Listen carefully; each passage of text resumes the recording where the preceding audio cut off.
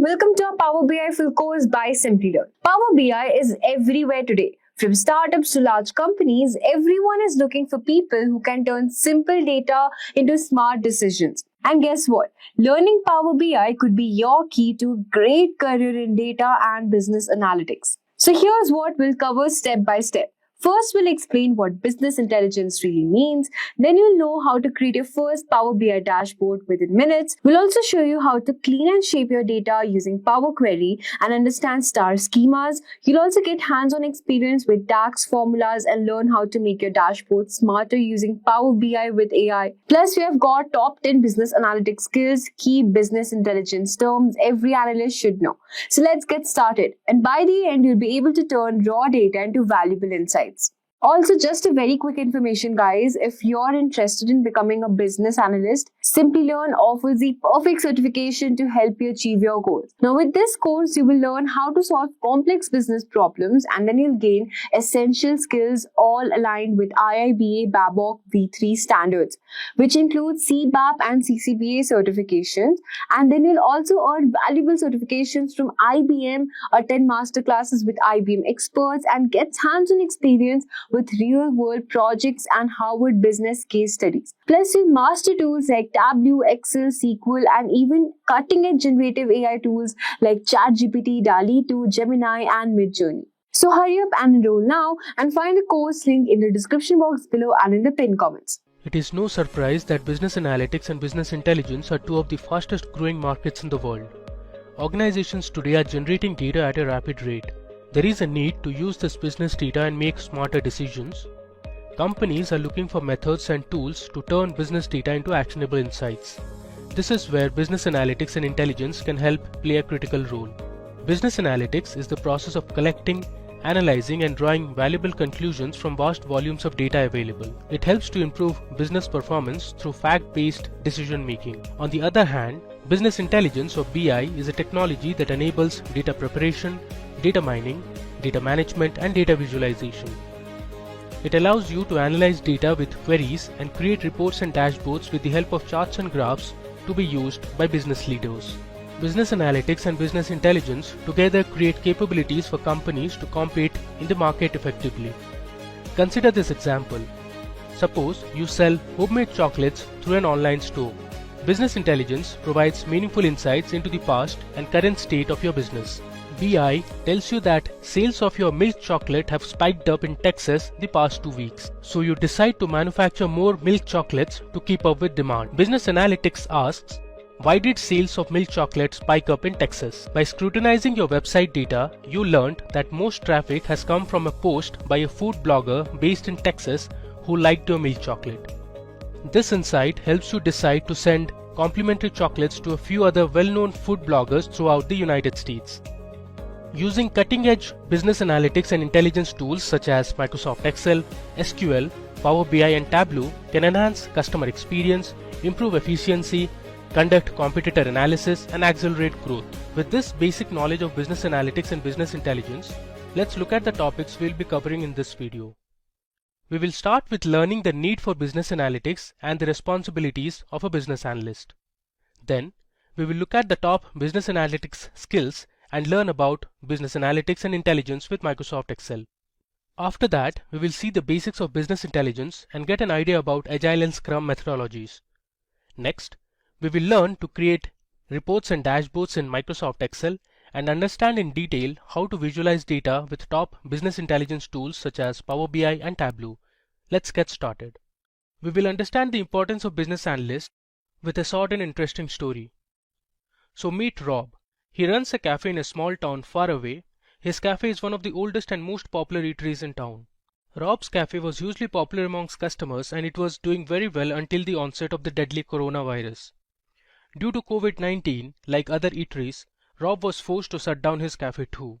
This took a heavy toll on his business and subsequently he lost his customers. None of his customers visited his cafe and this resulted in a huge loss for him. He knew he couldn't afford to close his business forever as it would take time for coronavirus to be eradicated. But he was lost. This situation was new to him and he didn't know how to reopen his business amidst this pandemic. After a lot of brainstorming, he recollected reading about business analysts. He remembered that business analysts are professionals who enable a change in an organization. He felt like a business analyst could help him sort out his current business problems. Hence, without wasting any time, he set out to hire a business analyst. He hired Ted, the business analyst, to help him with his ongoing business problems. Rob entrusted Ted with reopening the business. The first step Ted took was to have a discussion with Rob and understand the business problems and the objectives. That is ideally the first step a business analyst would take. On discussing with Rob, Ted learned that the business objective was to reopen the business and get at least 80% of the customer base back. In addition to that, Rob also wanted Ted to look for sustainable ways to reopen and continue the business in the long run amidst the pandemic. Ted studied the case and he came up with a few suggestions that he thought was fit for Rob's business. His first suggestion was to develop an exclusive home delivery app for Rob's Cafe. This way, Ted knew that business will improve as customers prefer home delivery in the current scenario. Next, Ted suggested that Rob has work-from-home meal boxes added to his menu. Many professionals are working from home currently, and having work-from-home meal boxes would be a good pick for such professionals in the middle of a busy day. Ted's third suggestion was to bring down the selling cost by providing discount coupons that can be utilized by customers. Having a discount will enable more customers to order from Rob's Cafe. Of course, it was not possible to get the customer base back without any sort of price cuts in the current situation. Finally, Ted suggested that Rob's staff would facilitate home delivery orders. This way, he didn't have to lay off his staff and at the same time get the home delivery running. So these were a few suggestions given by Ted. Yes, depending on the situation, business analysts can take up different approaches. So after the suggestions were accepted by Rob for the app, Ted began to make sure that the development went well by collaborating with the IT team. Ted became the intermediary between the IT team and Rob. He provided suggestions to the team, checked the app through user interface testing, and made sure that the requirements met well. The same applied to the other business requirements and changes as well. Ted held regular meetings to gauge the progress and also kept Rob in the loop and updated him with the status of the project. Attending regular catch-ups helped Rob gain an insight into the progress and give his feedback from time to time. Ted made sure that the entire case was well documented. By doing so, he could always refer to the documents in the future with similar cases as well. Ted made presentations that showed Rob the business growth after implementing the changes, and Ted always supported his presentations with data. Rob was very impressed with Ted's business approach. Such an approach not only helped Rob reopen his business amidst the COVID-19, but also helped him get 80% of his customer base back. Ted successfully brought about a positive change in Rob's business, which was highly beneficial. So that is how Ted, the business analyst, helped Rob make a business sustainable. This was the importance of having a business analyst in Rob's organization. Don't you think every organization should have a business analyst? Well, yes. Depending on the business domain and the situation, their roles and responsibilities may vary. Let's start off and have a look at a day in the life of a business analyst through a small story. So meet Angela, who is working as a business analyst in an application development firm. Her firm builds applications for clients depending on their requirements. Our next character is Rob. He is a budding entrepreneur with a vision of setting up his own e-commerce app. He plans on selling several electronic gadgets like phones, laptops, cameras, etc. on his app. So what is Rob's first step? Well, he approaches Angela's firm one day with the vision of creating his e-commerce app. Angela and Rob start talking business, and Angela promises to help Rob with his app creation. She assures him that she will look into his business requirements and coordinate with him to get the app running. Rob is happy about it and agrees to cooperate with Angela regarding all the business requirements from his end. Angela, as we know, is the business analyst. She starts planning Rob's project, and without any delay, she embarks on this project's journey. She has a set of planned steps that will help her fulfill Rob's requirements. But what are the steps she takes? Is her approach going to be effective and quick? Let's find out the answers to these questions now. Up next, you can learn about Angela's approach that helps her deliver Rob's project smoothly and without any hassles. These steps that we are going to look at are the typical roles and responsibilities of a business analyst. Here, we will understand these roles better with respect to Angela's and Rob's story. First and foremost, Angela understands Rob's business objectives, problems, and requirements. Without understanding this, do you think Angela will be able to proceed? No. Hence, a business analyst like Angela understands the problems related to Rob's business and comes up with the right solution to achieve the goals of the business. She brainstorms around what is best suited for an e-commerce app focusing on electronic gadgets.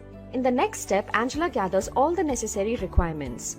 Here, she understands Rob's requirements and makes sure that they are on the same page regarding the project and its goals. Both of them together arrive at a stipulated deadline for the project completion.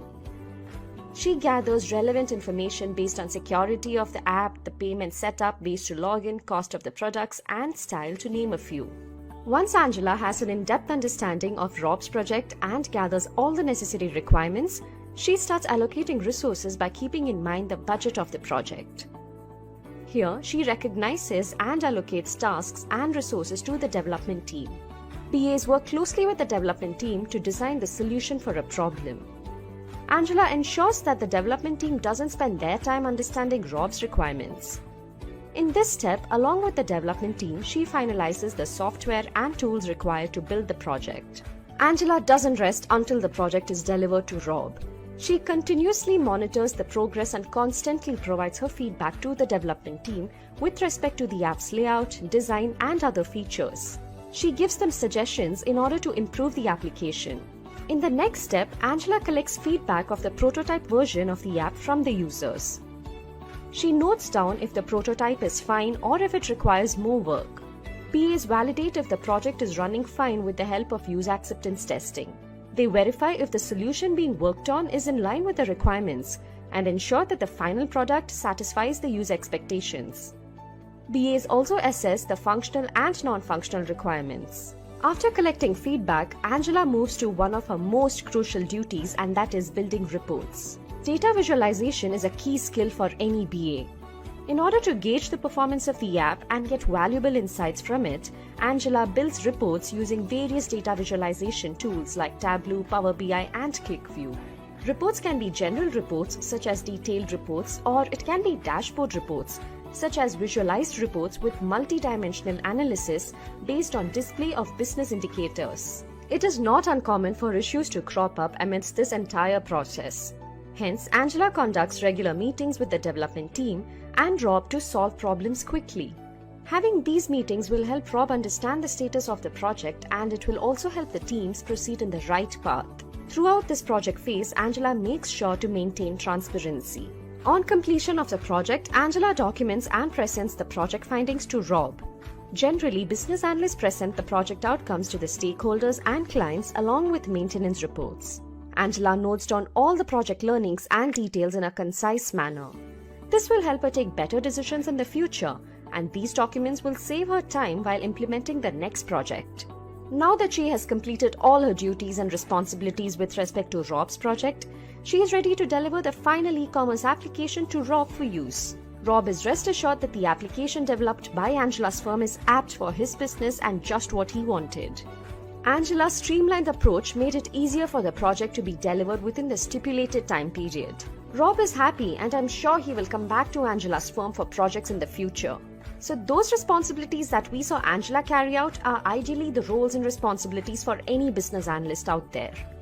Yes, some may vary depending on the company you work for and the project you're working on. Business analyst is a professional who is responsible for bridging the gap between IT and business teams. They use analytics to evaluate processes, determine requirements, deliver data-driven solutions, and generate reports to executives and stakeholders. Business analyst is an individual who is a part of the business operation and works closely with the technology team to improve the quality of the services being delivered. They also help in assisting in integration and testing of new solutions. Growing a career in a field with high demand such as business analysis could be a challenge, and competition for business analyst positions can be intense. So you should have a clear understanding of the roles and responsibilities of a business analyst. A BA should successfully identify and recognize the organization's business objective. They should understand the business problems and think of a lucrative business solution. They need to understand and collect the business requirements from clients and stakeholders, allocate the right resources, and improve the existing business. Documentation of business findings is another important key role of a business analyst. BAs interact with the development team to design the solution for solving a particular problem. They often need to spend a certain amount of time in meetings in order to save the development team from spending their time in understanding the stakeholders' requirement. They often give feedback on the layout of a software application as to what all features need to be added and what functionalities should the application contain, and also implement the newly designed features that a business needs. While BAs identify the needs, define the features, write use cases, uncover business rules, and manage issues, they should also gauge the functional and non-functional requirements in a business. Business analysts run meetings with stakeholders and other authorities. Hence, discussing issues with the client face-to-face can do wonders and even help in solving problems quickly. They engage with business leaders and users to understand how data-driven changes to products, services, software, and hardware can improve efficiency and add value. They verify and validate if the project is running well with the help of user acceptance testing and the solutions are in line with the client's requirements. They also ensure that the product delivered satisfies the user requirements. Finally, BAs write documentations and build visualizations to explain all the findings and draw business insights. They also deliver maintenance reports. They need to develop informative, coherent, and usable documents for the success of a project. Business analyst skills are a combination of technical as well as non-technical skills, often referred to as soft skills. The skills for a business analyst are not only acquired through training, but through experience and combined with the ability to understand situations and the motive behind the problem. So let's have a look at the top skills to become a successful business analyst. The first skill we have is understanding the business objective. For a business analyst, it is important to know the goals and objectives of the business. It is advised that business analysts should have a good knowledge of the business operations in his or her organization. A business analyst should understand the problems related to the business and come up with the right solution. Business analysts should resolve the problems that have been identified and not avoid them. They work on individual actions and tasks that will build towards the achievement of the goals of the business. Objectives of the business can be to expand customer base in order to increase sales, scale up production so that it is in line with the revenue growth, improve revenue streams through increasing perceived product value, or increasing marketing budget according to the revenue. Business analysts should have the natural curiosity and determination to continue learning and figuring out how things fit together. Even as business analysts become managers, it is important to stay in touch with the industry and its changes. The next important skill a business analyst should have is analytical and critical thinking. Now there is a famous quote by Thomas Alva Edison which says, 5% of the people think, 10% of the people think they think, and the other 85% would rather die than think. Business analysts are paid to think. A business analyst should be able to analyze and interpret the client's requirements clearly. Business analysts require good focus in order to collect and understand the needs of the client. Critical thinking involves evaluating several options before arriving at the desired solution. In certain situations, a stakeholder may give a requirement that's not necessarily tied up to any business value, but rather to their own increased convenience. Applying critical thinking demands not taking all the statements of the stakeholders for granted. Critical thinking allows the business analyst to distinguish between requirements that add value to the business and those that should be given a low priority. A business analyst must be creative in order to reach stated goals where resources are limited and the conditions are non-ideal. The third important skill for a business analyst is communication and interpersonal skills. Understanding and being properly understood is key to any profession. If you are unable to clearly specify and communicate requirements to any stakeholder, then you may not fully understand the requirements yourself. Being a business analyst is like being multilingual. You have to speak several different languages while conveying the same message. Business analysts apply communication skills at every point. They use communication and interpersonal skills when the project is launched, while gathering requirements, when collaborating with stakeholders, and also while validating the final solution. Listening, reading, and writing skills are very critical for a business analyst. They should be capable of facilitating meetings, Business analysts use verbal and written communication to convey ideas, concepts, facts, and opinions to a variety of stakeholders. Non-verbal communication skills enable the effective sending and receiving of messages, but not limited to body movement, posture, facial expressions, gestures, and eye contact. Effective listening allows the business analyst to accurately understand information that is being communicated verbally. Fourth in our list of skills, we have negotiation and cost-benefit analysis. Being a successful business analyst requires working with and interacting with many people. These people include clients, business leaders, project team members, project stakeholders, vendors, private sector representatives, industry leaders, and so forth. Business analysts negotiate at every turn during the course of a project. At the initial stage of a project, negotiation skills are used to determine what should be included in the vision of the project. As details emerge, negotiation skills are used by all parties involved to determine which requests become requirements and which requirements have higher priority. As the project progresses, negotiation skills help to determine the functional design which fulfill the requirements. Technical decisions also require negotiation skills. Business analysts also perform cost-benefit analysis to conduct an assessment of the benefits and costs anticipated in a project. When organizations undertake new projects, it is advisable for business analysts that they use cost-benefit analysis to establish whether such projects should be embarked or not. Business analysts should be able to achieve a profitable outcome for your company while finding a solution for the client that makes them happy. This balancing act demands the ability to influence a mutual solution and maintain professional relationship. Up next, we have our fifth skill, that is decision making. The quality of decisions made by business analysts is what matters a lot because it has a direct impact on the company's business.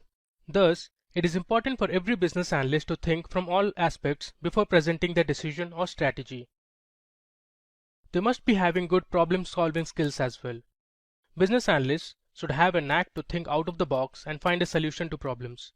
Majorly, a business analyst follows 5 major steps while making a decision.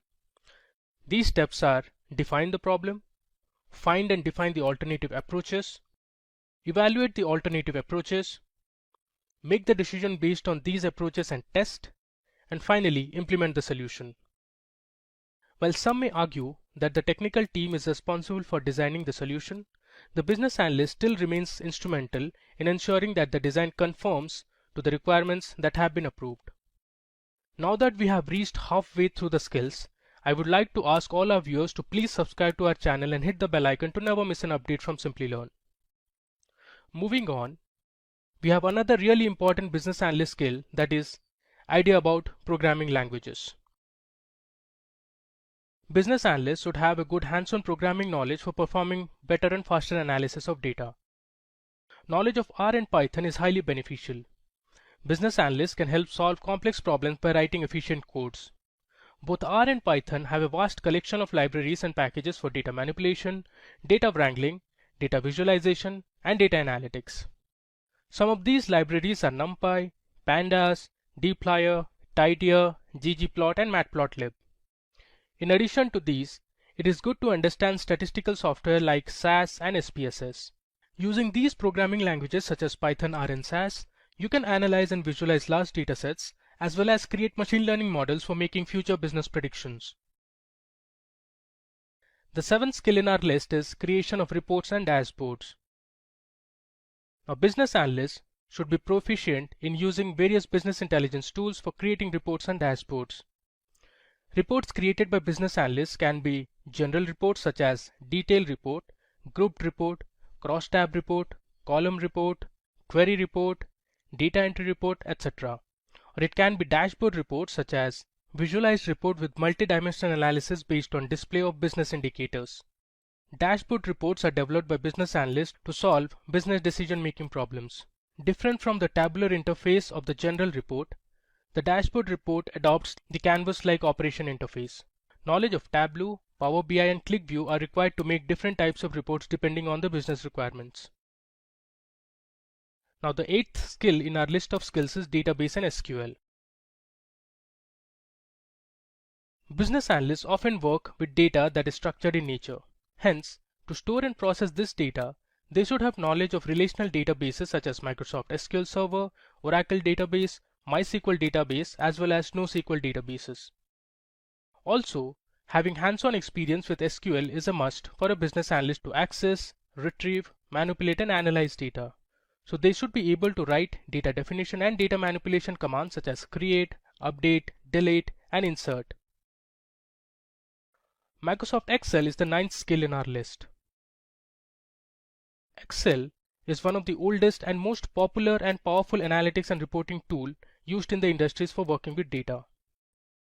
Business analysts use Excel to perform various calculations, budget analysis, and data analysis to derive meaningful insights and take decisions. They sort, filter, and create pivot tables to summarize the data. Business analysts can also create different charts and graphs using Excel to generate dynamic reports related to a business problem. Business analysts can use Excel to create revenue growth models for new products based on new customer forecasts. When planning an editorial calendar for a website, business analysts can list out dates and topics in a spreadsheet. When creating a budget for a small product, they can list expense categories in a spreadsheet, update it monthly, and create a chart to show how close the product is to budget across each category. Business analysts can calculate customer discounts based on monthly purchase volume by product. They can even summarize customer revenue by product to find areas where to build strong customer relationships. And finally, in the list of skills we have documentation and presentation. You could have all the industry experience in the world, but if it's paired with poor business analyst practices, you could be more of a risk to the organization than a business analyst with no industry experience at all. A business analyst must be able to document their project learnings and results in a concise and compact form. They should also be confident about presenting their findings and conclusions in front of the stakeholders and clients. Organized documentation will help you communicate technical concepts to non-technical employees. It is important that a business analyst notes down all the details that they learn from their projects. This will help them take better decisions in the future. Also, if similar problems arise at a later stage, they can implement the same solution, thereby saving a lot of time and unwanted problems. While business analysts are generally not responsible for making decisions regarding project solutions, decision-making skills are still important for understanding, gathering, and presenting relevant information to assist decision makers with selecting the optimal solution. With that, we have covered our top skills for a business analyst. If you have any questions related to the skills that we covered, then please put it in the chat section. Our team will help you solve your queries. Now, let me tell you how Simplilearn can help you grow your career in business analytics and help you become a business analyst. So let me search for Simplilearn here. This is the Simplilearn website, and on the search bar, let me look for business analyst. You can see there are a few courses related to business analyst. So let me open these two courses. So let's go to the first course. So this is the business analyst master's program. Now this program is endorsed. Education provider is IIBA. Now if you look on the right, we have the different courses that will be covered as part of this master's program. So there is Introduction to Business Analysis, Certified Business Analytics Professional. You'll also learn about Agile and Scrum. There's Business Analytics with Excel. You'll also get training in SQL. There's Tableau training. And you'll also get to work on business analyst capstone projects. If I scroll down, now here are the tools that will be covered as part of this course. So there's Microsoft Excel, Jira, Tableau, Power BI, PostgreSQL, then there's Planbox, Target Process, and others. Here you can see the program advisors, and if I scroll further, this is the entire course content we have. These are the different courses that you will be learning in this course, and after you finish the course, you will receive a certificate which will look similar to this. So please go ahead and enroll to this course if you want to start your career in business analytics. Now let me take you to another program. We have postgraduate program in business analysis. Now this is in partnership with Purdue University and endorsed education provider is IIPA. If I scroll down, you can see here the key features of this course. You'll get Purdue Postgraduate Program Certification, Alumni Association membership, master classes from Purdue faculties, enrollment in Simplilearn's Job Assist. There's 170 plus hours of blended learning, 11 plus hands-on projects, custom projects in 3 domains. If I scroll further, on the right you can see this is the Purdue certification that you will receive after finishing the course, and you will also get the certificate received by International Institute of Business Analysis, that is IIBA. Let's scroll down. You also have the advantage for enrolling to Simplilearn Job Assist program. So you will get IIMJobs Pro membership for 6 months, resume assistance and career monitoring. You'll also have interview preparation and career affairs. Now here you can see the program details. So you will learn about an introduction to business analysis, certified business analysis professional, there's Agile and Scrum, business analytics with Excel, Tableau training, business analyst capstone project. And you also have the opportunity to enroll for some electives. So we have Purdue University Business Analysis Masterclass. You can also enroll to a Power BI course, and there's Agile and Scrum Foundation. If I scroll down, here you can see the skills that will be covered as part of this program. So there's business analysis, there's elicitation and collaboration, requirement analysis, planning and monitoring. Let me click on view more. You have strategy analysis, dashboarding, wireframing, that's data visualization, statistical analysis using Excel, SQL database, there's requirement lifecycle management, and lots more. So these are the tools that will be covered in this course. We have Microsoft Excel, Zira, Fogbuzz, Planbox, that's Rally, Power BI, PostgreSQL, that's version 1, target process, and others. And now this is the important part. These are the industry related projects that you will get to work on once you enroll to this course. So the first project is canteen ordering system for Unilever. We also have library management system for Stanford University. There's WhatsApp Pay, and you can see the description of these projects mentioned below. And you also have hospital management system for Mayo Clinic. They are our course advisors for this course. Now they are directly related to Purdue University. If I scroll further, this is the learner's profile and how the industry trend has been for business analysts. So please go ahead and enroll to this program if you really want to start your career or you want to grow your career as a business analyst. Now here is a quick roadmap that depicts what a fresher needs to possess to become a business analyst. First, they need to have a graduation degree in a related field. Then, knowledge of SQL and relational database is very important. Thirdly, a fresher should have good hands-on experience with programming languages, and that's a prerequisite. And finally, they need to have good communication skills to nail the role of a business analyst. Up next, we have the roadmap that depicts what an experienced professional needs to possess to become a business analyst. Firstly, they should have good knowledge of the domain they are currently working in. Next, they should know how to write SQL queries. An experienced professional should be good with programming languages. In addition to that, they need to have good communication and negotiation skills. Finally, they should be good at creating interactive reports using business intelligence tools. In addition to that, having a certification offered by International Institute of Business Analysis, such as Certified Business Analysis Professional, would be highly beneficial. Now let's see what Power BI is. Power BI is a business analytics service provided by Microsoft that lets you visualize your data and share insights. It converts data from different sources to build interactive dashboards and BI reports. As you can see, we have an Excel data about sales. Using this data, Power BI helps you build different charts and graphs to visualize the data. Now that we have understood what Power BI is, let us look at the important features of Power BI. First is Power BI Desktop. Power BI Desktop is a free software that you can download, and it allows you to build reports by accessing data easily. For using Power BI Desktop, You do not need advanced report designing or query skills to build a report. Second, as already discussed, Power BI supports stream analytics. From factory sensors to social media sources, Power BI assists in real-time analytics to make timely decisions. Third, support for multiple data sources is one of the major features of Power BI. You can access various sources of data such as Excel, CSV, SQL Server, web files, etc. to create interactive visualizations.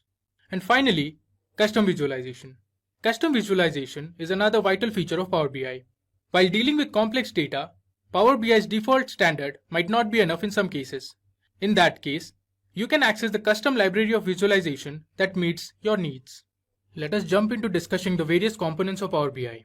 As you can see, there are 6 major components of Power BI. Now let's discuss them one by one. First is Power Query. Power Query is the data transformation and mashup engine. It enables you to discover, connect, combine and refine data sources to meet your analysis need. It can be downloaded as an add-in for Excel or can be used as part of Power BI Desktop. Second, we have Power Pivot. Power Pivot is a data modeling technology that lets you create data models. It also allows you to establish relationships and create calculations. It uses data analysis expression language or DAX to model simple and complex data. Third, we have Power View. Power View is a technology that is available in Excel, SharePoint, SQL Server and Power BI. It lets you create interactive charts, graphs, maps and other visuals that brings your data to life. Next, we have Power Map. Microsoft's Power Map for Excel and Power BI is a 3D data visualization tool that lets you map your data and plot more than 1 million rows of data visually on Bing Maps in 3D format from an Excel table or data model in Excel. Then we have Power BI Desktop. Power BI Desktop is a development tool for Power Query, Power Pivot and Power View. With Power BI Desktop, you have everything under the same solution and it is easier to develop BI and data analysis experience. Finally, we have Power Q&A. The Q&A feature in Power BI lets you explore your data in your own words. It is the fastest way to get an answer from your data using natural language. An example could be, what was the total sales last year? Once you have built your data model and deployed that into Power BI website, then you can ask questions and get answers easily. Now, let's see what Power BI Service is. Power BI Service is the software as a service part of Power BI. It is also referred as Power BI Online. To access Power BI Service, you need to log into app.powerbi.com. Now let me show you that. I'll go to Google, I'll open a new tab and search for app.powerbi.com. It's loading. But this is how the homepage of Power BI Service looks like. I've created some dashboards on it. First, you need to log into app.powerbi service. You can see I'm logged in.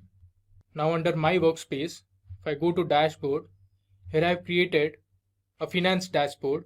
You can see the different charts and graphs I've prepared and pinned it to the dashboard. So Power BI Service allows you to connect to your data, create reports and dashboards, and you can also ask questions to your data. Now as you can see in this dashboard, we have created some charts and graphs. So this is a tree map. There's a pie chart, there's a bar graph. Below you can see there are line charts and donut charts. It tells you the total sales that were made, the total number of units sold, the sales by product, sales by country, sales by segment, and lots more. One of the key features of Power BI is creating dashboards from multiple reports and datasets. Power BI Dashboard is a single-page visualization to tell a story. The visualizations on a dashboard are generated from multiple reports and each report is based on one dataset. A single-page dashboard is known as a canvas. The visualizations you see on the dashboard are called tiles. These tiles are pinned to the dashboard by report designers. Now let me go back to my dashboard. So this is called a canvas and each of these are called tiles. So on the top you can see we have 3 tiles. Now let's understand how to create and publish reports in Power BI dashboards. Power BI allows you to create different reports on Power BI Desktop. These reports can be published on the Power BI dashboard using Power BI Service. Here you can see there is a Power BI report created on Power BI Desktop. If you click on Publish, it will take you to the Power BI Service where you can build a dashboard. Here is the button for Power BI Publish. Once you click on Power BI Publish, it will take you to the dashboard. So this is a single page Power BI dashboard on Power BI Service. Now let's understand the Power BI architecture. Power BI architecture is a service built on top of Azure. There are multiple data sources that Power BI can connect to. Power BI Desktop allows you to create reports and data visualizations on the dataset. Power BI Gateway is connected to on-premise data sources to get continuous data for reporting and analytics. Power BI services are basically the cloud services that are used to publish Power BI reports and data visualizations. Using Power BI mobile apps, you can stay connected to their data from anywhere. Power BI apps are available for Windows, iOS, and Android platforms. Have you ever wondered how companies use data to make important decisions and improve their operations? Well, that's where business intelligence comes in. Business intelligence, also known as BI, is a set of tools and processes that help organizations analyze data and make informed decisions. It's like a crystal ball that helps businesses see into the future and make strategic decisions based on the data analysis. But how exactly does BI work? Well, it starts with collecting data from multiple sources like transaction data, customer data, and social media data. This data is then processed and analyzed using BI tools like dashboards, reports, and analytical models. The insights provided by BI helps organizations identify trends, patterns, and opportunities that they can use to make better decisions and drive growth. So in this video, we are going to take you through the core concept of what business intelligence is and why is it so important. But before that, if you enjoy watching such videos and find them interesting, then please subscribe to our channel because we bring the best videos for you daily. Also hit the bell icon to get notified whenever we drop a new video. Data present in this world is never ending. So are the jobs for people working on this data to make proper insights. Well, at its core, business intelligence, often referred to as BI, is the process of collecting, analyzing, and transforming raw data into actionable insights for business purposes. It helps organizations make informed decisions, enhance performance, and gain a competitive edge in today's dynamic market. So let's understand the steps involved in the processing of data. The first step in the business intelligence process is data collection. Businesses begin by identifying the relevant data sources for their operations, such as internal databases, customer interactions, website analytics, and social media platforms. Once identified, the necessary data is extracted from each source, which can be in various formats like spreadsheets or databases. Before proceeding, it's important to cleanse the data by removing duplicates, errors, or inconsistencies, ensuring its accuracy and reliability. The second step is data integration. With the collected data in hand, the next step is data integration. Businesses transform the data into a unified format that is compatible and consistent across different data sources. This transformation involves standardizing data formats, organizing fields, and creating a unified data structure. The transformed data from various sources is then merged into a central repository or data warehouse, serving as a single source of truth for further analysis and reporting. The third step is data analysis. Businesses select appropriate analysis techniques based on their objectives, which can include exploratory data analysis, statistical modeling, data visualization, or machine learning algorithms. Using these techniques, businesses uncover patterns, trends, and correlation within the data. These insights provide valuable information about customer behavior, market trends, operational efficiency, product insights, and more. To communicate the findings effectively, businesses create reports and visualizations that present the insights in a clear and understandable format. The fourth step is decision making and action. The final step in the business intelligence journey is turning insights into actions. Armed with the insights from data analysis, businesses make informed decisions. These decisions can range from optimizing operational processes and refining market strategies to improving customer experience and identifying new business opportunities. Businesses continuously monitor the impact of their decisions and actions using feedback loops and iterative processes to refine strategies, adapt to changing market conditions, and improve overall performance. Have you ever wondered how successful people can be after opting a postgraduate program in business analytics? Hear it from our learners who have experienced massive success in their careers. Hi, I'm Gordana Vujic. I live in Raleigh, North Carolina, and working as a business analyst at Revature. This is my second job since I completed the postgraduate program in business analytics at Simplilearn with Purdue University in December 2021. My experience with Simplilearn was great. The live classes were my favorite because they were very interactive and I could connect with the instructors. I have many small gaps and short employments in my career. I even have a huge 2-year career gap due to some health issues. However, I think the dark times are now behind me. It doesn't matter how challenging the path may be. Keep upskilling and one day you will achieve success in life. The next question is, why is business intelligence so valuable to businesses? So let's explore its benefits. The first is enhanced decision making. By providing accurate and timely insights, BI enables organizations to make informed decisions based on facts rather than assumptions or intuition. This leads to improved efficiency, reduced risks, and better outcomes. Increased operational efficiency. Business intelligence streamlines operations by identifying bottlenecks, optimizing processes, and highlighting areas of improvement. This leads to enhanced productivity, cost savings, and overall efficiency gains. Competitive advantage. In today's competitive landscape, gaining a competitive edge is crucial. BI equips businesses with actionable insights about market trends, customer preferences, and competitors, enabling them to make strategic moves and stay ahead of the curve. Applications of business intelligence. Retail. BI helps retailers analyze customer buying patterns, optimize inventory levels, and personalize marketing campaigns, ultimately improving sales and customer satisfaction. Healthcare. By leveraging BI, healthcare providers can analyze patient data, optimize resource allocation, and identify patterns to enhance medical treatments and patient outcomes. Finance. BI enables financial institutions to assess risk, detect fraudulent activities, and identify investment opportunities, resulting in improved decision making and financial performance. Let's understand the tools for business intelligence. A number of BI tools are already present in the market, but let's go through the top business intelligence tools. Power BI. Microsoft's Power BI offers robust data visualization capabilities, interactive dashboards, and integration with various data sources. It's user-friendly and allows for collaboration and sharing within the organization. Tableau. Tableau is renowned for its interactive and intuitive data visualization features.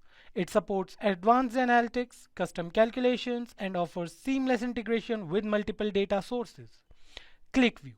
ClickView provides a comprehensive business intelligence platform with powerful data discovery, visualization, and reporting features.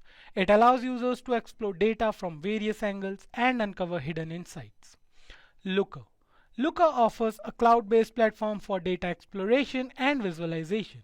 It focuses on providing real-time insights and collaborative analytics, enabling teams to work together seamlessly. So there you have it, folks. Business intelligence is an essential tool that can help businesses succeed in today's marketplace. Let's do some practical hands-on demo with Power BI. So this is how the Power BI desktop interface looks like. On the left, you have the report view, the data view, and the model view. The report view is where you visualize your data with different charts and graphs to build reports. The data view allows you to view the whole data, while the model view is where you check if there are any relationships between the tables. On the right, you can see the different visualizations that you can build. We'll quickly run through all of these in our demo. So here you can see there's a finance sample data that will help you draw insights about the sale of products in different countries. We will create a report to visualize different charts and graphs and analyze those sales. So let me go to my Power BI desktop. First, we'll import our data. So let me go to our Get Data tab and choose Excel as my data source. I click on Excel. So here is our finance sample data. We'll select Sheet 1. You can see the data here. Click on it and then select Load. This might take some time to load the data. Now if I go to my Data tab, you can see the entire data set. It has fields such as segment, country in which the sales was made, the name of the product, the units sold, and the sales price, and many more. Let's start building our report now. I'll go to my report view. So first let me create a text box. Let me resize it. Let me name it as Finance Dashboard. We'll increase the size of the text. We'll use font Consolas, center it. We'll also add a background to this.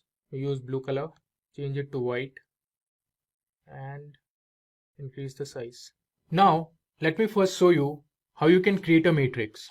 I'll go to Visualizations and click on Matrix. Let me resize it. From the Datasheet tab, I'll select sales and drag onto values. So you can see the total number of sales that were made. Now let me do some formatting. So I'll go to the Format tab, click on column headers. Let's add a background color and let me increase the text size to 20. Similarly, under values, we'll increase the size of the text to 20 as well. We can also click on border and choose the color of the border. May take as, let it be black.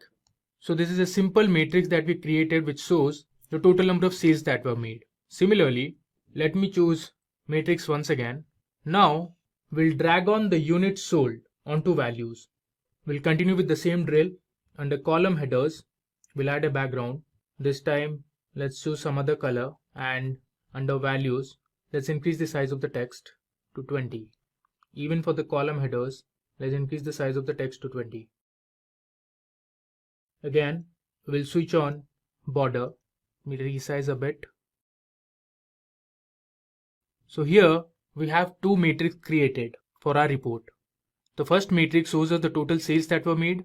The second matrix shows you the total units that were sold. Now let's move ahead and create a simple bar chart. So under visualization, I click on clustered column chart. Under this, we'll drag the date column onto axis and the sales onto value. Let me expand it. So it shows you the sales by year. This is the sales that were made in 2013 and this shows you the sales that were made in 2014. Now there's a drill down option which gives you more granularity. This depicts the sales by quarter. If I drill down further, you can see this shows you the sales by month. Also, you have some options like sort by and sort by sales. So you can see October month made the highest number of sales. Moving ahead, let me now create a pie chart where we will see the sales by different segments. Under visualization, I'll click on pie chart. Let me first resize it. Here, I'll drag the segment column onto the legend and the sales column onto the values. As you can see, we have the sales made by different segments. Government segment made the highest number of sales with 44.22%. Now let me add a border to both the visualization. I'll click on the pie chart and go to the Format tab. I'll switch on the border. Similarly, for the clustered column chart, I'll go to the Format tab and click on border. Now let me resize a bit. Alright. Next, we'll create a very simple table that will depict the total sales made by each product. So under visualizations, I click on table. Let me bring this below. So from the data sheet, I'll first drag product onto values. You can see the different products and then sales just below it. So this depicts the total sales that were made by each product. And finally, it displays the total value of the sales that were made. This is same as the one shown here. Now let's do some formatting. Under Format tab, I'll go to values and increase the text size to 15. Let me expand it. Also, under column headers, I'll increase the text size to 15. Then let me go and add a border. Now let me create a map that will show you the sales that were made by each country. So first, let me create a new page and under visualization, I'll click on map. Now I'll drag the country column onto location. So you can see we have our map ready and we'll drag sales onto size. You can see the different countries and the sales that they made. If I move the map, you can see the sales made in the Europe region. Let me resize it. I'll add a border to this. Now let me go ahead and create a donut chart that will show you the profit by each segment. Under visualizations, I'll click on donut chart. I'll move this to the top. Now from the data sheet, I'll add profit onto the values and segment onto the legend. If I expand this, you can see government segment made the highest amount of profit with 65.04%. Let me resize this and we'll add a border. Okay, in the final visualization, I'll show you how to create a tree map. This tree map will tell you the total amount of sales made by each product. So under visualizations, I'll click on the tree map Let me expand it. I'll drag sales onto values and product onto group. So here you can see our tree map and the sales made by each product. You can see now we have our report ready. We have created two separate canvases to visualize our data. Now, if you want to change the color of these bars, you can simply go to the Format tab and under Data Colors, you can choose whichever color you want. In Power BI Desktop, you have an option to switch your theme. This will make your dashboard or the report look more attractive. So now we are under the default mode. Let's try out different themes. That's Frontier, it's Temperature, Solar, which is a little yellowish. The one which I like is Tidal. I hope this was helpful in making you understand the basics of Power BI and how it works. You learned the various features and the components of Power BI and looked at the architecture of Power BI. Finally, you saw a demo to create a report using Finance Dataset. Now, let's get started by how to install Power BI in Windows operating system. To install Power BI, go to Google and search for Power BI Desktop Download. Now, click on the first link and then you will be redirected to the official web page of Microsoft Power BI. Here, you have to scroll a little towards bottom and select your language, which is English, and then click on Download. This will give you two options. So based on your processor, select one. My system is 64-bit, so I'll be selecting this one. Now download. The file will be 558 MB, so it might take a little time. Now you can see your Microsoft Power BI is getting downloaded. So if we go into the download section, you can clearly see it. So here it is getting downloaded. It might take a little time. Now the file has been downloaded. Just run the file. And you can directly go to next since the default language is English. And in case if you want to select a particular language, you can go to the select language option and select your particular language you're searching for. It might take a while. There you go. So the installation process has been started. Now you can click on next. And now you can read all the terms and agreements and click on accept. You can change the location if you want, but I'll be keeping it as default. Again, if you want to create a shortcut, you can on desktop. I'll keep it as it is. Now install. It might take a while. So Power BI has got successfully installed. You can see the desktop icon there. Double click on it and you can start Power BI.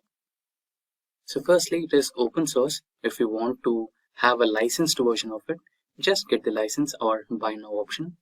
And for now, let's use the open source version. So this is the Power BI window and those are the charts, and these are the data connections if you want to get connected to your data sources. You can also have shortcuts to that. Now what are the steps to connect to data? So now we will go directly into Power BI and try to import one by one few most commonly and popularly used data sets which are most commonly used in a day-to-day activity.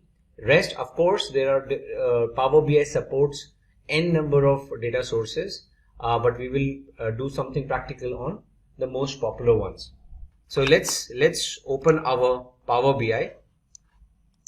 Now this is my Power BI, and first I want to show you that how can I import data directly from a web page and import the data. Now it is asking for a URL in order to import data.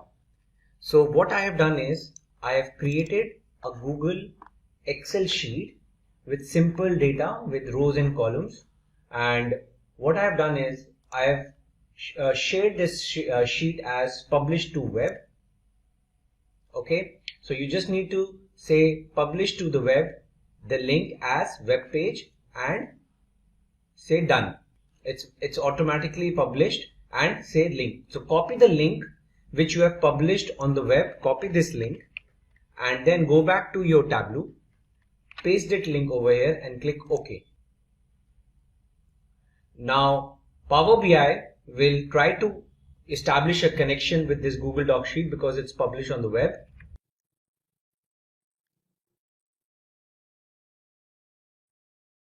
You need to wait for a while it is reading. Okay, now it has read one of the HTML tables, so I'll select this one. Now you can see it is showing me a preview of the table which is there on my Google Sheet, right? It has 11 rows. So it has all showed all the 11 rows.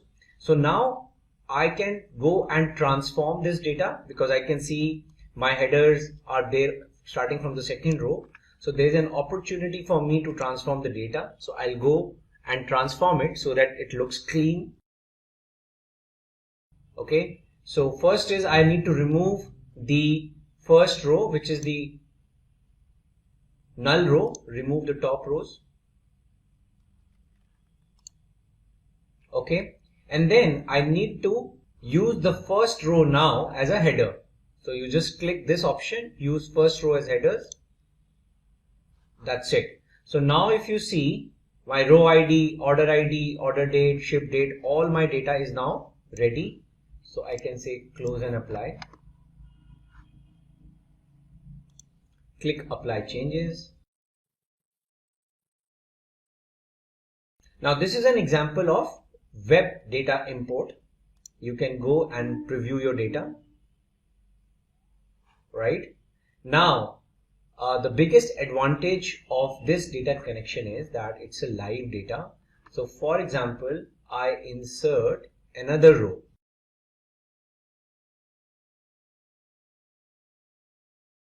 Let me change the order ID.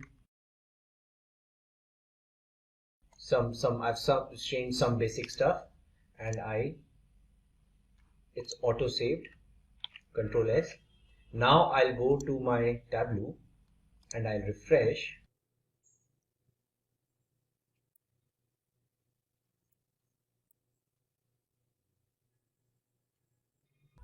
Now you can see as I refreshed my Power Query Editor, I clicked refresh all and I got my new row which is there in the live data. I got that fetched from my okay, I got that row, the row ID number 12. So I have to say close and apply.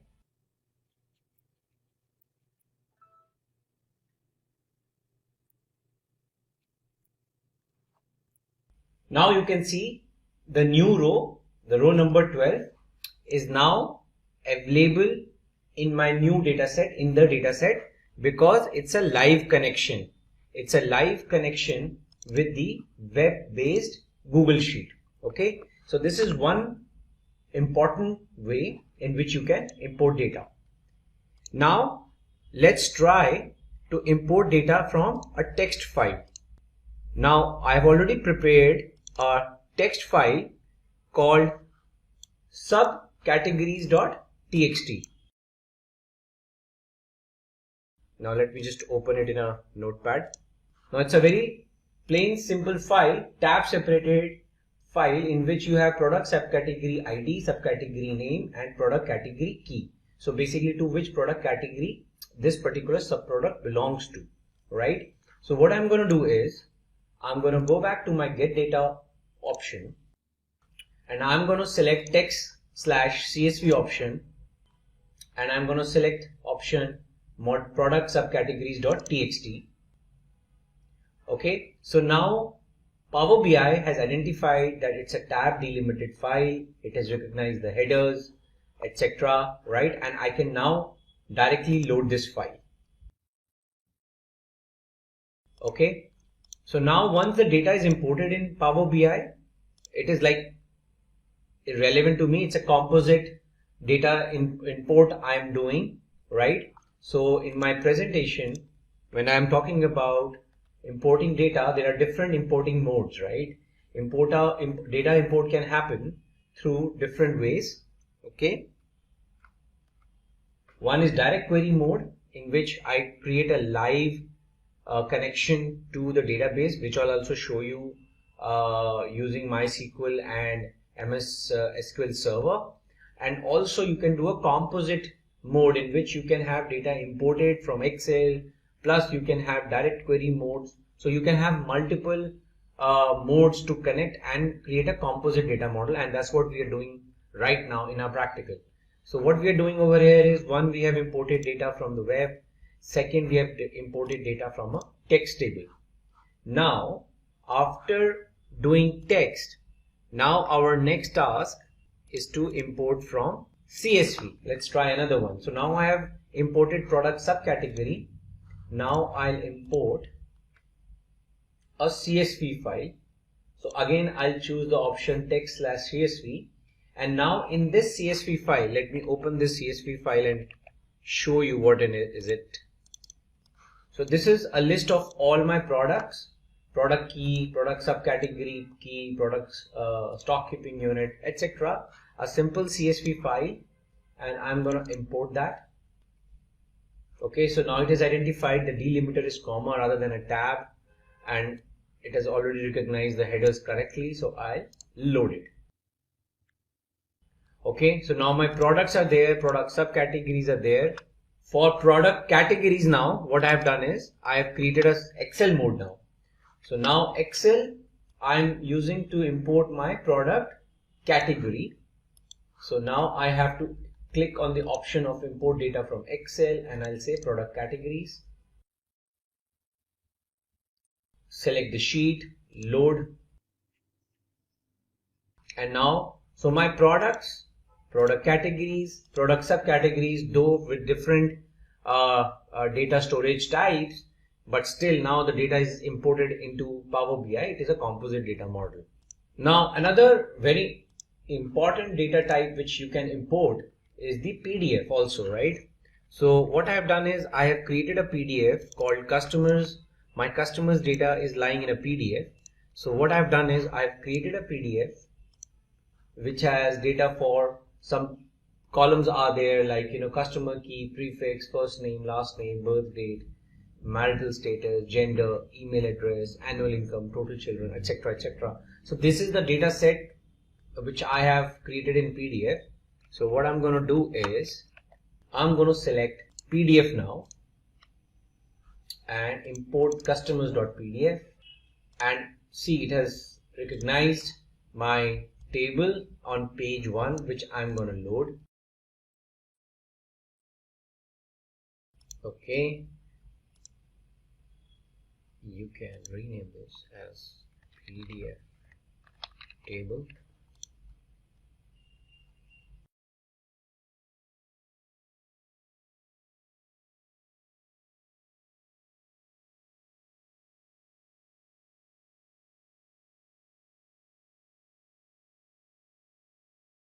So this basically, these are the different type of data types we have imported: PDF, Excel, text, CSV, and web page. Now let's take a look at another interesting data set which we want to import is the MySQL Server data set. So what I have done is I've already installed MySQL Server on my local instance, and there's already a schema of SQLite tutorial over there, and I have certain tables already prepared over there like department, employee, etc.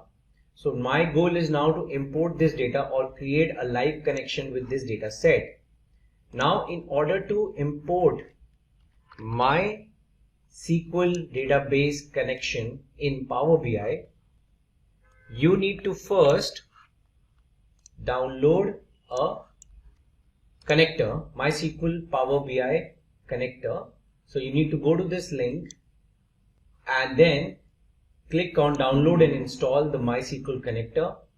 Based on the operating system you have, you click on download and install it.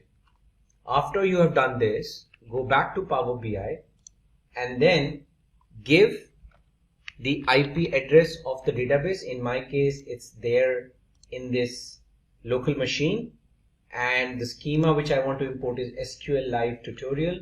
So I'll give the name,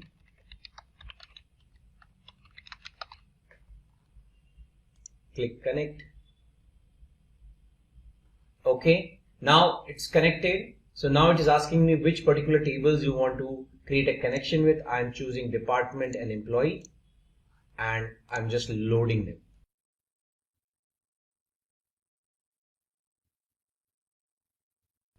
Okay, so now this is the exact data which is there in the employee and department in MySQL. Okay, So this is one example of how to create connectivity between Power BI and MySQL. Now I want to do the same thing using SQL Server, Microsoft SQL Server.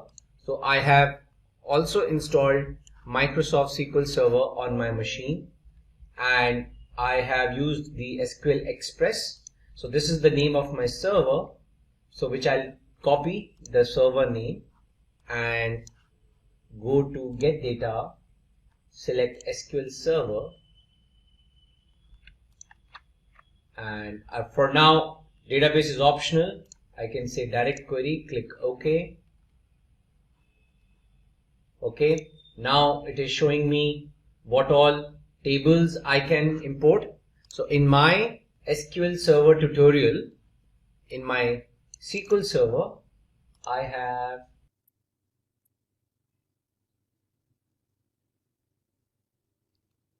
have these three tables: customers, employee attrition, Olympic events. So I can use probably the customers one, which is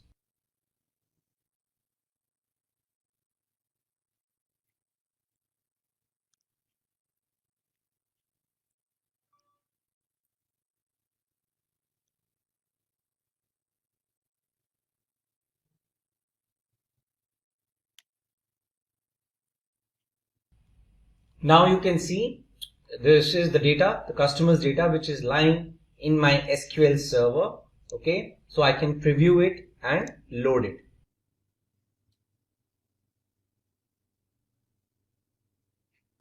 So now you can preview the data in Power BI. That this is the data. So I can rename as customers from MS SQL, and this is from MySQL, and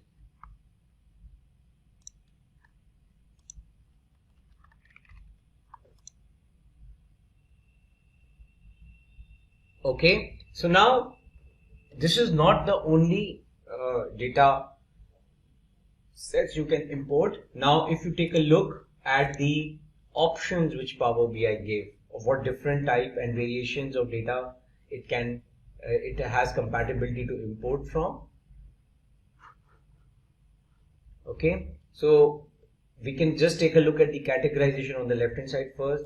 There are file based like Excel, text, XML, JSON is also possible. You can evenly directly import an entire folder, and within the folder whatever data types of files are there, it will detect it. PDF, Parquet, or even SharePoint folder, which is itself a Microsoft technology. Then different kind of databases, SQL Server and MySQL we just saw, but it's not only limited to this. You can connect to Microsoft Access, SSAS, Oracle database, IBM DB2, Postgres, Sybase, Teradata, and then SAP databases, Amazon, Redshift, Impala, Vertica, Snowflake, and n number of databases which are there in the market today, Amazon, etc. Then it also allows you to connect with its own Power Platforms, Power BI platforms, data marts, Power BI data flows, Dataverse, etc. Azure, there are different kind of storage mechanisms in Azure, and Azure itself is a Microsoft technology, so it has a compatibility with a lot of Azure based data storages like Azure SQL database, Blob storage, Azure Databricks, right, Azure HD Insight Spark. So if you have those kind of services running on your Azure cloud services, you can even import them over here. Now online services, like you have ERPs running or some data which is shared on the internet. If you want to import it, that is also possible through certain products. Dynamics 365, Microsoft Exchange Online, Salesforce, Google Analytics, Adobe Analytics, GitHub, LinkedIn Sales. If you want to do some analysis of some social networking, feeds, that also you can import.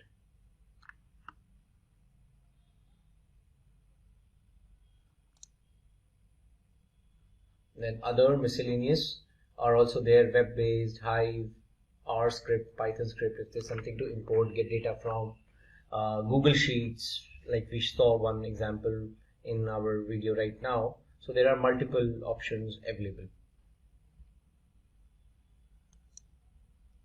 Now, once you have imported the data which is relevant to you, in our subsequent sessions, we will see how to create relationships, but just giving you a glimpse that whatever data you are importing, Power BI auto detects certain relationships and it will create for you, but then you can go and manually also change. So this is the composite data model which is getting created in the backend while you are importing the data. You can easily go and manage these relationships, either keep them as is, you can delete and create new ones manually. So there is no limitation in that.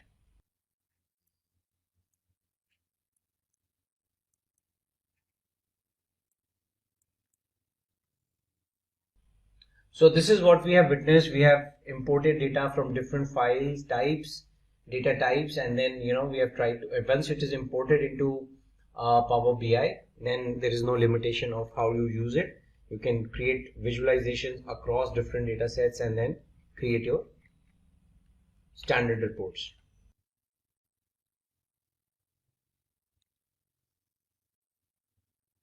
So this is the example of importing data from web, importing data from a database, from a PDF, and then once you have data, you can shape and combine data. You can basically do whatever transformation you want to do. You want to make joins, merge the data. So for example, if we go back to our Power BI, and if I go back to my transform data section, now as I have now different data sets available with me, I can do any kind of operation, transformation on the data, right?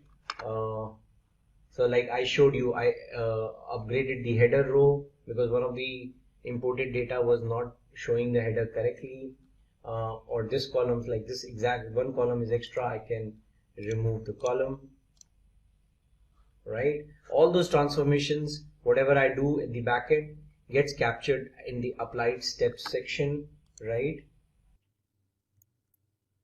This is the customer data. You can create, you can merge it, you can append it, with other data sets, right? Let's, for example, I want to create a merge data set of my categories and subcategories. So I can say select those two data sets and say merge queries as new, and I can select product categories and product subcategories, select product category key on both the sides, and then they do a left auto join. So whatever product categories are there, I'll get the subcategories associated with it, and I'll create a new table which will have, now I have the table which has the category and the subcategory in one table itself. So I can rename it now to as category subcategory table. It's a merge. Basically, it's a join between category and subcategory, and now I have a common table, right? And I can close and apply. So imagine I have created a new table which is created from one data set which is Excel based, and another data set which is text based. See this category subcategory table. So now I can use it the way I want in my visualization reports.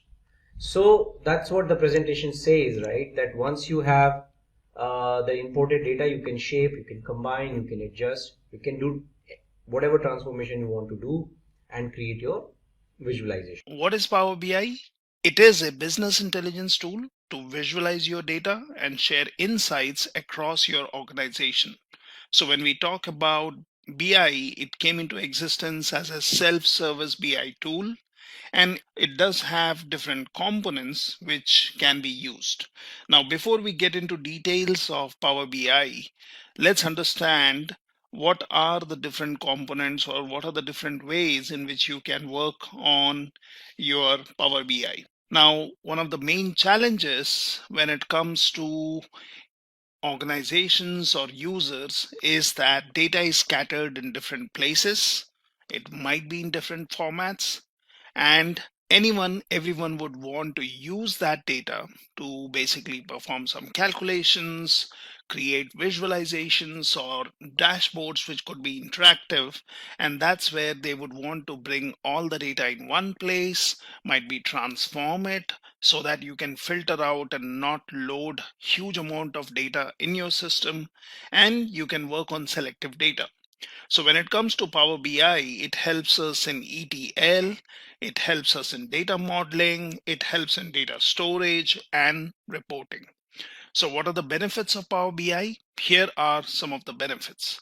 So extract intelligence rapidly and accurately. So that's basically transforming your enterprise data into rich visuals and accurate reports for enhanced decision making. Now, one thing we already know that when we talk about data in raw format might have a lot of hidden information.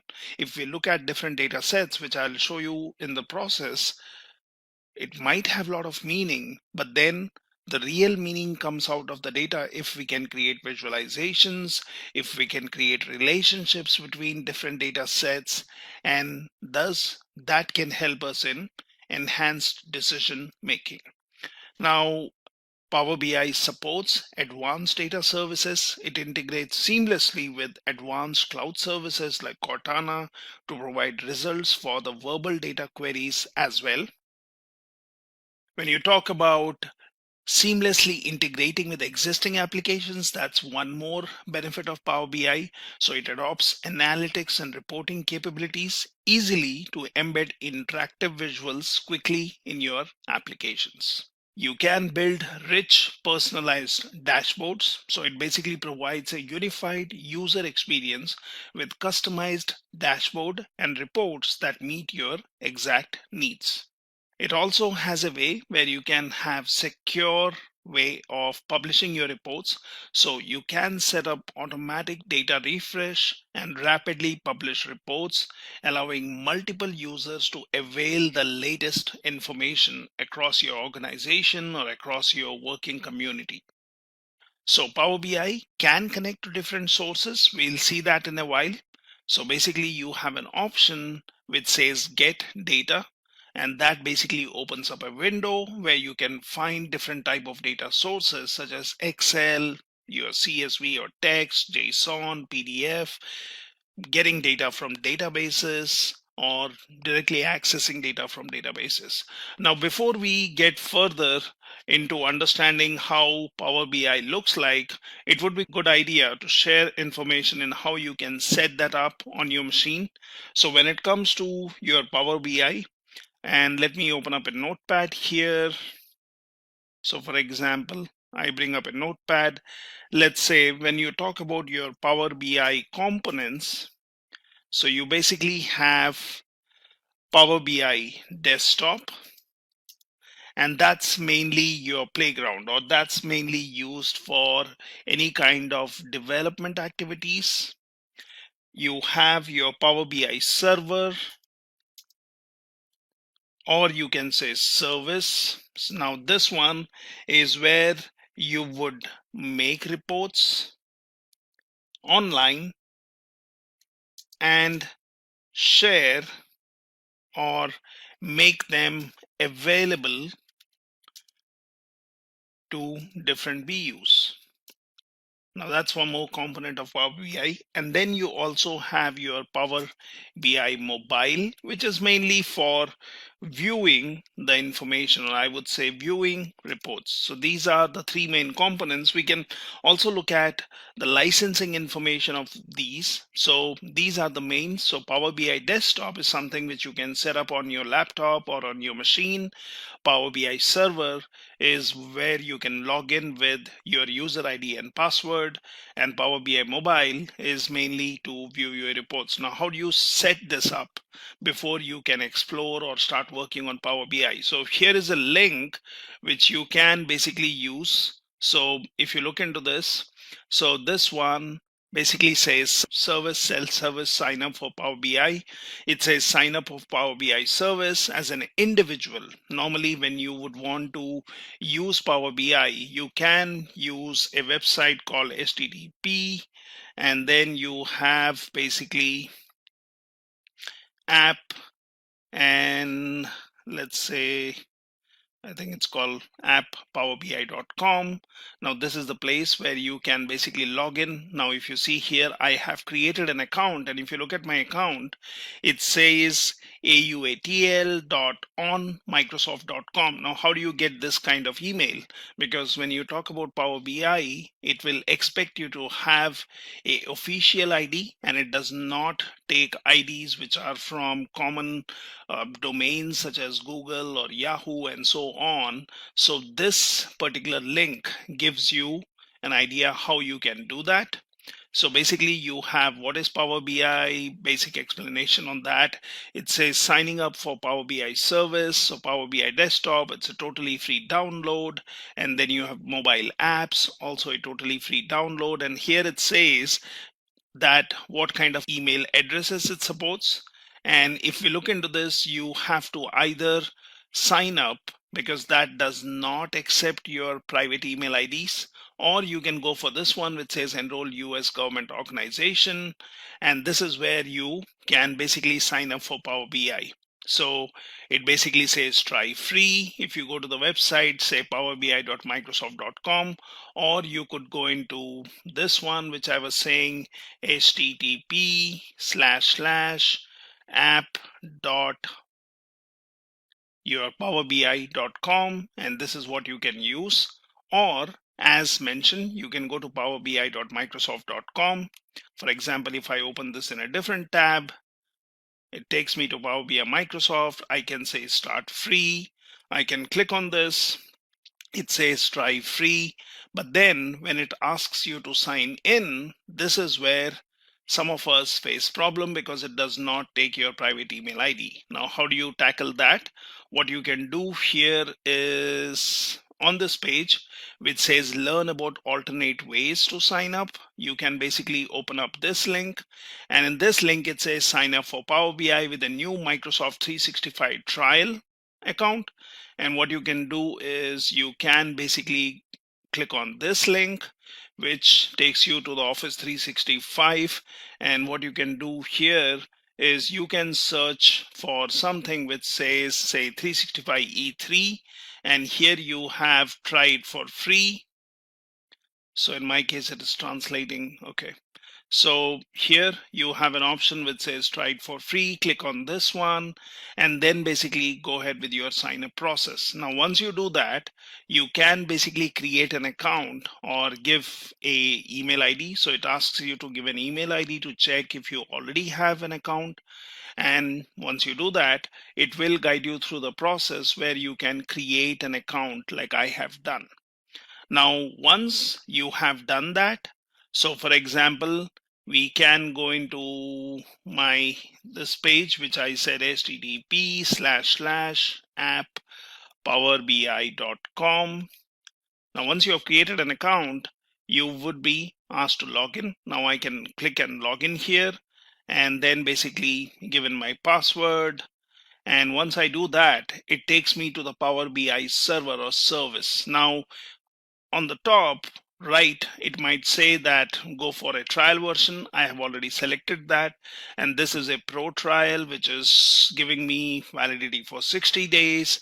So this is the service which I can use. Now what it means is I can be using my Power BI desktop, which would be also installed. So once you log into this page, you can basically click on apps. You can basically search for something like Power BI, and that will show up an app, and you can install and download on your machine.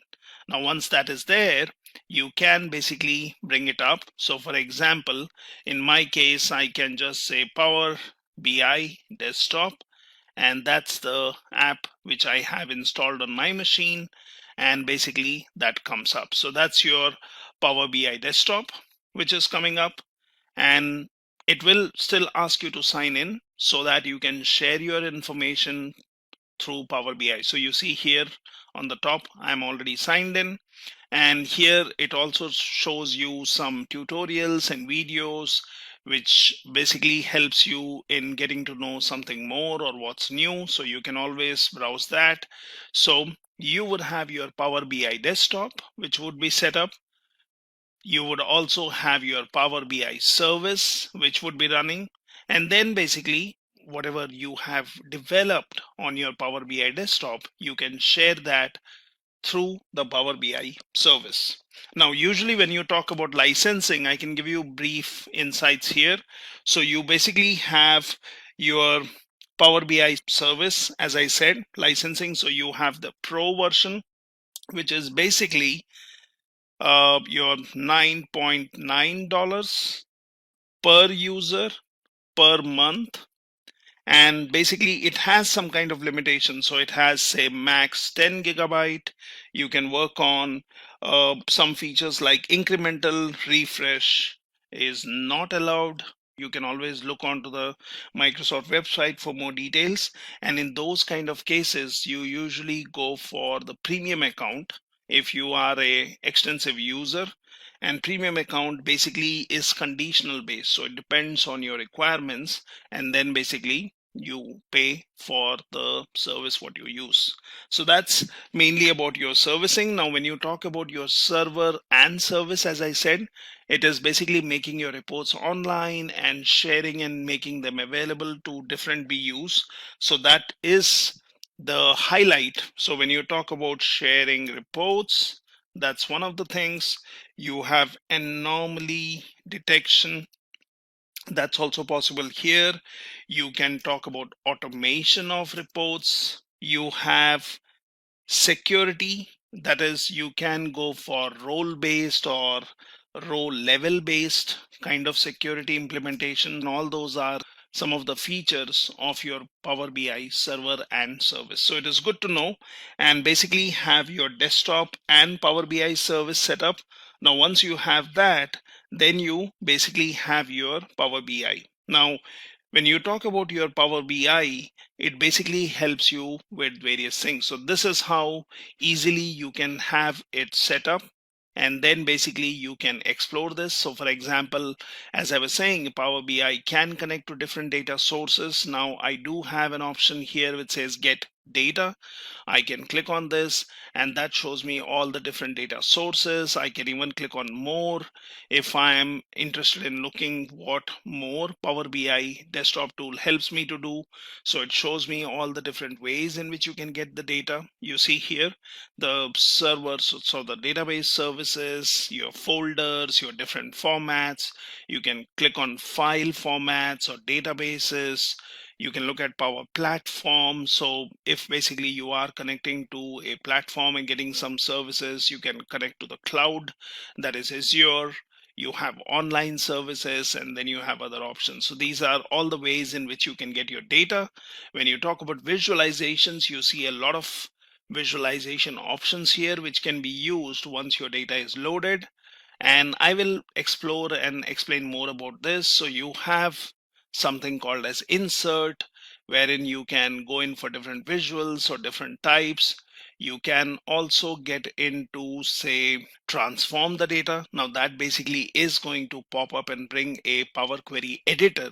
Now that's where a lot of your ETL works happen. So when you do a transform data, it opens up Power Query editor, which we can use to transform the data or change the data or modify the data as per our requirement before loading all of it into our Power BI.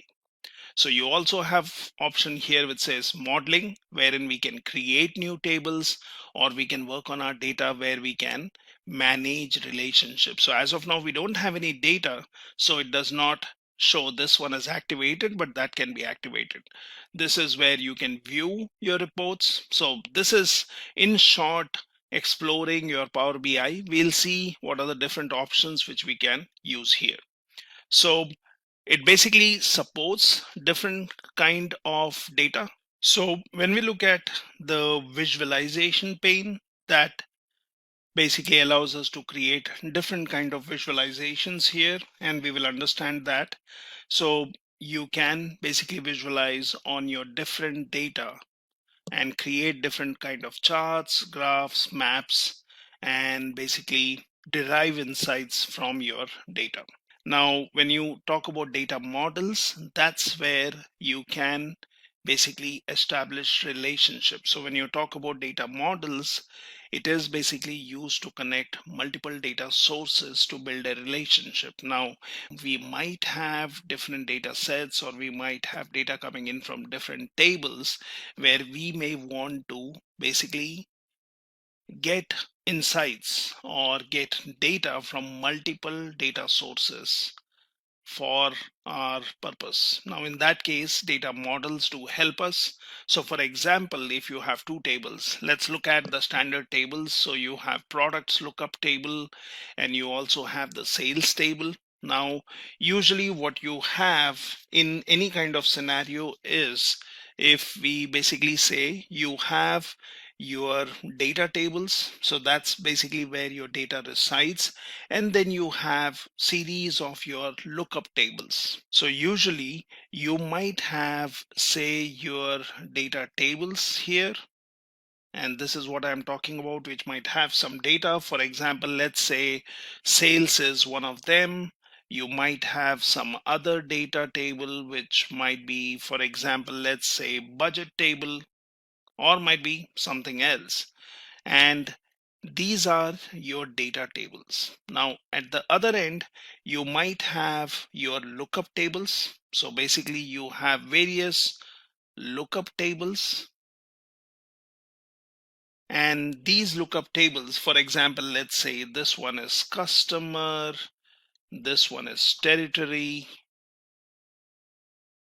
Let's say this is product. And let's say this one is a calendar. So these are basically my lookup tables. So we can basically, as I said, your data might be coming in from different sources, let's say database, or let's say some kind of files, or let's say some kind of systems what you have. So your data might be coming in from different places. Now you might want to transform the data. So this is where I could say there is your query editor, which I was explaining. So you have your query editor, which basically allows you to edit the data table, or basically allows you to edit the data before it is loaded, right? You can hide a column, you can add a new column, you can modify your column. So your query editors would be basically used to work on the data which goes into your data tables. Now, you might have a lot of lookup tables, as I said. So let's say these are my lookup tables, and these are my data tables. So what we need is, sometimes we need information based on our lookup tables and data tables. Now that's where data modeling comes into picture. So basically, if I would want to extract information from here, so I can notice that there is a product key here, and there is a product key here. Now this is where we are already talking about, say, foreign keys, or we are talking about your relationships. Right now, when you talk about relational databases, you have something called as foreign key constraints, which is in Power BI terms, I would say it's not exactly a constraint, but it is more of a filter propagation instead, which is used to basically connect your different data sources. And you could have basically cross filter directions. You can go for single, or one to one, or one to many, or many to many kind of relationships, which basically allows you to work on the data. So we will learn more about data models when we are doing a quick demo there, where we can talk a little bit about normalization and denormalization, the way the data exists, right? And then you basically would want to gather insights from your data. So when you talk about your two data sources, as I said, so you have a products lookup table, you have a sales table. Now if you would want to calculate the total order quantity of each product name, which is, we are talking about the order quantity as a information here and you have product name here. Now, how do you get that information? What we see here is we would want something like this, or we would want more information. So how do we do that? So what we can do is the order quantity for each product is basically showing us the same value. Now, this is because the product and sales tables are not connected and there is no relationship between them. Even if you would want to take two sources and just get information out of them, Power BI would complain that there is no relationship established between them. So what we do is we create a data model. So what we do is we build a relationship between both the tables using a common key column which exists in both cases. As I said, there is a product key here, there is a product key here. So that basically allows us to have a relationship between these two. Now that could be one to one. This could also be related to other tables. So it could be one to many. You could have many to one. So all those relationships are possible. So product key is basically used to create a relationship. You see the arrow mark, and then there is also this star which can basically mean one to many. Now, when the product key is used to join these two tables or form a relationship, then we can look at the product names and the order quantities, which basically gives me a total. Now that's the basic use of your data models. Now what about this DAX? So basically data analysis expressions. Now that's a library of functions and operators that can be combined to build formulas and expressions in Power BI desktop. Usually when we work on our data sources, when we would want to connect them, it automatically shows us these data analysis expressions. However, this gives us extension. It basically gives us more power to work on our data. Now, sometimes instead of working on DAX or DAX expressions, it would be good to go for better data modeling and have the relationships established better. And sometimes when the relationships are established, you could use your DAX, which basically gives you more power on working on your data. So your values are calculated based on information from each row of a table. It appends values to each row in a table and stores them in the model. It increases the file size. So that's what happens. Now you can right click on any column to add a new column. And for example, in this one, it shows that there was a quantity type calculated column, which was based on the calculation what we see here on the top in the expression bar, which says what kind of calculation was performed, and that basically gives us the value for quantity type, and that is basically added here to our existing data. So that's the power of DAX and Power BI. So you also have something called as measures. So DAX allows you to create new calculated columns and measures. So basically here, if you see, we are working on AW underscore sales, and then we have selected quantity sold. And what we are looking at in the report is we can basically right click on any table name to add a new measure here. So we have added what we call as quantity sold as the measure. So values are calculated based on information from any filters in the report. We will see this, how this can be done. And that basically here, the measure does not increase the file size. It does not create new data in the table themselves in comparison to what we were seeing earlier, that is your calculated columns. So these are your type of DAX functions. So DAX allows you to create new calculated columns and measures. So you have date and time, which basically allows you to work on date and time data or fields. You have logical functions which allow us to create new filters or add more filters to our data. You have text functions which basically allows us to say transform the data into a lowercase or an uppercase, or basically get the length of a string, or concatenate two fields, or basically do a filtering based on some criteria, or replacing some content. You also have statistical functions which can be used. You have information functions which can be used. So these are different types of DAX functions which we can use in Power BI.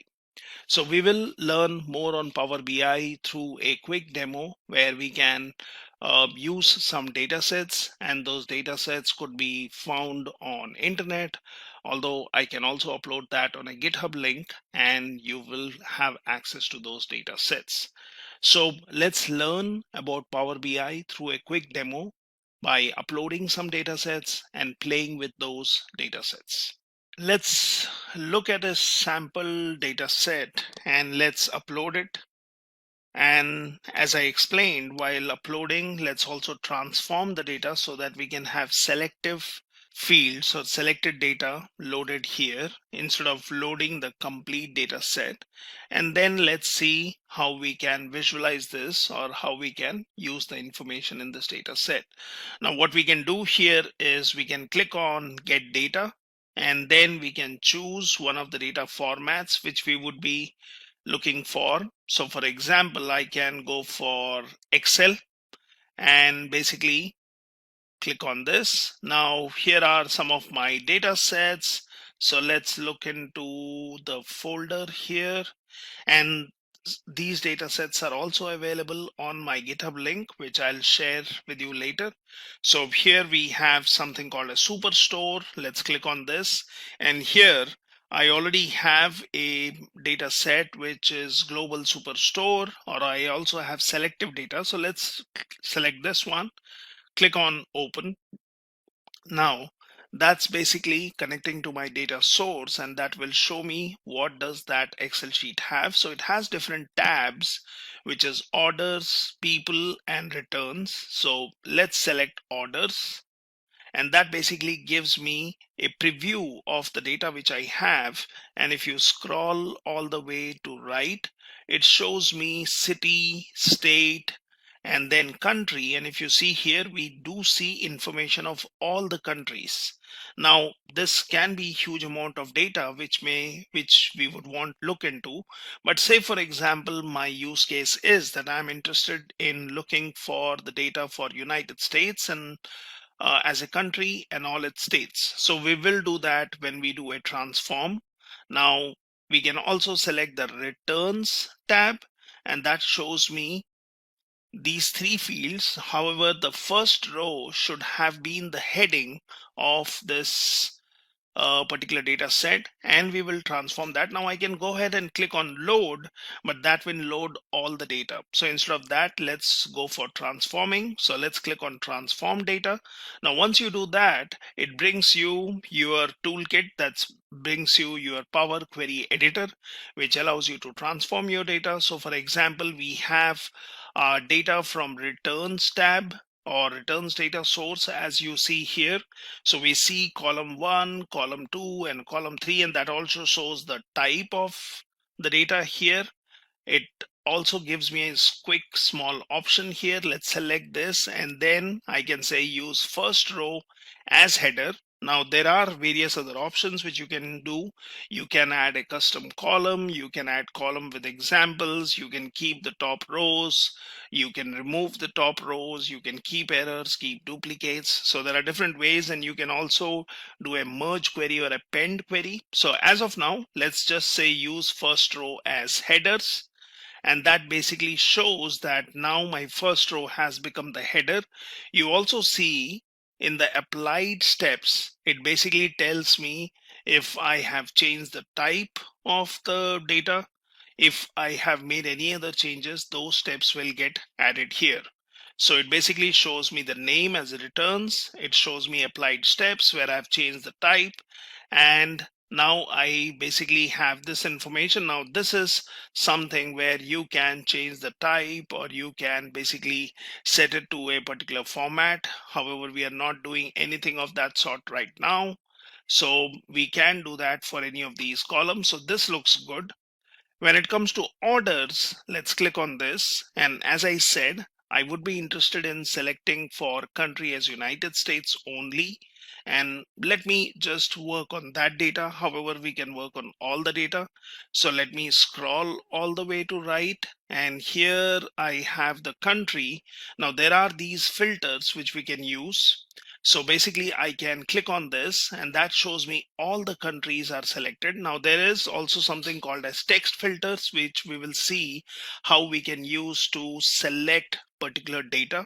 I basically have other ways of filtering the data. So for example, now I will just uncheck this select all, and what I would be interested is in United States. So let's type it here.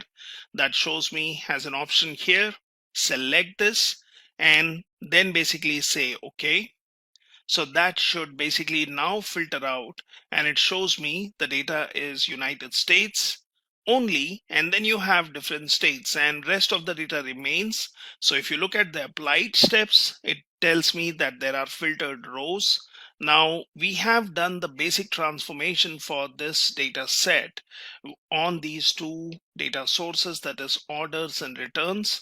So here you have an option which says close and apply. So close the query editor window and apply any pending changes. You can click on this and it says apply. So for example, I can just say apply for now, and that should basically apply the changes which I have performed using my query editor. That is, I have transformed the data so that I can have selective data uploaded in my Power BI. Now it's doing that. It shows me it is working on both of these data sources, that is orders and returns. So that's done. And now basically, if there are any other pending changes, we can just do a close and apply. So that basically has closed, and now you would see the data appearing here.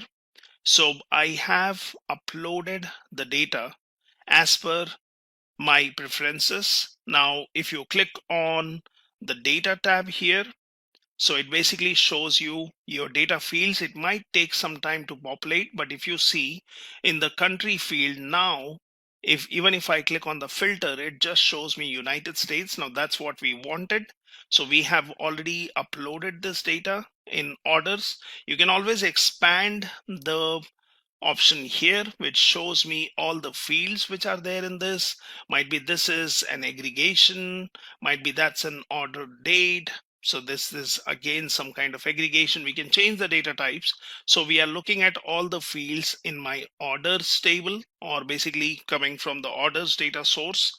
I also have returns, which shows me 3 fields, and that shows me the data which is returned, order ID and region. So the column names are applied correctly as we want, and that basically looks fine. Now we can also look at your model. So when you click on model, it shows me these two. However, there is no, as of now, relationship established between them. So it says under properties, select one or more model objects to set their properties. So right now, these are not related. There is no relationship established between them. So if I would want some data which relates to orders and returns, then that would fail because it would say there is no relationship. Now I can go to the first option which says report, and we have not created any report here. Although we can create a simple report, we can look at the data. So we have our orders field. Now we can basically pull out some information from here. We can choose what kind of report we may want to create. So for example, let's go for the table option from visualizations. You have various options here which we can use. This is where you can do a formatting. This is where you can select the fields. This is where you can search and filter out the data. You can also add data fields here. So first let's click on table, and that basically gives me a table. Now this table as of now does not have anything. So you can use the filter and slices option here, which will affect the visualization. Or basically what you can do is, now since we have orders here, so this is my orders and I would like to work on this. So let's say, for example, country is, I can select country as a field, and if you say, it shows me country is all as of now, and it says the value is United States. What I can also do is, I'm interested in the states. So I have state. Now I can basically drag and drop it here, and then the state gets added here. So I can basically say select all, and that should basically take care of my state field being added here. So state is all, country is all. Now we can basically look at something else. So might be let's choose sales, and I can just drag and drop sales here. So that basically says if you would want to have any kind of advanced filtering, which says filter type, so go for advanced filtering is less than or equal, or you can also go for advanced filters. So that's fine as of now. So we have added some fields here, and that's basically my data here. So let's go for filters here, which basically should select all my fields. Now, if you see, the visualization shows my country, sales, and state, which we had either by selecting the fields and dropping them here, or you can in this section where it says fields. So you can, for example, let me show it again. So I can just delete this. I can click on the table option. I can just drag it here. I can basically make it bigger, and I need to add data to this one.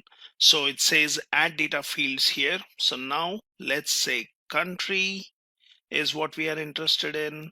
We are also interested in states.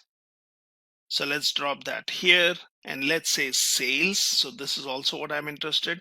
So I'm looking at one specific country. I'm looking at sales per state. And when we look at sales, it basically tells me that this is a summation. So you will basically get the total sales which have happened. Now we are looking at this data here.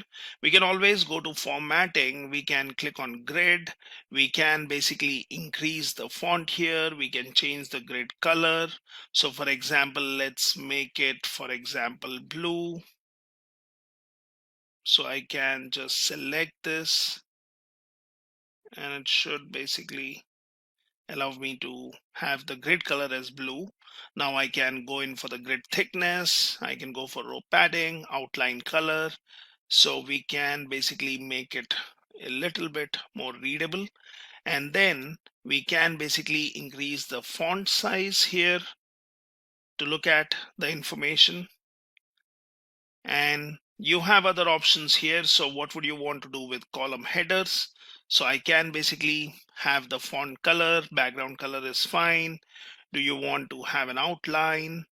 Do you want to have a change in font? What is the text size? Might be we can make the heading a little bigger.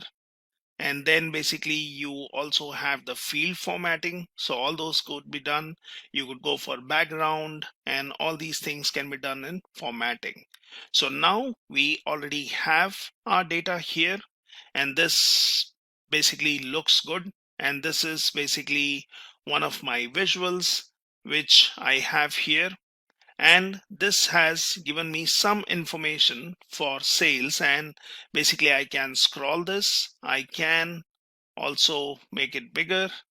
So I could select a particular field if I'm more interested in looking at the information for a particular state. Now I can add more fields to this.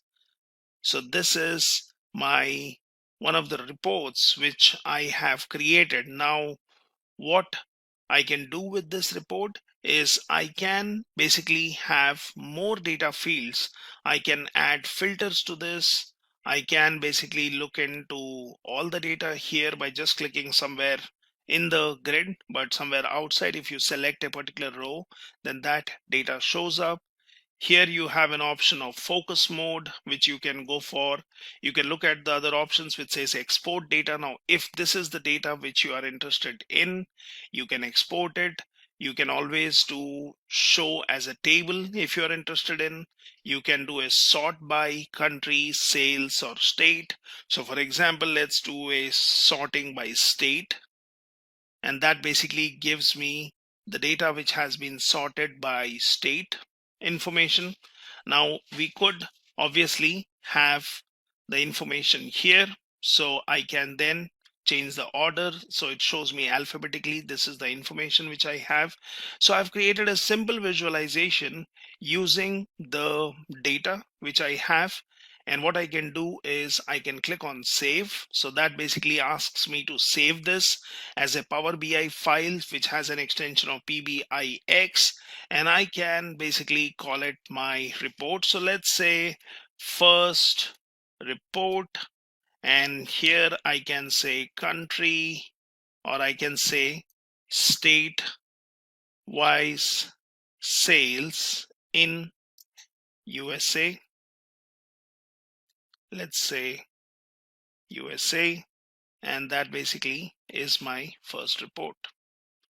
Now, once you have saved this report, you can always look on your machine. For example, if I go in here and if I go into this folder, might be I should look on desktop, and this is where I should have saved it.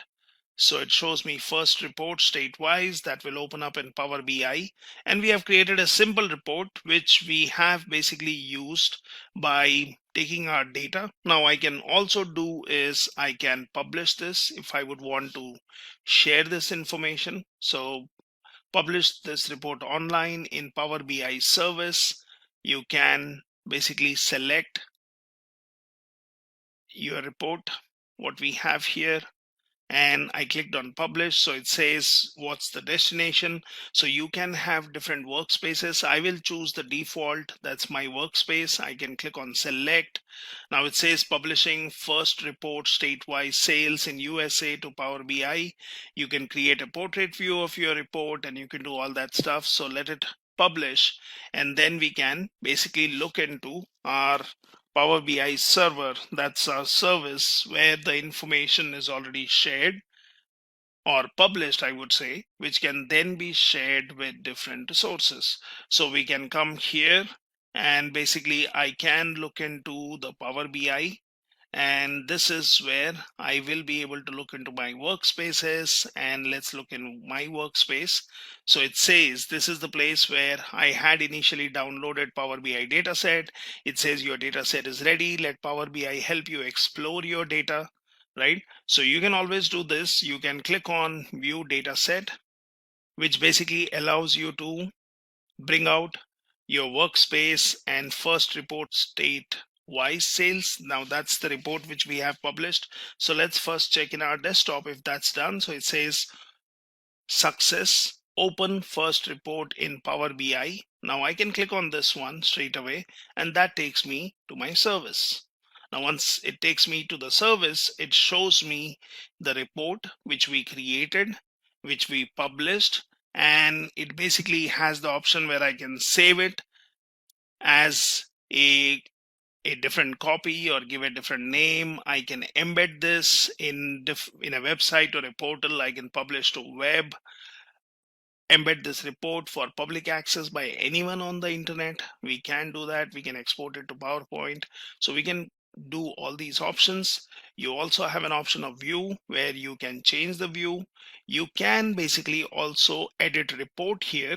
So you can do that if you are interested in something specific. You can do a sharing to teams. So if you have your teams or groups set up, you can share it with them. You have an option of common panes. You can basically view usage metrics report. Now that can be sometimes helpful.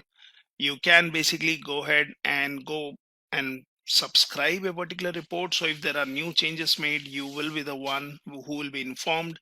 You can click on share. Now if I click on share here from my service, it says only users with Power BI Pro will have access to this report. Recipients will have the same access as you unless row level security on the data set further restricts them. So I can grant access, and this is where I will have to give the email IDs of the people with a message that I would want to have them look at this report, right?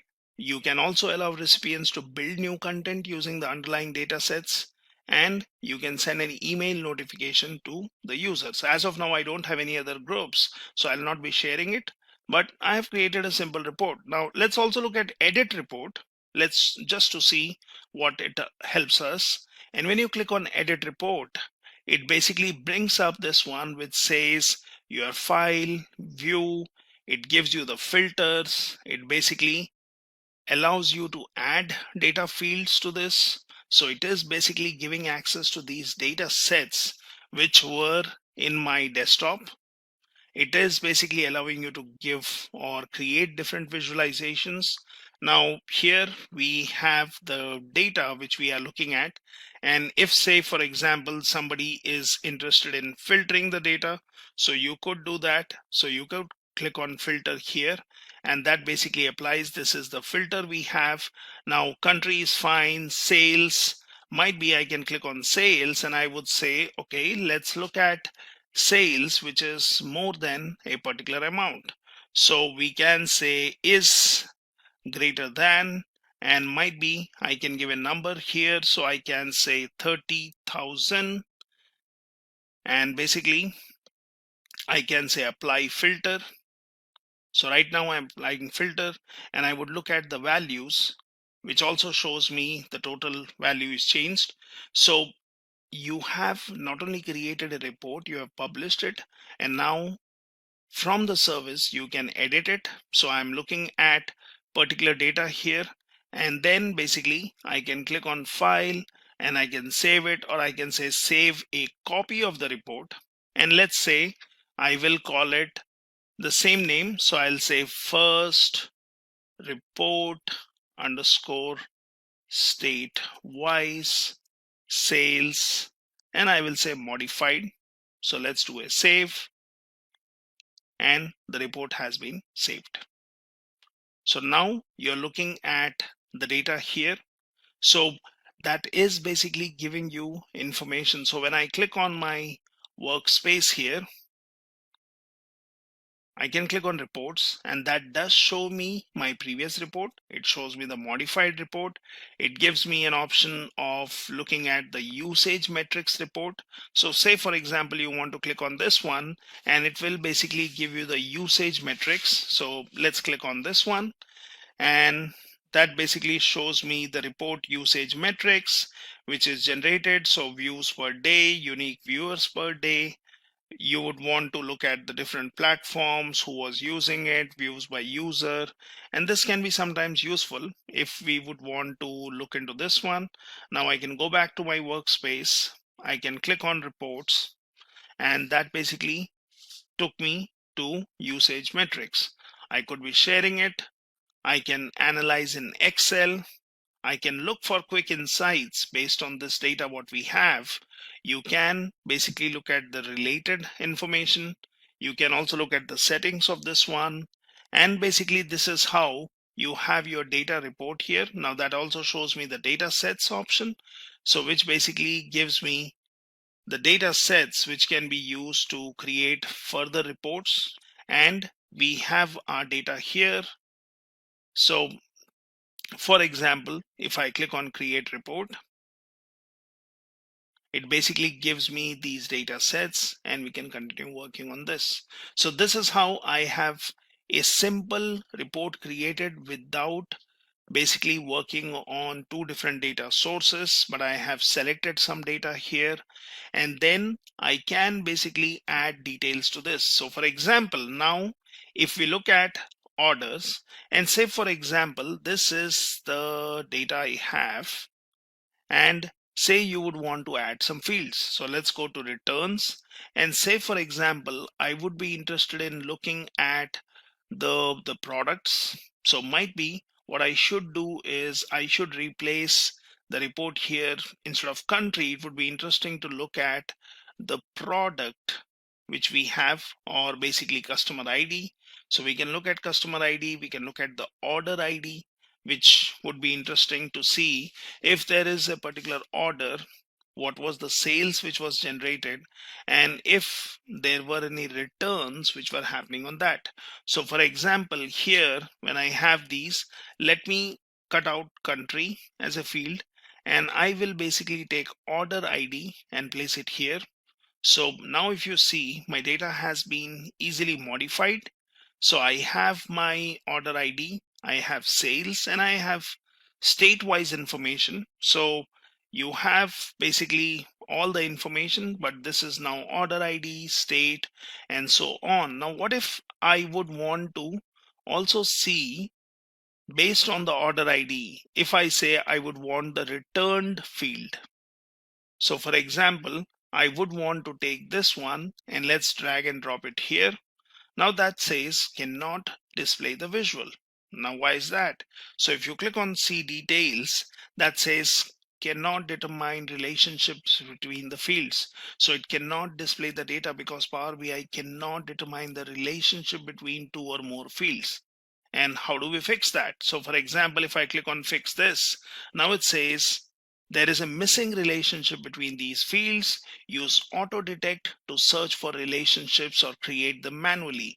Now I can click on auto detect, which will try to search for fields which exist in both the data sets, or basically I can create relationships. So let's click on create relationships. And that basically takes me to this page which says there are no relationships defined from table to table and so on. So I can click on new. Now here it says select the tables and the columns that are related. Now I can say orders. Now those are my fields where you have order IDs, and it automatically shows that returns also has an order ID field, although all the values might not be same, but this is how you can create a relationship. And it says the cardinality says many to one, so you can have basically many to one relationship. You are saying cross filter direction is single, so make this relationship active, and it has already helped us basically identifying the field. So I can say okay. So it says now these two tables should be related or should be connected based on order ID. So here we have this, and let's basically say close. Now once that is done, if you see, I have order ID, I have returned, I have sales column, and I have state.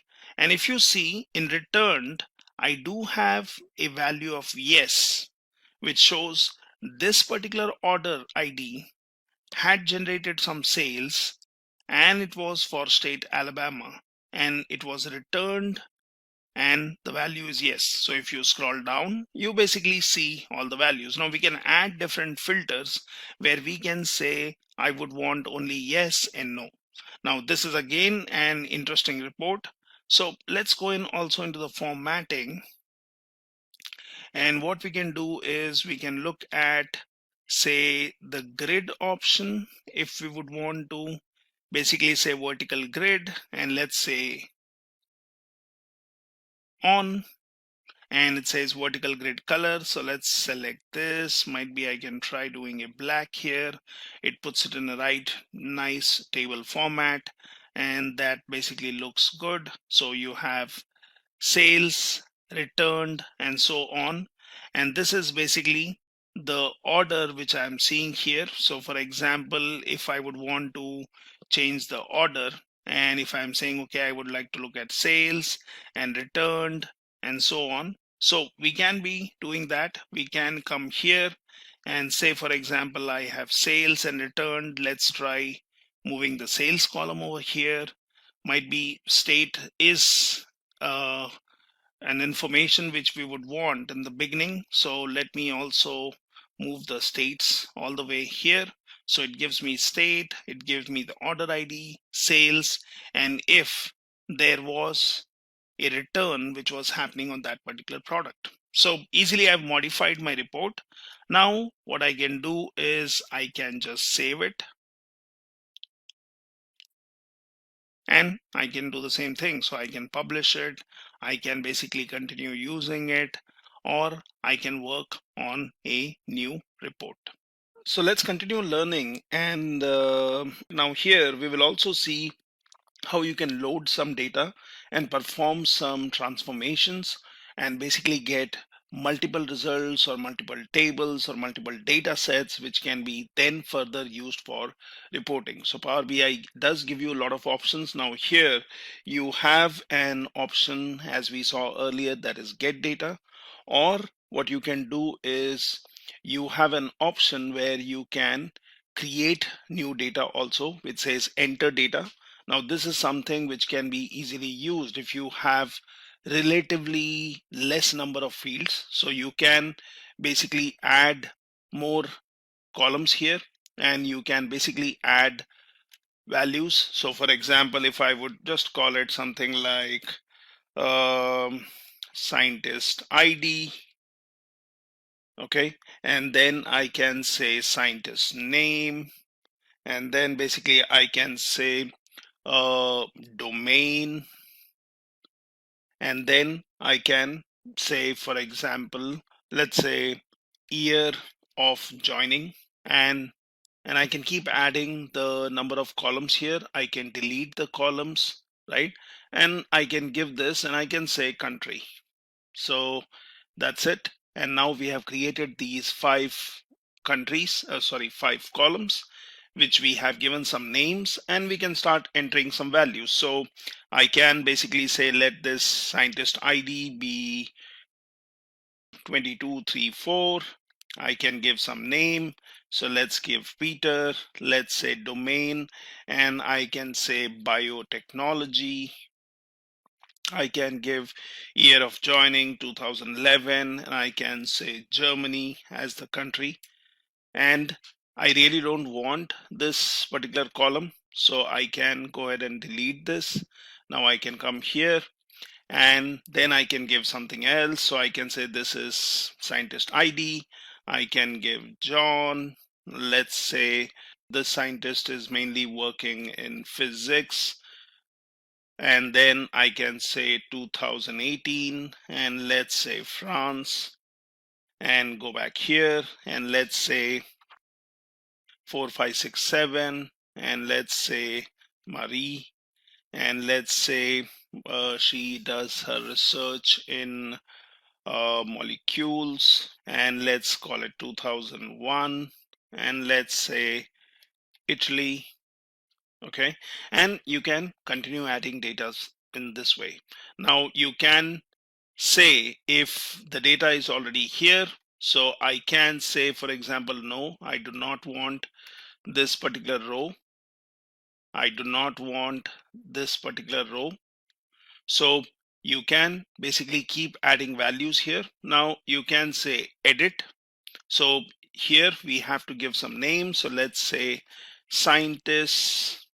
Okay, and then if you choose edit, it basically brings up your Power BI editor, which allows you to work on these fields if you would want to make some changes. Now we can make some changes here. We can see what are the number of rows. We can basically perform any kind of transactions here. So this one basically tells me what is the data type.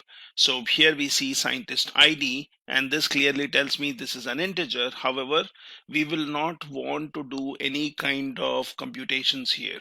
So we can as well change this. So I can just do a right click, and I can work on this particular column. What I can also do is I can just click on this, and this tells me that you would want to change it to date time, or you want to change it to some number. So I can just say string, because we are not going to perform any computation here. So on the ID column, so let's say text, and I'm changing it. So it says replace current, add a new step. So selected column has an existing type conversion.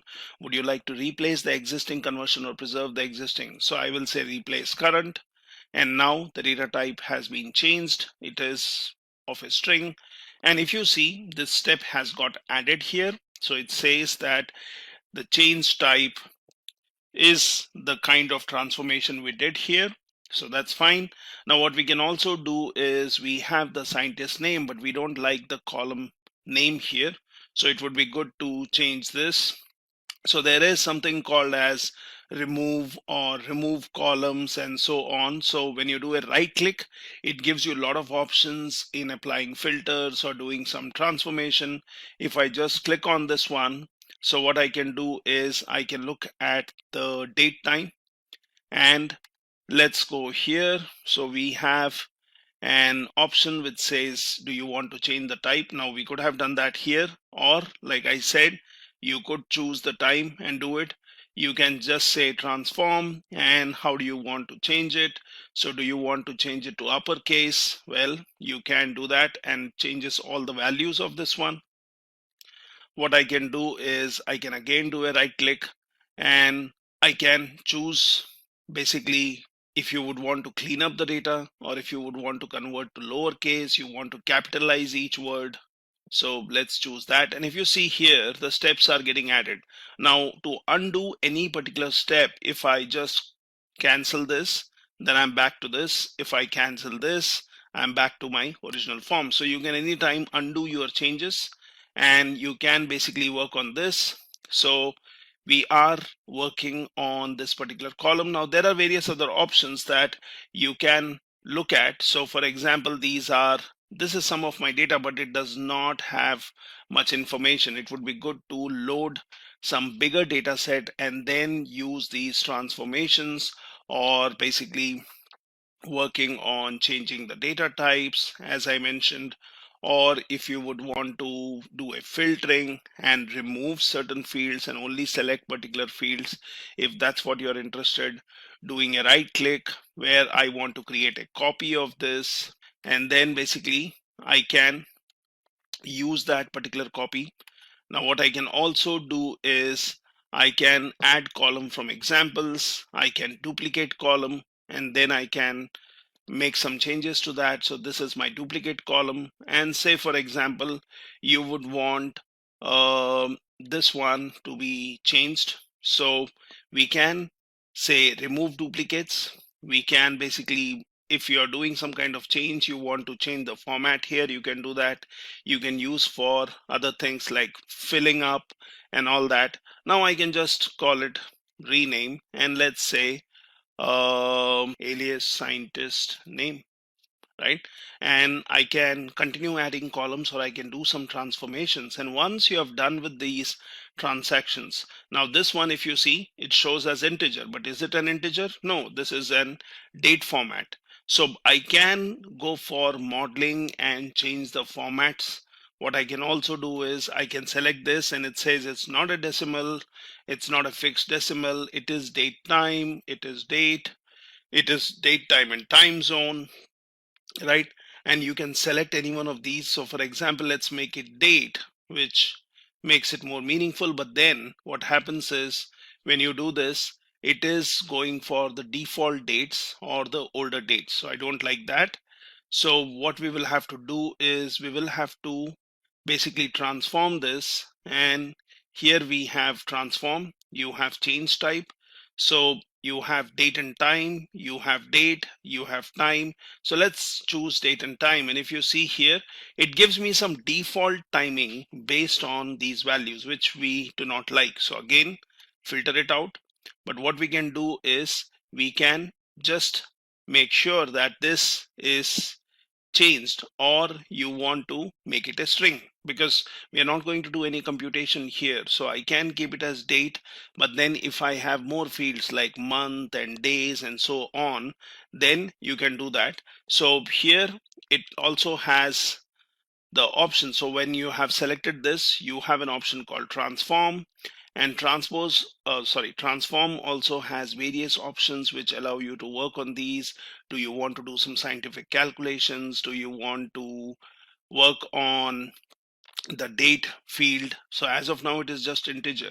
So we can use one of these. We can do a group by, but obviously we don't have much data here. So as of now, let us retain this. I can just change this to text, and that's okay, because we are going to look at this later. We can add more data and work on it. So as of now, once we have done all these changes, you can go back to say home, and here you have close and apply, and I can basically say close and apply. So the changes will be applied, and then my new table, which we just created by entering some random data, performing some basic transformations, will be available. So if you look into this one, so that's where my data is. It shows me the columns, but there is no aggregated column as such here. You don't see any summation mark. You just see the field names or the column names. You see the values. Now, obviously, if you go into modeling, there is no existence of a different table which you can join these tables, or you can perform some transactions, come back to the data set. So this looks good, and we have it here. Now obviously we have not created any visualization based on this, which we can, and we can continue working on it. So here, this is my data set, which is a small table where we have created some data, and we can use it anytime.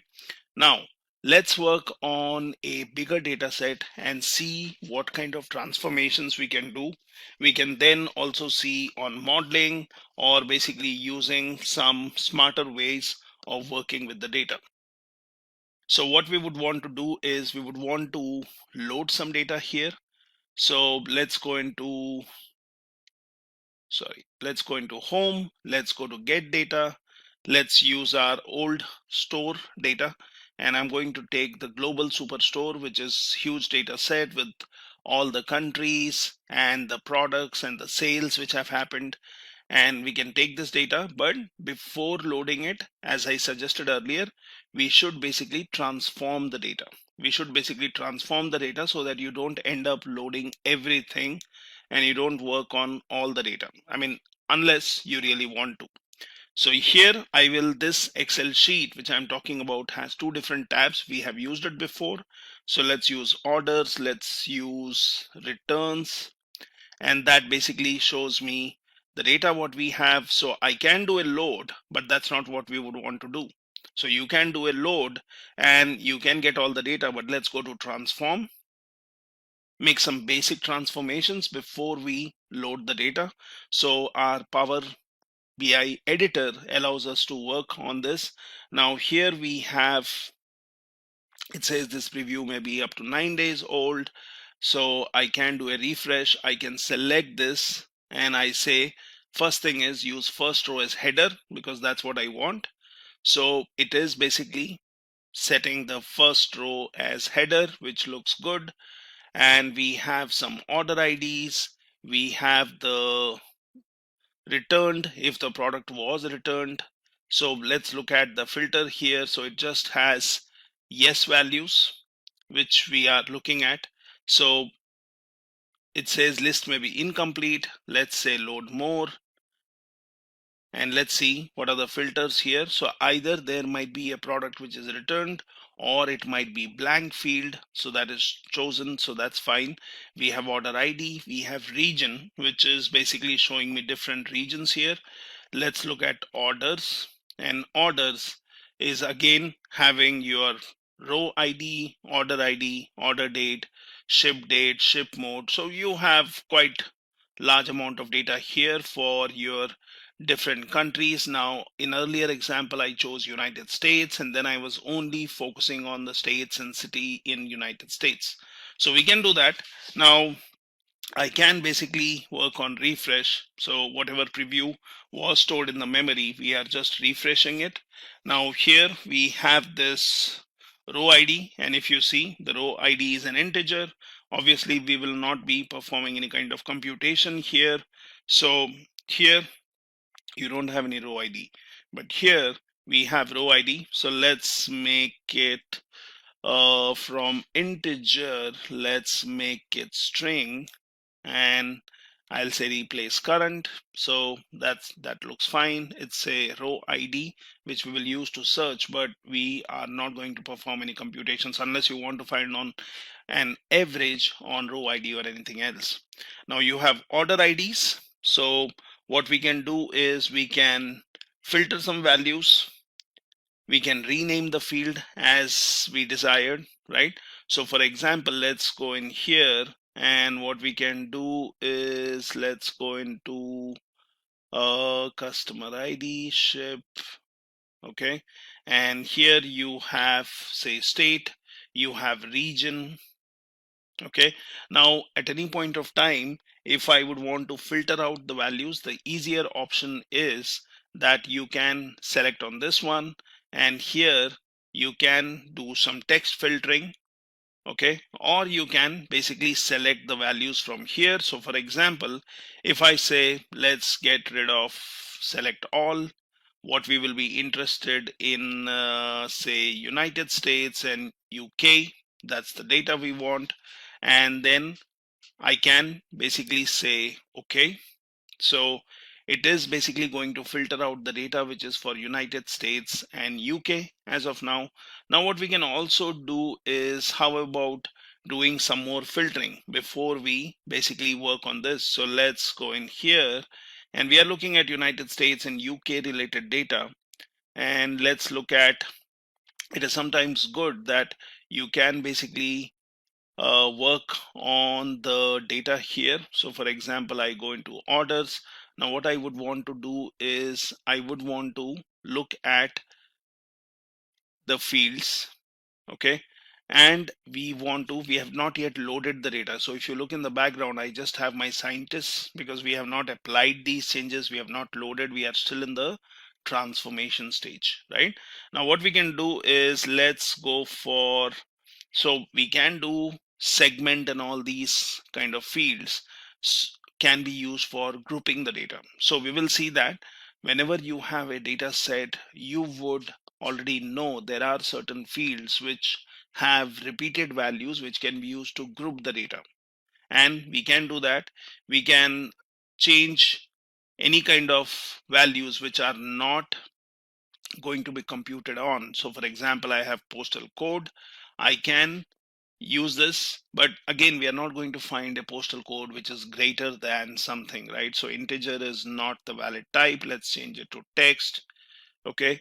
And if, for example, I would want to look at this, so I have done some changes here. Okay. And this shows me null. So for example, let me just revert this back and let's make it a whole number.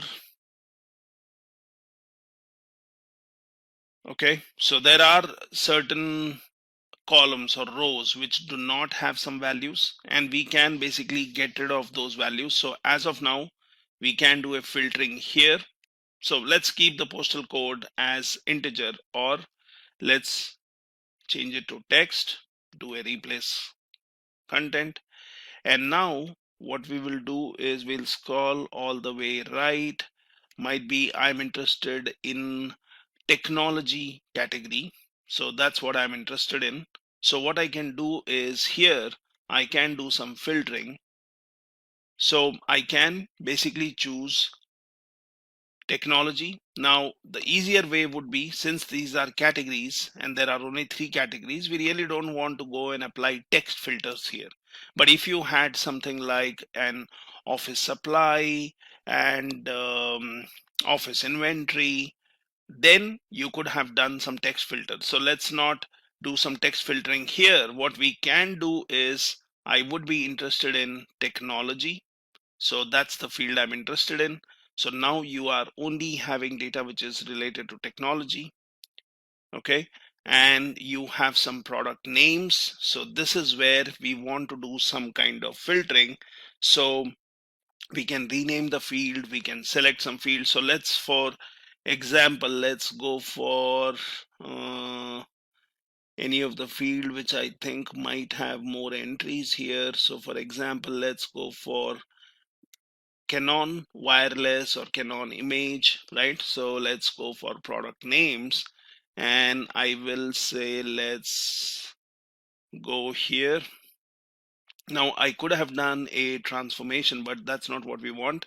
We want to do some filtering. So let's go to text filter, and here I can say begins with, I can say ends with, I can say contains. So let's go for contains, and it says enter a value here. So you would want to keep the rows where the product name contains something, and it gives you some suggestion, right? So where you are seeing in some values here. So for example, if I would have selected this, then it applies the complete thing, but that's not what I want. So I will get rid of all this, and I will say it contains Canon.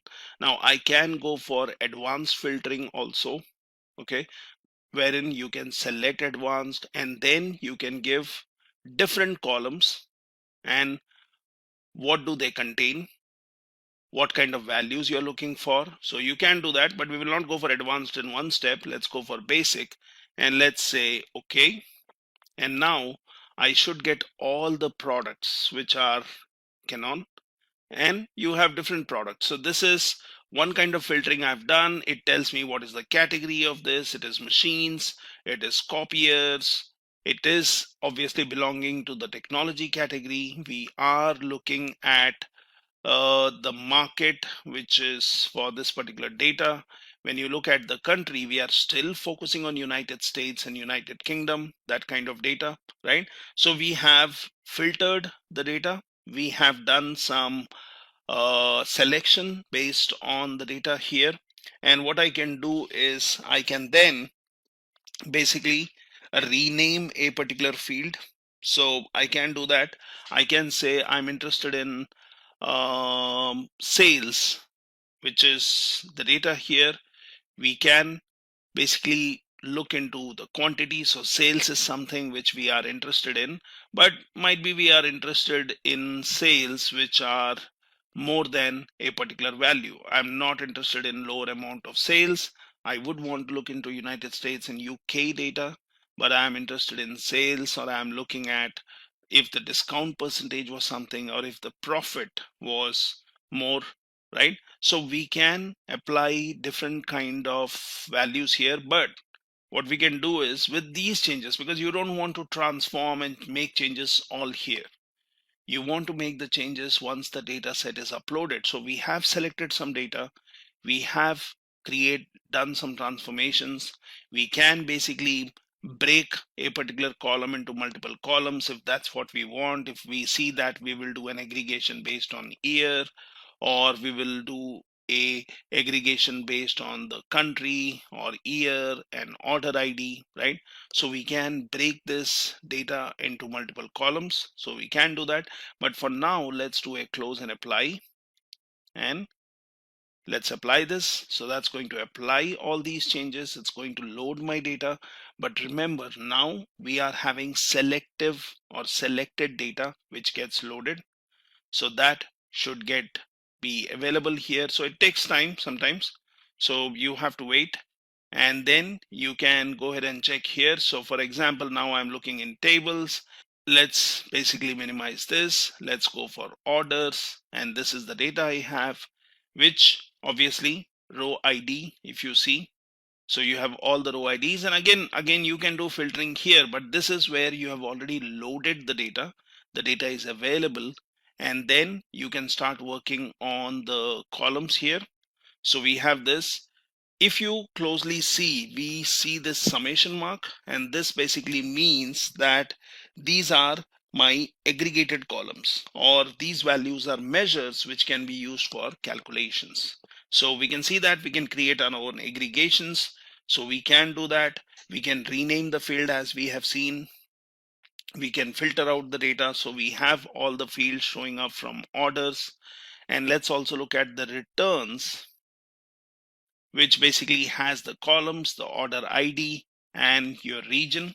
So it basically shows the region here, where was the product returned from, and we have this information. So what we are doing is, when we were doing a text filter in the previous example, remember it was case sensitive, okay?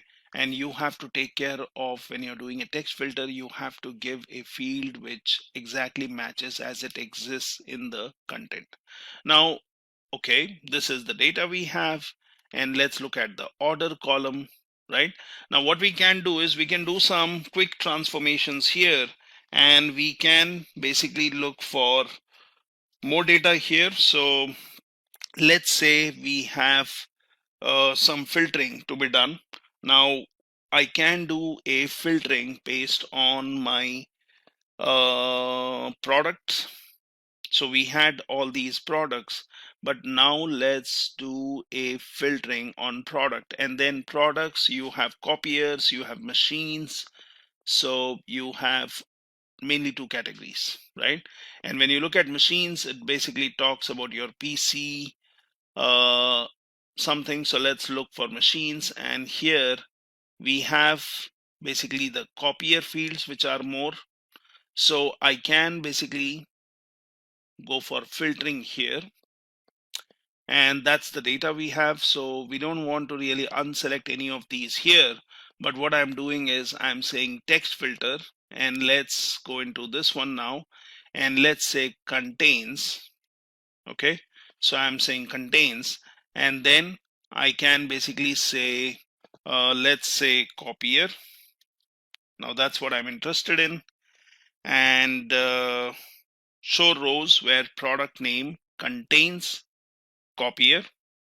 Okay, now you can give a AND condition here. So if you would want a specific copier, if you are interested in, okay, let's also say contains, and let's go for laser also, laser, and let's say okay. So you see the data gets filtered out here, and we have the sales which we are seeing here. So let's go to sales, and we will be interested in anything above 500. So let's go to sales, let's go for number filters, let's say greater than, and I will say for example 500, 500. Okay, and let's say okay. So that basically filters out the data, and then I am also interested in quantity, where I would want the quantity to be more than 1 or more than 2. So for example, so let's go in here, and you can basically choose what is the filter you want. So you can apply any number of filters. Now you have the filtering here. You can always click on the filter, and if you want, you can just do a clear filter, and the filtering will be gone. So you have all the data, right? And this is the particular data we have. And here I have, say for example, product name. Now I can keep the filter because I'm interested only in these values, or I can filter out. So this tells me that when we did a AND, it is basically going for laser and copier, right? So let's say for example, clear all filters, the thing is gone. What we can do is let's go here, go for text filters, say contains, and here I will say it can be a copier, okay, or so last time we did a and I'll do it contains laser. So let's choose this.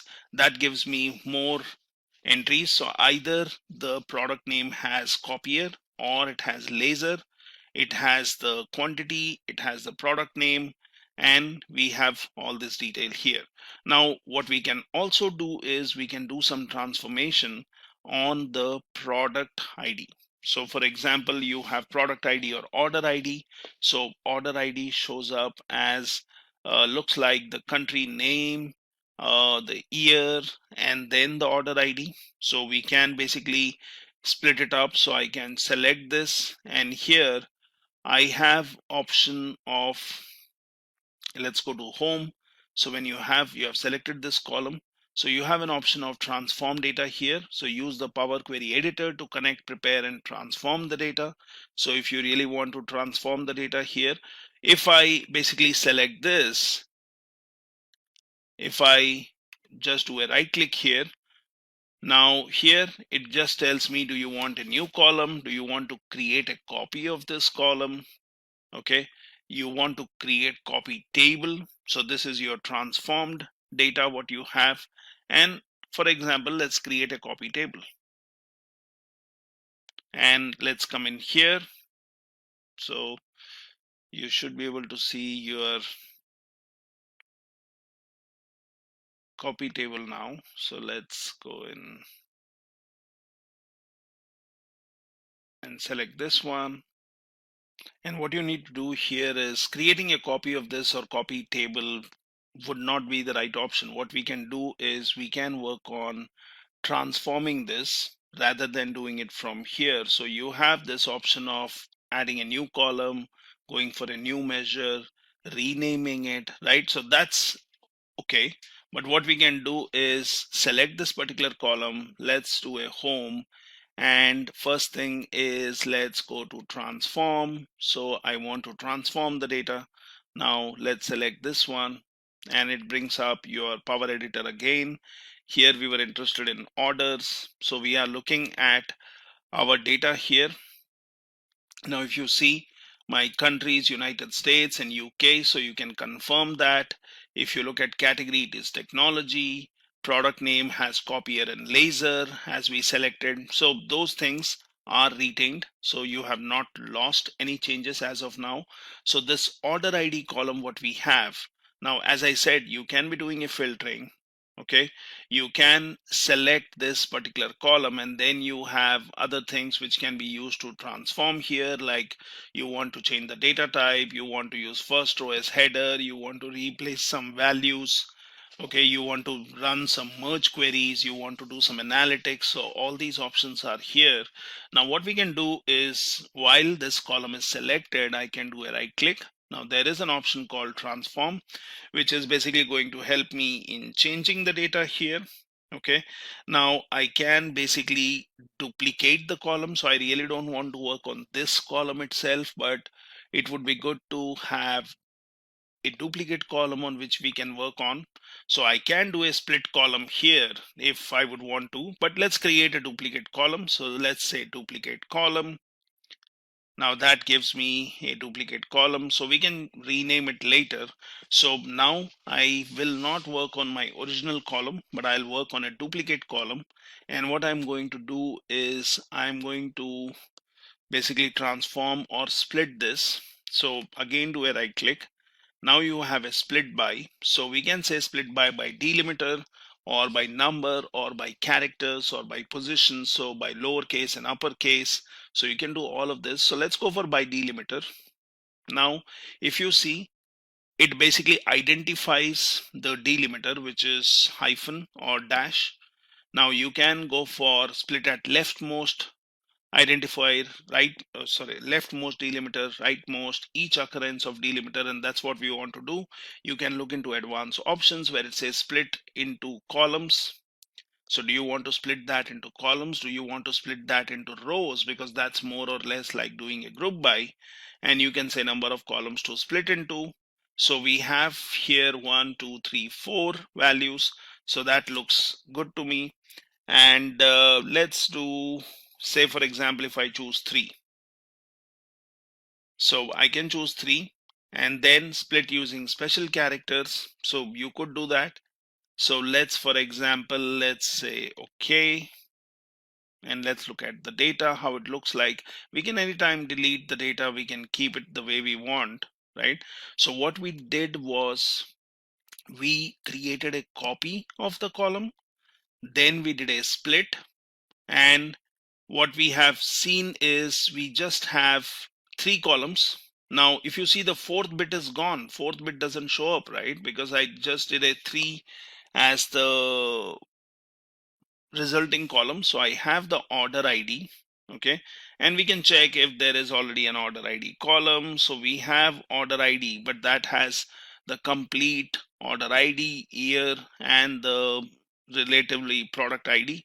So you can see the customer ID. You can look at this one. So it basically has your order ID, and then let's look at the fields here.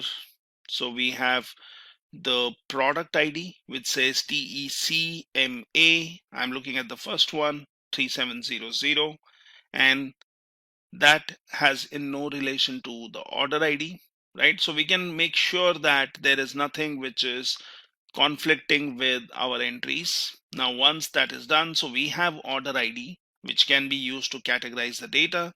You have order ID, which is basically the year, okay, and you have order ID, which is basically having some more value. Now I can keep this data as I want, so I can basically click on this, I can go for renaming, and I can say let's call it order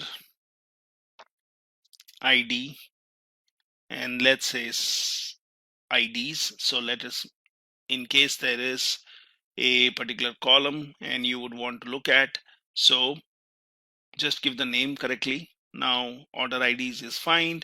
So here we will also rename this one. So let's call it order year, and that's going to be order year. So we can again change this to string. Okay, and here you have the order ID. So let's rename this one, and I have my, let's call order number, right? So we are seeing all the steps which we have added here. We just split the data based on the delimiter, and we have now 3 new columns which have got added to our existing data, which was already filtered. And we have done some splitting up of data by creating a duplicate and then renaming it, right? So if you go and look at your transformations, now if I would have done a split here straight away, then my original column would be gone. But probably we want the original column, because sometimes you may want to search order ID with a consolidated information. Sometimes you may want to segregate it based on year, right? Now we have the year field or order date field here. You have the ship date, right? But then might be you want to just aggregate based on year. You don't want to really spend time in aggregating or extracting the month and day and so on. So these 3 columns can be useful. Now what I can also do is I can merge the columns if I want. So we have split the columns, but what I can do is I can say select, select, select. So using your control, and now do a right click. So you should have an option called merge columns, right? Now this is something which is we would want to merge. So let's say merge columns, and let's say, do you want to keep a separator? So yes, I want to keep a separator, but might be this time I will give my separator is a colon, and then what is the merge column name you want to create. So let's call it something like order, okay, year, and then let's call it num, right? So sometimes renaming the fields to a name which makes more sense or based on your naming convention is good. So let's do a merge, and now what I have done is I have done merging of those columns. So I split the data, I merged the columns, and now if you see the columns which I had created, those columns are gone because you did a merge. You did a merge, and now you have the fields which are either earlier you had something which is separated by a hyphen, and here you have something which is separated by colon, right? Now anytime if you want, you can unmerge this by removing this step, right? And you can get rid of this merge column. So if for example I would do that, so I have my data back, right? I have my data back. So what we could have done is we can select this, okay, and then what we can do is like what we did earlier. So you can basically go for removing the columns, okay. You can do a merge column, okay.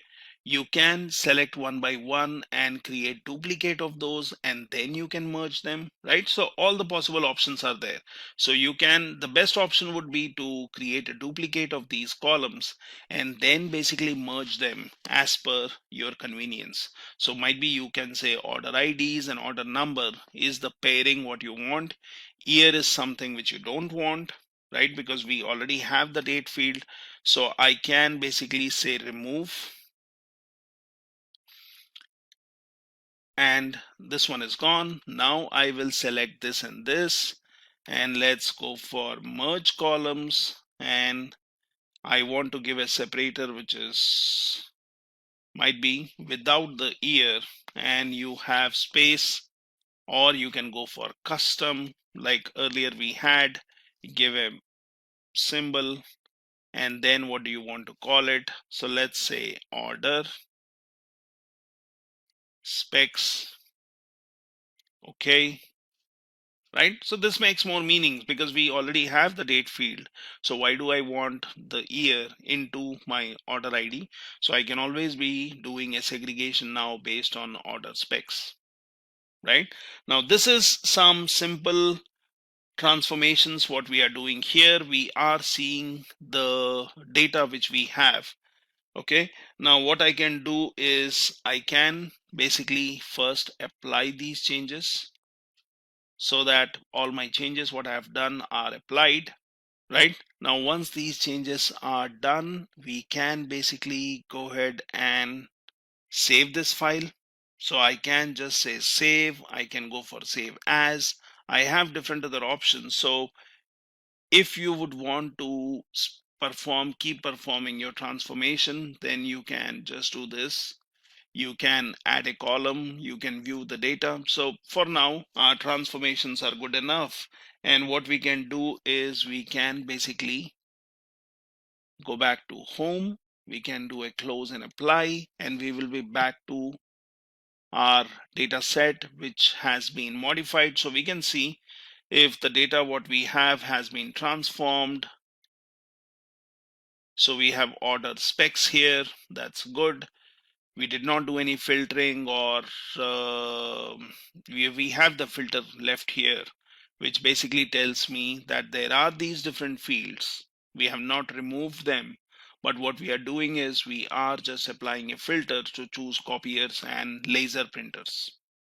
So that's what we have here, and this is good enough. Now what I can do is once this is done, I can basically save it. So I would want to call it some kind of report if you would want to create. Okay, so let's call it as let's say second report, and here I will say country and technology specific info. Let's save it, and now basically I have saved my data. So what you can do is you can go for creating other report, or basically having this information published if that's what you want to do, if you want to go for visualization, because right now what we are seeing is we have a lot of data here. It shows me there are these tables or data sets which we have worked on that shows me here in the models, but there is no relationship in them. If you go into visualization, then you don't have any option, or you have not created any visualizations based on this data. But if you go here now, based on the data what we transformed, if you see, we have order specs, right? Now that's what we chose. We basically have other fields. So you have ship date, you have aggregated columns which can be used for visualizing, and we can work on this.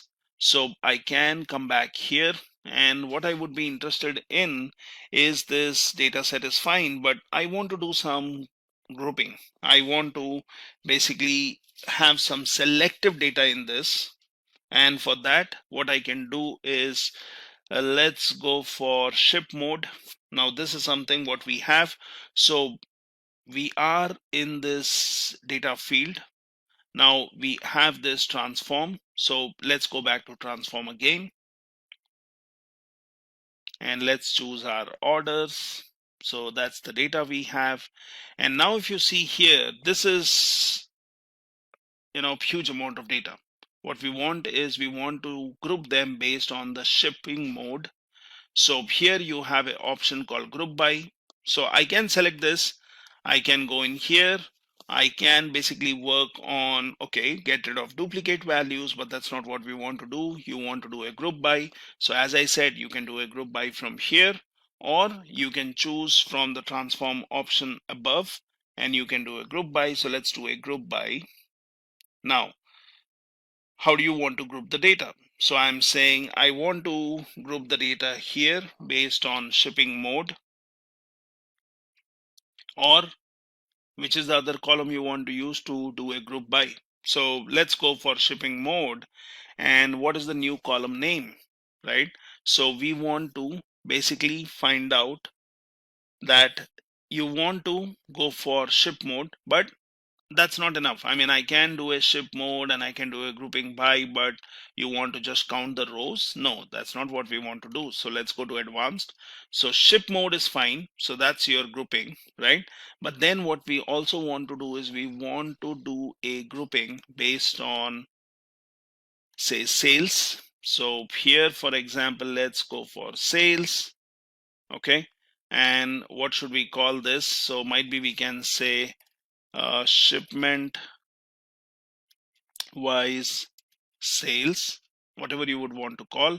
So you can basically get the operation. Do you want to really count the rows? No, we want to basically do a summing, or we want to might be find out an average price, right? So let's do a sum. Okay, and here I would want to do a summing based on, say, for example, sales. So this is what I'm going to use for getting a count of the sales. Now grouping by might be we will change this. Instead of sales, we are using a ship mode. What we can also do is let's go for a segment, and that would be valid grouping. So it will take a combination of ship mode, segmenting, group the data based on that, and then get me the sales, which is basically, let's call it shipment wise sales. So it gets a sum. So let's do a okay, and that's my more relevant data which I'm looking at. So I'm looking at the ship mode, I'm looking at what is the segment, and then I'm looking at what is the total sales there. I'm looking at again the ship mode, standard, and home office. So always remember, when you are choosing multiple fields or multiple columns for grouping by, you are basically having a combination of two fields. So that has to be unique, and your grouping is done based on that. So now you're looking at the sales wise, and this is something as an important information what we have.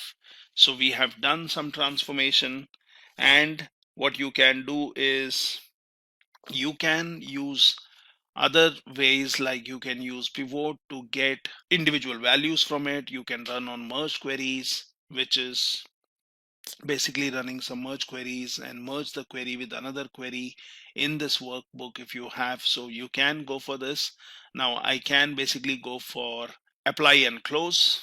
So just to add to the group by step, what we did was, if you see here, I have removed the group by filter, which we just did a couple of minutes back. And what I have done is, instead of transforming your complete data set, you can basically create a copy of it. So for example, I can just do a copy, and then I can come here and do a paste, and I have done that, and I'm calling it order summarized, but this is my complete data.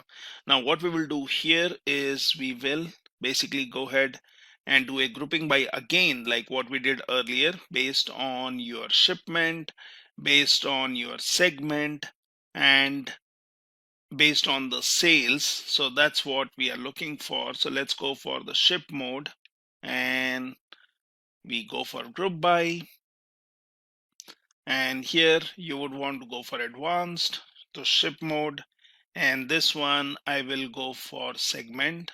So that's fine. Now we want the new column name. So let's say shipment wise sales. So I want to do a summing, not the counting of rows, and I want to do a summation based on sales. like what we did earlier, and then you say okay, and that basically gives you the data here. Now what we have is we have the resultant data based on the data which is coming in from here. We did the same thing just 1 minute back, but we worked on the original data set. So what I did was I created a copy, and now I'm working on this one. So I'll say close and apply, and now we are back to our desktop.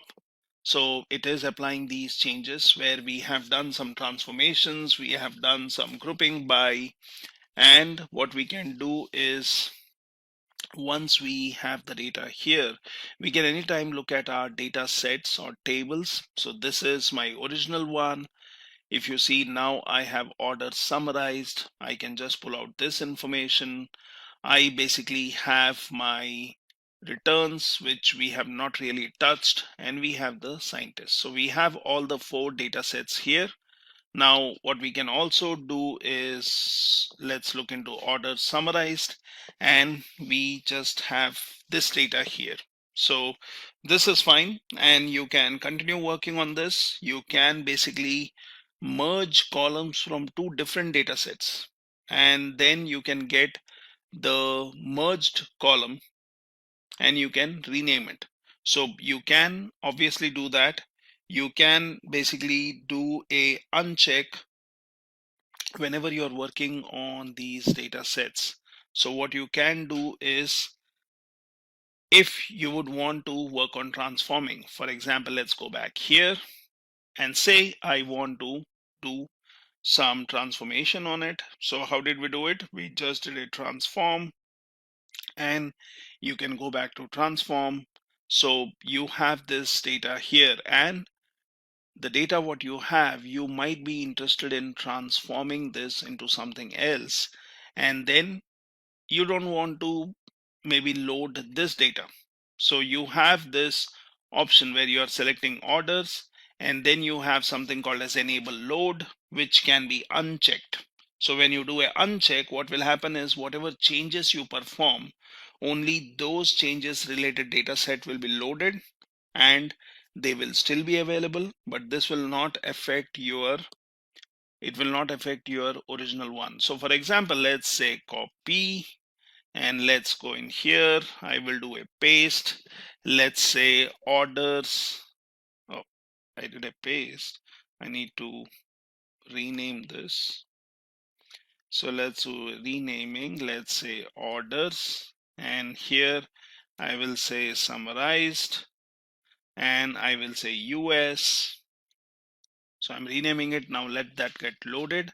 We can perform some transformations on it. So I have here, where's my country? So let's look for country. Yeah, and let's look for country. So here I will go for only United States. Okay, that's what I'm interested in. And then I can choose, well, I'm interested in just central US. So I can basically go for just the central US, and I can get rid of all of these. So now I should have only central US data, and this is fine. And this is the data might be we are focusing on right now for doing some visualization, might be looking at sales, might be looking at the product names. So you have the product name. Now remember, you don't see any filters here, right? Because the filters are coming from the resultant set and your transformation. So if you have any filters, you would be seeing in the top row. Now this is the data we have. Let's not restrict it to region. Region would then reduce my data, but that's good enough for us. I can just say no, I'm clearing off this filter. I'm still looking at United States, but I want to look at all the regions.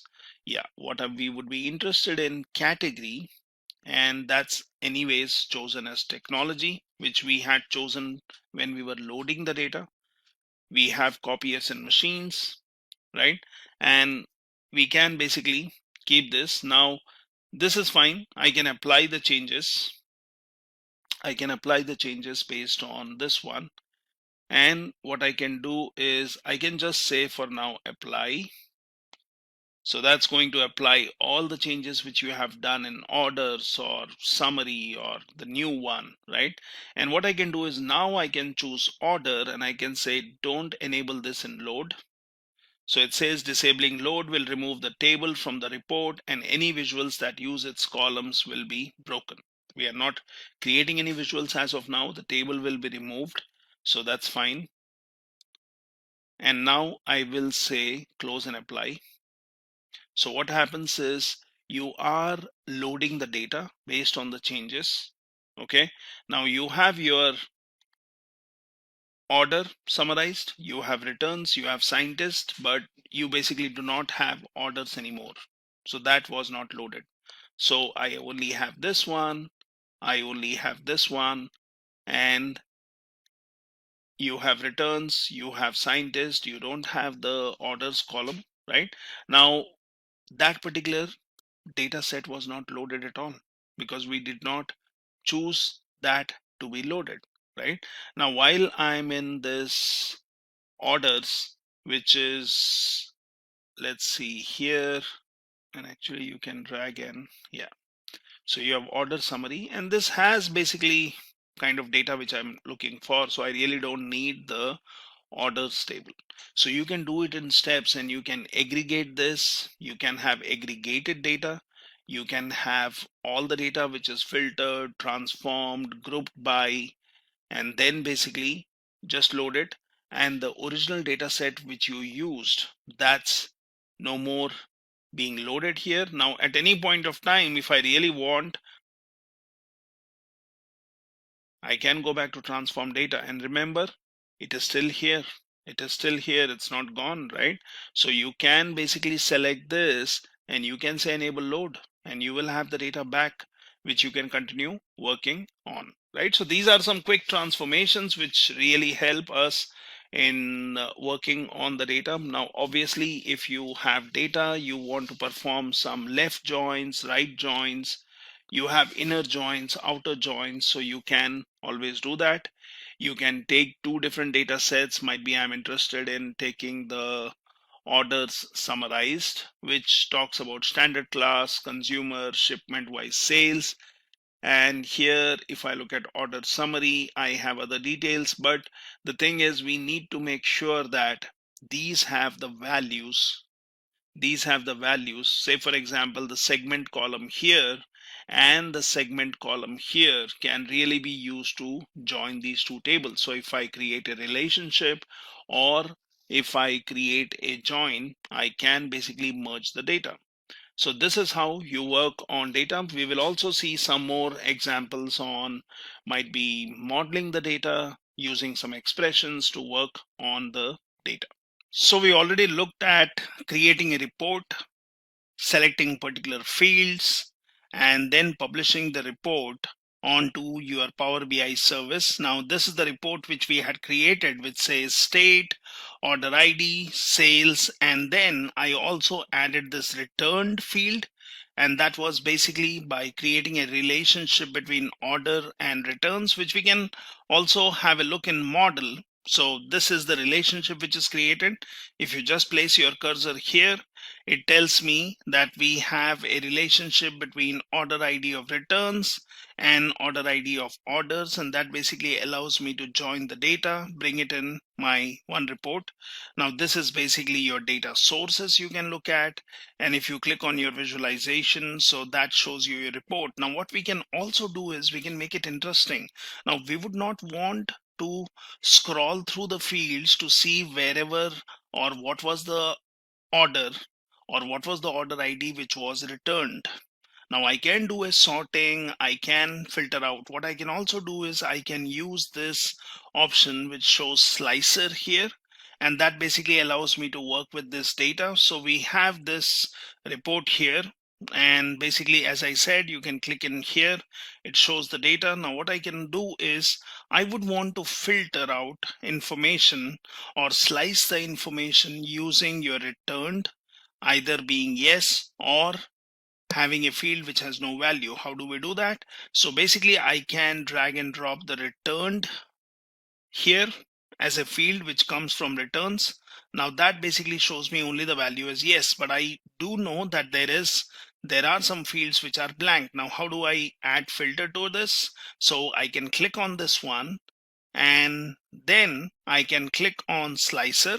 Now once that does, so it basically pulls out all the different values. So you have either yes or you have the blank field for returned. So what we can do is we can select yes. You will see only the orders and their IDs and sales where the products were returned. So that gives me 108,118, and I can select blank. So that will basically get me all the orders or products which were not returned.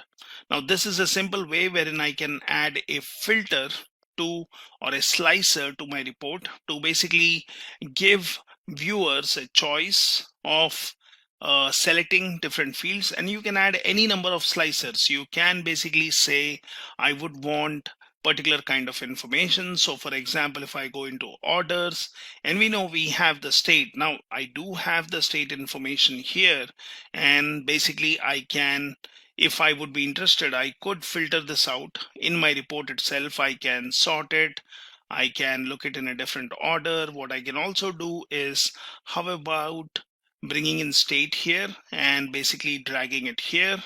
So that gives me the state option. It is giving me a visual, which is basically giving me a geographic location of all these points. So yes, that can be good. What I can also do is I can keep this, which basically shows me the state map. Might be it can be useful. You can zoom in, you can zoom out, you can look at specific information here, you can drag and drop here. So that's fine. What I can also do is I can again take the state and bring it here, and that basically can be, instead of my map, I can go for slicer. So that gives me all the values here, and which basically allows users to choose the fields or the states which you would be interested in looking at.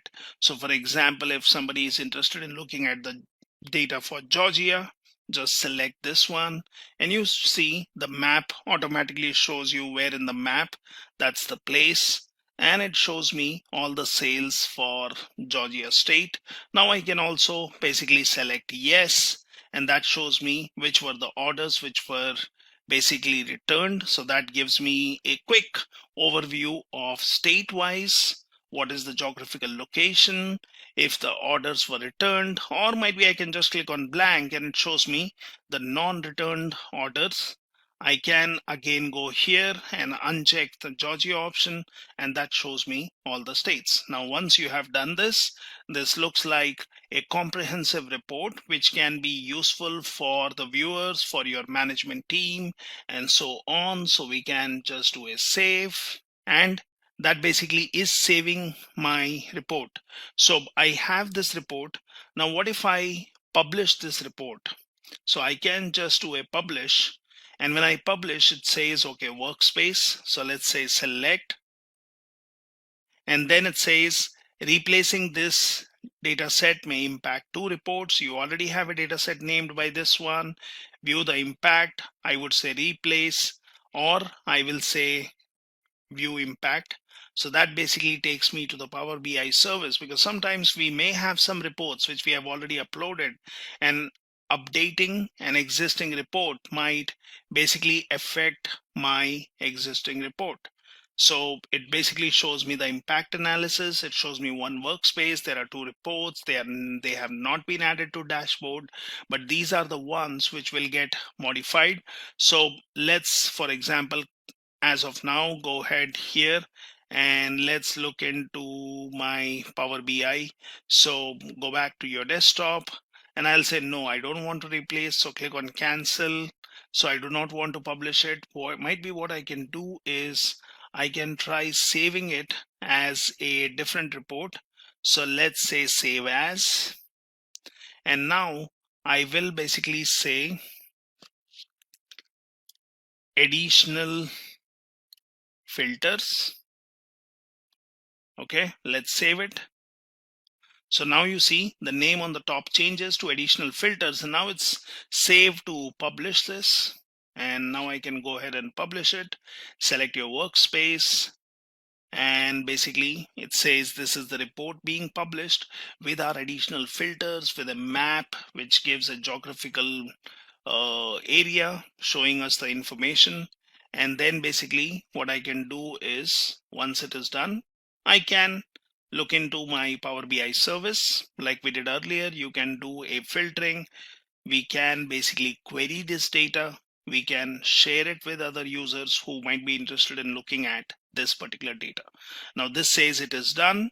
So it says get quick insights, and might be it's a good an option to look into what kind of insights it gives you. So click on that.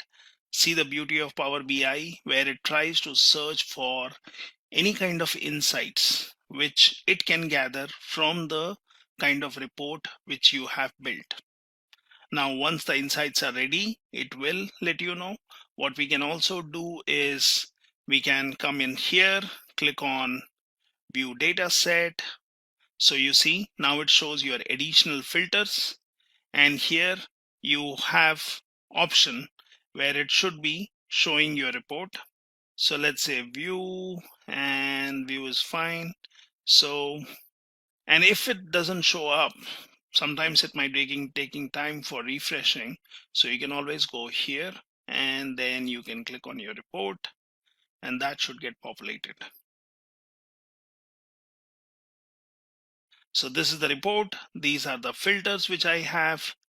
Gives me an option of choosing all the states, and basically allows me to edit the report and look at all the information here. Meanwhile, we can see here it is still trying to gather some insights from the data. And now you see there are some insights here. So it says sales, which is coming up, and a subset of your data was analyzed and the following insights were found. So you're looking at sales by ship mode. So it says standard class, second class, first class, and same day. So there were different shipping modes in our data, and that's what it shows me, the sales, which one had the majority. It shows me the profit, so which city or state had more profit. So New York City has noticeable more profits here.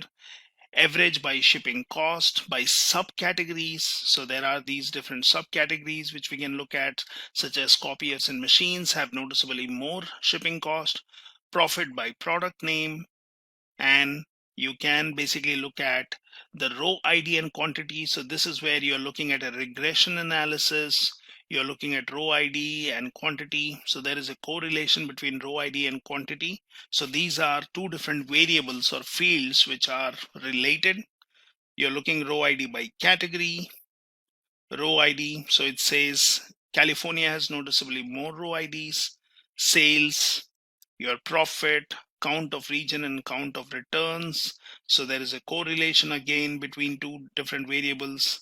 Average of shipping cost. Now we would have taken a lot of time building all these visualizations, but Power BI has already helped you in gathering all these insights, and then you can basically select which one of these is what you're interested in.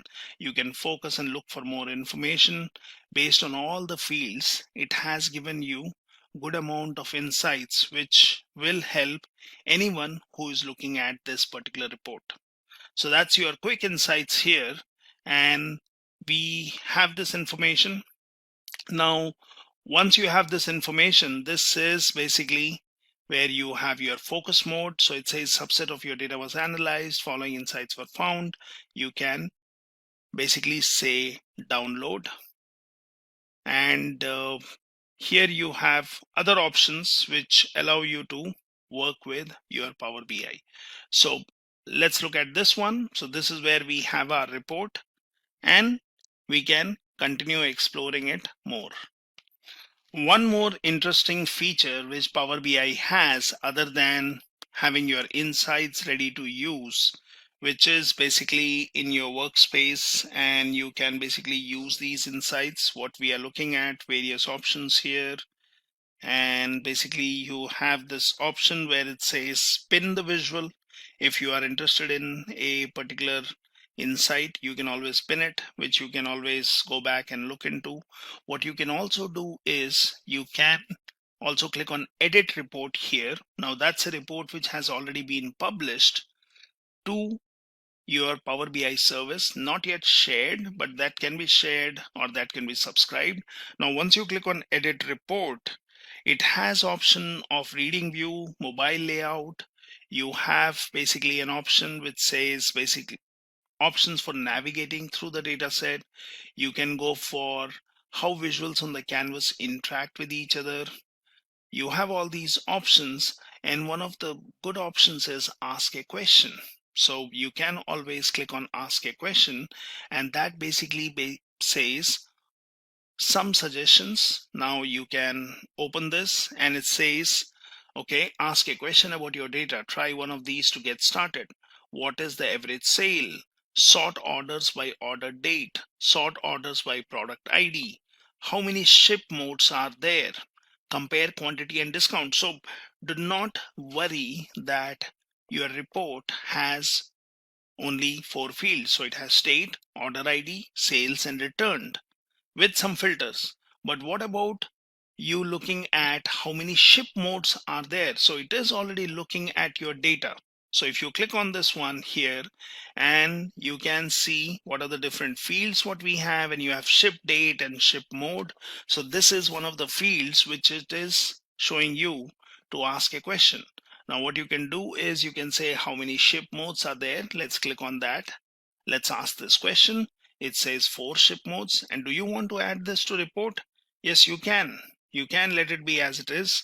So you can basically keep this question here. And here you have an option. The visual is showing number of ship modes. When you place your cursor here, if you see here, turn this Q&A result into a standard visual. And let's do that. And basically it is saying number of ship modes. Right? So now that's the power of your BI, Power BI, which has basically allowed you to ask a question and quickly add a visual to your report. Now what we can do is we can basically save this, or you can say save as and give a different name. So might be I'll just say save, because I would want to have this information and the report is saved. So in this way, you can basically not only create smart visuals, you can not only relate different data sources using data models or relationships, you can add maps, you can add filters, you can add quick questions. You can basically just go here and say, for example, you would want to ask a different question. Now we see the fields here. How about looking at the shipping cost, right? So here I can say, what is the highest shipping cost? And that shows me some suggestions. Let's select that, and that shows me the value, which is great. And I can keep it as it is. I can basically convert this to a visual. I may want to keep the question because might be this question was asked, and you would want to see the result here. Might be you can move this somewhere here, and that gives me some kind of question which was asked, and we can do a save. And that's my report, which has been saved in my BI service. The data set is still there. You can basically go ahead and share this. How to connect different data sources with Power BI. So in this session today, we will see how can you connect different type of data types, data sets like Excel, PDF, CSV, etc. to import in Power BI for your data visualization needs. So what's in it for us today? We will be learning how to connect to data, different data types, data files like Excel, PDF, then what are the different data importing modes, and then I will also show you practically different sets, how to import them in Power BI and use it for your visualization purpose. Now, what are the steps to connect to data? So now we will go directly into Power BI and try to import one by one few most commonly and popularly used data sets which are most commonly used in a day-to-day activity. Rest, of course, there are Power BI supports n number of data sources, but we will do something practical on the most popular ones. So let's open our Power BI. Now this is my Power BI, and first I want to show you that how can I import data directly from a web page and import the data. Now it is asking for a URL in order to import data. So what I have done is I have created a Google Excel sheet with simple data with rows and columns, and what I have done is I have shared this sheet as publish to web. Okay, so you just need to say publish to the web, the link as web page, and say done. It's automatically published, and say link. So copy the link which you have published on the web, copy this link, and then go back to your Tableau, paste that link over here and click OK.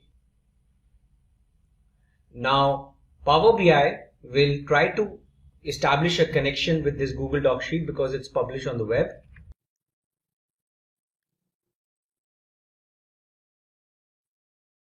You need to wait for a while it is reading. Okay, now it has read one of the HTML tables, so I'll select this one. Now you can see it is showing me a preview of the table which is there on my Google sheet, right? It has 11 rows, so it has all showed all the 11 rows. So now I can go and transform this data because I can see my headers are there starting from the second row. So there is an opportunity for me to transform the data. So I'll go and transform it so that it looks clean.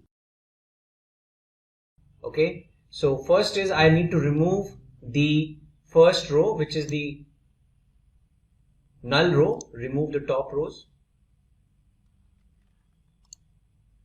Okay, and then I need to use the first row now as a header. So you just click this option, use first row as headers. That's it. So now if you see my row ID, order date, ship date, all my data is now ready. So I can say close and apply. Click apply changes. Now this is an example of web data import. You can go and preview your data. Right now, the biggest advantage of this data connection is that it's a live data. So for example, I insert another row.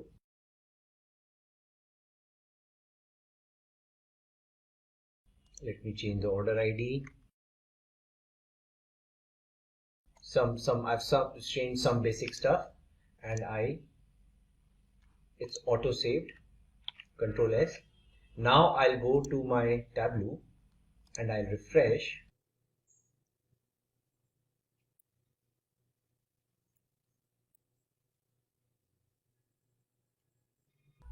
Now you can see as I refreshed my Power Query Editor, I clicked refresh all and I got my new row which is there in the live data. I got that fetched from my okay, I got that row, the row ID number 12. So I have to say close and apply.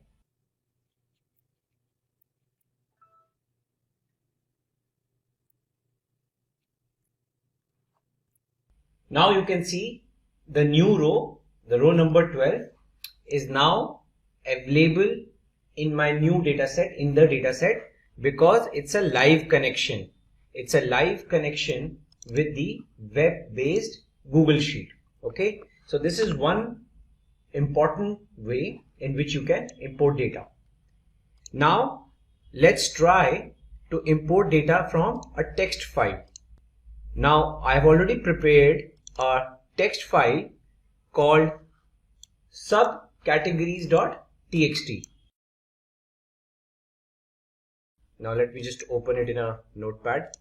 Now it's a very plain simple file, tab separated file in which you have product subcategory ID, subcategory name and product category key. So basically to which product category this particular subproduct belongs to, right? So what I'm going to do is I'm going to go back to my get data option and I'm going to select text/CSV option and I'm going to select option mod product subcategories.txt.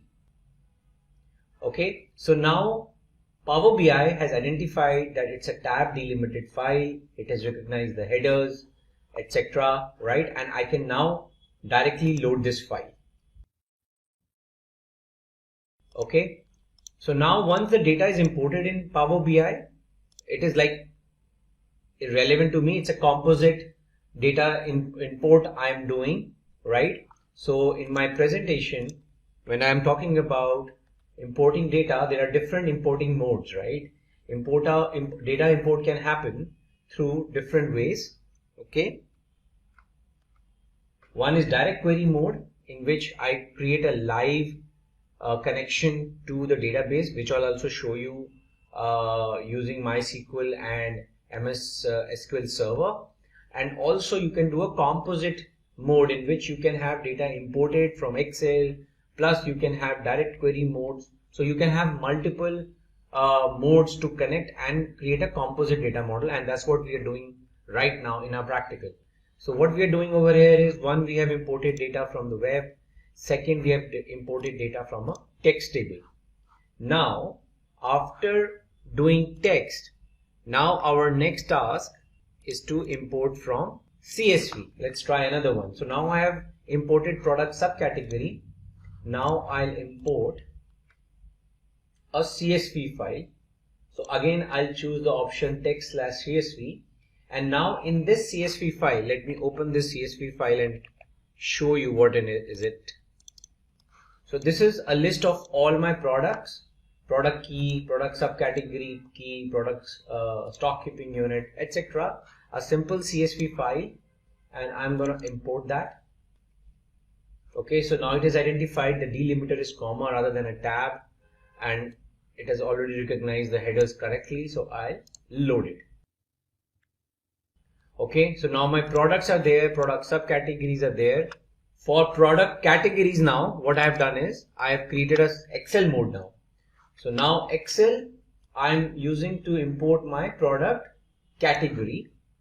So now I have to click on the option of import data from Excel, and I'll say product categories. Select the sheet, load,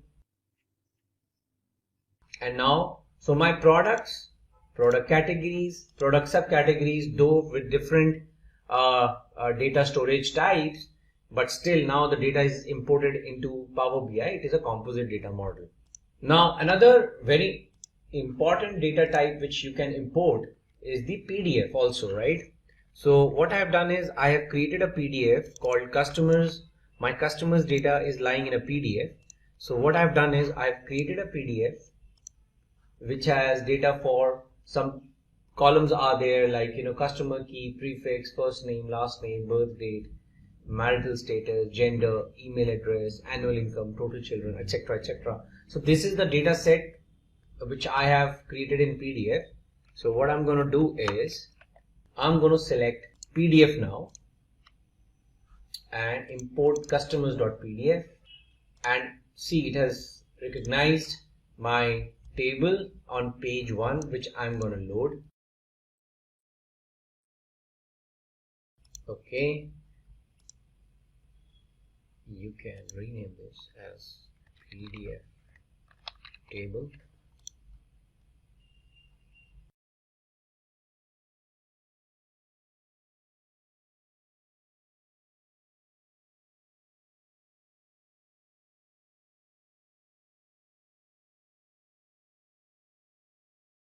So this basically, these are the different type of data types, we have imported PDF, Excel, text, CSV and web page. Now let's take a look at another interesting data set which we want to import is the MySQL Server data set. So what I have done is I've already installed MySQL Server on my local instance, and there's already a schema of SQLite tutorial over there, and I have certain tables already prepared over there like department, employee, etc. So my goal is now to import this data or create a live connection with this data set. Now in order to import my SQL database connection in Power BI, you need to first download a connector, MySQL Power BI connector. So you need to go to this link and then click on download and install the MySQL connector. Based on the operating system you have, you click on download and install it. After you have done this, go back to Power BI and then give the IP address of the database. In my case, it's there in this local machine, and the schema which I want to import is SQLite tutorial. So I'll give the name,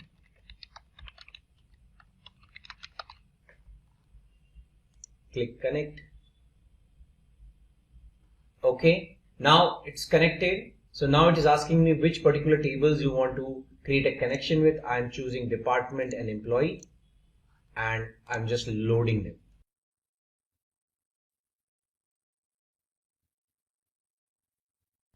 Okay, so now this is the exact data which is there in the employee and department in MySQL. Okay, so this is one example of how to create connectivity between Power BI and MySQL. Now I want to do the same thing using SQL Server, Microsoft SQL Server. So I have also installed Microsoft SQL Server on my machine, and I have used the SQL Express. So this is the name of my server, so which I'll copy the server name and go to get data, select SQL Server, and for now database is optional. I can say direct query, click OK. Okay, now it is showing me what all tables I can import. So in my SQL Server tutorial, in my SQL Server, I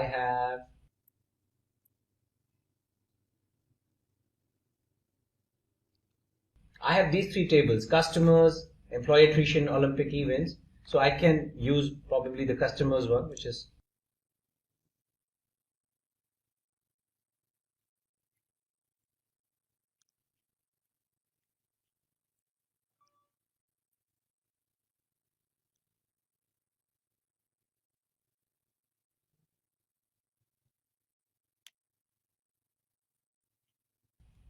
now you can see this is the data, the customers data, which is lying in my SQL Server. Okay, so I can preview it and load it.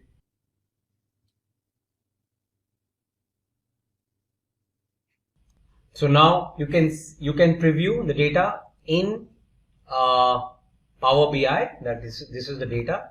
So I can rename as customers from MS SQL, and this is from MySQL, and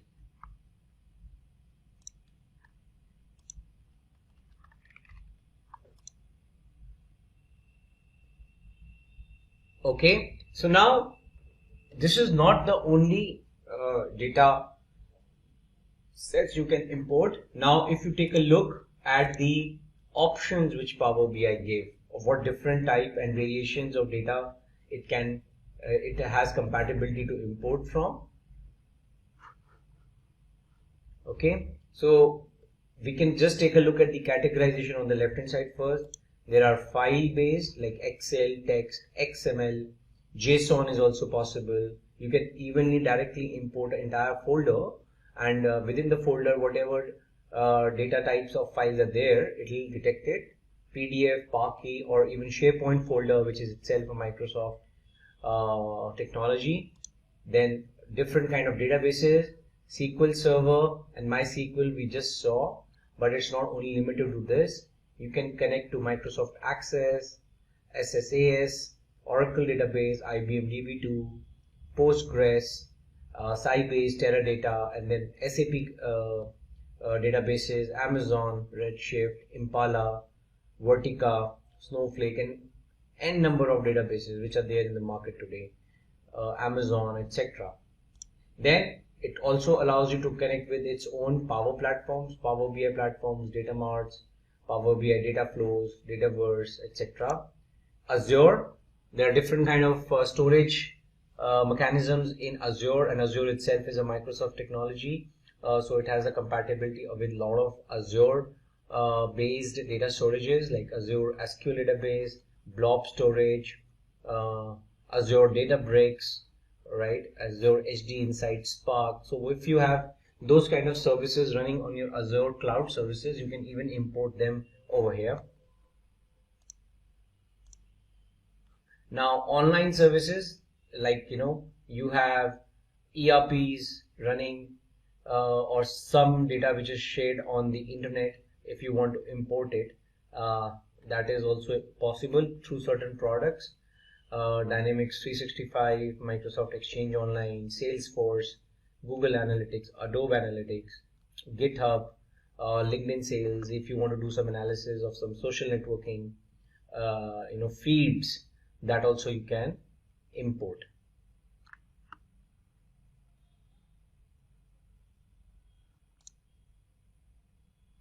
Then other miscellaneous are also there, web-based, Hive, R script, Python script, if there's something to import, get data from.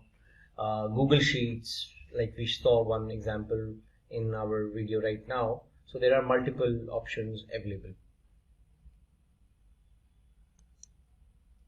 Now, once you have imported the data which is relevant to you, in our subsequent sessions we will see how to create relationships, but just giving you a glimpse that whatever data you are importing, Power BI auto detects certain relationships and it will create for you, but then you can go and manually also change. So this is the composite data model which is getting created in the backend while you are importing the data.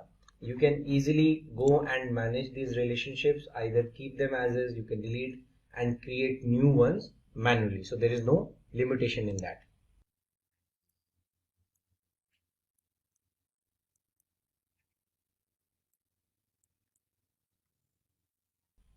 So this is what we have witnessed. We have imported data from different files types, data types, and then we have tried to, once it is imported into Power BI, then there is no limitation of how you use it. You can create visualizations across different data sets and then create your standard reports.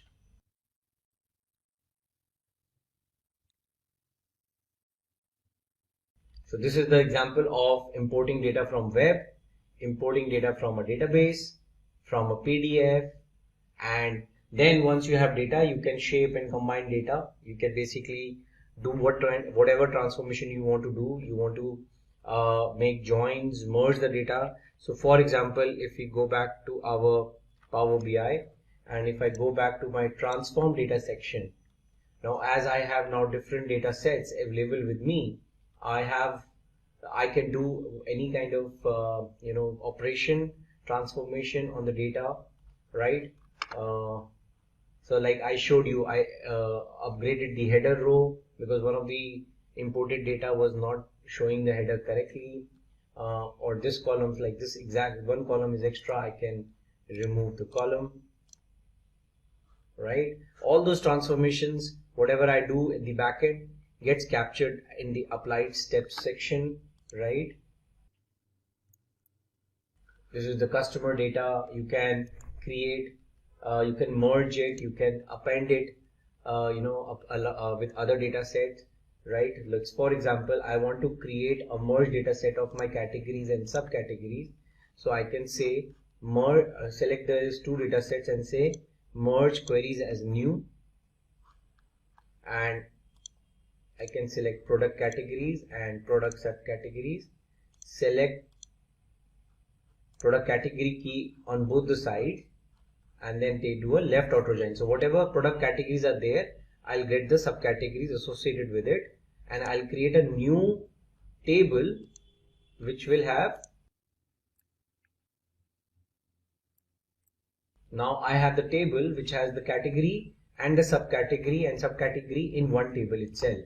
So I can rename it now to as category subcategory table.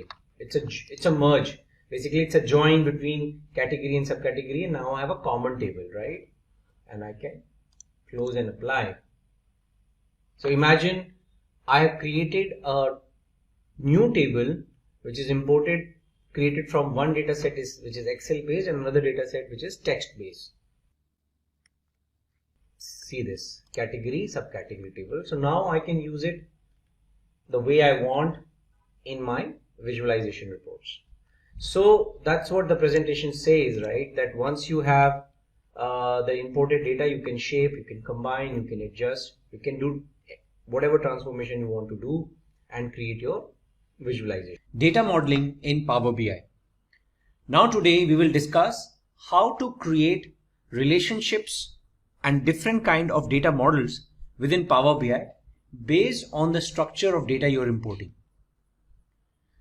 Okay, so what topics we are going to cover today? We are going to talk about different types of data modeling, and the most important part and aspect of data modeling is the cardinality.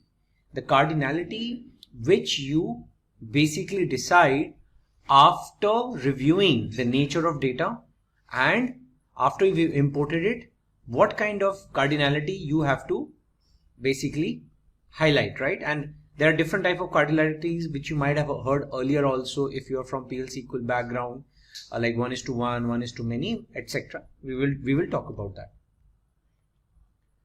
Now, what are the different types of data modeling? Now, dimensional data modeling is one of the most popular and most widely used modeling. In dimensional data modeling, you have master data, like for example customer data, date, store data, product data. So these are like less frequently changing data sets. So there is an organization, right, and you have set of customers, their email ID, phone numbers, etc. that will change less frequently as compared to the sales transactions, because transactions are happening every day, every minute. So sales is a more fast changing data set in dimensional modeling, which is in the terminology of data is also called as a fact, and customer, store, product, which are like more of static data and less changeable data, is sometimes called a dimension. So this is a typical dimensional data model which is typically used sometimes, right? And then there is another model which is relational model. This is a typical model which we have been using in database design, like primary key, foreign key relationships. So for example, you have a customer who has purchased a product. So probably the customer might have the details of the product which he has purchased, and you will make a join between customer and product table, and even you can make a join between product or product type or customer or product type. So customer table will also have a key to the product type. So this is less conducive for reporting, but it is more of a transactional relational model. But of course, this is also feasible. But from the Power BI perspective, when we talk about reporting and visualization, this is the most extensively used dimensional data model. And this is what we are going to see in our example now. So what I'm going to do is I'm going to show you certain data sets. First, we will prepare and create certain of our data sets, and then we will import in our sample Power BI file, and then slowly we will create the relationships. Now, one important thing which you need to understand, that in Power BI, if you go to Power BI, there is an option that that Power BI auto detect new relationships after data is loaded and import relations from the data source on first load. So for example, if you are importing the data from a database where you have already defined the primary keys and the foreign key relationships, so that is the first option which Power BI will auto detect.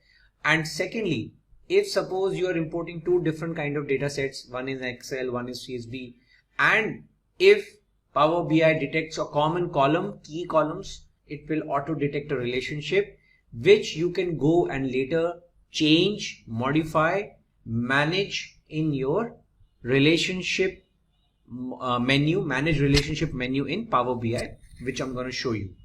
Okay, so if I open a Power BI, and this is where the option lies, go to File, go to Options and Setting, Options, Data Load, and these are the two options which are by default checked. You can uncheck it and manually prepare relationships. There is no limitation to that, but if you keep it checked, then Power BI will do its job to detect the relationships. Okay. Now coming to the next important factor, cardinality. Now before I start playing around with my data and start showing you certain relationships, it's very important to understand these four types of cardinalities. One is many to one, right? So basically many to one means that many orders contain data of one customer. So per order, one customer is there. So from customer to order or product or delivery address, it's a one-to-many relationship. And from the other side, from order to customer perspective, it's a many-to-one relationship. Okay. Second, other cardinality is 1:1. 1:1 relationship is only applicable when you are saying it's an extension of the current table. So for example, in one table you have employee details and you are extending the details of the employee in another table like employee address, employee ID. So that is like 1:1. There is no multiple records of a single employee. In the address table, only one employee ID exists, right? Now 1:many, as I said, is the reverse side of many:1. So in customer table, only one customer record exists per customer, and one customer can place many orders for multiple products and can also have multiple delivery addresses. So that way, this is a typical 1:many relationship. We will be seeing this example also in our sample data set. And last is the many-to-many relationship. Now, many-to-many is a very typical example, so which I'm going to show you practically. And in our case, we will see that, like for example, you have placed an order for a particular product, but there are multiple fulfillments which has happened. So suppose you made order for 10 products, but at the back end, when the company is fulfilling, it is first fulfilling the first 2 products, then the rest 3. So basically the fulfillment is happening in batches. So one order ID might have multiple fulfillments for the same order ID. So there will be a many-to-many relationship, which I'll show you practically. So now with this background, let's start importing our data. Now the first important thing which we need to import is the master data. So first I'll import all my master dimensions which I'm going to use in my example. So first is the customers table, customers data.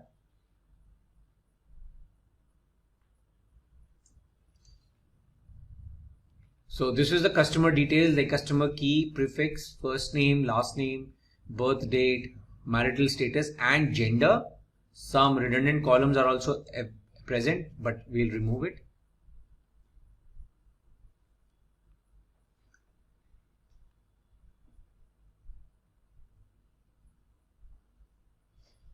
So my customer data is loaded. Now today's session is all about this section of modeling. So we will keep our focus over here.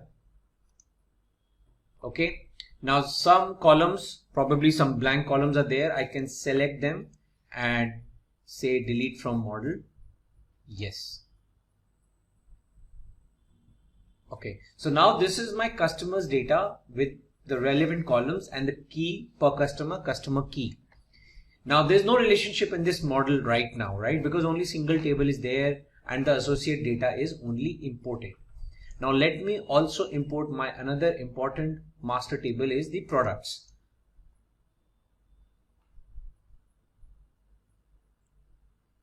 Select the product data, product key, product subcategory, product SKU, product name, model name, product description, color, size. So just see all the relevant information only specific to the product is available. So I'll import it. Okay. Now see, there's no relationship between product and customers directly, because until and unless a customer makes an order, places an order for a particular product, there is no join, right? So now between these two tables, the most important, now another table which will now make sense is the sales order table, sales table.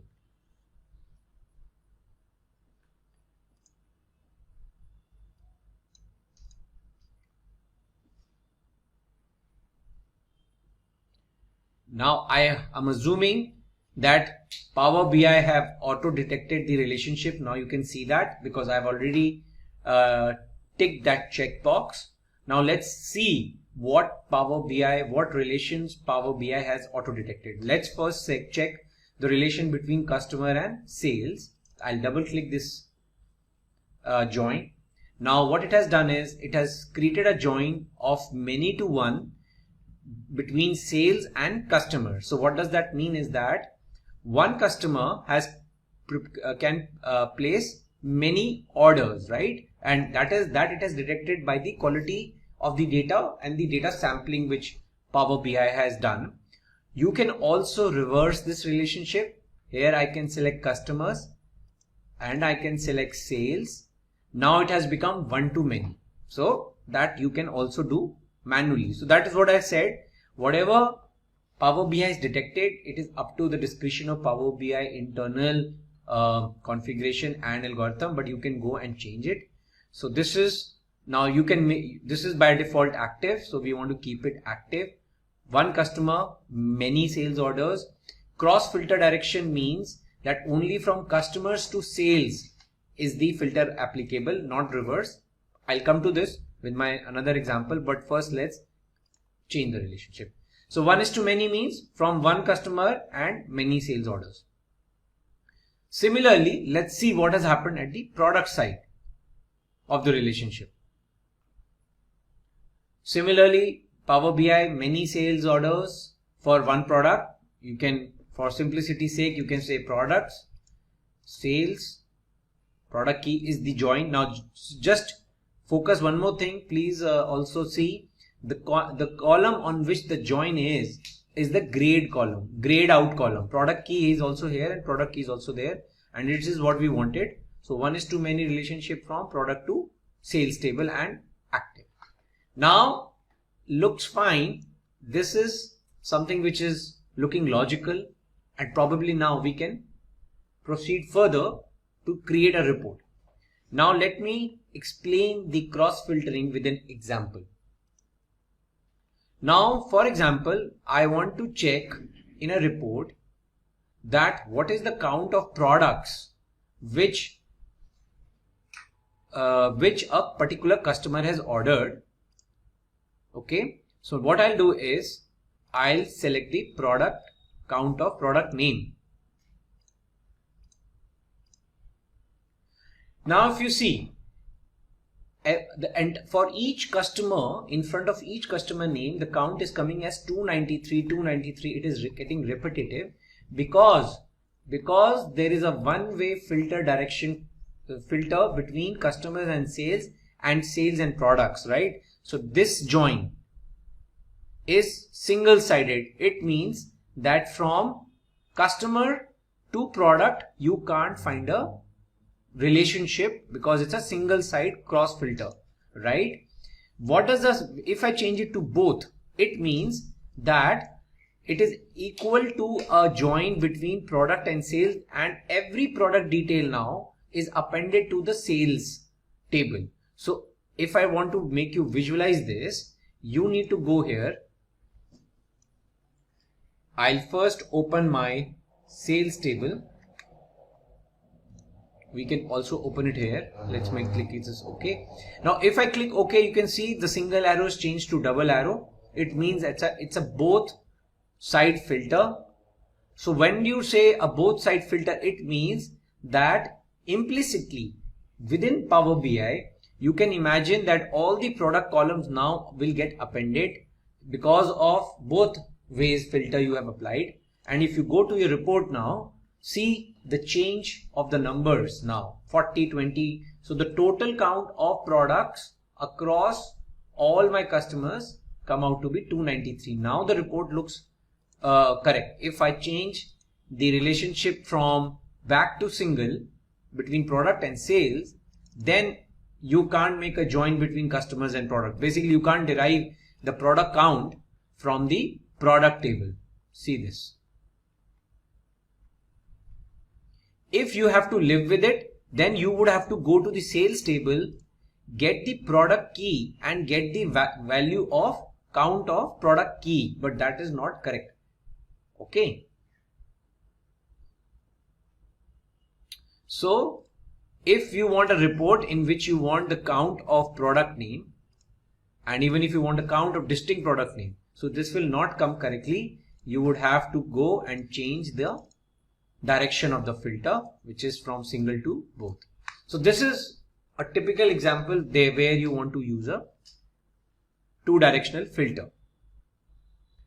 Now let's proceed further and import other data set in order to show you another example. Now I want to show you an example of 1:1. So I have another table which is called customer details. So the key in this table is again customer key, but only email address, annual income, total children, education level, etc. Other details of the customer is there.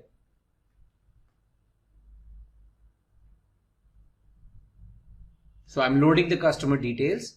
Now you see it has auto detected a 1:1 relationship. Now what is the meaning of 1:1? Means one customer key only has one entry in customer details. There is no multiple entry. So if you click this button, it's a 1:1 and the cross filter can be both or single, doesn't matter, because one customer will have only one value. You can make this as active. Okay. And if you go to the customer report table, you can now easily associate a email address with the first name. You will get 1:1 record.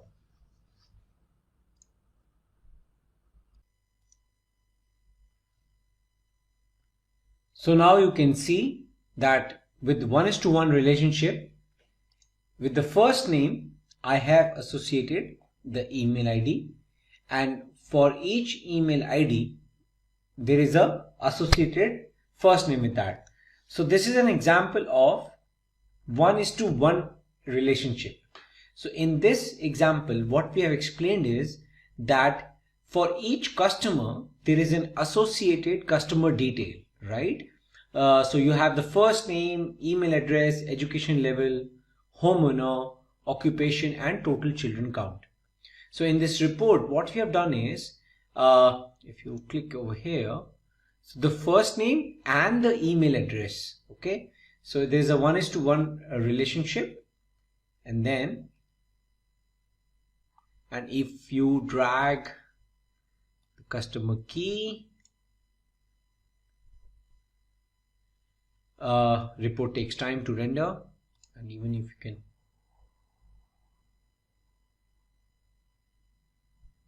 so this is the reporting output. You have the customer key, first name, associated email address, and the count of product names which the customer has ordered. Now this is an example of 1:1. Now I want to show you an example of many to many. Now for that, I'll import my fulfillment data set.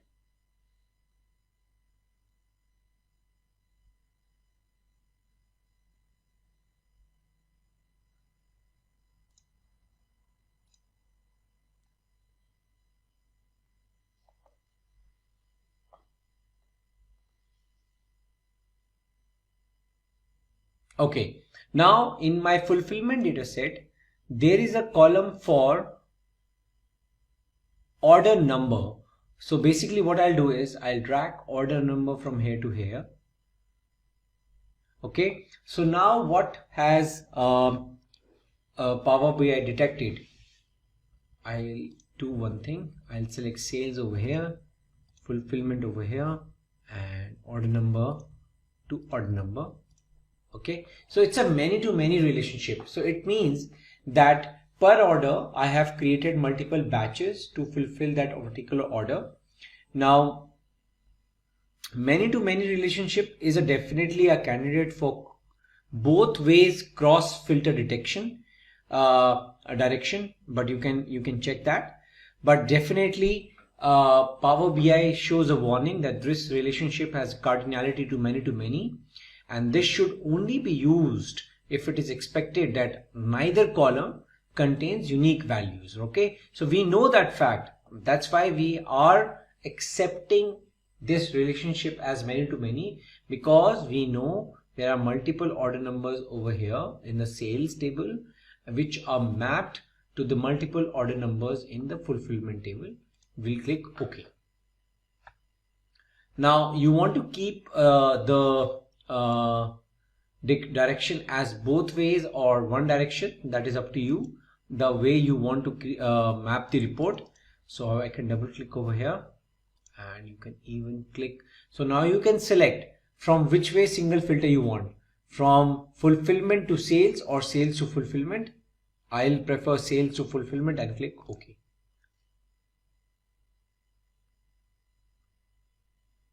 Okay, now we have all our different kind of relationships over here, which we have tried to shortlist. One to many, many to one, one to one, which is this example, and many to many. Now if I show you further relationships which you can keep on adding, like for example I have the example of territories. Now in which particular territory the sales was done, so I can map it over here.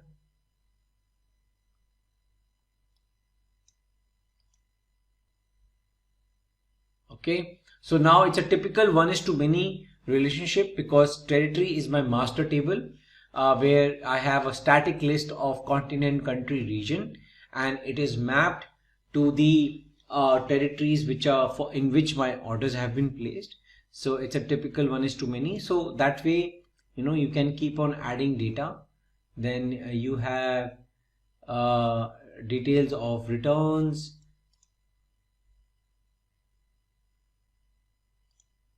Now this is another transactional table which is about the orders which have been returned rather than being returned by the customers. So you have a product key, so automatically Power BI has detected a relationship between the product key and the product table, right? And even if you can join the territory key, in which territory the return has happened, right? So mostly the most common relationship which you will observe is the 1:many, because as I told earlier, the most common relational model is the dimensional model. The static data, the slow changing dimensions, the SCDs are the master tables, and the most frequent changing are the fact tables. So if I talk about a typical dimensional model, the fulfillment table, sales table, and the territories table, the fulfillment table, sales table, and my returns table are the fact tables of my data model. With today's topic, which is about how to create Power BI dashboard in a few minutes. Yes, you heard me right. You can create a complete Power BI dashboard, or also known as a report, in just a few clicks and a few minutes. Now, in this particular video, we are minimizing the time in creating dashboard, because sometimes data cleaning process, you already know, if you're an expert or if you're a beginner in data analytics, you already know there are steps in data report or a dashboard, right? First, you load the data from a source. It can be cloud, PDF, Excel workbook, CSV, or anything. And after that, you do some data cleaning, right? You split the columns or you eliminate some blank rows, blank columns, and some irrelevant data which does not fit, or some for more reference on data cleaning, you can also refer to the video, which is linked in the description box below. And so, right, that's the process. So basically, you import the data from the source, clean it, transform it, and then load it, and then create a dashboard, right? So in this particular video, we have the completely cleaned data set, which is really available for creating a report, which will be also linked in the description box below if you want to follow us along. So with that, let's get started, right? So that's how it goes. Now let's have a look at our data. So our data has some row ID, order ID, order date, ship date. So basically you can totally understand this particular data set is about sales report, right? Let's say I'm working with XYZ company, which is based on data analytics, and I get an email from my client that he or she wants to know how exactly the sales are performing, in what exact states or countries, and what exact regions, and what category of products or subcategory of products, and what's the sales quantity, order, profit, right? So let's say you have one category or subcategory or a product which is giving you high number of sales and profit, right? You want to improve more, you can increase the price, or let's say you have some product which is not performing so well, right? So you can offer some discounts, let's say like 50% off, so that you can move out the product from your store, right? So some basically, if you analyze the data and you come up to a decision where which product is performing in which region or state or country, and which product is performing in not performing in which region, state or country, right? You can come up with a strategy for sales and improve your revenue. So that's the entire process, right? So with that said, so this is the data we have, and let's quickly jump onto Power BI and get going with creating a report or dashboard within a few minutes, right? So here we are on the Power BI desktop. So here, absolutely, you can see you can import data from Excel, you can import data from SQL Server, you can import data from a blank table, or use some sample data. Apart from that, you can also get data from a different sources as well, right? See, we will be trying to do some automation, right? So regarding the automation, we can also go through another video from Simplilearn, which will help you understand how to automate the process of data transformation, cleaning, and uploading. So you can just give the file location here, the folder. So I'm going with the folder here. So it will give me a new window. You can go to browse, and I think I have my folder in downloads, and Excel datasets. Excel. I think I'll be having that named as sales report. Yes, just click OK, and you have the sales report here. You can have a quick preview of the data. So here you have the options: combine, load, transform data, right? You can just directly load, because I've said you that this particular data set is completely clean and is ready for reports, right? So you can just select the data you want and just load, right? I'm doing it this way because let's say we have the data here in a form, in such a form that the data is from last 3 to 4 years, right? So let me select it this way. So in this case as well, it will take the Excel file, and even if you add some more data to it, it will apply the changes to it, right? So let's say we have the data for the last 4 years, 2020, 2019, 2021, 2, and 3. And since 2024 is not completed yet, we are not taking that data. Let's say we enter into 2025, then the new data for 2024 gets updated and loaded onto the same data table. And you don't have to process the data once again, clean it, transform it, load it. No, that's not gonna happen. You can just load the data, you can just drop the data on the Excel spreadsheet, and your dashboard or report will reflect the new changes automatically just by refreshing your dashboard, right? That's the automation you can do. So what exactly automation is? The process where human effort is not involved and the computer or your any tool does the job for you is called as automation, which reduces a lot of time of yours, and you can use that valuable time to plan on the strategies to improve your revenue, right? That's the overall motto of data analytics. That's the preview of the data. I'm just going to directly load it. I'm not going to transform it because it's completely clean and transformed data and ready for reports. So here you go, and you can close if there are minute errors. You can just close it, and if you want to check your data, you can go to your data here, and you can have the sample data right here, right? If you check the order date, not ship date, sorry, ship date can enter into 2023 as well, right? So here you have 2020 and the other dates, right? So you will have, okay, let's go to the data filter. So you basically have 4 years, not 2024, right? So that's the way. If you just add the 2024 data, it will automatically reflect in the visualization. Now, all that we need is create a dashboard or report which will help us analyze some data, right? So let's get started. Just double click on the report section, and here you'll have icon or wizard which will ask you what exactly you're looking for. Preparing Q&A.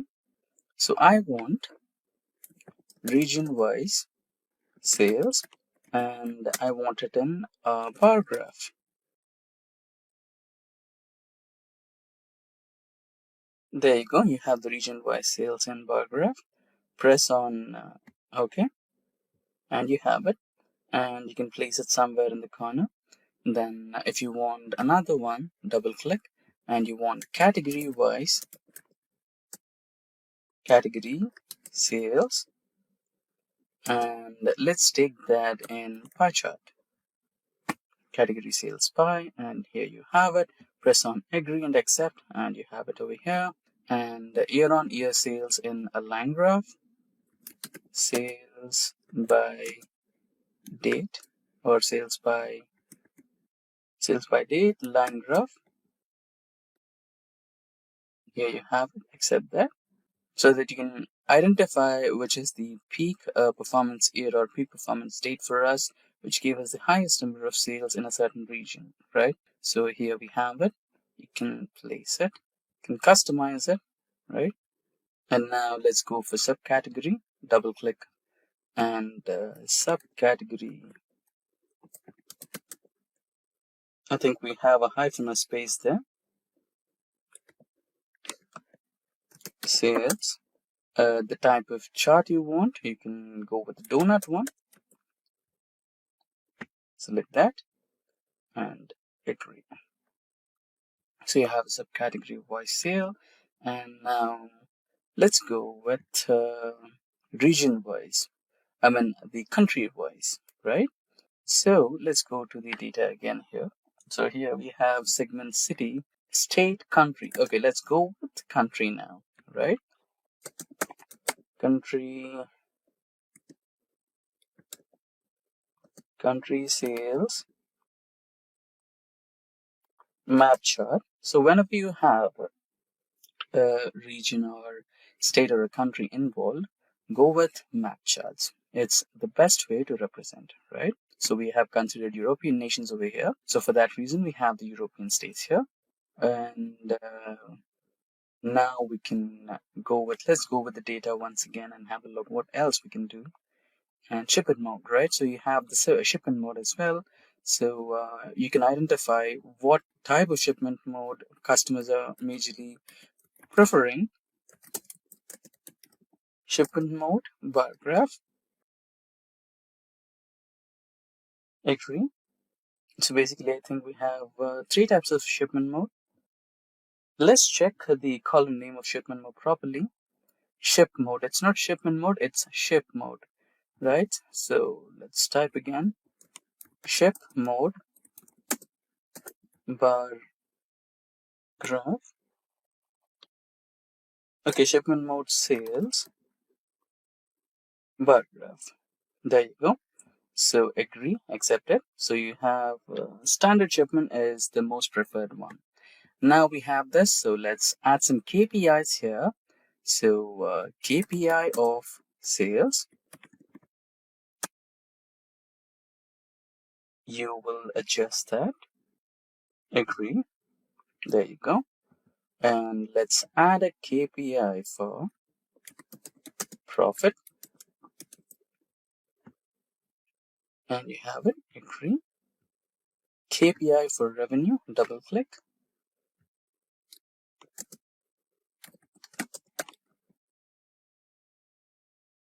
Let's check if we have a column called revenue. Quantity, discount, profit, right? So let's go with quantity and discount. So revenue is not added, so it's okay.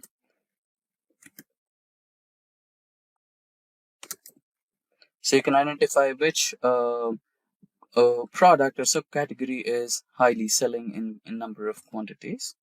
So you'll have the sum of profit, sum of sales, sum of quantity, and what else we left? The last one, discount and rate.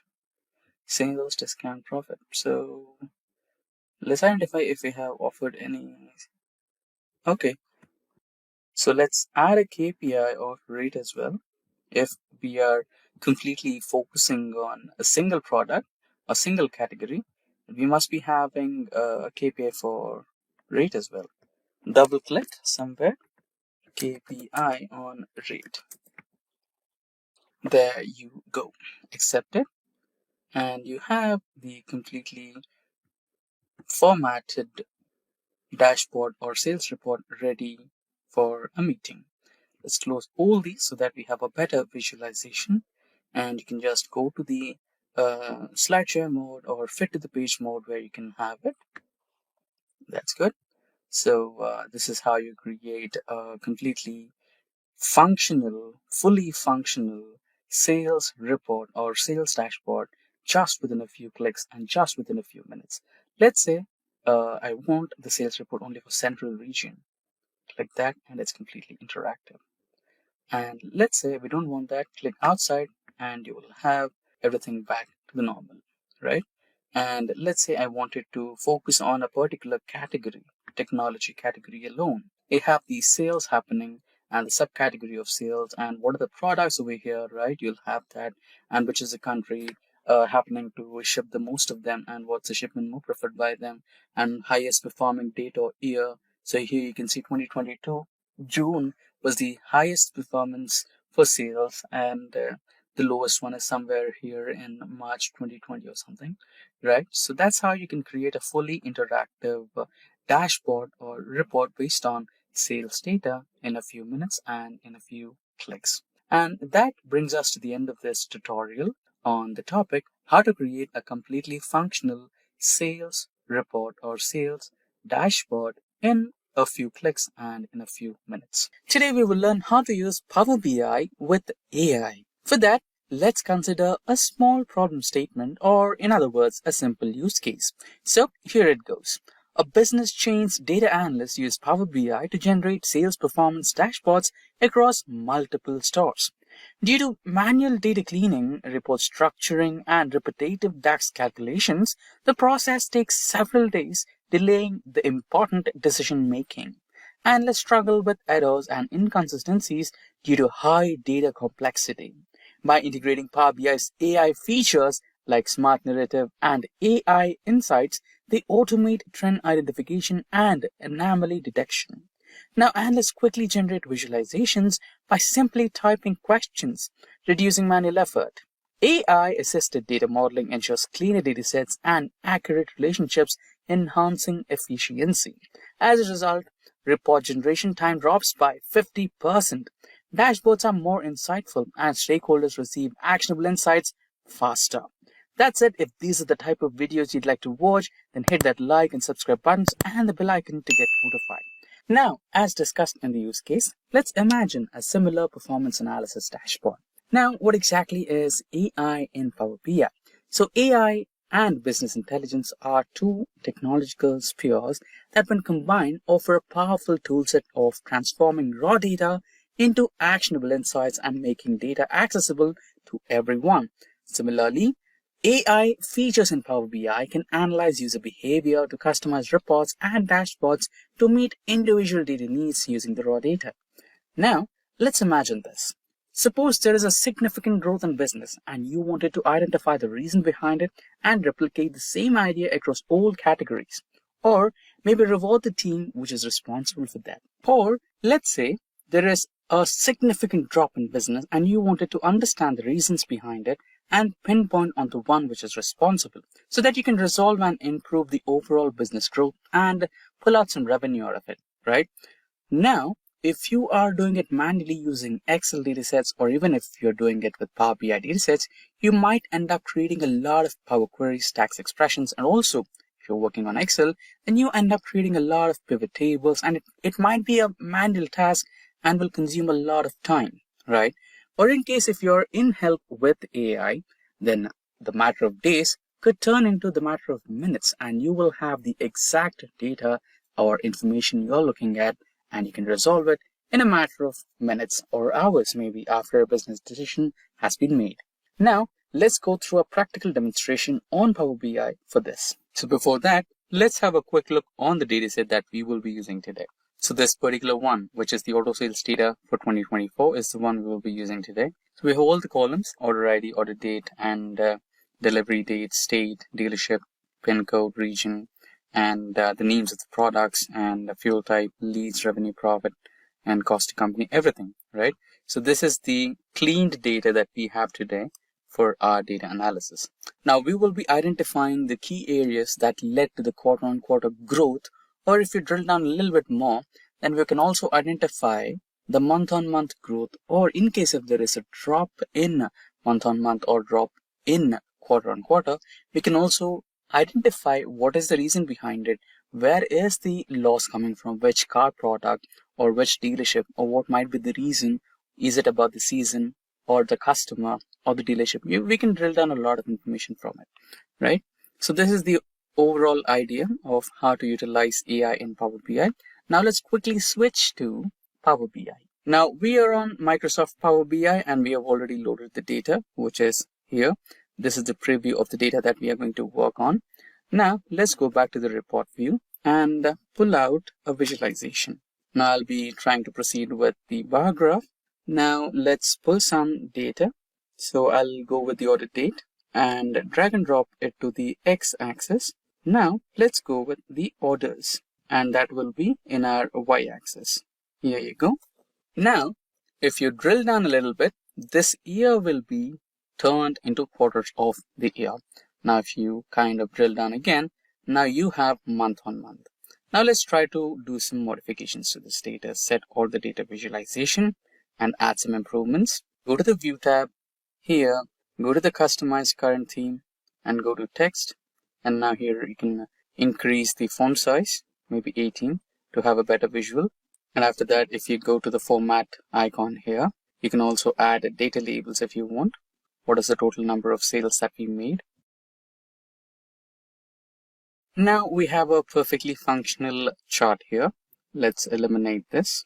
Now let's begin with the AI for identifying the drop trends or the growth trends.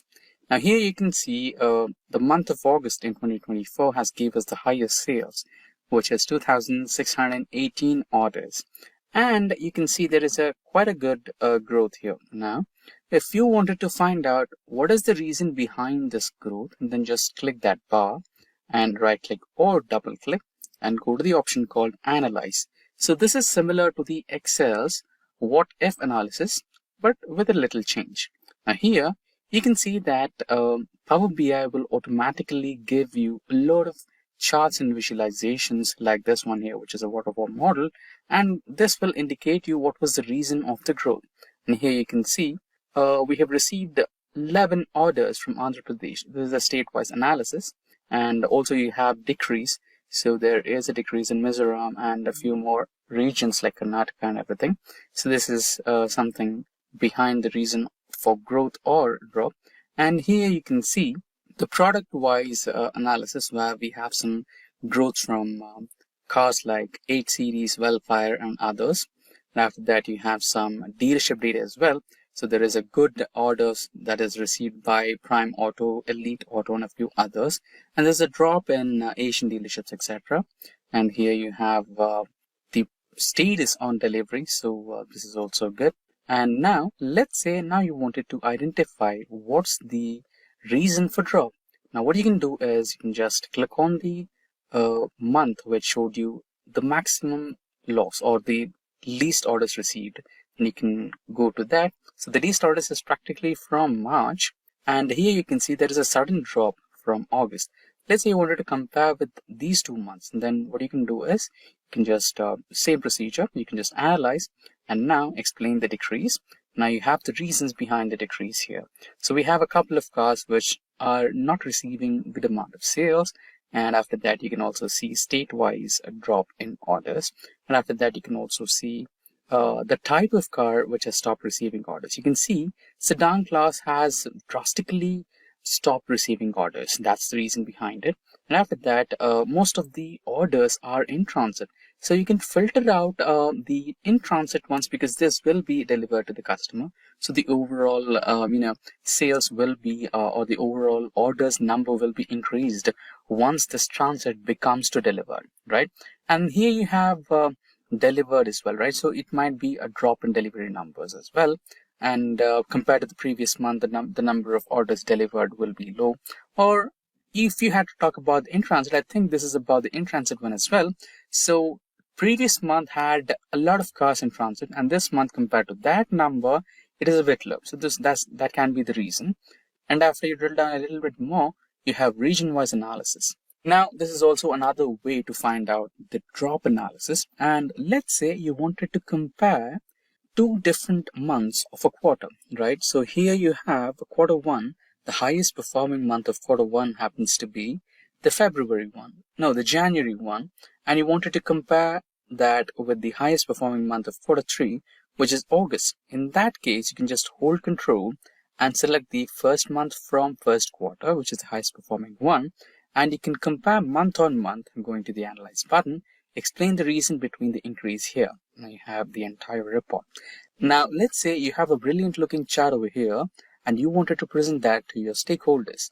Now, all you can do is you can just select this particular chart and select the option which says plus, which will automatically get added to your dashboard, which is somewhere here. And you can set it in the way you want. Now you almost have a semi-functional or mini dashboard for you, which explains you the decrease or the gain in orders and also the month-on-month performance.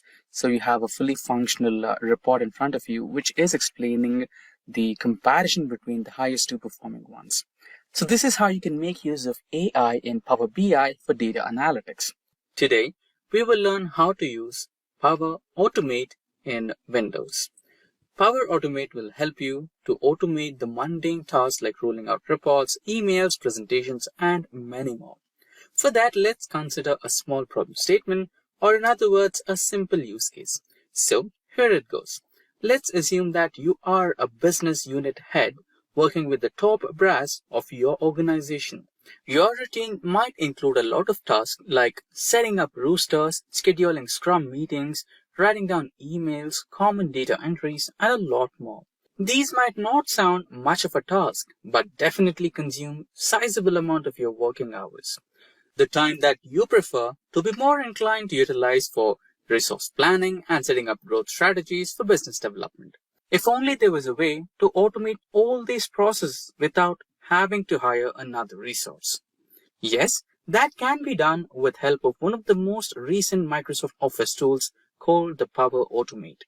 With Power Automate, the time for all these tasks will be dropped by 50%, and you have a lot of time for productive utilities to build better business strategies.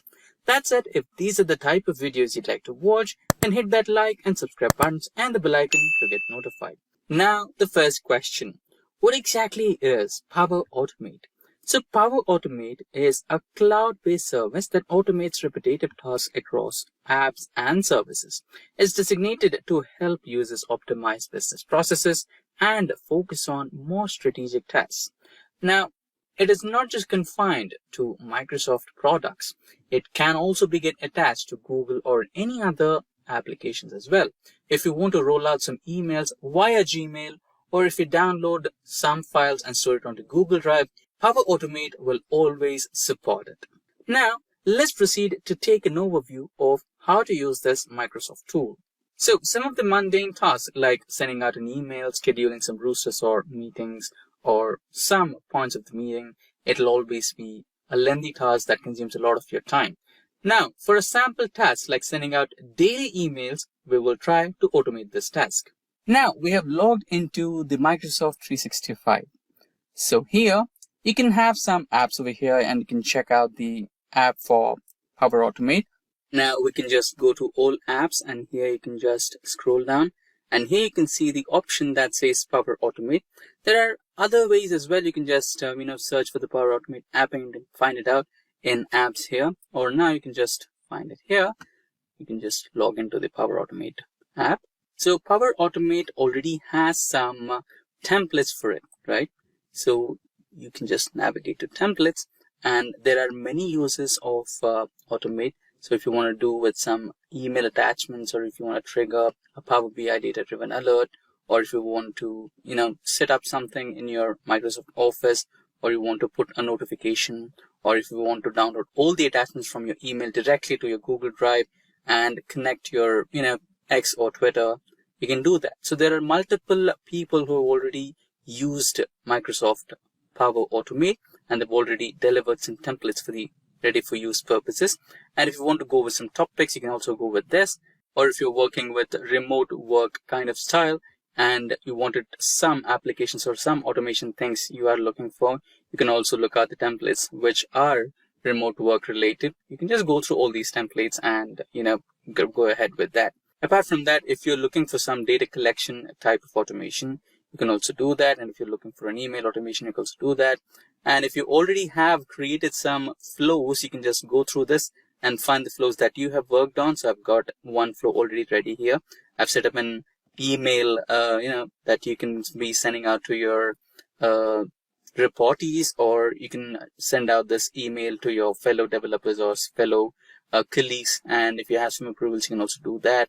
So there are a lot of things. So as we discussed before, we will go with the automation of sending out daily reminders. So I'll just type down get daily reminders, and I get this type of automation here where you'll just send out an email reminder to the outlook.com email, which can be about an email to check the numbers, check the reports, and hand it over to your fellow team members, right? So or it may be about a Scrum meeting or a roster meeting or roster setup. So I'll go with this one. And here you have the recurrence in Office 365 Outlook. So this is my email, and I'll just continue. And here is the flow.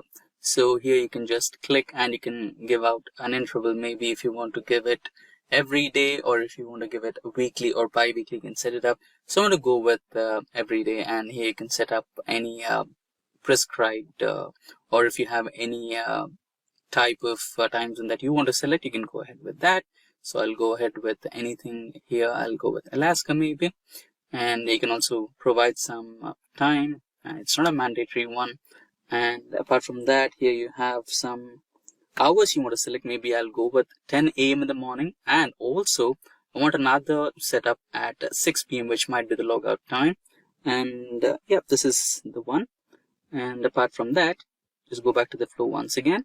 And here, you have to set up few parameters. So let me give out an email here as well, the recipient email. You can add multiple, but I'll go with one. So I'll add one email recipient address here. That's the one. And apart from that, subject could be about Scrum call.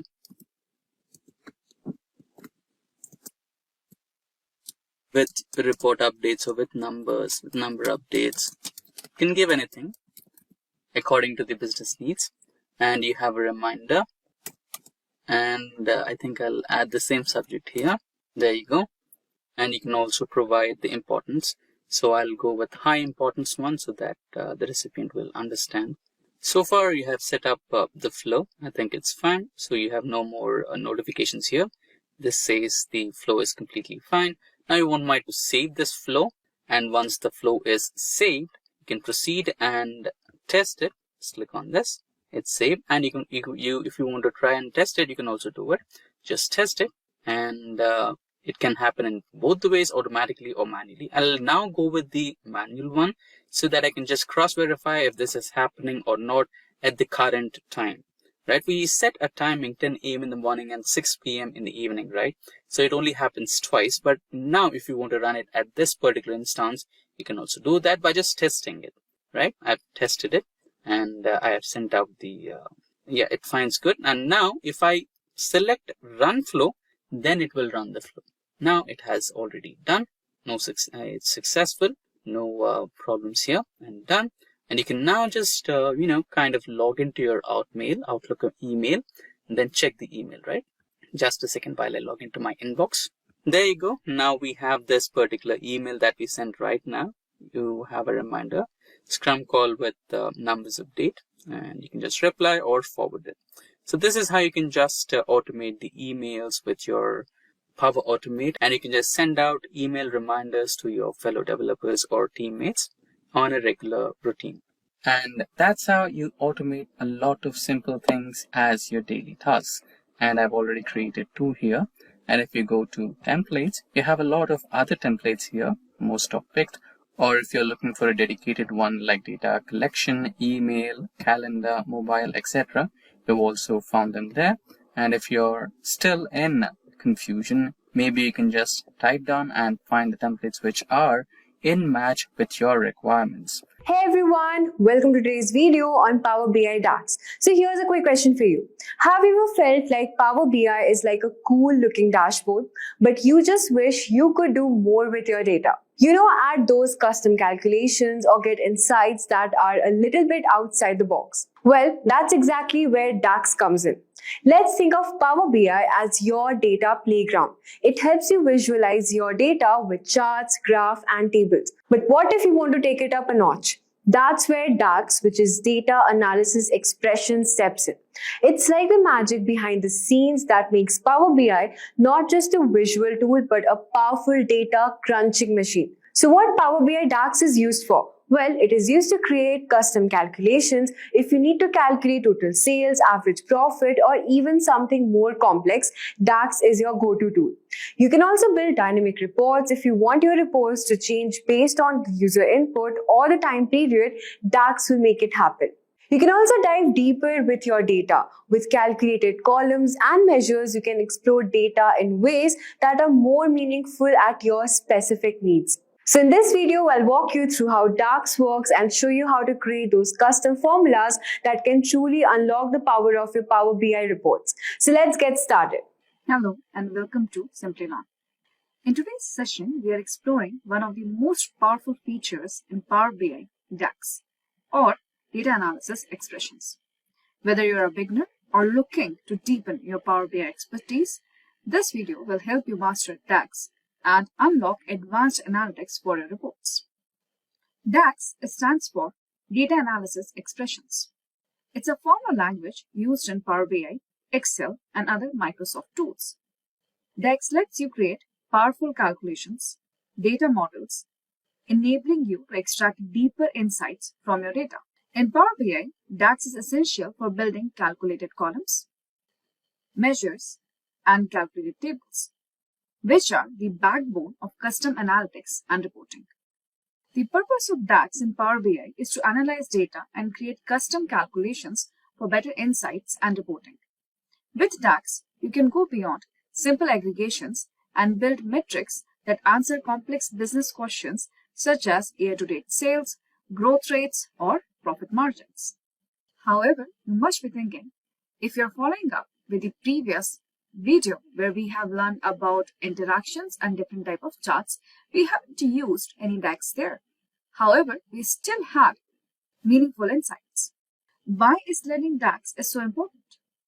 DAX is essential for advanced data calculations and custom metrics in Power BI. It also enables time-based calculations such as year-to-year, quarter-over-quarter analysis, and helps to create custom measures like profit margin or growth rate. Ultimately, DAX empowers you to transform raw data into meaningful business insights that drive business decisions. Let's look at the types of DEX expressions you will encounter.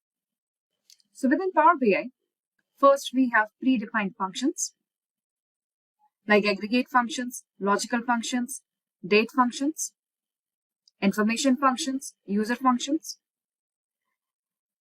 Then we have DAX statements. These control the logical flow of calculations, such as if and switch statements, and more. Variable and written, very commonly used statements.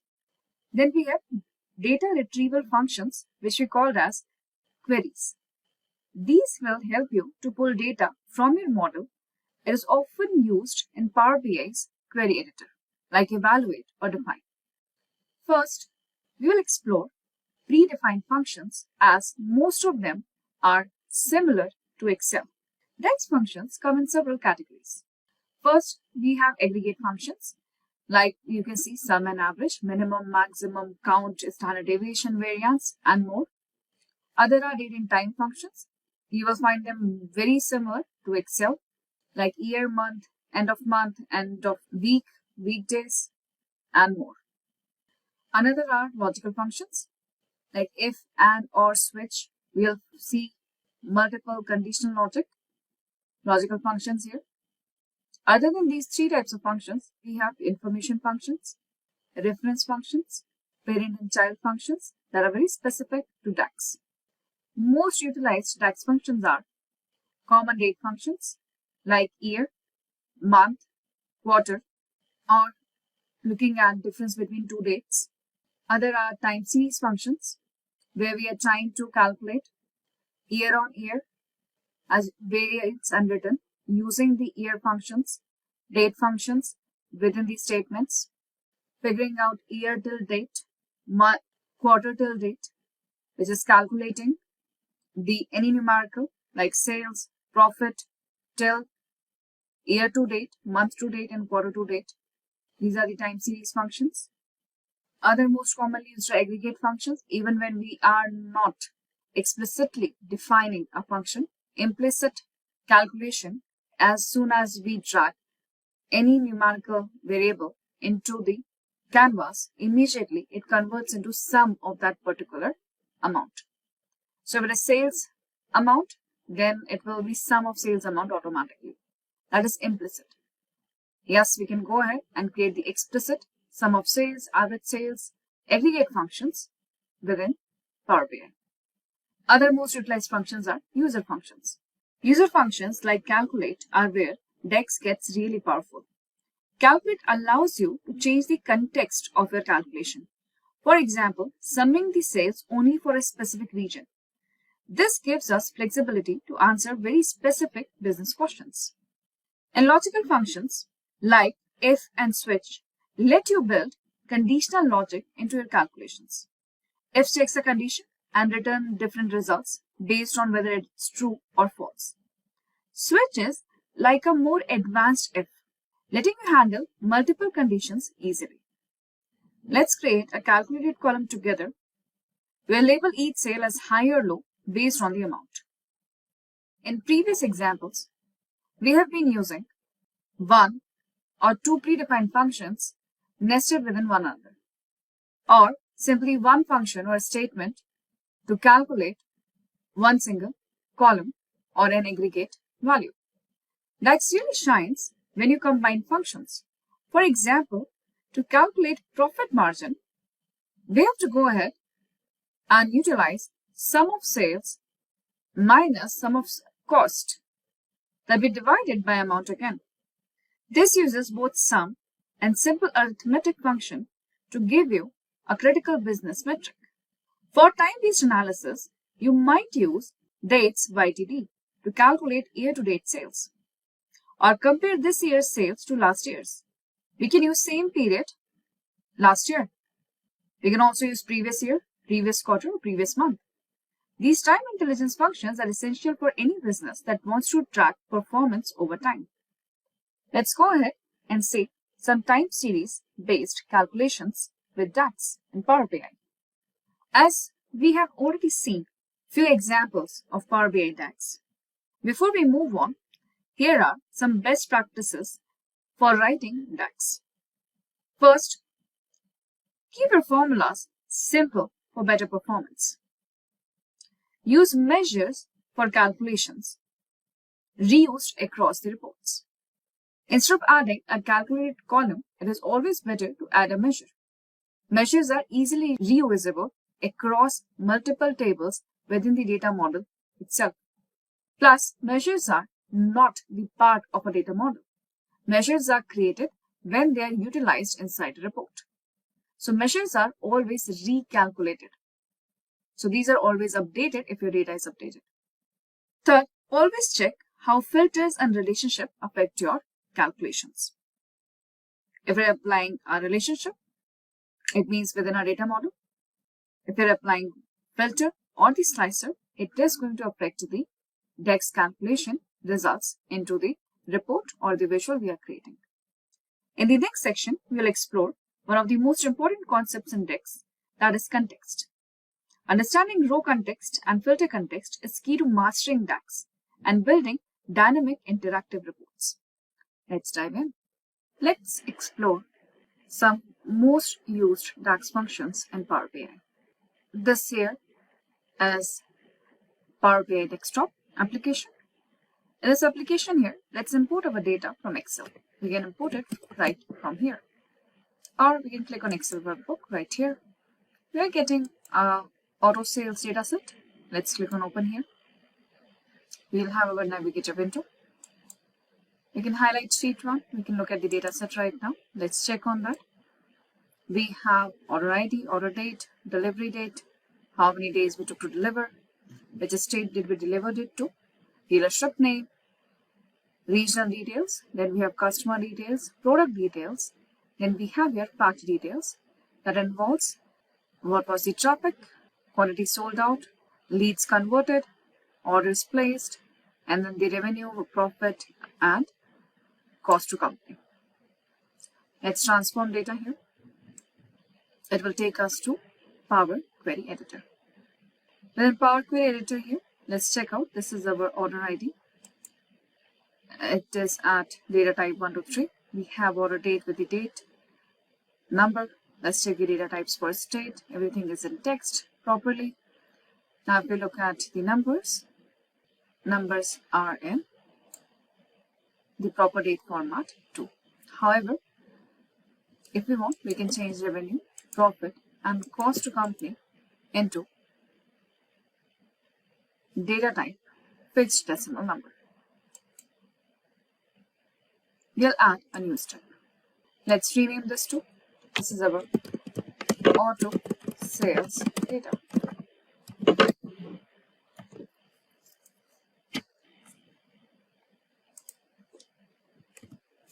Currently we are ready. We'll close and apply. Our objective here to explore DAX measures here. In the auto sales data here, we have dimensions and measures. Dimensions and measures. Measures are numerical values here. We can see wherever the summation sign is there, these are numerical values.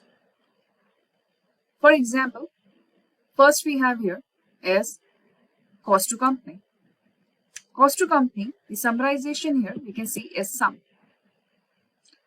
Similar customer ID, says Power BI understands customer ID is an identification of a customer.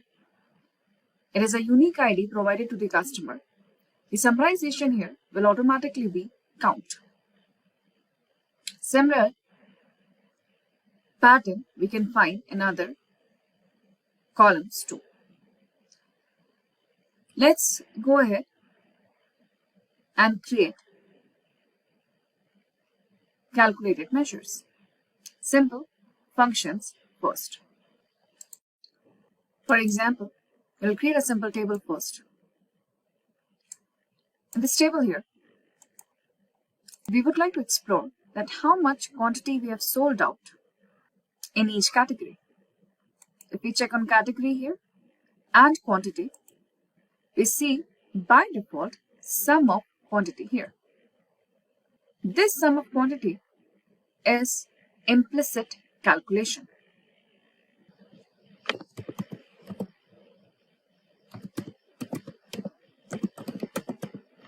Implicit calculation here means this calculation is decided by DAX.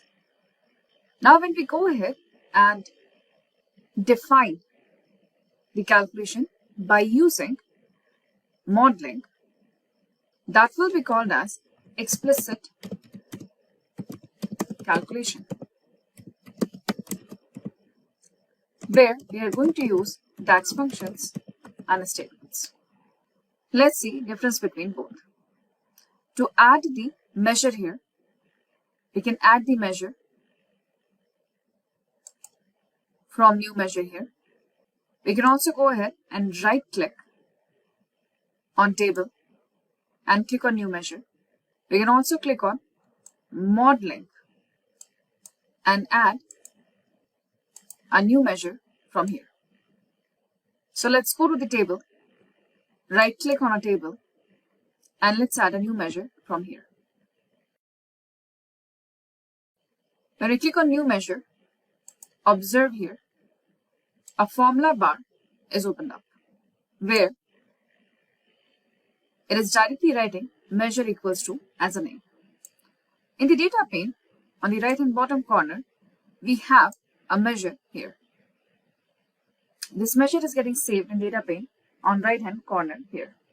We can see the icon is a calculator right there, right here.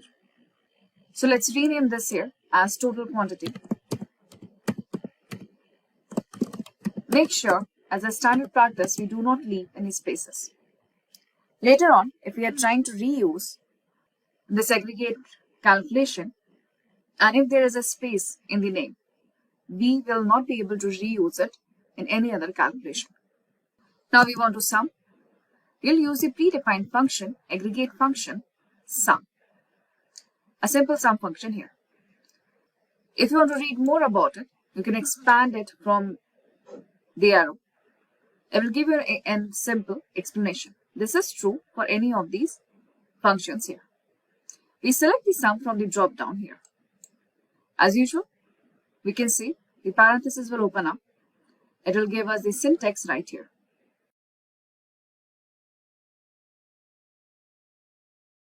We have the syntax and the arguments right here, and we have the options to choose from below. Now we want to go ahead and calculate quantity. So we will simply go ahead and type Q in the drop down. We have quantity with the help of tab in our keyboard. We can simply use quantity right there. And since we are in Power BI, remember to close the parenthesis. To commit or save this particular calculation or the measure, we will go ahead and press enter. Once you press enter, on the right hand corner, you'll find total quantity right here.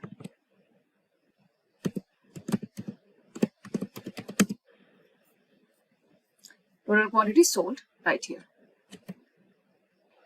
As you scroll down, you can see the measure is created here.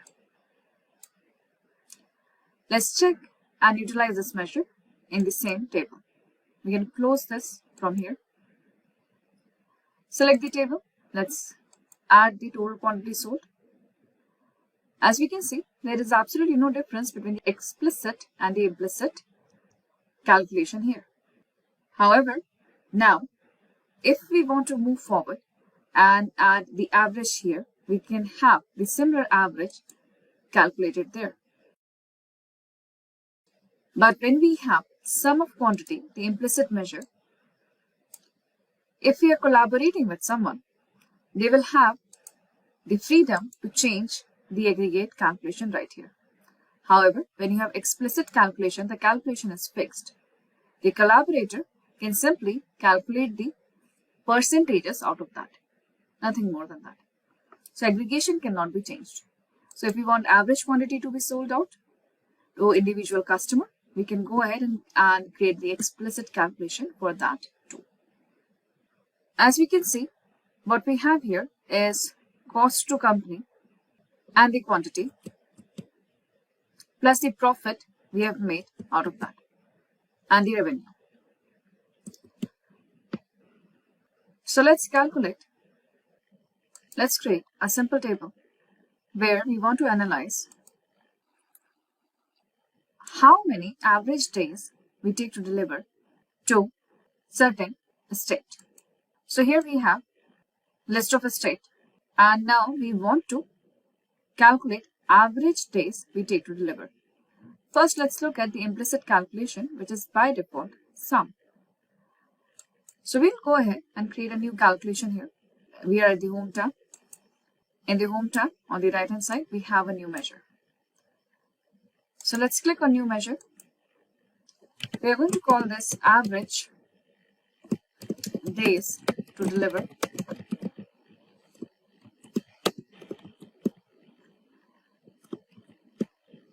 To avoid the spaces, you can also add underscore sign. In average days to deliver, we start with average function. Now we have days to deliver, and we close the parenthesis. Once you press enter, we can find average days to deliver is here. Let's check here. In this report, here, next we would like to calculate that if we are taking more than 5 days, meaning we are taking longer duration to deliver. So that is not a expected KPI. The average days to deliver, if that is equals to 5 or less than 5, that will be considered a good performance. For that, we add a new measure again. So currently, as you can see, we are in the measure tools. In measure tools also, we have new measure here. Measure tools is opened up because we are currently selecting a measure. Let's click on new measure and apply a logical condition. The logical condition is going to tell us about delivery performance. We'll simply go ahead and type I. In the drop down we have if. In the if here, see the syntax, it is pretty similar to Excel. Logical test is here. In the logical test, we are saying that read average days to deliver, the measure that we have here, if it is greater than or equals to 5.5. If condition matches, then the performance needs to improve.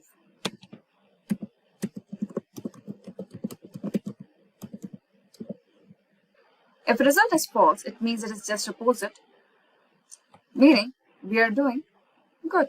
So the performance is good. So we have one condition and two output.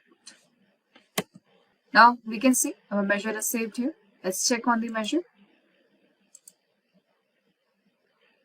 Now we can see within each state what is the average days and whether it is good or it needs improvement.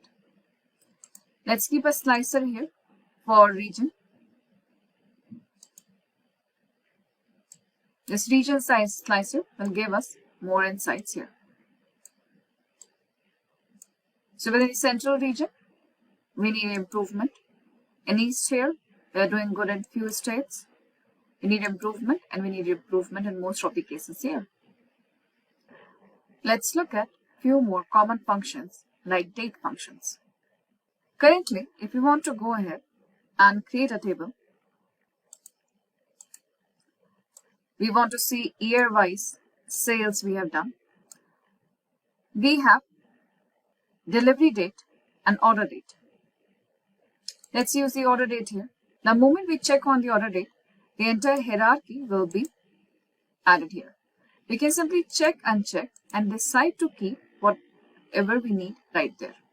However, every time extracting and checking from here is not always desirable if we want to go ahead and utilize the year and month within another calculation.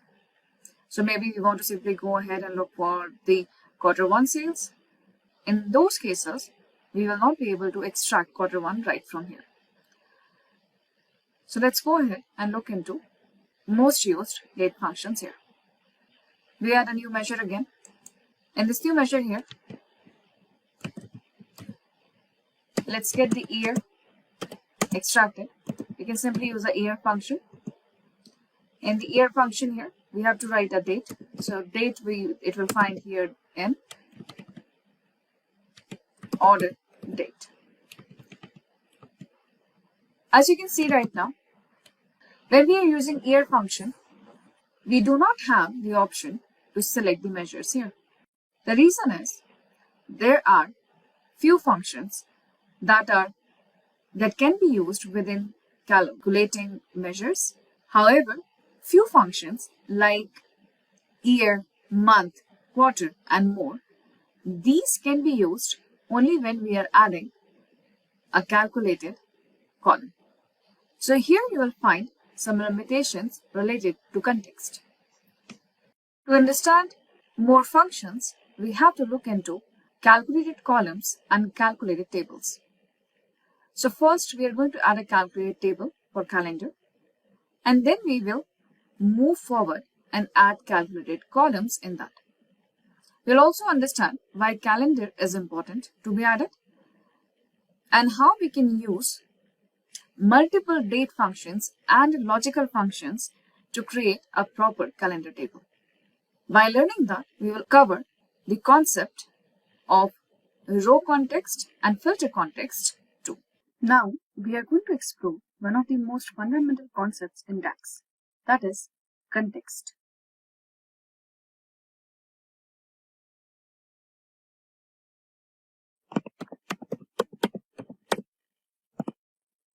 Understanding context is absolutely essential for writing effective DAX formulas. There are two main types of context: row context and filter context.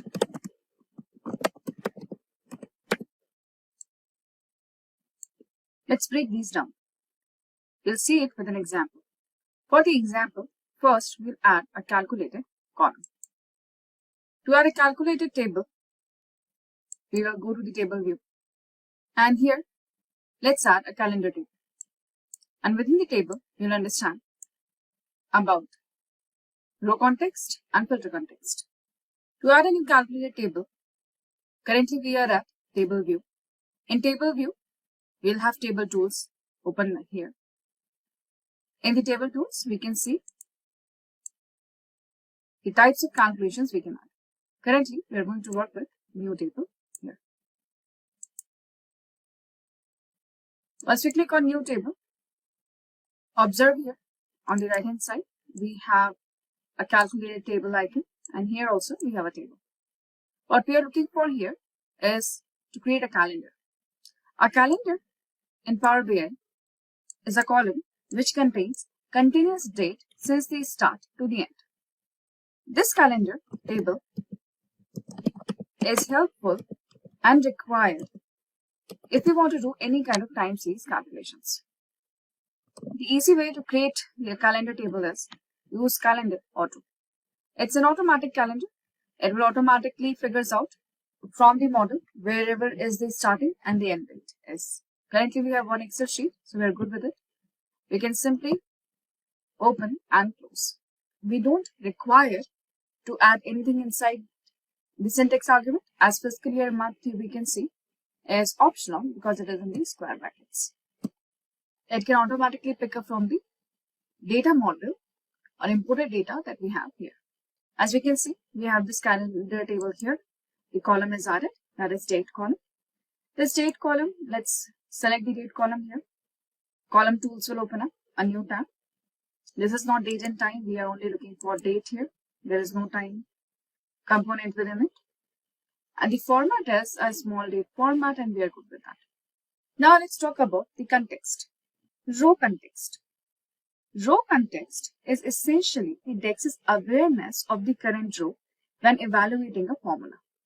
It's automatically created when we work with calculated columns. For example, currently we have date. We want to go ahead and extract year, month, quarter out of this date column. So we will go ahead and add a new column here. And in this new column, see, a new column is added. So we want to go ahead and extract year. To extract the year, the function is year. In the year where our date is, in the calendar table date, so we can find it calendar table and date. With Power BI, we have to give the entire address, entire location of where the column is. So we are telling table name and then the column name here. This formula is evaluated for each row individually. So if we are asking it to extract month, it will go ahead and extract month from individual column, individual row here. So we can add one more column here and we can ask to get the month here. So the month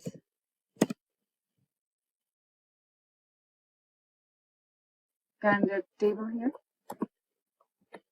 We will have the month number.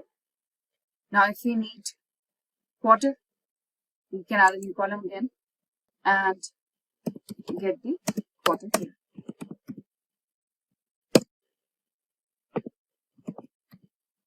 We get the date again. From the date, extract the quarter. And both the cases, it is going to be numbers. As you can see, it is January, quarter is 1.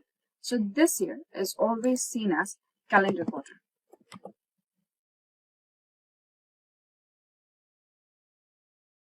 If we want to see the month name, we will again write one more calculated column again in the row context because it will evaluate for individual row where we want to go ahead and look for a month name.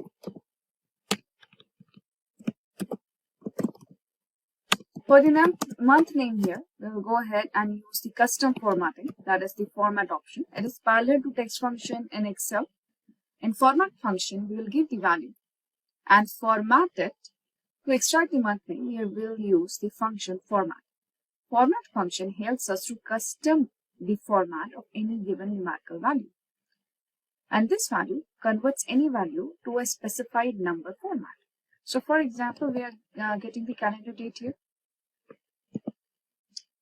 comma, the format we are looking for is month. So we can ask it to extract month. We will write M 4 times there and the month will be extracted. Next is local name. So we are not looking for that right now. And we close the bracket. This is not as per local or time zone. We simply want the month out here. So we don't need it right now. And this is format. This is month name. Every column that we have added, it is based on row context. It is calculated for individual row. Notice how it calculates for individual transaction. This is row context in action. Next is filter context. To understand the filter context here, let's go back to the report view. In the report view, let's calculate total profit. So the filter context, on the other hand, is about which subset of data is being considered for a calculation. It's created by filters applied to visuals, slicers applied on your report, relationship between the tables, filter arguments in DAX functions. Filter context is crucial for measures which don't have an inherent row context like calculated columns do. Let's see filter context in action with a measure. So let's add a measure here. Measures work on filter context. Let's calculate total profit. To calculate the total profit here, we use sum and we ask it to get the profit from the data. When you place this measure in a visual, for example, showing profits by region, when we place this measure in a visual showing profits by region,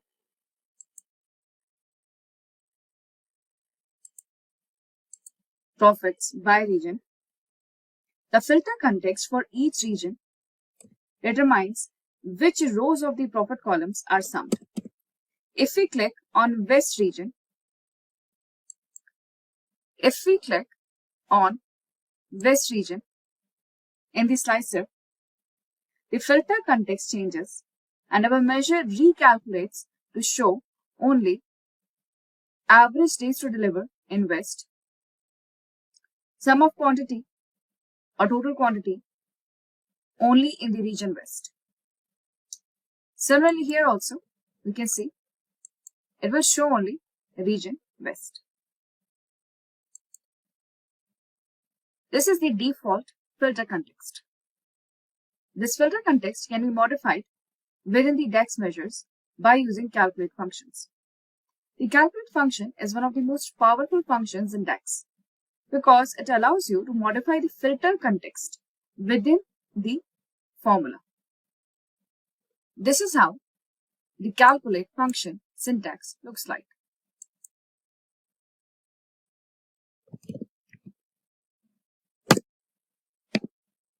As we can see here, calculate function evaluates an expression in a context modified by filters. If you look at the syntax here, it says that first you give the expression and then the filters are applied. So for example, we want to calculate the profit only for certain category of product. So let's see here, certain category of product, we have hatchback, MPV, sedan, and SUV. So let's calculate the profit only for SUV. To do that, we'll add a quick measure here. I'm naming this as SUV profit. And here we use calculate. And calculate, we are simply asking them to calculate the total profit. So here I'm using total profit. You can also go ahead and write sum of profit. In both the cases, it will go back and re-execute that particular DAX. Now here, we will go ahead and give a filter. A simple filter will be that go to auto sales category, which should be equals to SUV.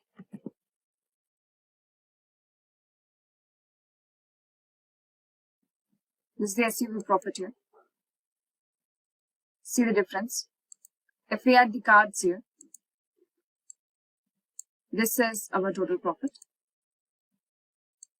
from all the regions and categories. This here is SUV profit, only profit that we have gained from SUV. This overrides any existing filter context within the specified filter. So if I go ahead and select central, for example, here, you can see SUV profit gets impacted by the outside filter right here. Context transition is what happens when row context gets transformed into filter context. This occurs when you use an aggregation function inside a calculated column or when you use a calculate formula here. For example, if you want to calculate what percentage of SUV profit contributes to the total profit. In this case, context transition will happen. If we click on new measure, we click on new measure and we will see it here. So we want to find profit contribution.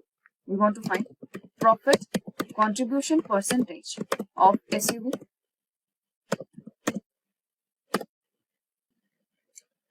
So here, we'll get our SUV profit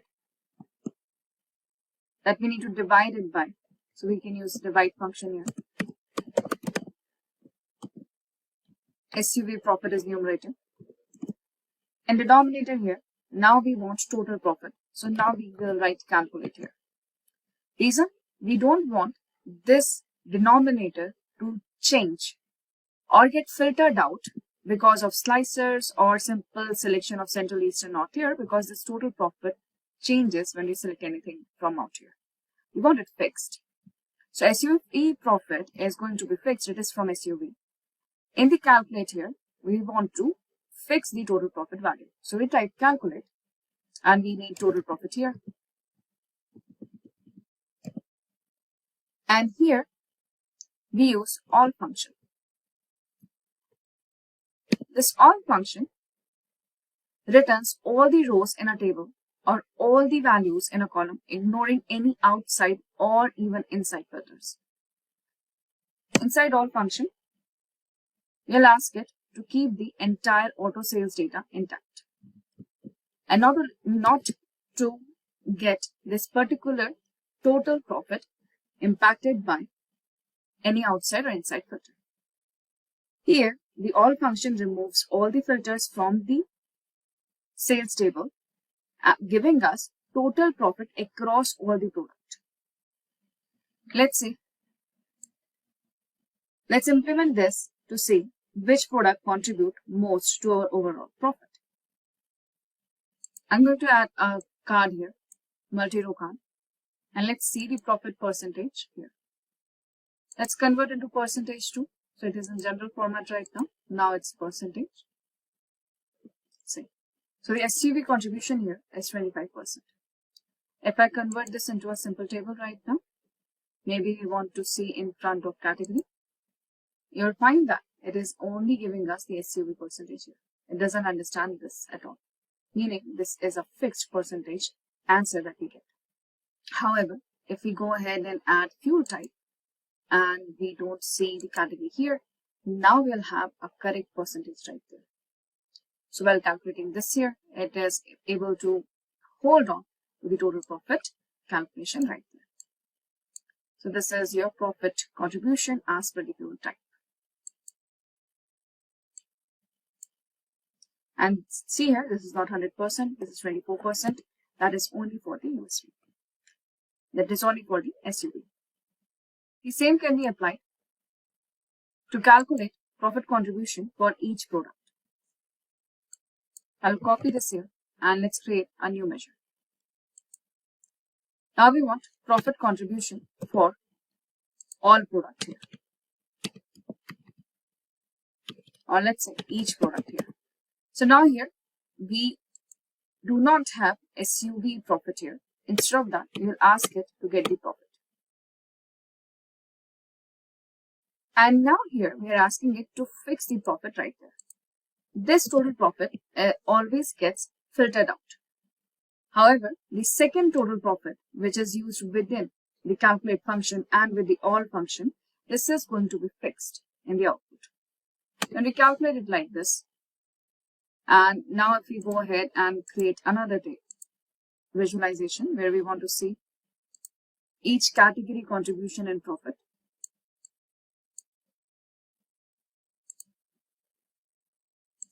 Let's convert this into percentage. You'll find the percentages right here, which amounts to 100%. If we go ahead and simply put total profit here and calculate the percentage from here by utilizing this,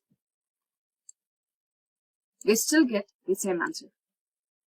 However, when the outside filter is applied, see the difference. If I'm filtering right now with the central, which is the interaction right now, if we are selecting central here, now we know that in the central, the all over contribution of these is 7.32% within central out of the entire profit. However, here we see 16% for hatchback and likewise. Reason? This particular profit contribution is coming always from the fixed total profit of 601.78, entire total profit. So these look same, but this profit contribution cannot be impacted from the outside or inside filters.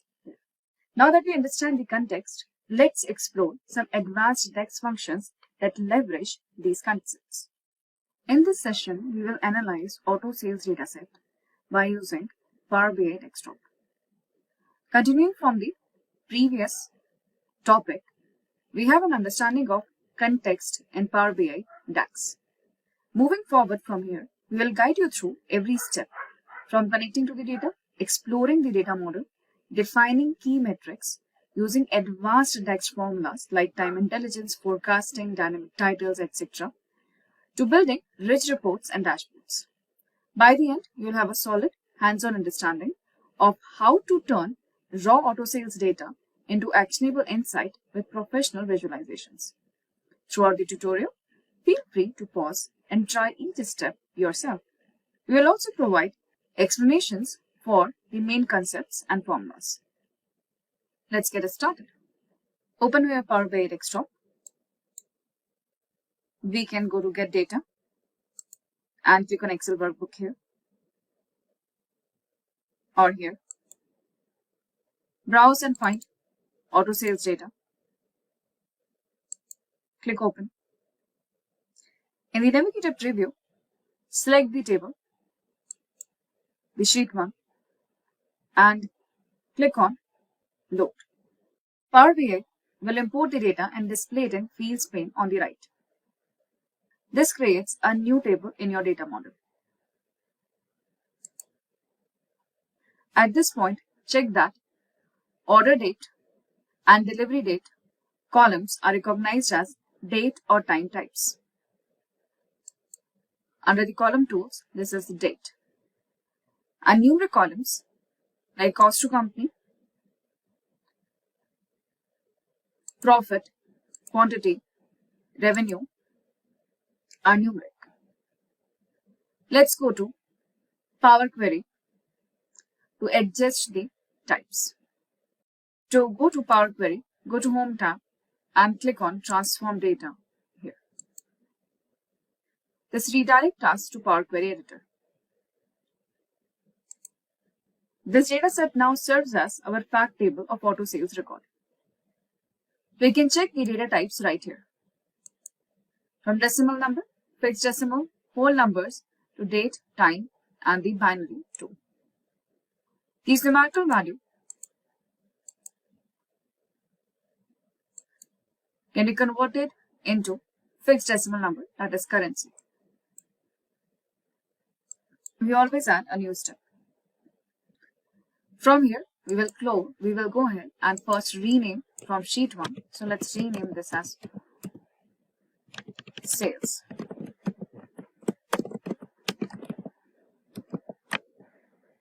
Let's close and apply.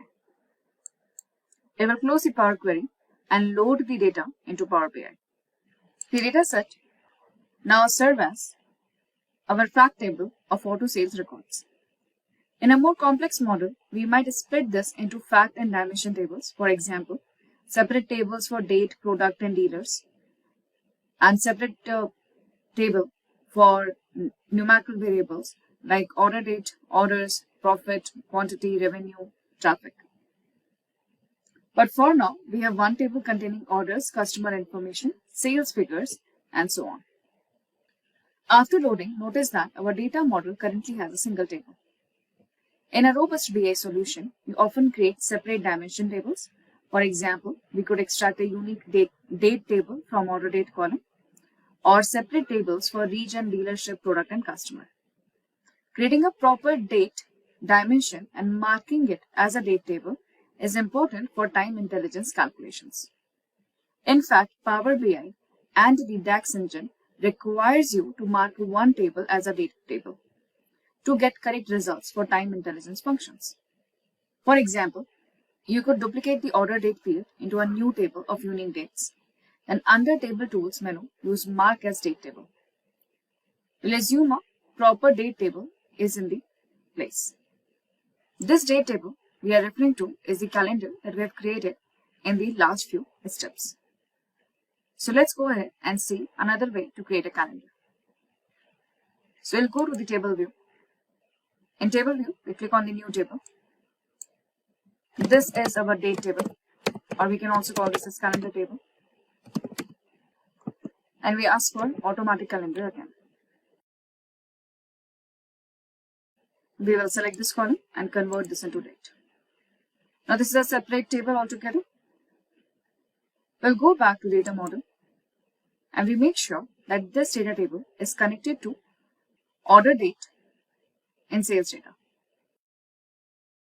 So we are making sure that this table is connected to order date here with the help of common column. Once the relationship is created, observe that the cardinality is 1 to many, meaning date here and date table are unique. However, order date here is repeated, since multiple customers can place multiple orders on the same date. However, this creates a unique list of continuous dates. Now let's go ahead and mark this as a date table. We'll go ahead and we mark this as a date table. We'll click on the 3 dots or epsilon right here, and from here itself we can mark as date table. We'll switch this on. We choose the column date. It is validated here. Let's read everyone. The built-in date table that are already associated with this table, that is the order date, it will be removed. Meaning, now we cannot use order date within visualization. We have to use this date table only, since it is going to be continuous date. Look at, the icon will change like an ID, rather than having a calendar like this. Meaning now this is a continuous date. As before, we can go ahead and keep on adding year, month, quarter here. That is going to be our row context calculation right there. Let's see a new way to create a calendar table. As usual, we'll go ahead and click on new table. This time, we are going to name it dates. Remember that Power BI DAX is a functional language. It has its own way to write. We can move to the next line here with Shift and Enter.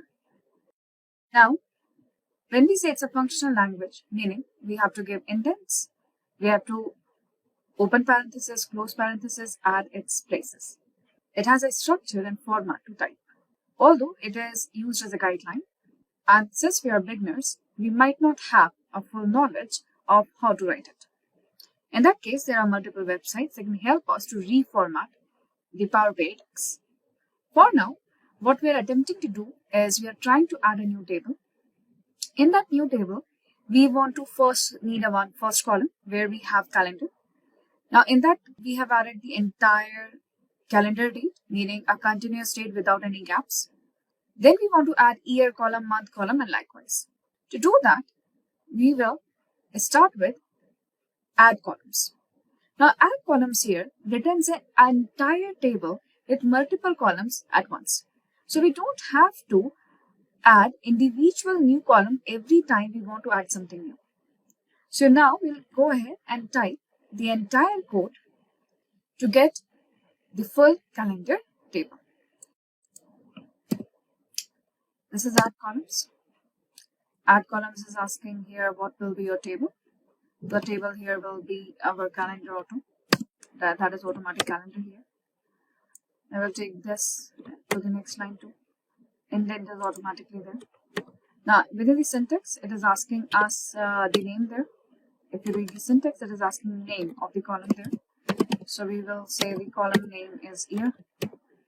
Now the expression, meaning the formula, should be year, and it should go ahead and get the date. Now how do we define that date there? So it is going to be dates.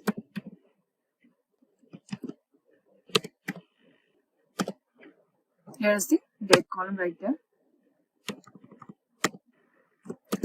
Close the parenthesis, comma. We need month. So we are getting month number. The function is month here. And here we have date. Likewise, with Shift and Enter, we will move towards the next line, and we can keep working with new columns right here. Now we don't have to add columns every time and write them separately. It saves us so much time. Editing is easier. We don't have to work with individual columns anymore. Adding, deleting, and managing your columns becomes easier. These are the exact same functions we have already applied before.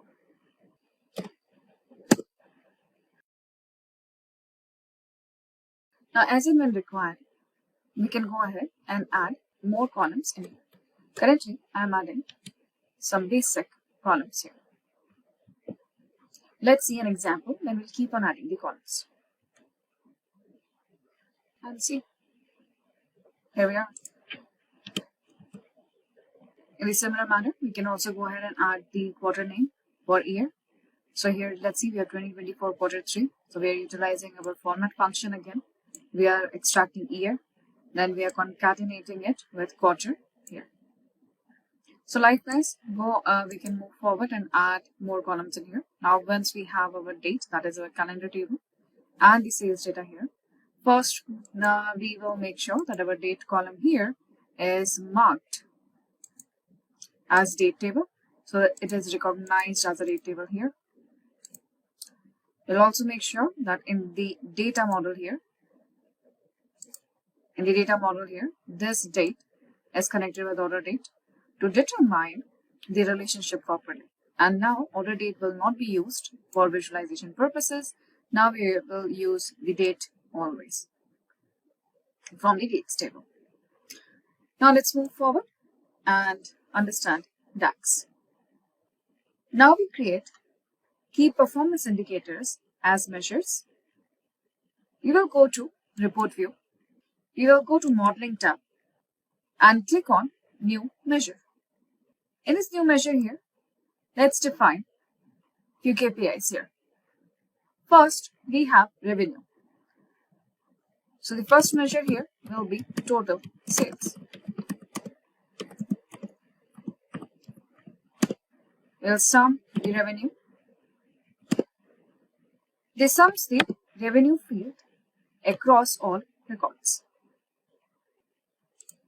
Let's add one new measure, units sold.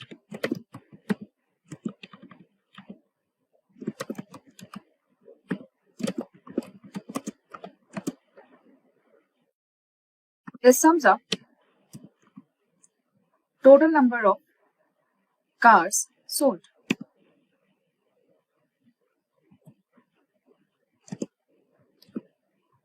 Make sure your home table is sales data, meaning the formulas are getting saved within the sales data only.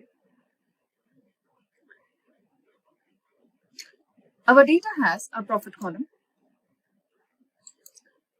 So we right click and hit our new measure. To illustrate, we can write gross profit here. So let's calculate gross profit. We do have cost of company. So let's figure out the sum of profit deducted by sum of cost to company.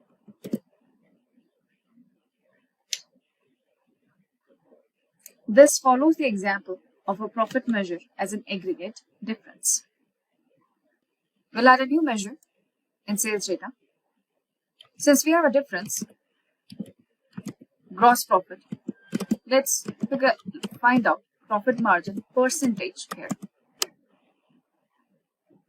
We define the profit margin percentage by dividing the entire profit by revenue.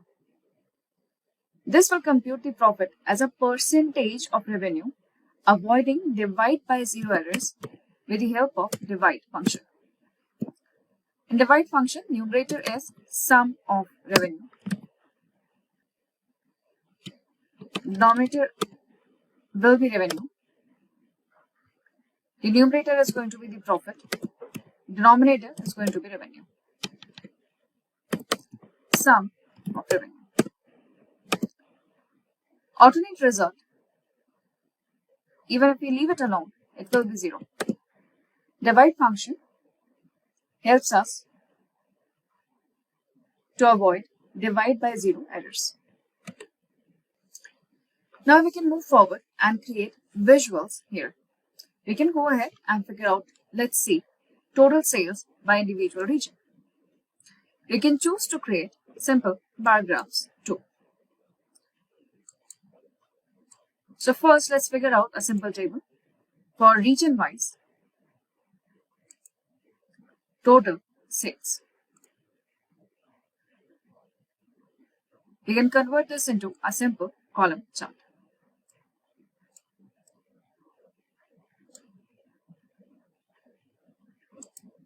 You can keep this column chart.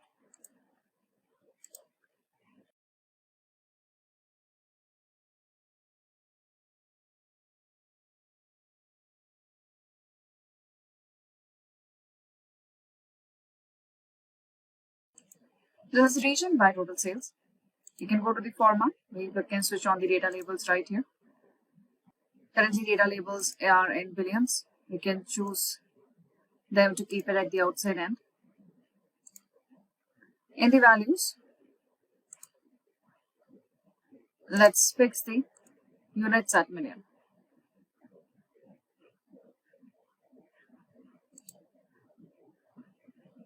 We'll select the theme later. For now, we'll keep our chart right there.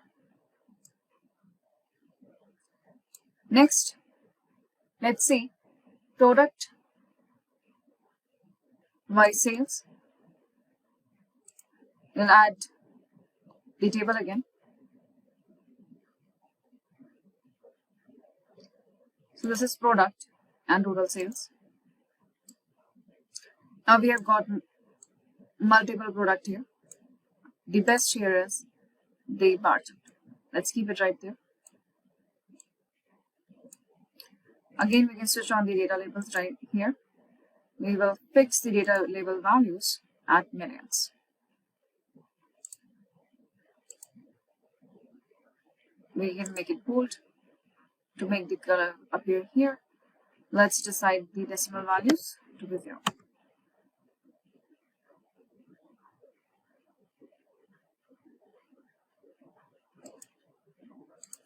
Let's give a background color right now so that it is the charts are easily visible. Right. Now let's see dealer wise.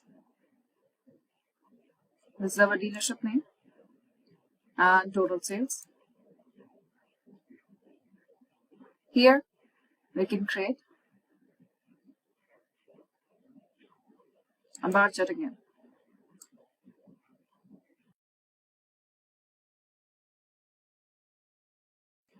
Let's total sales by dealership here. As usual, we'll go ahead and switch on the labels.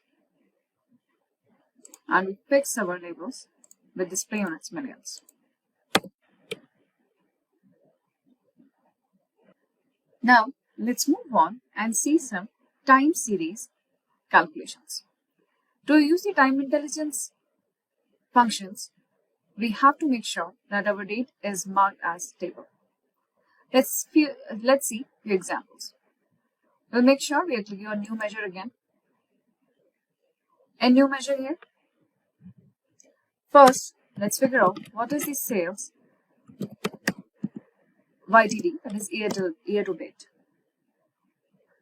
For year to date, month to date, quarter to date sales, use DAX time intelligence functions like YTD, MTD, and QTD. Time intelligence in Power BI uses special DAX functions to compare and accumulate over dates. These let us easily compute year to date, month to date, quarter to date, year over year changes. For example, YTD here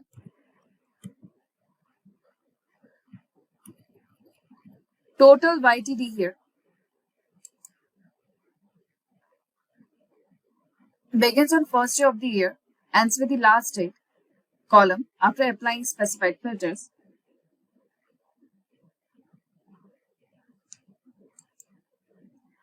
Can sum the revenue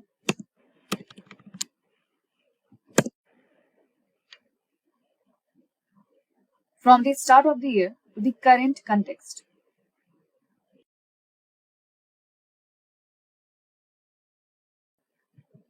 dates we are looking for is from the dates table right here.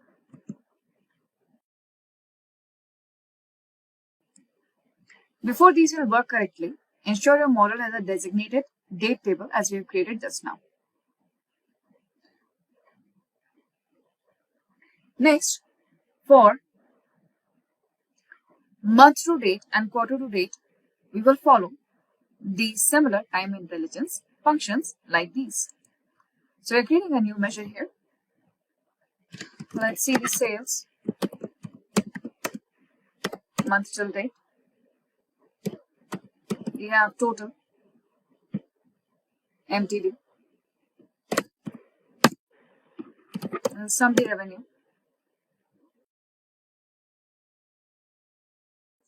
same will be followed with sales Q today.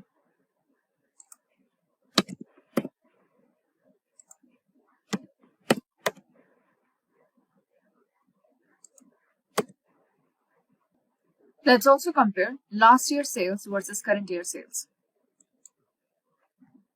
For previous period comparisons, we can use functions like same period last year, date at functions, parallel period, or previous year, current year, or previous quarter, previous month here. So let's use the very famous function, same period last year. This is last year versus current year sales.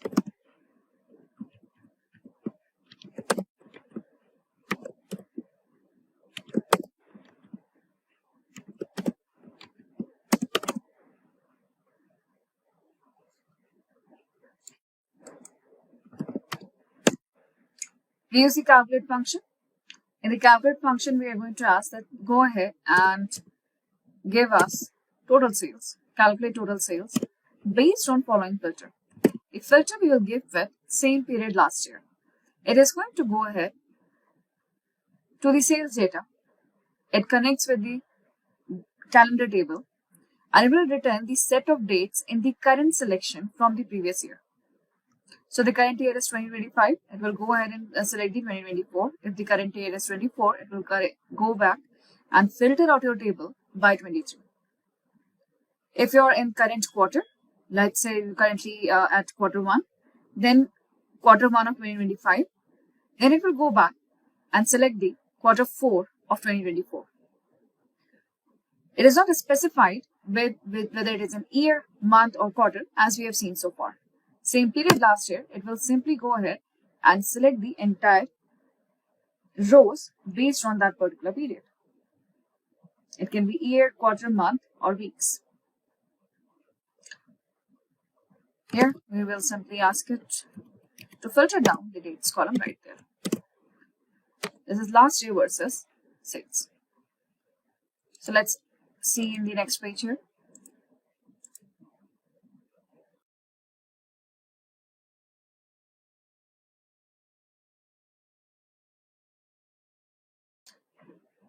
I'm adding a multi-row card for now.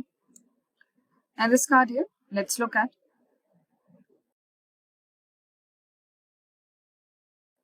Let's add a table here. In this table here, first let's go ahead and get our year and month name here. So we have 2 year and month here. Observe that month is not in the sequence as we would think. Month is in the alphabetical sequence, and that's not what we expect, right? So we go back to table view and we will select month name.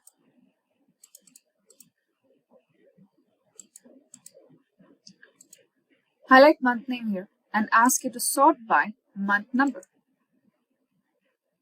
When you go back, you will see now that it is properly designated. The sorting is fine. Now let's add the calculations we have done so far. This is sales year till date. This is quarter till date. This is month till date. As you can see, this is January, February, December. So the numbers you will find are absolutely different. This is yearly, quarterly, and monthly. Now let's compare. last year's sales with current year sales. For that, we add one more table. Here, we are going to add year first. And let's add last year versus current year. What we see here is just 2025 sales. Let's add month name. Let's add quarter for now.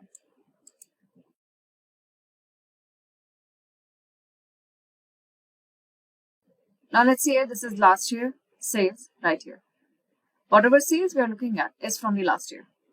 I would like you to compare this year. This is 2025 quarter 1. And look here, this is 2024 quarter 1.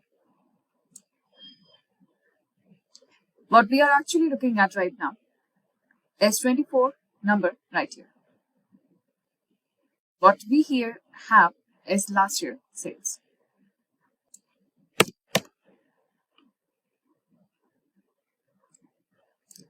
Let's bring this year sales here, and immediately you'll see the difference. This is this year's sales and this is the last year's sales. Now we can see the comparison right here.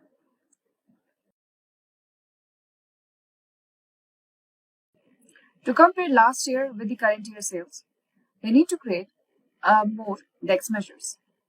This is where the KPI measures will come in force.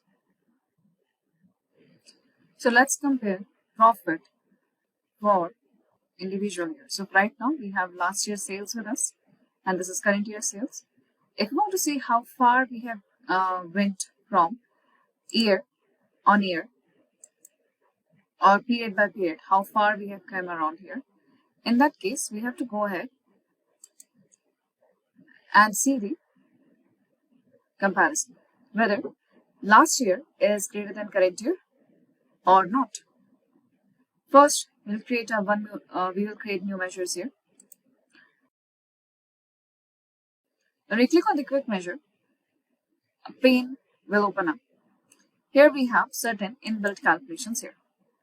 We can aggregate as per category. We do have filtered calculation, and here we have time intelligence function right there. We can talk about year to date, quarter to date, month to date, as we have written here. We also have an option for year over year change, quarter over quarter change, and month over month change here. Since we have seen the last year's sales, let's see how do we track quarter over quarter change. In the base value here, we are looking for profit currently. So let's bring profit here.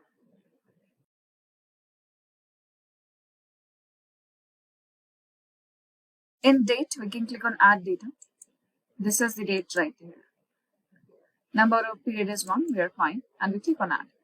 Wait for a few seconds here, and the function is written for us. So currently, Power BI has used a statement. First is variable, that is the name of variable is previous quarter, and calculate function with date add function is giving us the total profit for the last quarter, that is -1, that is last quarter. And now it's dividing it by the total profit here. Let's go ahead and bring this percentage profit. It is formatted in percentage automatically. Let's bring this percentage profit right here in the table. And here we are. Now we can see quarter on quarter growth right here. These are few examples of time series analysis. Now let's go ahead and create some visuals. We apply the functions that we have calculated, the measures, into some visualizations. Then we'll learn about analytics and Power BI. Let's outline the report pages we will build. First, we are going to create a dashboard overview.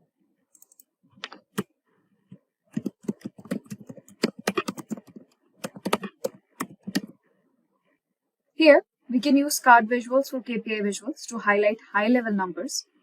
For example, You can create a card here for total sales, another card here for total units,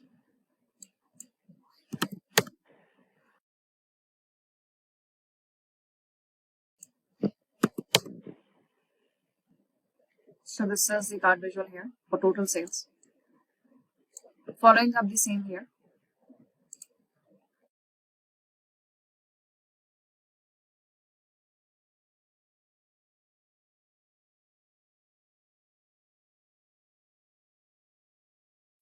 clipping the gross profit here.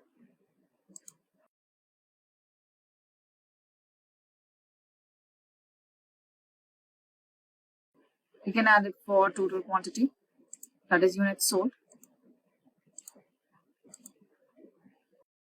You can also use Power BI's KPI visual to show actual versus target.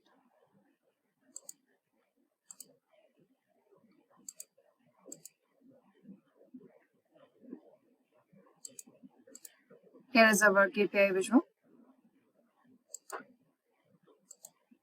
In this KPI visual here,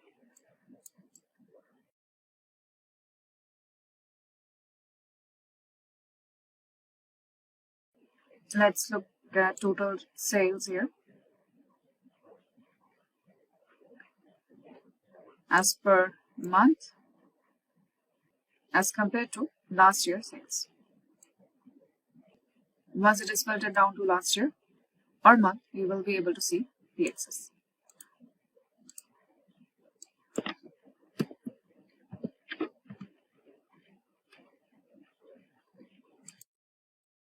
We are fixing the display on its callout values.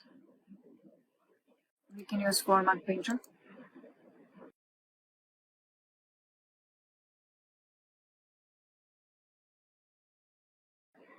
With colors here, we can see whether we are above the goal target or not. The target currently that we have here is our last year's sales. Next, from this page here, we have our total sales by region, total sales by dealership, total sales by product here. We can keep all of that at dashboard overview. The theme can be set and designed later.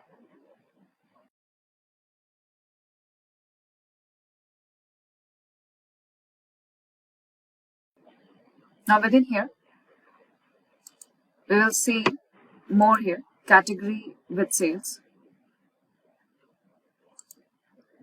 We'll have one more chart here for region, for state and sales.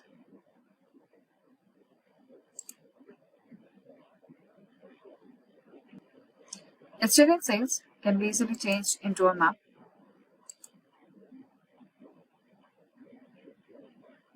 We'll keep a small map here.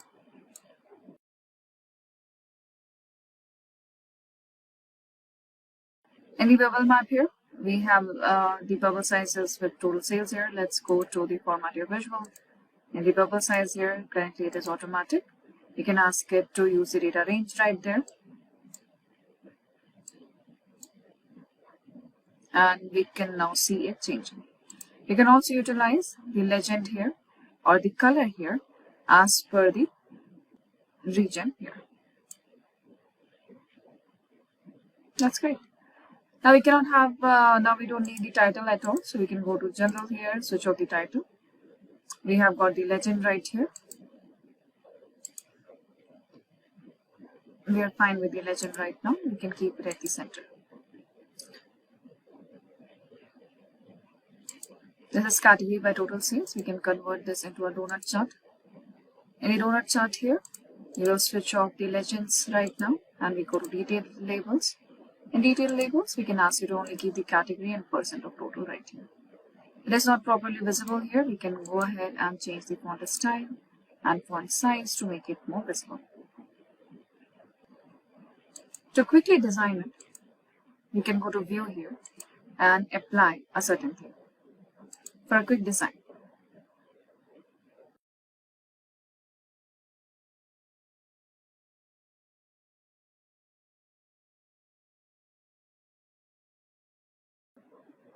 From here, you are free to choose any design you need. This is all about your theme. Most of the time, this theme is provided by your organization.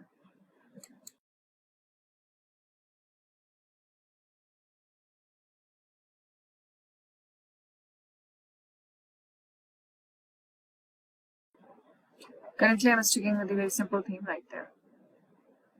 This is our dashboard overview. Next, let's create a sales trend page here. So we'll go ahead and see the sales trend page here. In this sales trend page, let's color the background.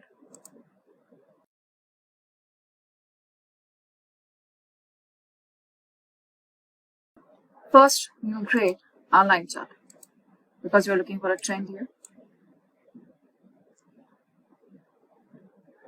From here, we'll add the year and month right here with year and month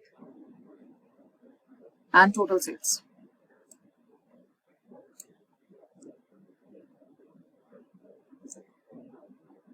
Now we go to the analytics pane here in the visualizations pane. Here is the line chart. You can switch on the markers and the visuals. Since we are in the line chart, we will not be switching on the data labels here. We are more interested in looking at the patterns and the seasonal changes here. This is the overall total sales. Within here, we can also go ahead and add gross. We can go ahead and add here the legend. In the legend here, if we add category into the legend, we will be able to see the trend over all the three categories right here. When we go here into the lines, we select individual hatchback, for example. If you want to go ahead and give different colors to it just for the recognition, we can go ahead and actually do that from here. You can see the line right there. For hatchback, currently it is near to black. Likewise, we can go ahead and check for individual series. And if you're looking forward, we can go ahead and change the color and line here. Color of the line here. This is for individual category right here. So let's create the trend for all the three categories here. We'll add a slicer for category. Let's convert the slicer here with vertical list and single select. We are going to keep it on top of the line chart. When we do this, when we keep it on top of the line chart, we will make sure we go to format and ask it to bring to front always. So when you click here, it will still stick here. When you click, you can see individual lines right there. After this trend here, let's look for the trend of year and quarter with gross profit. For now, let's create a stacked area chart. You can see over the quarter, the sales has been going down.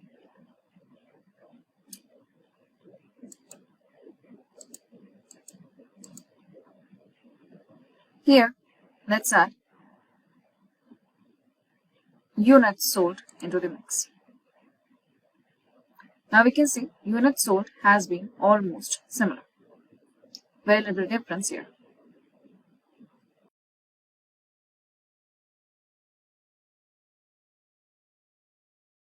In the small multiples here, if we add year, we can see we do not have data for all the 4 years. We have data only for 2024. So it doesn't work. This is the quarterly trend of profit and profit margin. We can see it is going below over the time. Even though total sales is currently going up. So currently we have total sales, units sold, and the profit margin. This is quarter on quarter here. And remember that this is only for the hatchback. For MPV it is going to be different, the sedan it is different, SUV is different. If you want select all option here, you have to switch on the select all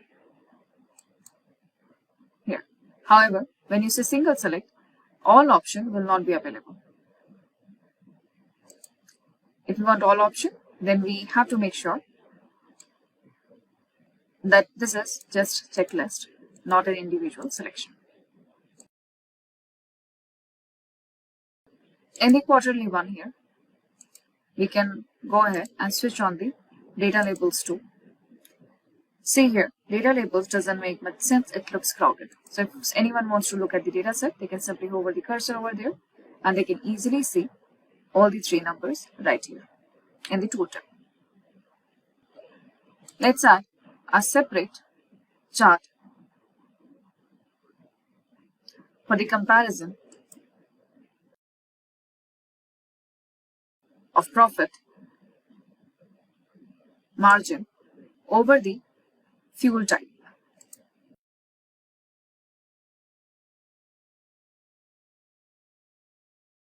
Let's bring quarter here into the legend. Now we can see in every quarter how within petrol it was lowest in the quarter one. It went up. This is diesel and here.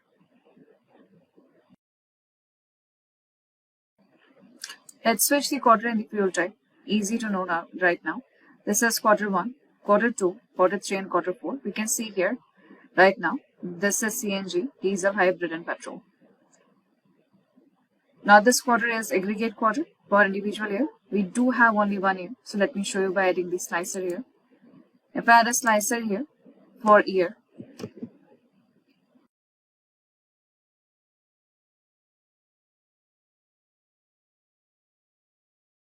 let me convert this into a vertical list. We see you have only 2 years, but 2025 we have absolutely no data. For 2024 here we have the data. So we are good with 2024 individual quarter right here. The numbers doesn't change. Remember that. Go to format and make sure you bring it to the front. So this here is our profit margin for petrol, diesel, hybrid and CNG auto vehicles right here. You can easily see right now if you look at CNG here. Alright, so CNG has been for quarter 1 and quarter 2, it has been the lowest. In third quarter, it was giving the highest profit margin, and fourth quarter it goes below.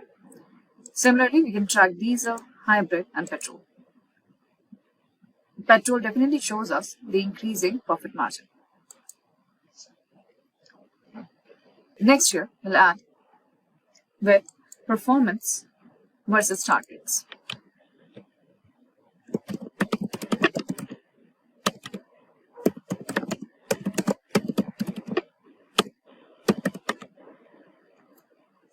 And performance versus target, we'll go ahead and create few more DEX measures. These DEX measures are going to help us to determine how much traffic we had, how much customer traffic we had. Out of this, how many leads we are able to extract. And then we are going to compare this with the achieved revenue, sales and profit. That is going to be performance versus targets. We are diving into exciting world of advanced interactive reports in Power BI. If you have ever wondered how to transform your static reports into dynamic, engaging reports, this video is for you. We will build a report focusing on advanced features like filters, drill-throughs, bookmark, dynamic tooltips, and KPIs. By the end, you'll have a dashboard that not only looks amazing, but also tells a compelling story. Let's get started. When we talk about features like bookmarks and drill through, this is a performance review report for the retail business unit that we have created in the previous video.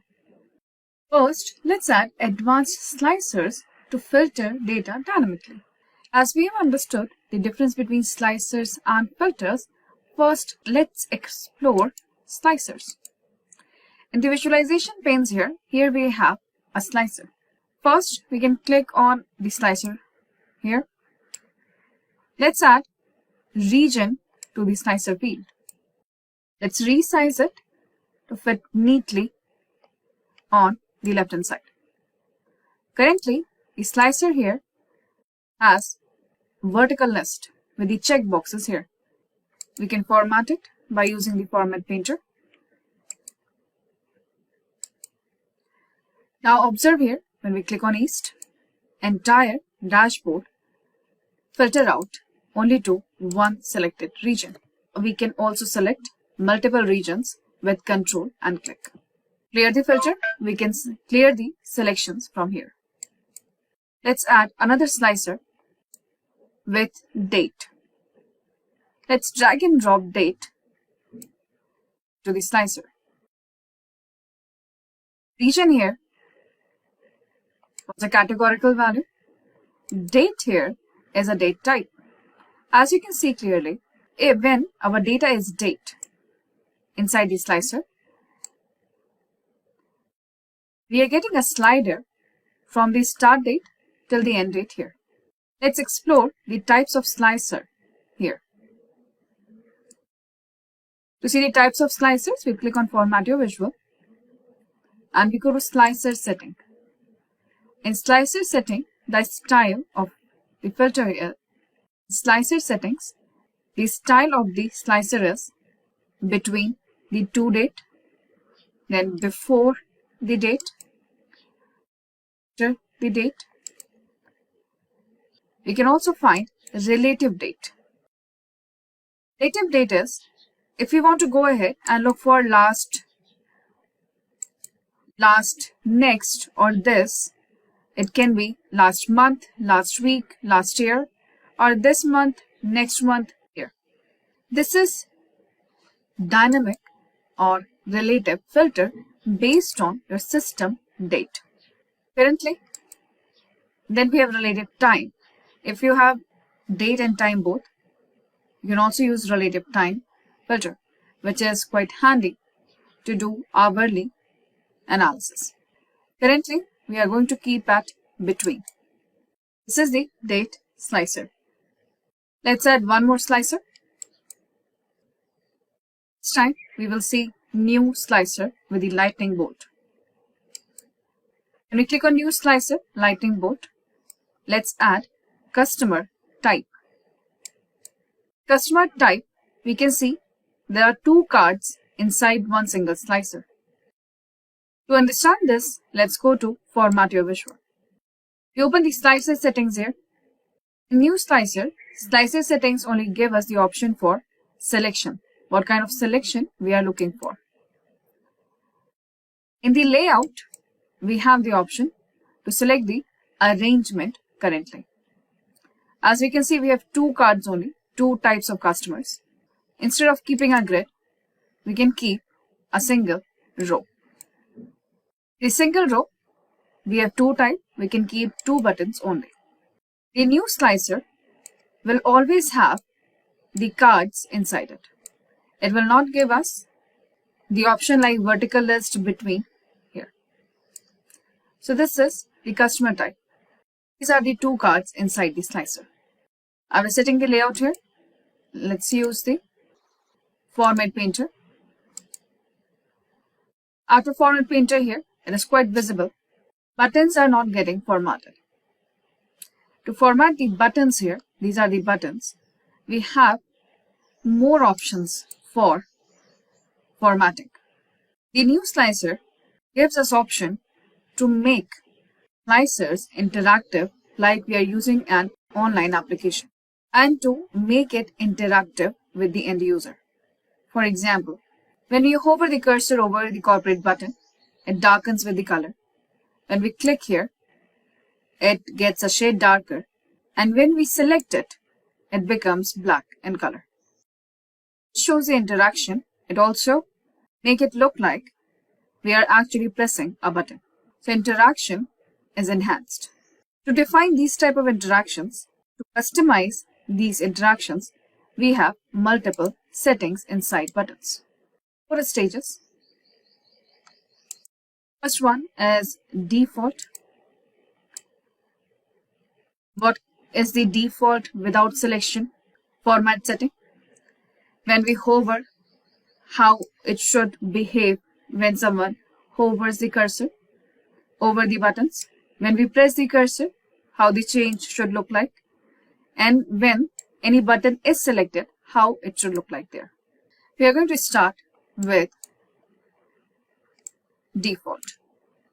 Default, the background is white. Border is fine. In the fill here, let's follow the color here. You can increase the transparency too. If you want, you can also add an image. Currently, we are filling the color. We do have the option for shadow and glow. Now, when we hover over it, see here, it is now changing the color. We are fine with that. If it is changing the color on hovering, this is what we were looking for. Now, on press here, it is giving us the third color, which is not good. So we will go ahead and choose the color from similar family, and it will get a little bit darker. Here I will reduce the transparency too. Now hovering is lightening up the color. Pressing is making it a shade darker than before. On selection, it is turning black here. Now we select here the state selected, and instead of black here, we will simply give the same family color here. Now let's see here. Hover, press, leave. Hover, press, leave. It looks like the end user is interacting with the buttons. We do have the glow option. So when someone hovers over it, it glows like this. This is the new slicer with more enhanced interactive features. Let's add one more slicer. This time we will be using the simple slicer. And let's add discount in the slicer. Since discount is a number, we will see a slider again. This slider is giving us the option from 0.05 to 0.025 here, as in percentage. So let's check on discount here. Currently, discount is a decimal number. So let's convert this into percentage. Immediately we can see now it is 5%, 25% here. Let's format paint it. Here we are. This is the second slider that we have. Discount everyone. It is a series of numbers from 5% to 25%. We can see in these slicer settings, the options that we have available are between, less than equals to, greater than equals to, with, drop down, individual numbers here, and the tiles option, similar to new slicer, and a vertical list too. Since it's a number, between slider looks much better. It gives us option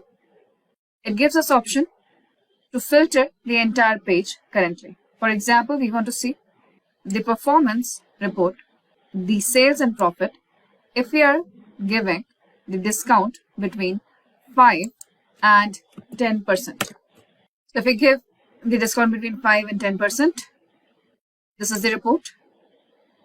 Now, if we give the discount on the higher part, let's say 20-25%, this is the report. Define the 20% here, type 0.2 here and press enter. These are slicers for date, categorical variable, and the new slicer too. When we have date and numbers, it gives us slider by default. When it's a categorical variable, it gives us the vertical list. And the new slicer will always give you the titles. Once we've added the slicer, we do have other reports here. Report 2 and report 3. If we want to go ahead and reuse these slicers in the next reports, we can easily copy and paste. We are going to select the slicers here. We want to select the slicers here, copy and paste them in the next report.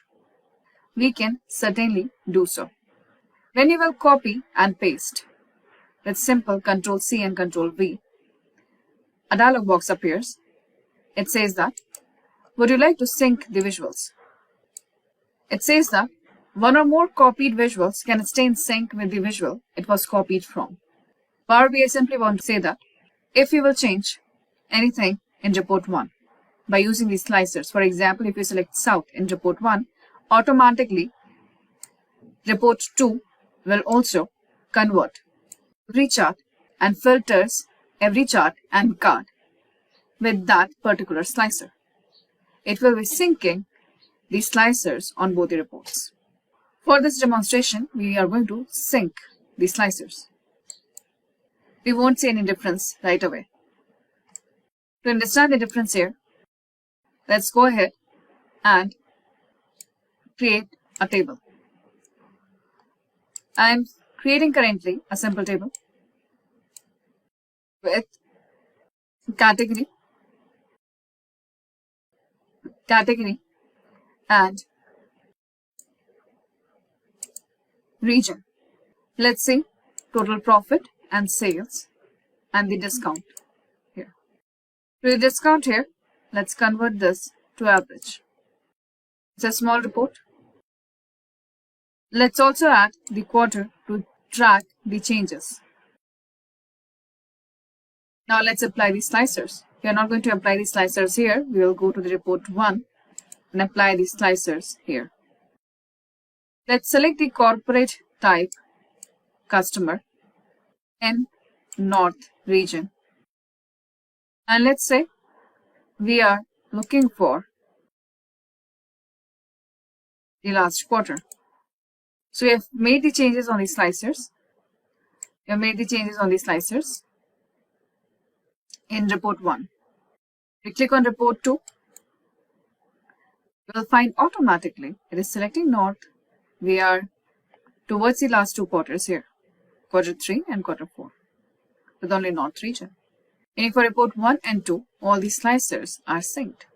If we don't want to sync the slicer, we can still copy and paste. However, then both the slicers will be independently filtering the connected pages and graphs. That was types of slicers.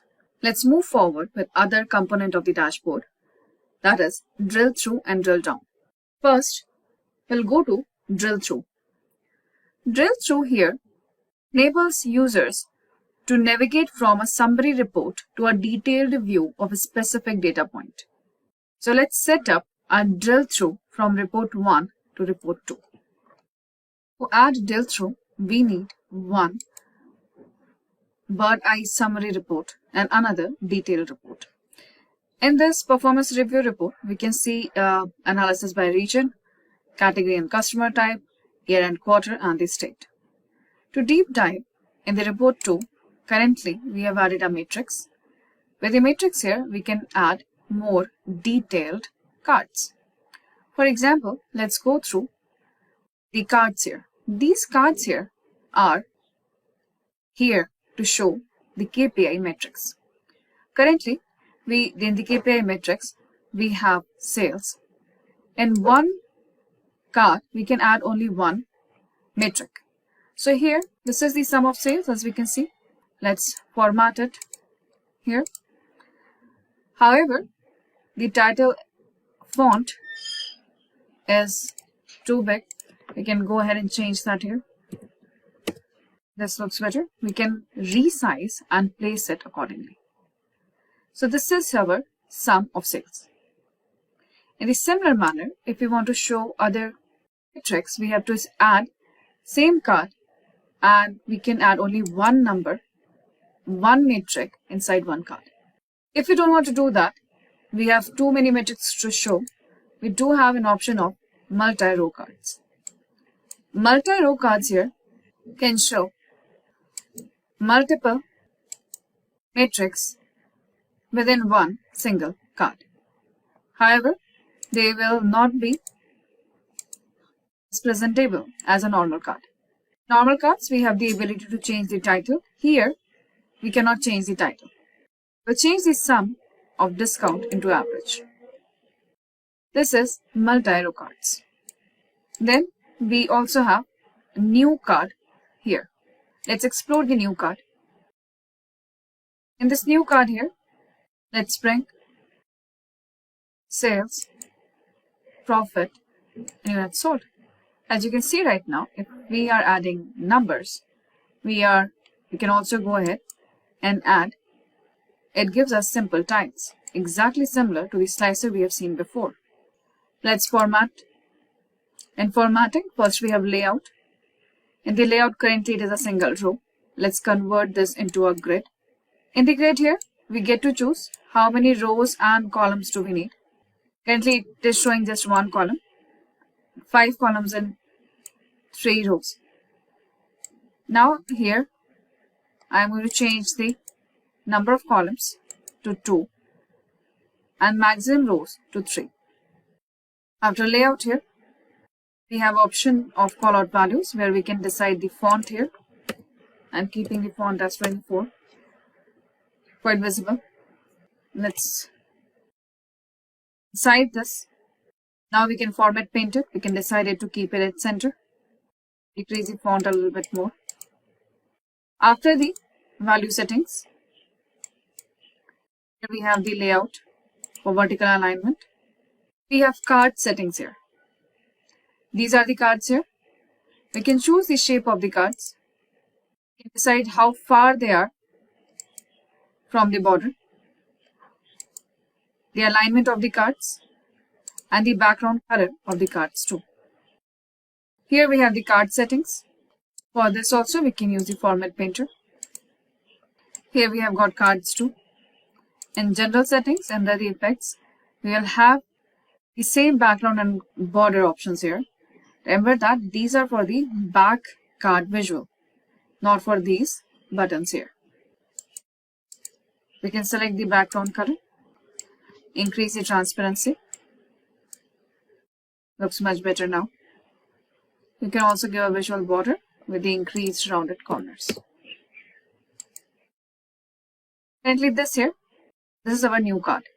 In this new card, currently we have added only numbers. Let's add a dimension or a categorical value like customer.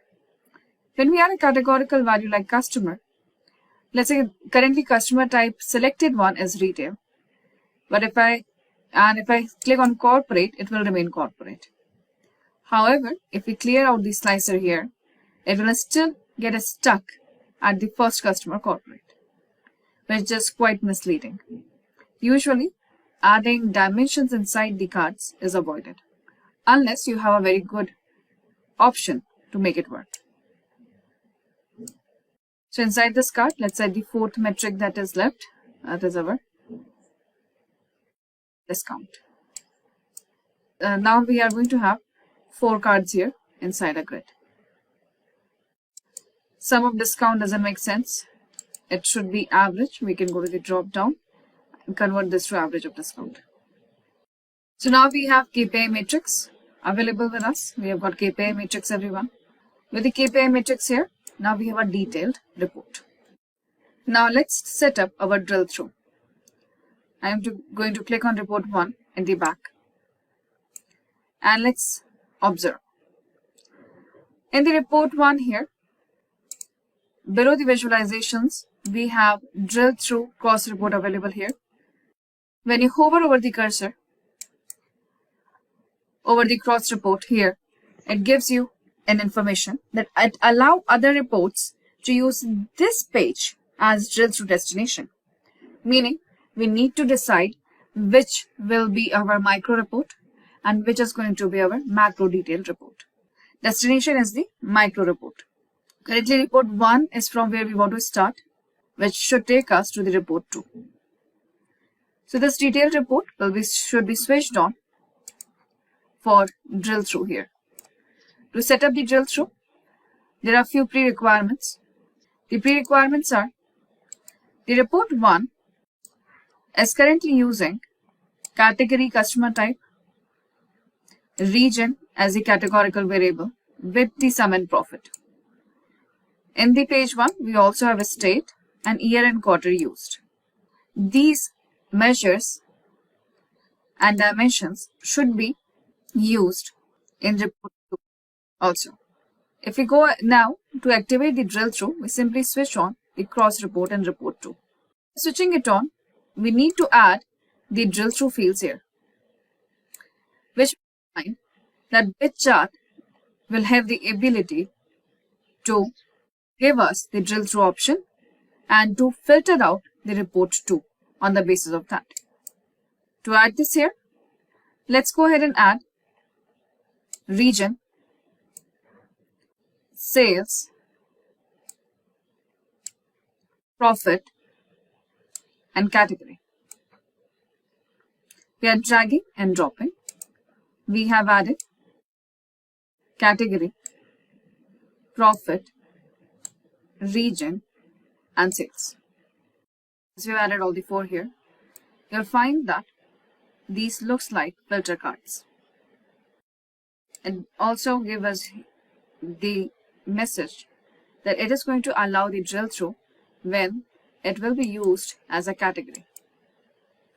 Sales and profit are numbers. So when they will be summarized in any report, they will use this report 2 as the destination report. After adding this here, observe everyone. On the left and upper corner of your screen, a button will be added. This button will help us to navigate from one report to next. Let's see a review. First, let's bring the button where we can see it here. Let's click on report 1. In report 1, there seems to be no change. Let's find out by example going to top 5 state by sales. Sales is getting summarized here. So if we go to the chart here and we right click,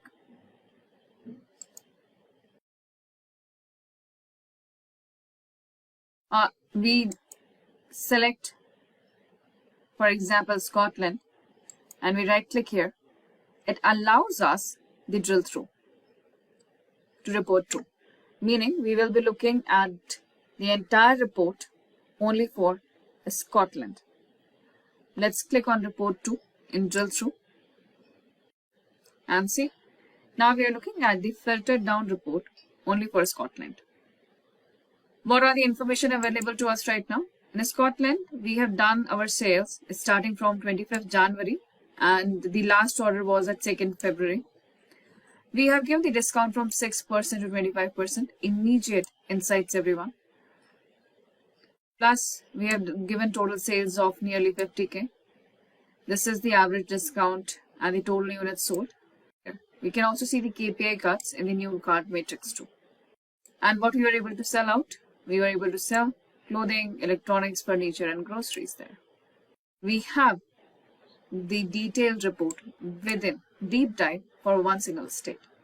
To go back here, since we are in developing mode, we will be control and clicking here to go back.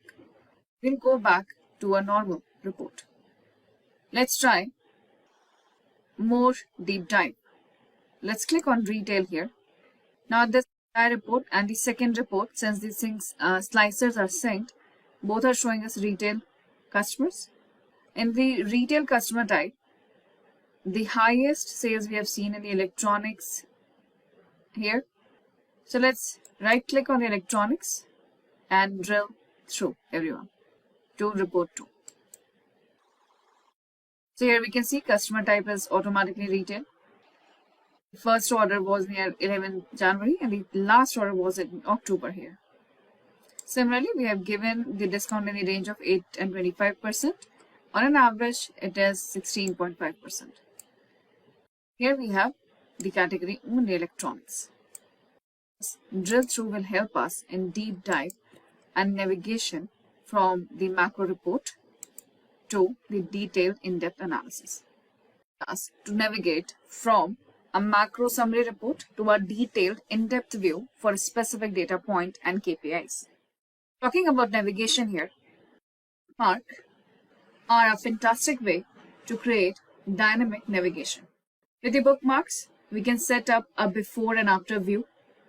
We can set up a navigation with the help of buttons or with the help of bookmark navigation buttons too. So let's explore how bookmarks and navigation work hand in hand. Let's take an example for bookmark. To understand the bookmark better, let's go to the View tab.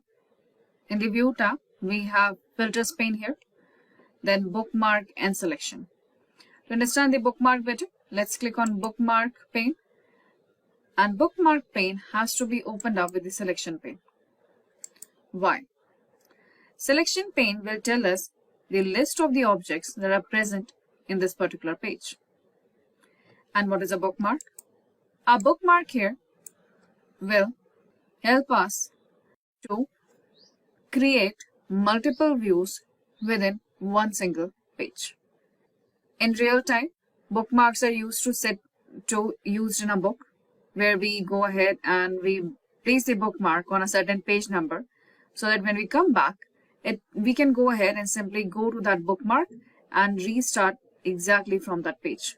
In a similar manner, in each page, we can set up multiple bookmarks and each bookmark will give us a separate view of one simple report. For example, let's create a simple bookmark here. So currently we have these objects and these slicers here. Let's say we want to see the sales report first and then we want to see the profit report. So let's create some space here. A profit report, everyone. Now this particular chart should appear later. We want all these three charts first. And later we want the sum of profit by region to appear. So we want two views. One view is entirely for the sales and the second view where we have the detail for profit is also added here. Let's set up a bookmark. To set up the bookmark here, our objective is absolutely clear. In one view, we want to see all the three charts, but not the second one, not the profit one. In another view, we would like to see all the charts together. We'll use the selection pane here to select and show, hide the object. As we can see in this selection pane, we have the show and hide option here. For example, we want to go ahead and the profit chart. So I'm selecting the profit chart here. The moment we select the profit chart here, observe here, sum of sales is automatically highlighted in the selection pane. Now we can hide it here. You click on hide this visual. Now it's hidden. Don't worry, it is just in this view here. Once you have hidden this here, we will go ahead and click on add. As soon as you click on add, this bookmark 1 do not have profit visual, only sales here. So we can go to the three dots here or epsilon and we click on rename. I'm going to name this as sales report so we know only sales visuals are there. Next, we need all the visuals at one place. So let's unhide this visual here and add here. We go to the three dot. We rename this to sales and profit. We have these two bookmarks. Let's click on sales report. It is gone. Sales and profit, it's here. Now, these bookmarks can be used to make multiple views out of one single report. In a similar manner, we can use these bookmarks to switch between different type of charts within one single page too. Let's go to a new page for demonstration of bookmarks. First, let's create two visualizations. First visual, we are creating a simple stacked bar chart.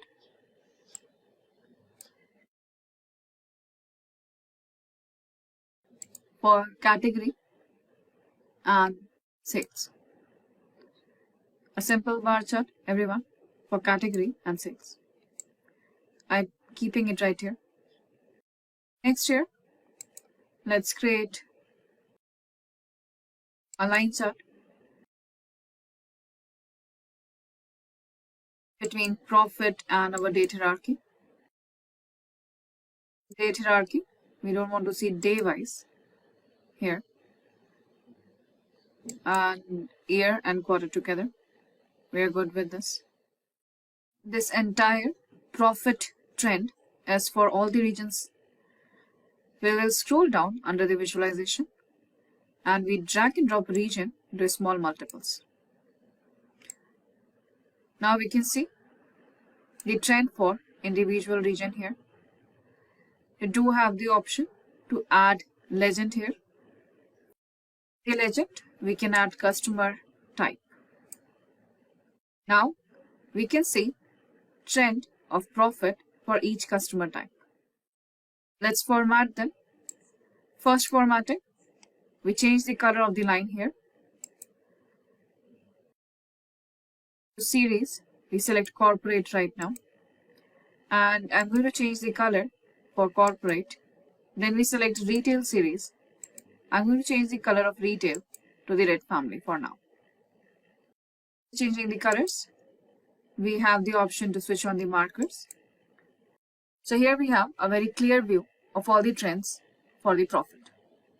We have a quick format for the background too.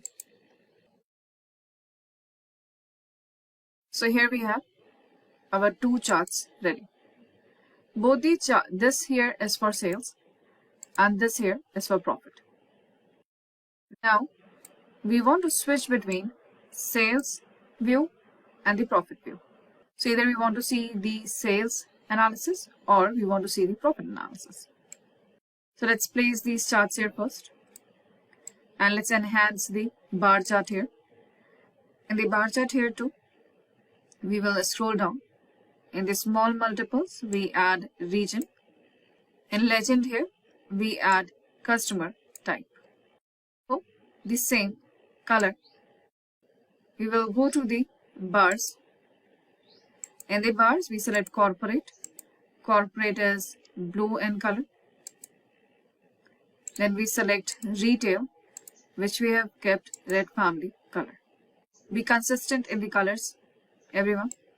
And now here we have sum of sales by category and customer type. And here we have profit by month and year. Now we want to switch from sales report to profit report here. To do that, we are going to utilize bookmark. Expand bookmarks and selection pane. Observe that we are in the report tray.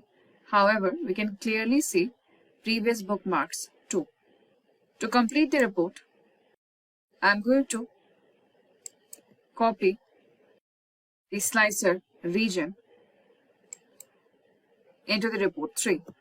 When I paste the region here, it will ask us, would you like to sync the visuals? This time, we will not sync the visuals. Plus, we will change our report slicer from vertical list to a tile. Once we have the slicer, now let's create a bookmark. Create a bookmark here. First is the sales bookmark, another will be the profit bookmark. So first, we are going to hide sum of profit, that is the line chart. We add the bookmark, we rename it, and we will say this is the sales. Next, we view the sale and hide. And we click on add. and then we rename again to profit. Now we can easily switch from sales to profit here. Yes. However, we don't want to see it like this. The end user should have the immediate option to switch between these within their canvas. If we are looking for that, we have two options. One is to add the buttons. Another is to add the bookmark navigation. So let's see the newly added bookmark navigation button. In the Home tab, we have View tab. To add the bookmark navigation, we go to Insert. On the right hand side, we have got buttons. And here we have Navigator. In the Navigator, one navigator here is Bookmark. When you click on Bookmark Navigator, on the left and upper corner, we can see the list of all the bookmarks at one place. However, we don't need all the bookmarks here. We need only sales and profit. If we go to the Format Navigator, here we have the option for bookmarks. By default, it is going to select all the bookmarks here. We go to the drop down, it doesn't give the option to select which bookmark we need. So let's see how we can make sure that we can only see sales and profit. Go back to the bookmarks pane. We will control and select sales and profit.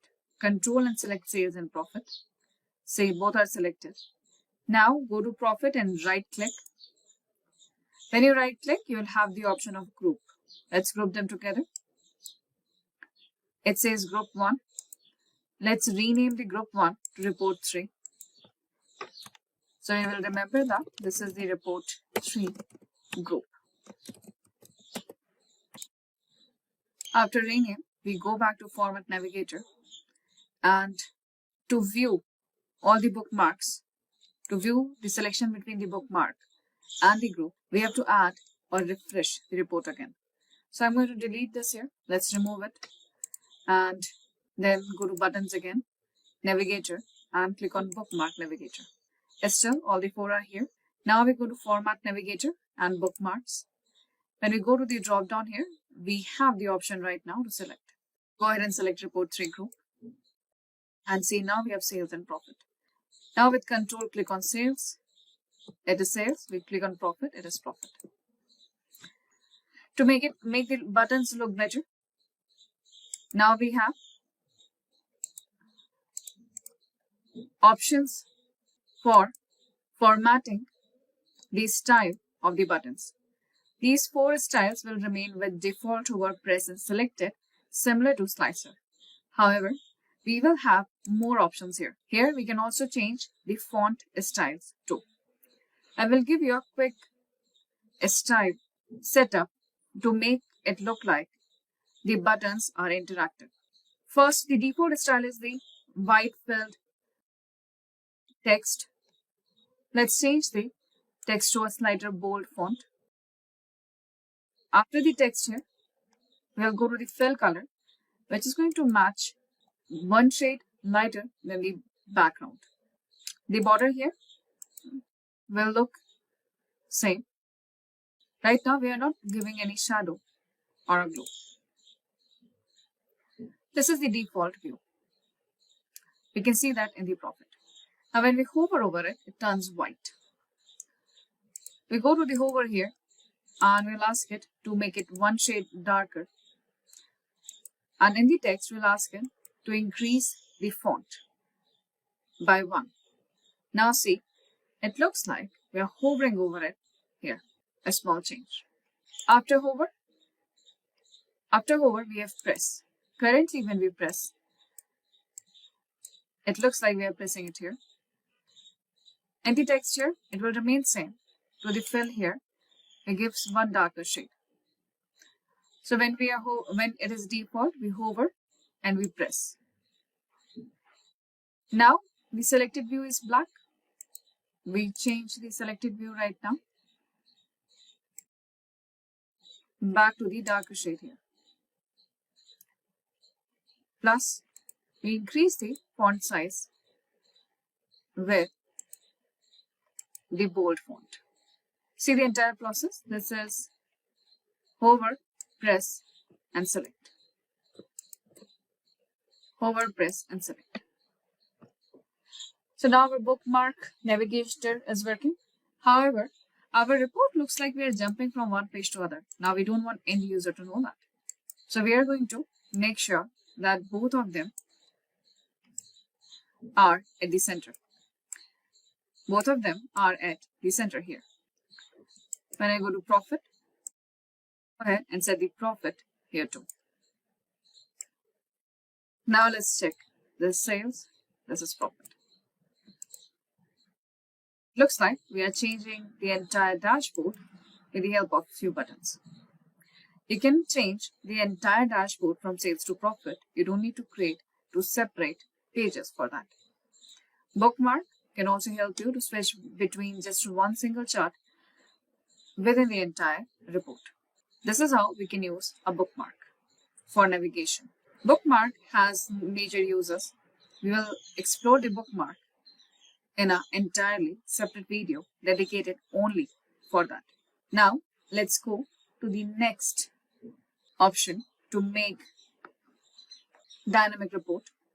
That is dynamic tooltip. Dynamic tooltips let users see additional insights when they hover over visuals. So what is a tooltip, everyone?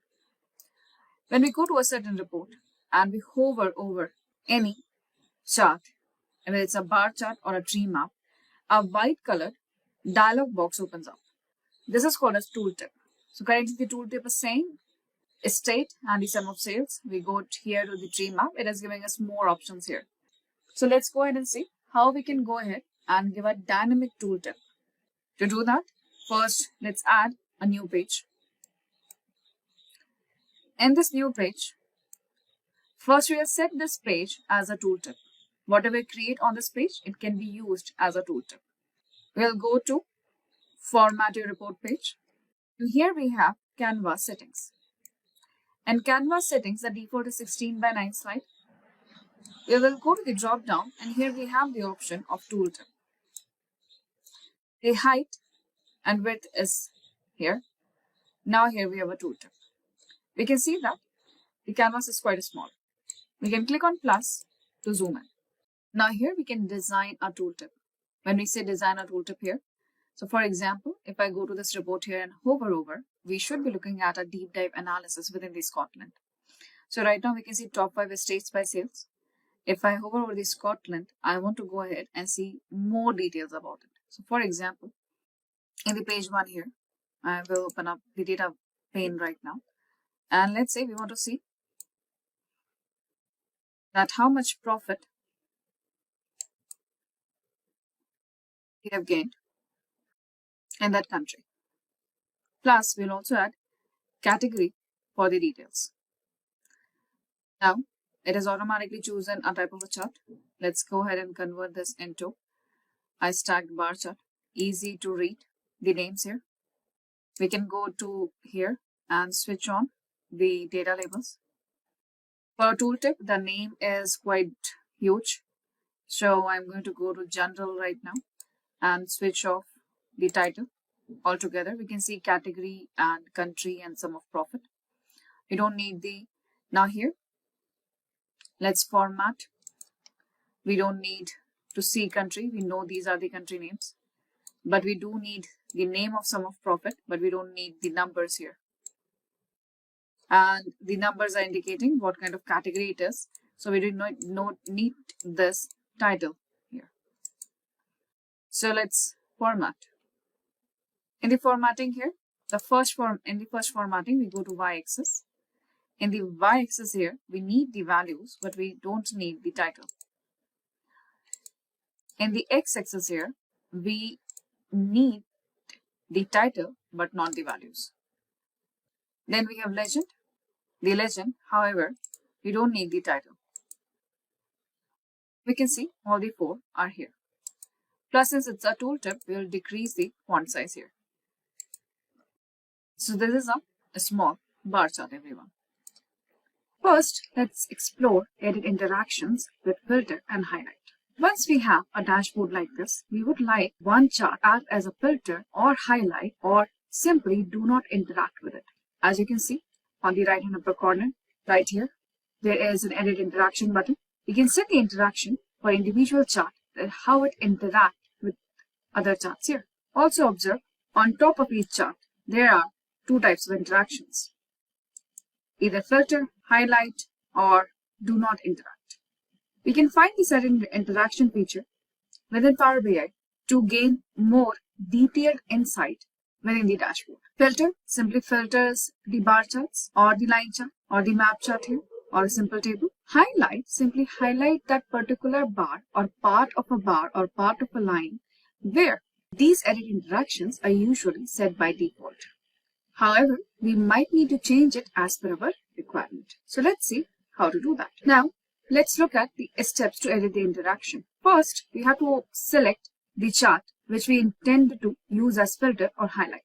Then, we click on Format tab.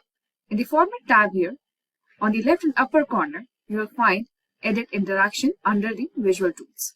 Once the interaction mode is on, we have to first select the chart and then we can select whether we want other chart to get filtered by the selection or to highlight, or we do not want it to interact. This interaction mode will be also available even for the cards that we add. We can add this interaction for the slicers too, not only charts, also the slicers. After edit interactions, which is a basic interaction available in Power BI reports. Next is bookmarks in Power BI. Bookmarks are a very useful feature within Power BI. They help us to save multiple views of one single report. How do we use the bookmarks here? Bookmarks allow us to create multiple views of a report page, like including filters, slicers, multiple visuals, hide and unhide. So one single page inside the Power BI can be converted into multiple views. And those multiple views either can be navigated like a slide or a picture to represent different perspectives or states of the report. Now, how do we apply bookmarks? First, we need to go ahead and switch on the bookmark and the selection pane. So we need to go to View tab and we have to click on the bookmarks pane and the selection pane to activate. Once we are there, and on the right hand side, we can see the bookmarks and the selection pane. We can go ahead, create our selections and add to create a bookmark. So for example, if we have a slider, for example, if we have a hierarchy to choose, we'll choose a hierarchy. When the hierarchy is freezed on our screen, we can go ahead on the right hand side and simply click on add a bookmark and name the bookmark. In a similar manner, if we have an entire dashboard, we want to spotlight one of the charts there, go ahead, select the spotlight and freeze that screen with the bookmark. Like this, you can also apply, for example, a country filter. So let's say you apply the filter for India and the entire data, currently the entire dashboard screen or your report screen is showing all the data that is related to India. Now, you can save or add that as a bookmark. Now we can switch between two views. First is the global sales and then sales within India. So we don't have to create multiple page reports here. By simply adding the bookmarks, we can go ahead and create multiple views and navigate through the bookmarks too. Let's go to the Power BI and see some examples. So since we have created multiple bookmarks, now we would like to navigate those views. This is very easy. There is two types of navigations, page navigation and bookmark navigations. In the new updates last year, now we don't need multiple shapes to be added, set the bookmarks, or we don't need buttons there. However, we can utilize that here too. To activate the navigation or use the direct navigation available here, we have to go to buttons drop down. So let's see these steps here. If we want to add, once we have created the views, if we want to add buttons, we have to first click on a chart. Once you click on a chart, Format and Data Drill option opens up. Go to the Format tab. In the Format tab, we are going to find buttons. Once you find the buttons there in the drop down, go to the last section and you are going to find navigation. In that navigation, go ahead and select bookmark navigation. Once you select the bookmark navigation, you will see the list of all the bookmarks and the views you have created on multiple pages. Now you can go ahead and navigate. Let's see the example in Power BI. Currently, we have seen we can directly activate the bookmark. There is an entire strip of the buttons. We can click and navigate to whichever view we want. However, we can also choose to switch between only 2 or 3 bookmarks, not all the bookmarks there. For that, we can use button and images too. Meaning, we'll go ahead, we create a button or a shape, and we assign a bookmark to that. For example here, once we have opened the bookmarks and the selection pane here, we can link the bookmarks to certain chart or to a certain image or a shape. It creates an intuitive and a very easy visual user interface. These steps will involve, we insert a button or an image from the Insert tab. We select the button and we go to Visualizations pane. In the Visualization pane, under the action, we choose the bookmark and the action type. Action type will be the page of the bookmark. We can use this to switch between 2 charts within the entire dashboard. You can also choose this to simply switch between 2 entirely different views of a simple page report. Once we go ahead and select the bookmark we want to associate with that button or image, we have to do that for multiple charts together if we want to switch between the 2 views. For each view, we apply 2 different images. Once the images are done, we customize the button and image style for better user experience and to set the theme of the page. And if we want to go ahead and hide and unhide them, accordingly, we will place them maybe overlap with each other or maybe at 2 different places as per the requirement. And once the bookmarks are analyzed, we can simply click on that image, control and click, and we can switch. In the developer or the designing mode, once it reaches to the user, the end user will have to simply click and it will switch the charts. Let's see an example in Power BI. Next, we'll see working with parameters. Now, parameters are far more different than the interactions and the bookmarks we have seen so far. Parameters are simply one step ahead of filters. Let's understand what parameters are. Parameters are found in every BI tool. Parameters in every BI tool allows us to dynamically change the charts and the visual based on the user input. Usually, parameters are just the range of values passed from the outside by the end user. For example, we have a chart where we have sales versus countries. Now, we can give an option to the end user where they can simply change the x-axis entirely. They can change the country to category, from segment, from states, city. They will keep on changing the dimensions and the chart will automatically update as per that dimension. You can also give them access to change the y-axis. Maybe they want to see country by sales, profit, total quantity, total number of orders, and likewise. So if you want to go ahead and change the dimensions, maybe we want to go ahead and change the filter. For example, we want to see top, we usually go ahead and tell them these are the top 5 customers or vendors we are working with. You can also go ahead and give them the access that, okay, you go ahead and see whatever top n numbers you want to see, meaning they will have the option to change the filter value to 3, 5, 10, 20, whatever they want to see. And that's parameters. That will change the data display based on any categories or numerical range they are selecting. There are multiple use cases for the parameters. There are 2 types of parameters here. First is numerical parameter, other is field parameter. As you can see in the example here for the numerical parameter, we have given a discount slab and a slider. So we can simply click on new parameter there. We can select an what if parameter or a numerical parameter. We can give a simple number here. Once we create a slicer linked to the parameter and it is always created, there is a simple checkbox there. Now, further we can use text measures to incorporate into the measures, into the filters as we apply. And these measures give the end user the flexibility to input the values within the calculation or within the filter or within the X or Y axis to change and view the reports. In the field-based parameter, we can go ahead and change the X and Y axis. Field parameters are very easy. We will simply go ahead, add the parameters there. And as we discussed, we can simply change product category, region, country, or segment. We can also go ahead and change sales and profit. These text parameters are written automatically there. When you are creating the parameter, at the back end, it is simply writing a DAX. And we can utilize that particular parameter in multiple calculations too. Now, let's go ahead to Power BI and see how parameters work. This page we are going to use as tooltip. I'm going to name this as tooltip 1. And we will utilize this particular page as a tooltip for other charts and the reports. To create this as a tooltip, First thing that we do is we go here to the right hand side, format your report page. We go to the Canvas settings here. In the Canvas settings, we will go to the drop down and select the tooltip. Now, as you can see here, the dotted lines here are showing us the true size of the tooltip. Vertical alignment will remain at top. We can also keep it at the middle. I prefer it here. Inside this, we can add cards, visualization, or simple tables. Use it as a simple canvas. However, the size will be different. Now inside this here, we go back to build visual and let's add the new cards here. In the new cards, let's add our sales. We have our profit, discount, and the units sold. These are the 4 cards here. As you can see, all the 4 cards are simply added one beside the other in a vertical manner. We can go to the formatting here. We do have the option of layout. We can ask it to arrange in a grid. How many rows we are looking for? So we can increase the rows by 2. How many columns we are looking for? So we can reduce that to 2. Now we have a grid.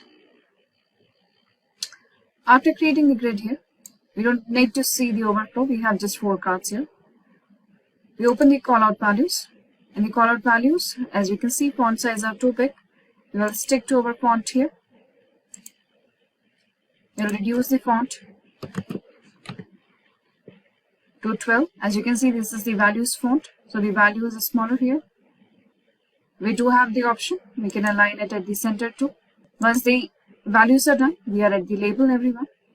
In the label here, we can decide what kind of labels we are looking for. We can also reduce the font size here and make sure we are selecting the font size here. Font style and font size. When the size is selected, we will keep the layout at the middle. Then let's go to cards. In the cards here, we have multiple shapes. We will let's go ahead and change the shapes here. We have the snipped shape here. We can change the shape. We can change the shape too by simply deciding here. The padding simply means the difference when the space between 4 cards here. We can keep it narrow, make sure the alignment remains at center. Within the cards here, we can decide the background color. Please utilize your organization colors for that too. You can also add the images at the back. So this is here. We have multiple borders. You can decide for the border colors here. So there is multiple options here for formatting. Once the cards are selected and created, now we can utilize this as a tooltip on other charts. So let's see how do we add this as a tooltip. If I go to report 1 here, in this report 1, this is a simple column chart here. So let's look into the column chart. The tooltip that we have currently is simply saying region is west, sum of sales is that. And we can easily see that within the chart too. So let's add a better tooltip. To add a better tooltip here, first select the chart here. We will go to the format your visual. Under the visual settings here, and we have general settings. In general settings, go to tooltips. In tooltips, we have the option that what you are looking for. Are you looking for a report page or the default one here? You can see we are looking for a report page. And once you go to the drop down here, you will automatically find tooltip 1 cards in the drop down. Once you select this here, tooltip 1 cards, when we hover the cursor over here, you can see the card appearing right there. And the number will keep on changing as per the selection. When we see it like that, the size is too big as we see in the column here. We can go ahead and customize it too. As you can see here, we have multiple options for the tooltip. If we have something typed there, we can go to the tooltip 1 card here. It looks smaller here. However, we click outside. We go to the format page. And Canvas settings here, within this tooltip, we can customize it too. So when you go to tooltip, you can see height is 240 and width is 320, right? And we want it to make it smaller, so we can go to custom here. First thing that we do here is we make it smaller, like this, right? So for example, if we're keeping it smaller within this custom tooltip, let's see, I'm going to keep it here, smaller. Does that make it smaller in the report? Let's see. It doesn't. It still leaves the white space. So we go ahead to custom, page navigation.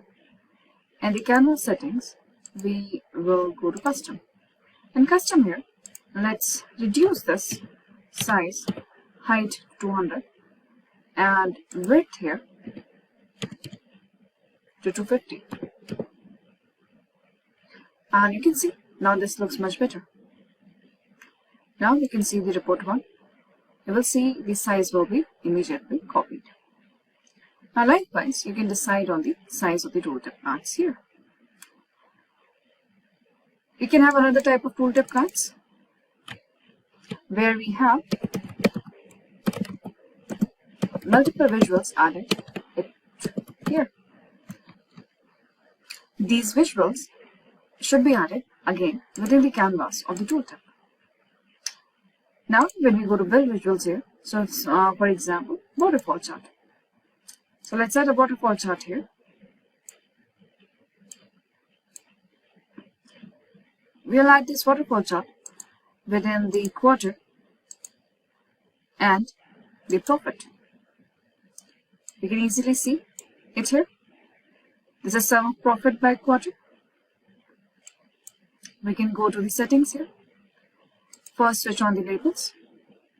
Now on the y-axis here, let's switch off the values. We don't need the values here. Once we have this here, we neither need the title. This is cleaner.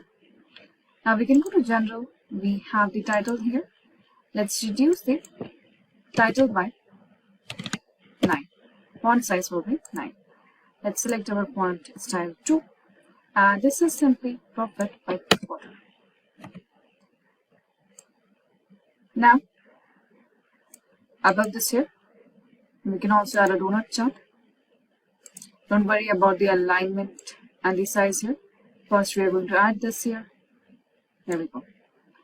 Now, let's create a donut chart between customer type and the sales.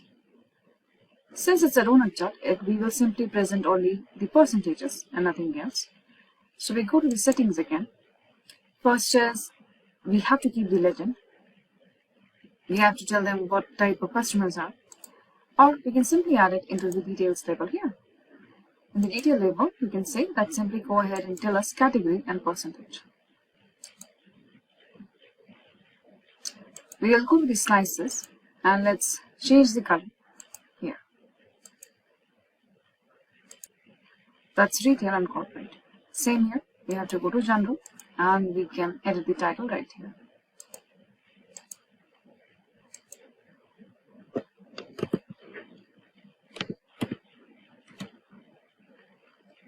This is sales by customer type.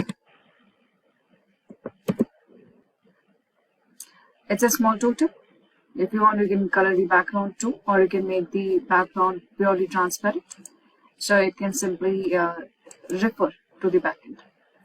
Now, these kind of reports, which is detailed there, right?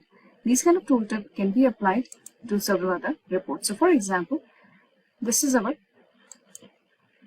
country sales and profit here, the bookmark that we have added, right? So for this here, let's add a bookmark. For this, let's add the tooltip. To add the tooltip here, we go to general again, we go to tooltips, and now in the report page, just observe here, currently the tooltip has multiple text here, that is the automatic tooltip. Now we have tooltip card for visuals. Once we activate that, automatically you can see the entire chart right now is getting filtered out with the help of the dimensions and the category and region too. Similarly, if we click on profit here, we have another chart, right? So we select on this chart too, and we select our tooltip visual, and this is a line chart for individual quarter and the year, and you will see changing here too. It's a quite a fantastic visual here. You can always go ahead and color the background similar. This is all about the interactions here. Let's have a quick recap. We started with a simple report. We have edited the interactions here. We have also added the interaction with the slicer and multiple sliders. We have explored in the new lightning bolt slicers and new slicers and the old slicers here with the help of edit interaction too. Then we moved forward and we have understood about date slicers, cards, and multi-row cards. 2.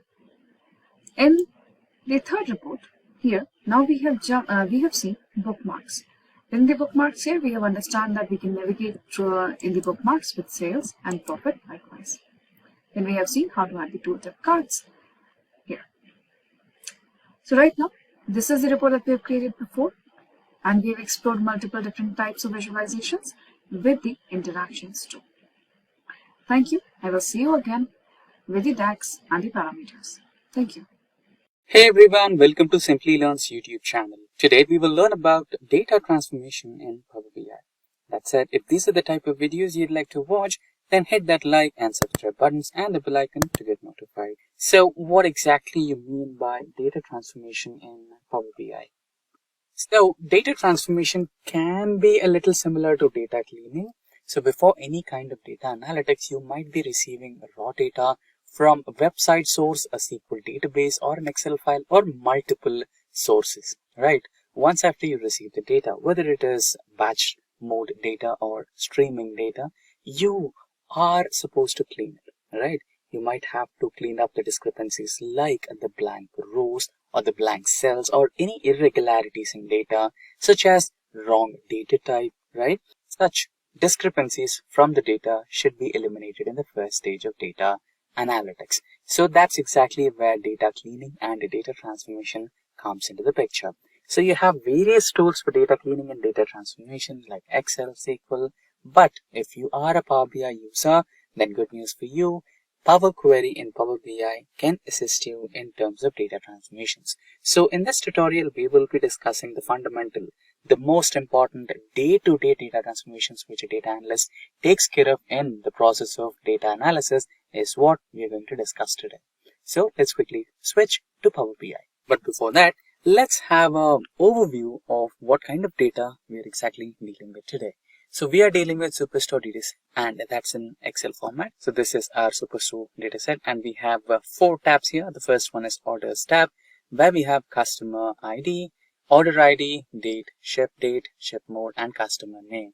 And in the second tab, we have Stores dataset, which has the details about the customer, from where he or she is, the state, city, postal code, and which category or subcategory did they purchase, and order, sales, discount, profit, everything, right?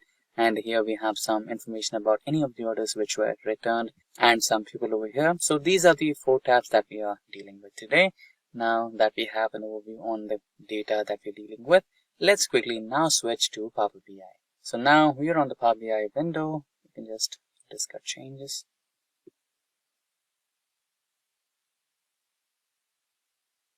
There you go.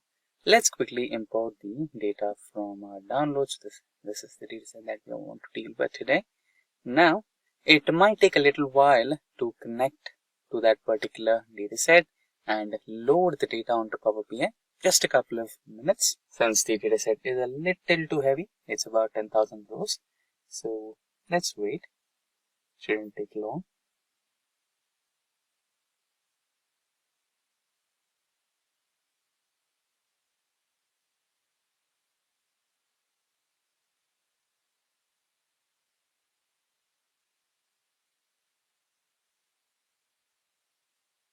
There you go. The data got successfully loaded. So you have the option of loading what kind of data you want. You have 4 tabs as we just discussed. You can load the Orders tab and you can load the Stores tab. And in case if you want the Returns tab, you can also load that. And if you want all of those, just load all of those, right? Now, I just want the 2 tabs, Orders and Stores. Now here I can just directly load to get started working on this. But in case I don't want any kind of discrepancies, in case if I have a doubt that this data might not be cleaned, I shall go with data transformation.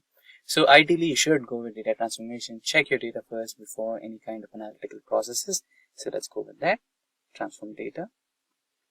And shortly we should be having the Power Query window open on our desktop screens.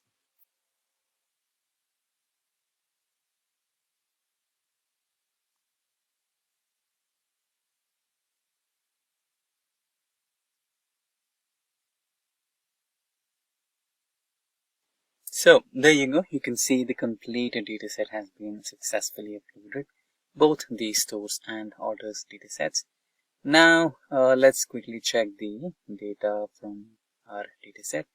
So here you can see we have orders date, right? But I can see 42682 and 42533. This is not in the form of date, correct? So this is the simple step that we discussed, changing the wrong data type. So you can just click on the lower arrow button over here, and or you can right click, and here you have an option to change the type, correct? So it is considering it as a whole number, which is wrong. So you can change it to date. Replace current. So now we are trying to change the order date from a data type a whole number to date data type. So there is some error. If you click on error, or if you just navigate onto it, Power BI should be able to show you what error was it. And just in case if it's not working, okay, we are unable to parse the value provided. So you can just remove that and try it in a different way. Change type to date and time zone. Date. I think this should be helpful.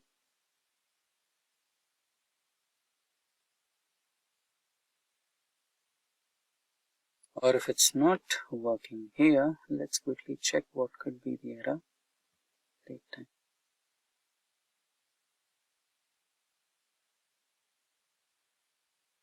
And now let's try to refresh the data.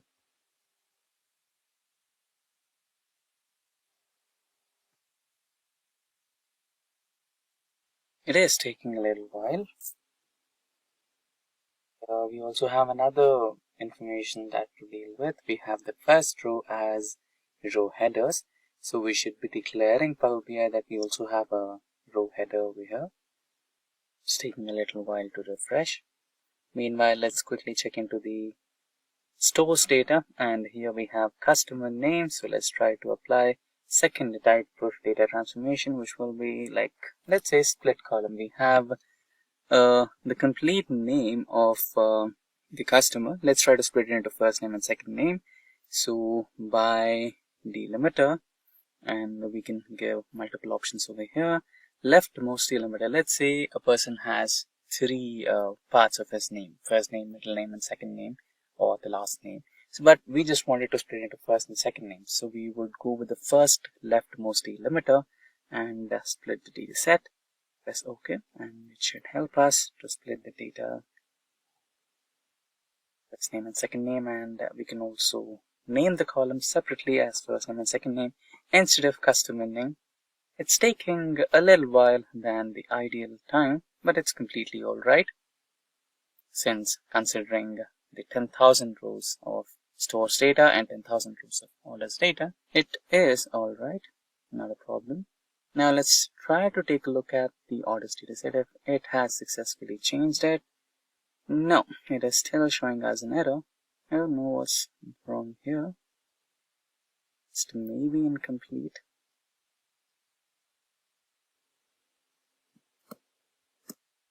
Let's quickly refresh all instead of preview and check if it can help us.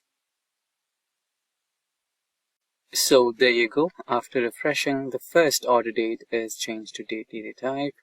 So what we missed is when you change the type, you're supposed to add a step. So what exactly I mean by that? Now we are trying to change the second one as well. So just wait for a while and it will give us a choice if we want to add a new step or not. That's when we select the option yes, please add a new step. So what do I mean by steps? So applied steps. You can see something over here, right? So every alteration, every change, or every modification that you're doing, every transformation you're including onto your data will be recorded as a macro.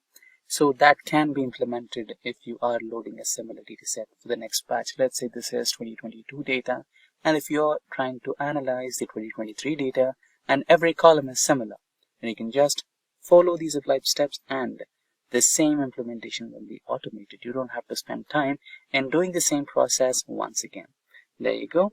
So this time it has recorded this step and it automatically has taken a new step over here. Change type step 1, change type step 2. If you don't want the step to be added, you can just select the red X mark over here. It will remove it. And similarly, when you go back to the stores data set, here you have the first name and second name split successfully. And now let's say you want to have unique customer data, right? In that scenario, you can just even remove duplicates from this particular column. Just remove duplicates and you'll just have unique data. It's possible that one customer might have come here to buy the same product, buy the same product on different dates, or one customer might have done a repeated purchase. So it's possible, but again, if you just wanted to know if there is a way to eliminate duplicate entries, then you can do that. So for now, let's not delete the customer IDs here, because one customer might have visited the same store for multiple times and might have purchased a different product, or might have made the same order with multiple products, right? So there is a possibility for that. Let's not disturb the data set. So I just wanted you to know if there is a way to eliminate the duplicates from the data set. Yes, it is. Now let's also check another possibility of data transformation. So let's say you wanted to add a new column and identify or include some mathematical operations. For now, let's say I have sales, quantity, discount, and profit, but I don't know what's the rate, right? So here the sale is for $261 and quantity is 2, but I don't know what's the rate of one product. So I can include that. You can just select the last column, or where you want a new column, just go to the add new column here, and here you can just choose the custom column. Should be somewhere over here. Yeah, this is the custom column. And now if you click on the custom column, you can rename the custom column to rate of product, and here you can choose the mathematical operations to be applied on the columns. So sales column, insert, or double click, divided by quantity. Okay, now it should give you the rate of each product, individual product.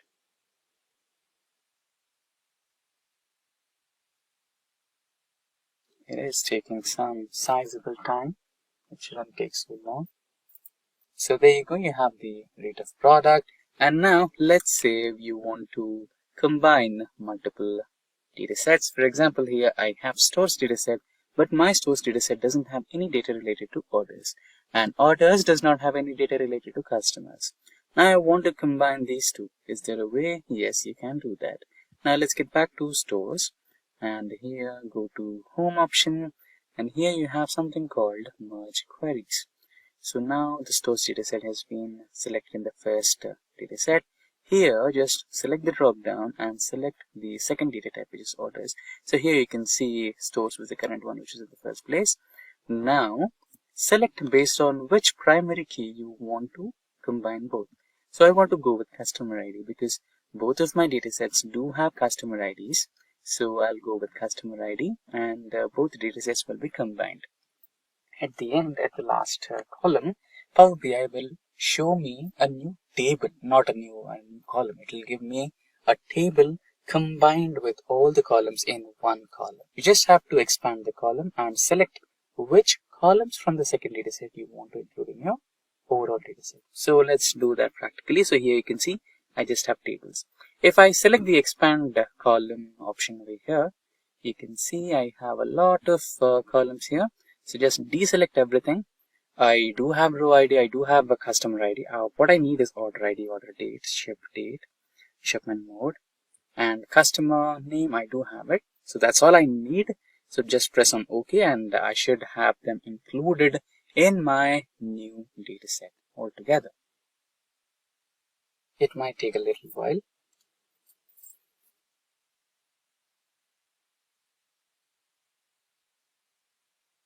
So there you go, we have the new orders ID, order date, ship date and ship mode added to our dataset. Now just click on close and apply.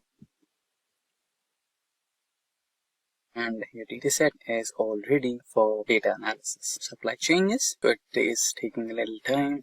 So at the end, you just have to click on the apply changes and your data will be ready for analysis. So that's exactly how you can perform data transformation in Power BI desktop version. So there you go, the dataset got successfully loaded all over here. And you can just drag and drop them onto the visualizations part and you can work on your data. We will learn how to build a star schema using the data modeling process in Power BI. Power BI data modeling is crucial for effectively analyzing and visualizing complex datasets. When data resides in multiple tables or sources, it can create challenges such as inconsistent relationships, redundant data, and slower query performance. Data modeling resolves this by uniting disparate datasets into coherent structure, enabling efficient data retrieval and streamlined analysis. A well-designed model often employs the star schema, which is a relational database structure that organizes data into a central fact table surrounded by dimension tables. The fact table contains numerical metrics like sales or profits, while dimension tables hold descriptive attributes like product categories or customer names. The star schema simplifies querying and enhances performance by minimizing redundancy and maintaining clear relationships between all the datasets. This structure is particularly advantageous for reporting and business intelligence, as it ensures faster processing and more intuitive navigation for users. By implementing a robust data model, Power BI users can overcome fragmented data and unlock actionable insights with ease. That said, if these are the type of videos you'd like to watch, then hit that like and subscribe buttons and the bell icon to get notified. Now we will understand what exactly is a star schema in Power BI. So in other terms, people also prefer to call this as a snowflake schema in Power BI because the shape of the schema represents a star shape or a snowflake shape.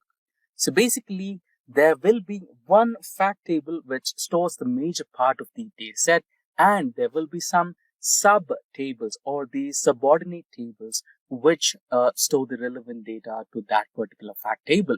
So the fact table maintains many to one relationship with these dimension tables, right?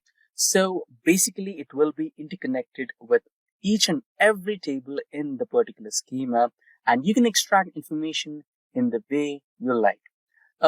This might be a little confusing theoretically, but let me navigate you through this session through a practical demonstration. Let's actually create a dataset using generative AI, and moving ahead, we will extract or we will pull the same data onto the Power BI platform, and then let's look at the star schema practically. Now, let's go to the ChatGPT or any of the generative AI platforms to create the dataset that we are looking at. So this will be my prompt for creating a star schema. So we will be trying to generate 5 different data tables with 2000 rows each. So we will be creating one fact table, which is the sales data. Followed by that, we have 4 dimension tables, which are customer data, product data, orders data, and shipping data. So this is the prompt that we will be using today. Now, let's select the entire prompt, copy that, and get back to ChatGPT. And here, you'll just paste that prompt and then hit the go. I've already created one such data table. It would take a little time to generate the dataset. While ChatGPT is working on creating it, let's look at the data that I already have in my inventory. This is the data that we have in inventory.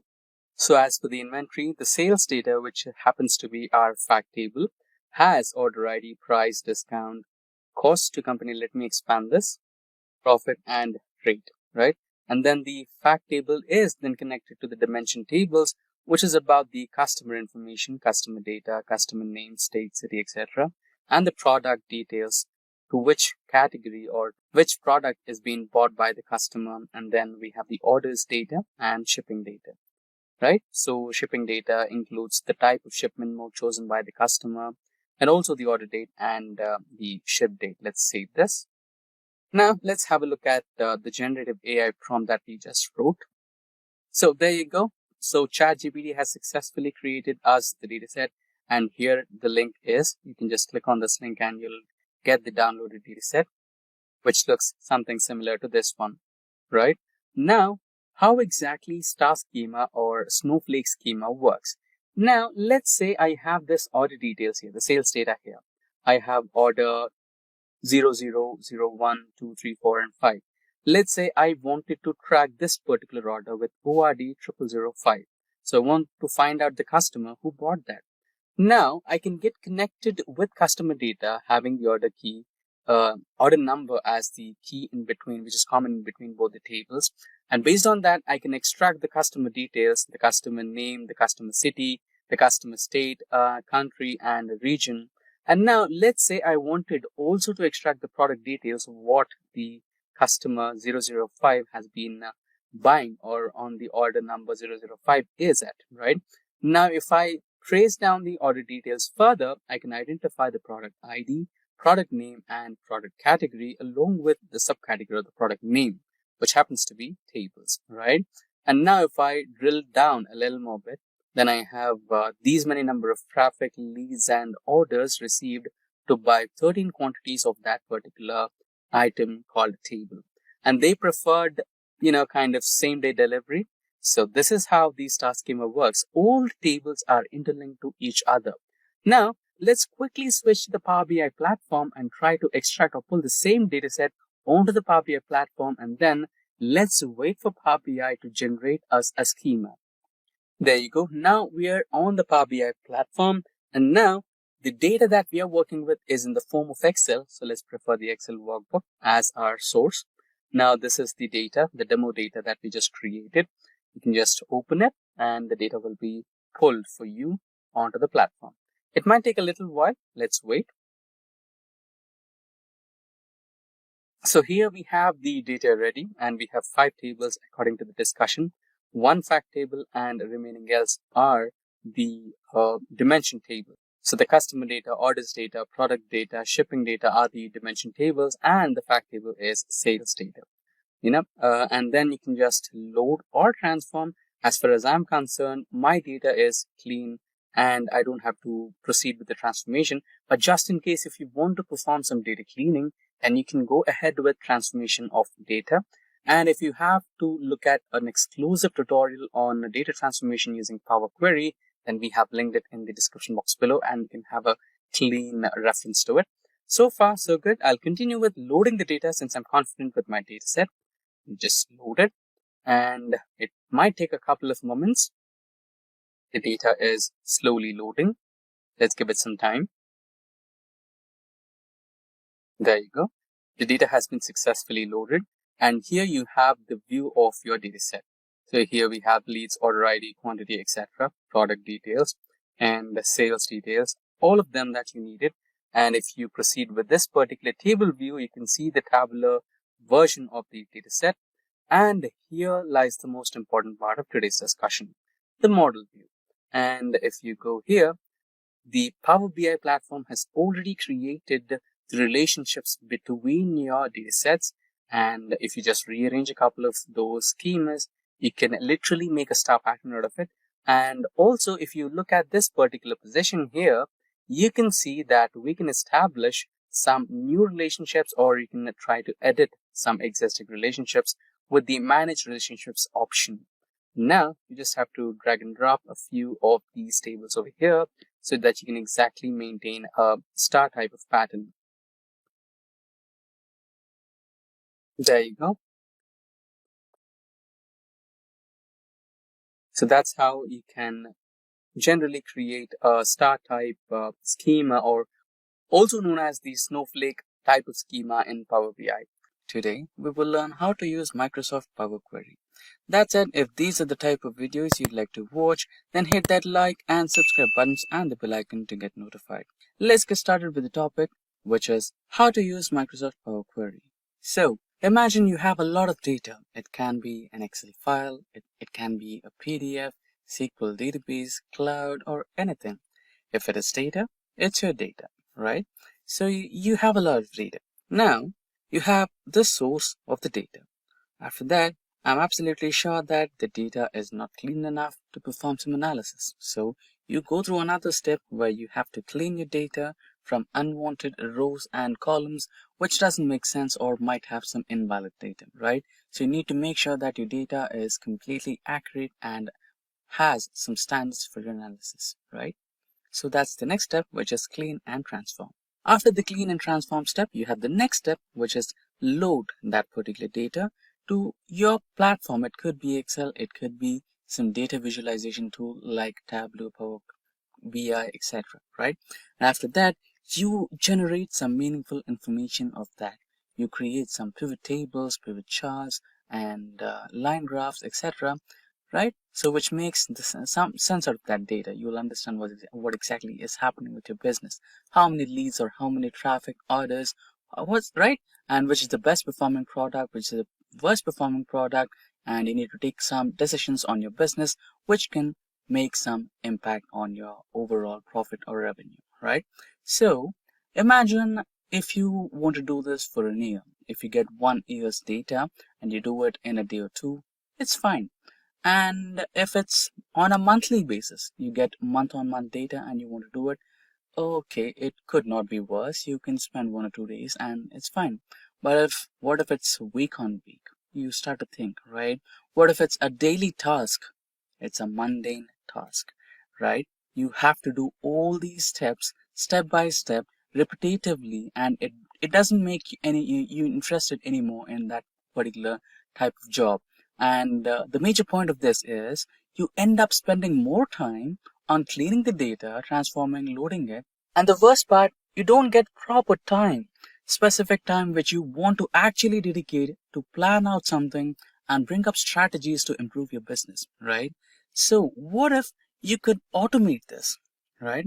What if there is someone who could perform all these steps for you in the way you want, and you can actually have some time to produce some pivot tables, pivot charts, and then understand what exactly is happening with your business and find out some critical points where you can improvise and bring up some good revenue.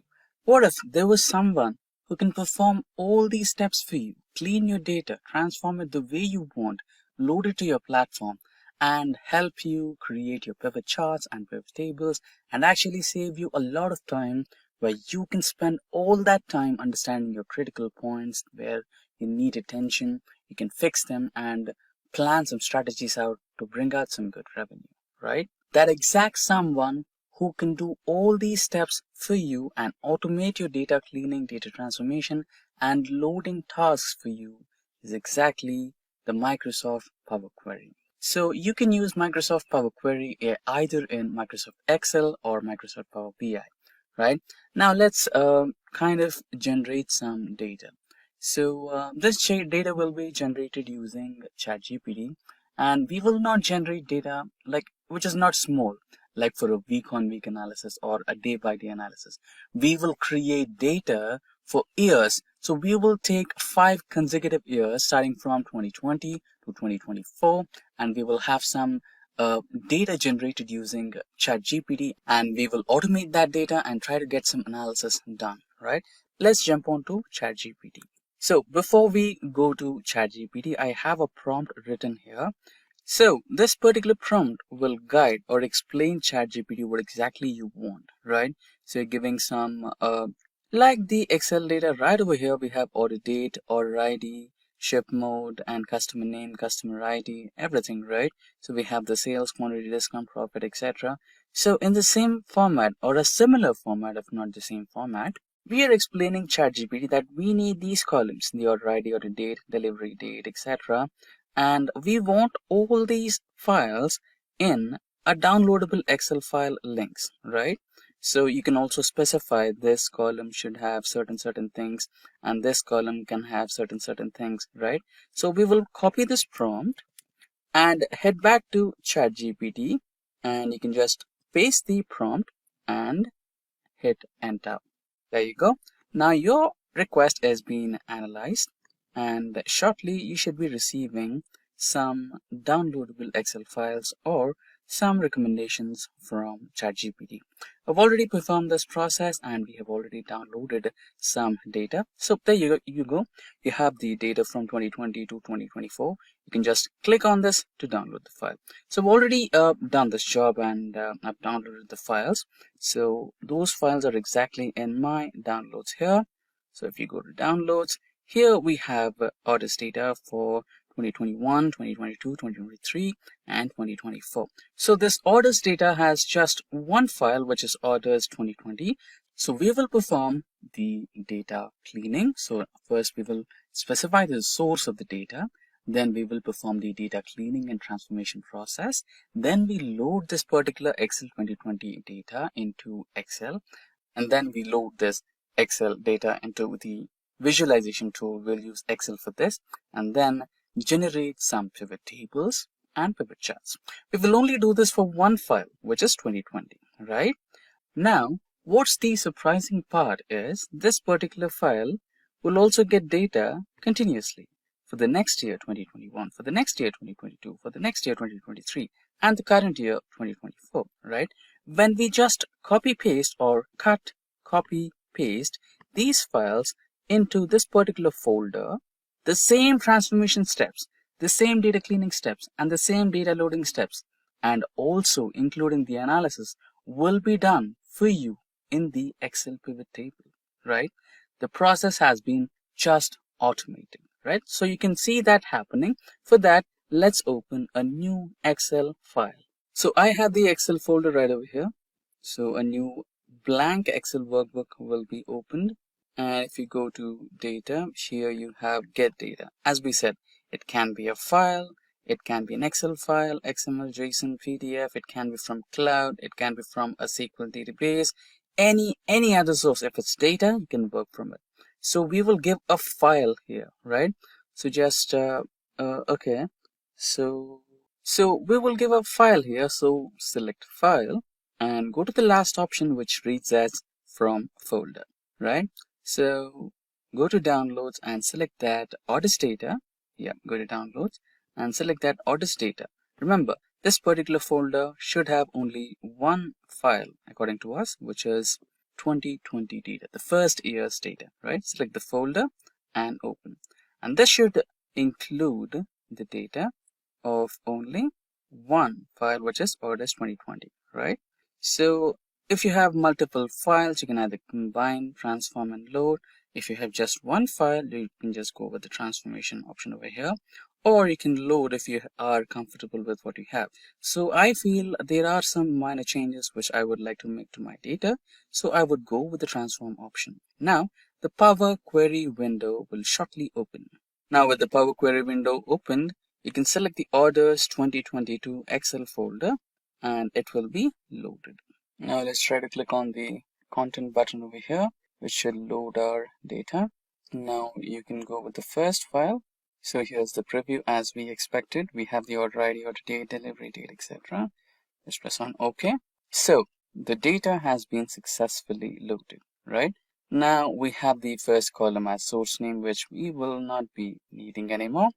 And you can just remove that. Order ID is fine. Order date is fine. Is it? No, right?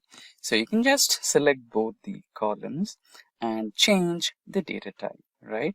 So here you have the option of change the data type, where you will change the data type from a whole number to date, so that you get a date, right? So you have that. The first transformation step, changing data type, has been recorded here. So this is like Excel VBX or macro, which will save all the steps and will apply to all the upcoming files, right? You have to change the type of delivery date as well. So we will be finding the how many days it took to deliver, or if the delivery got delayed, right? So we can test that. And here, if you see, yes, we requested customer ID and customer name. So we got customer ID along with the name. So we don't want that. We want that in two separate columns. We can do that. So you can just select the entire column, go to the split column option over here, select by delimiter, So I think it all automatically recognized that for us. But there is one loophole. We have a space delimiter space option. So just press OK and they should be helping us with the customer ID. So let's rename the customer ID to just customer ID and this to customer name space name. Right, and that's done. Here we have product, which is fine. Quantity is fine, traffic is fine, leads is fine, orders, and here comes the money part. So we have revenue, cost to company. So we don't know the profit yet, right? So to calculate the profit, what you need to do is subtract revenue from cost to the company, and automatically you will get your profit. So in some instances, you might get a negative value. Don't worry about that because that can be a discount offer or some 50% off, 75% off that you regularly sell out your products which are selling in less numbers so that you can just, move out the products from the stock. So that can be done. And order status. So we have order status as delivered in transit, not delivered yet, or order cancelled, right? So we might have to rule out some status here, right? So we are calculating profit here. So we don't want the profit for cancelled orders or not delivered. Okay, maybe, okay, not delivered orders. This might be considered as the cost to company and revenue because it takes some delay to refund the amount to the customers. So we can just add a filter to this particular column and we will unselect not delivered products and order cancelled products. So not delivered happens when the vendor is not available to deliver the product to the delivery agencies. So in that case, the order gets automatically cancelled and the order will be, the money will be refunded to the customer. So we will rule out these. Now the data is clean. Now, as we thought to calculate the profit, select these two columns, first revenue, then cost to company, because we are subtracting cost to company from revenue, right? So we will go to add to column and standard, and here we have some options. So we will subtract that. So we will get the profit here. So now you can name it as profit. Done. So we just move that column to the money part of this particular data set. So profit, cost to company, and revenue are the money parts. So we will change data type from just values to currency, right? So then that should be converted into the dollars format.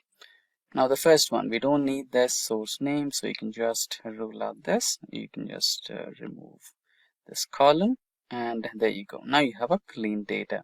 You have the order ID, order date, delivery date.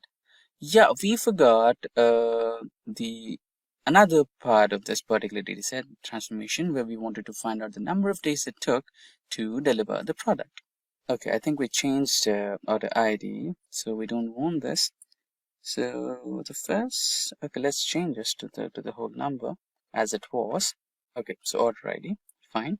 Now we wanted to find out the number of days it took to deliver the product. So we will select the delivery date first and then the order date second.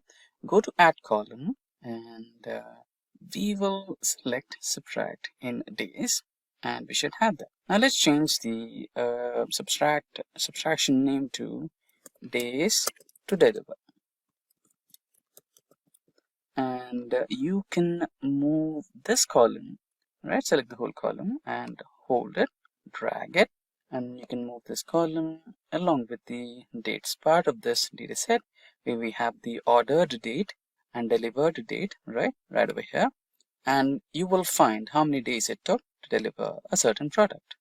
Now, let's recheck once. Order ID, order date, delivery date, days to deliver, customer ID, customer name, what product did he or she order, and what quantity, and the traffic which we received to the website, the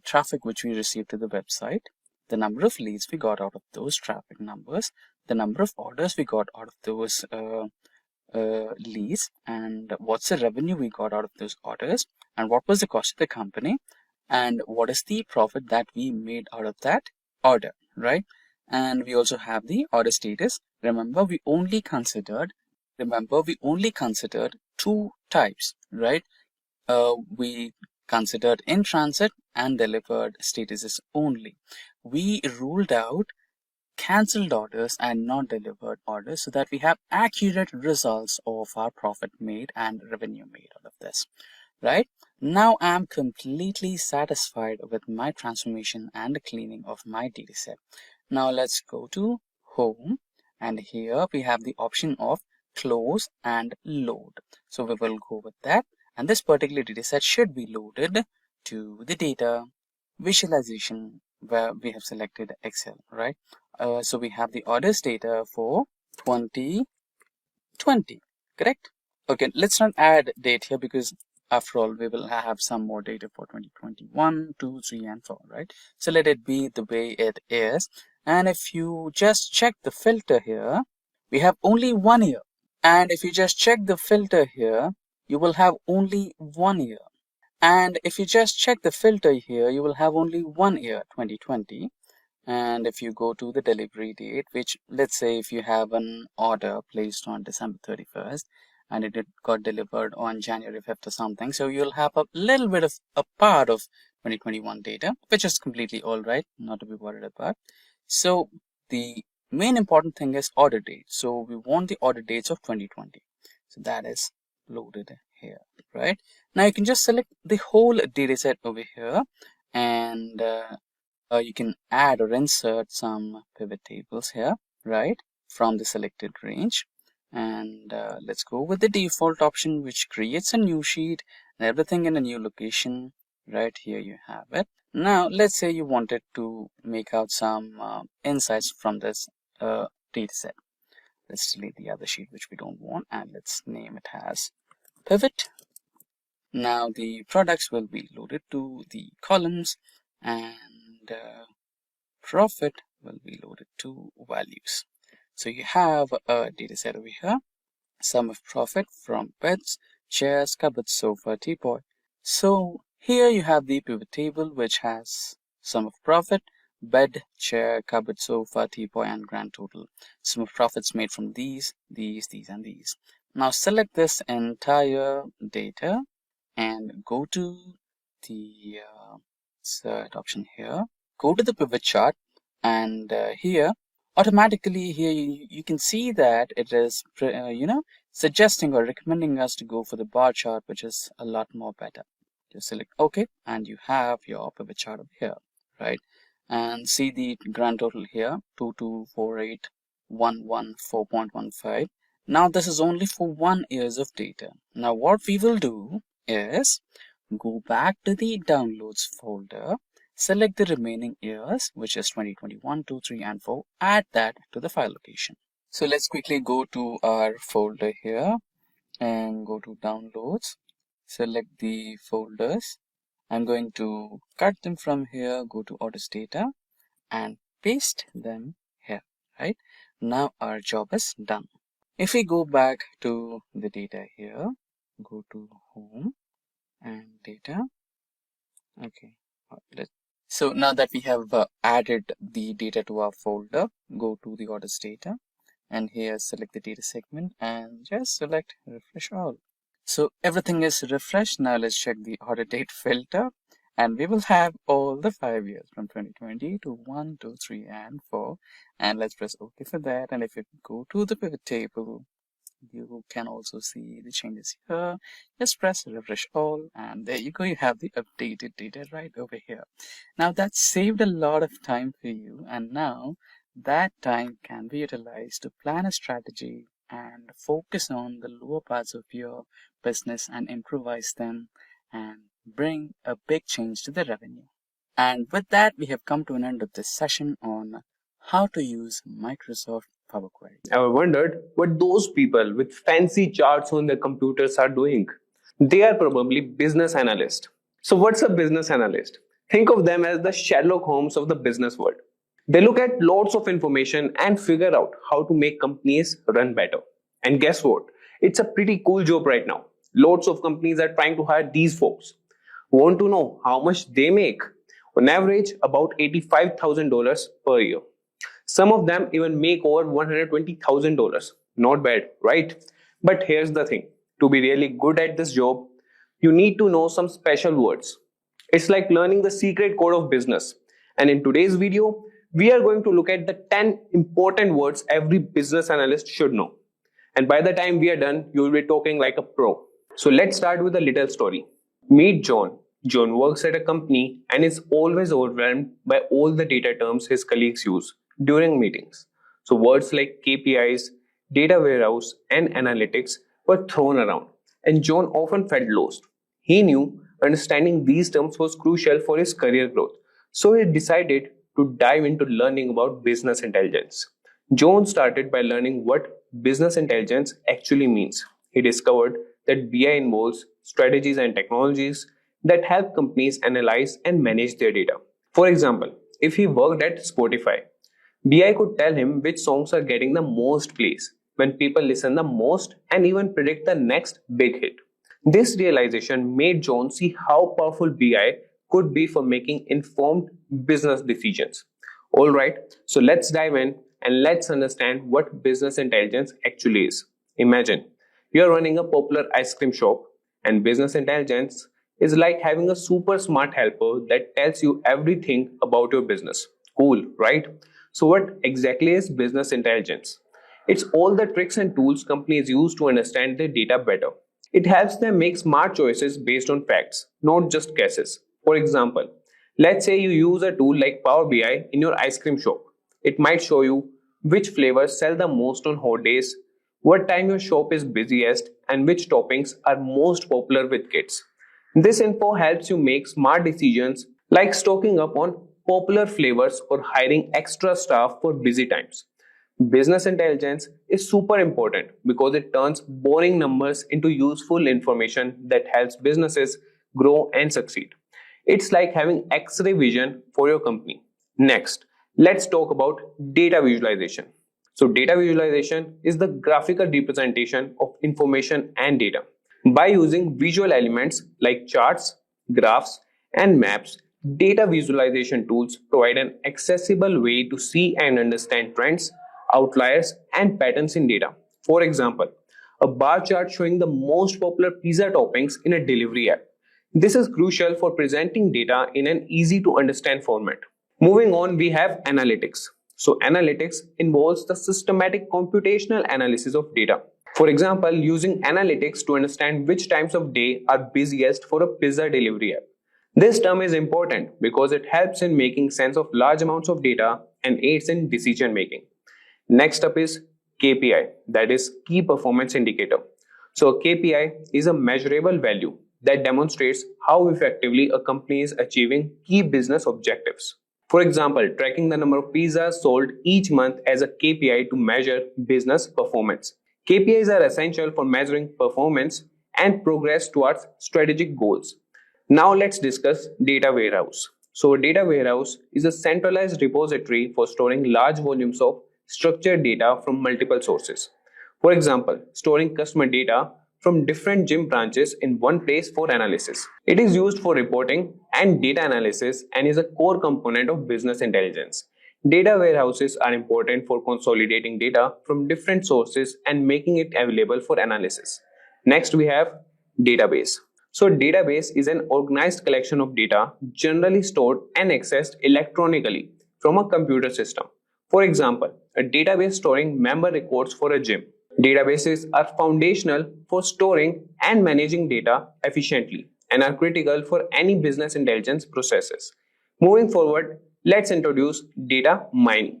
So data mining is the process of discovering patterns and knowledge from large amounts of data.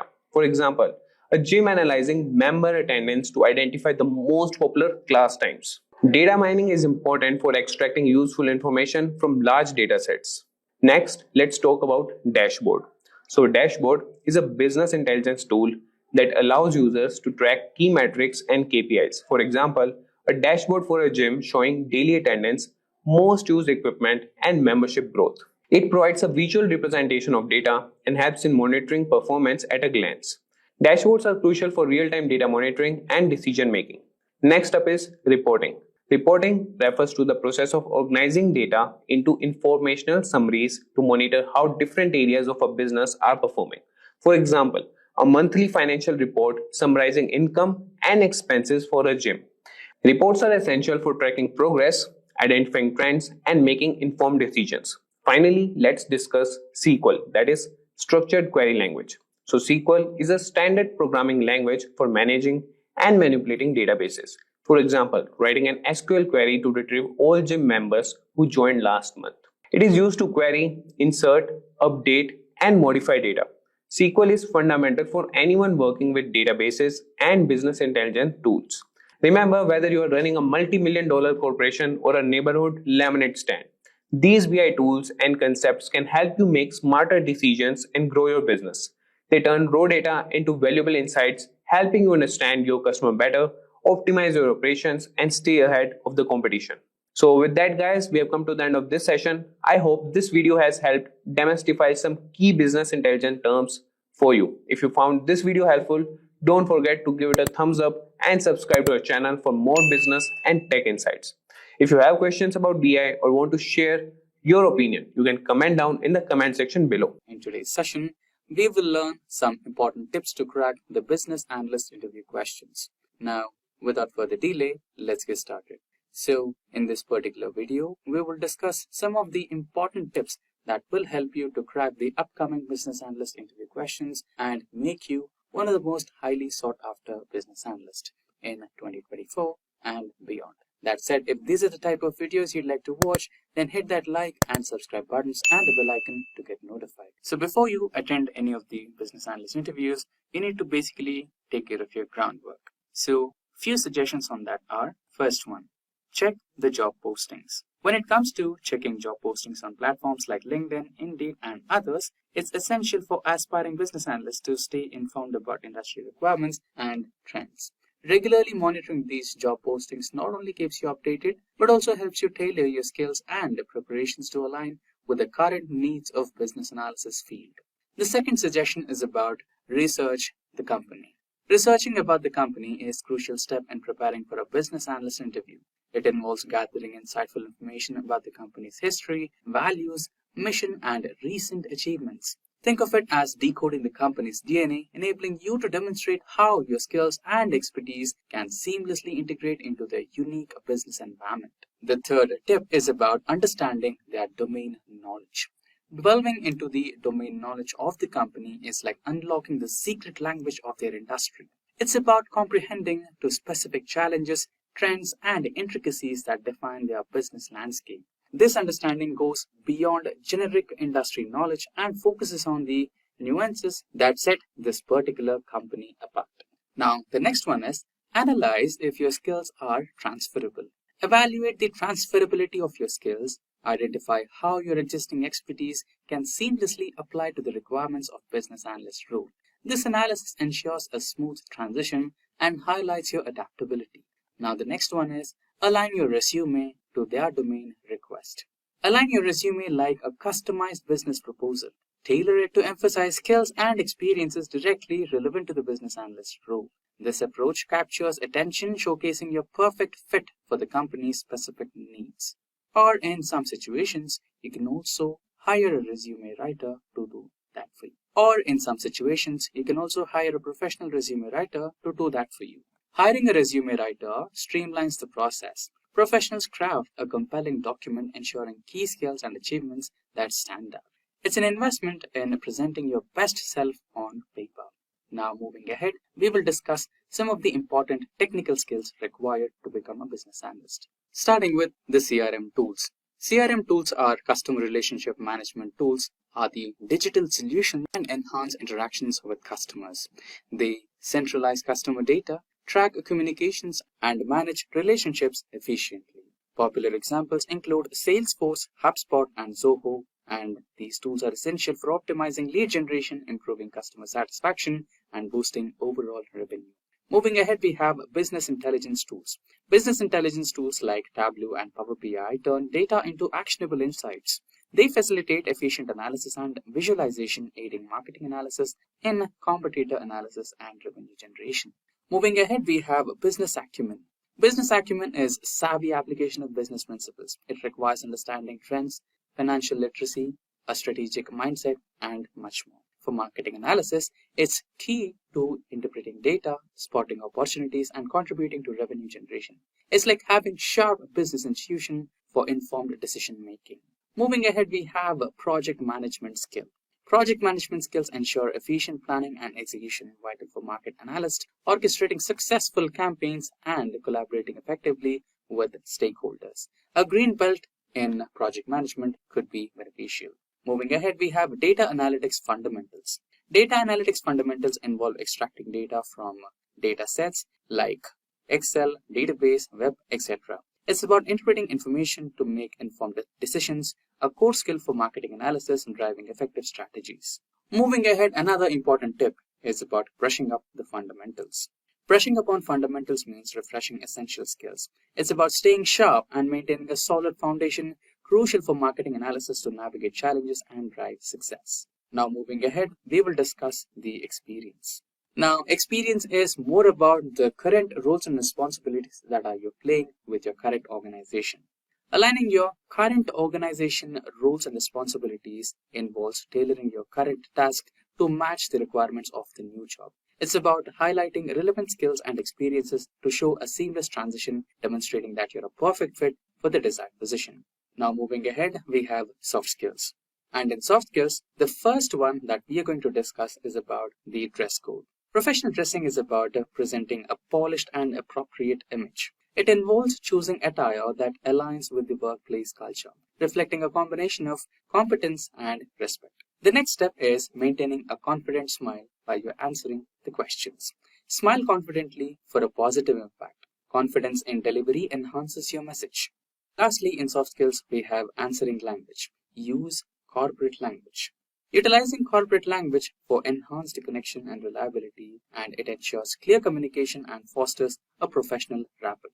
Now moving ahead, we will also face some of the critical questions which might be different from your skill set. Questions like, why should I hire you? Now, these are some of the important questions which doesn't have to do anything with your current roles and responsibilities, skill set that you have, or technical mindset. It is completely about your mentality, how you approach to work, how you approach to your team, how you approach to your responsibilities. So the recruiter wants to know how you think about this particular question. So give a wise answer. You can tell him something like, you can hire me for my strong analytical skills, experience in competitor analysis, and success in lead generation. I am confident in data-centric approach that will contribute positively to the company's growth. Thank you for considering my application. So basically, you're highlighting your strongest points and also you're giving a subtle answer why they should hire you. Now proceeding ahead, we have the second question. So this question is really common. They might ask you for the reason for leaving your current job. So give them some bright and brilliant answers. So you can say, I sought new opportunities to further apply and expand my skills aligning with my career goals. I believe this role is a better fit for my expertise and aspirations. Now the last question is, what are your key strengths and weaknesses? So you can say my key strengths lie in strategic thinking, data analysis, and effective communication. I excel in competitor analysis and digital marketing. As for the weaknesses, I am continuously refining time management to enhance efficiency. Now, apart from this, you can also cross-question your interviewer about your agenda that covers some critical questions that will impress your interviewer. So some of those questions are as follows. You can ask your interviewer that how can the current company help me meet my career objectives? Questions like, what new skills will I get to learn when I join your company? And questions also like, what does a typical day look like with your new organization? Or if you have already joined, what does it look like a normal day in your current organization, right? So questions like these can impress your interviewer, and it will explain how enthusiastic are you about your new role and how enthusiastic are you about your new work environment, right? And with that, we have come to an end of this session on tips to crack business analyst interview questions. And if you have any queries regarding any of the topics covered in this session, or if you require the resources that we used in this session, then please feel free to let us know in the comment section below, and our team of experts will be happy to resolve all your queries at the earliest. Today, we will learn about the Power BI interview questions and answers. So Power BI is one of the most trending BI tool in the business industry today, and most of the data analysts are supposed to have a comfortable understanding of Power BI tool.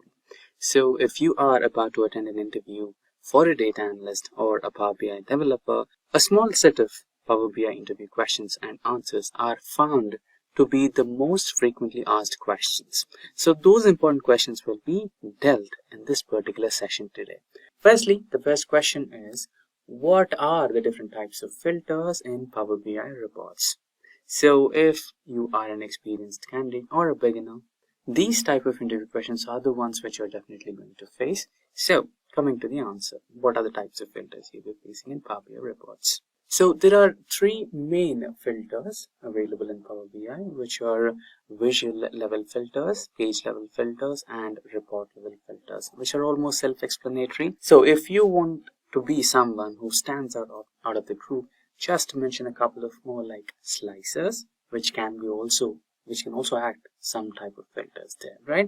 So visual filters, page filters, and report level filters are the three main types. And if you want to add onto it, you can also add in some slicers. Right now, let's proceed to the next question. Explain DAGs in Power BI.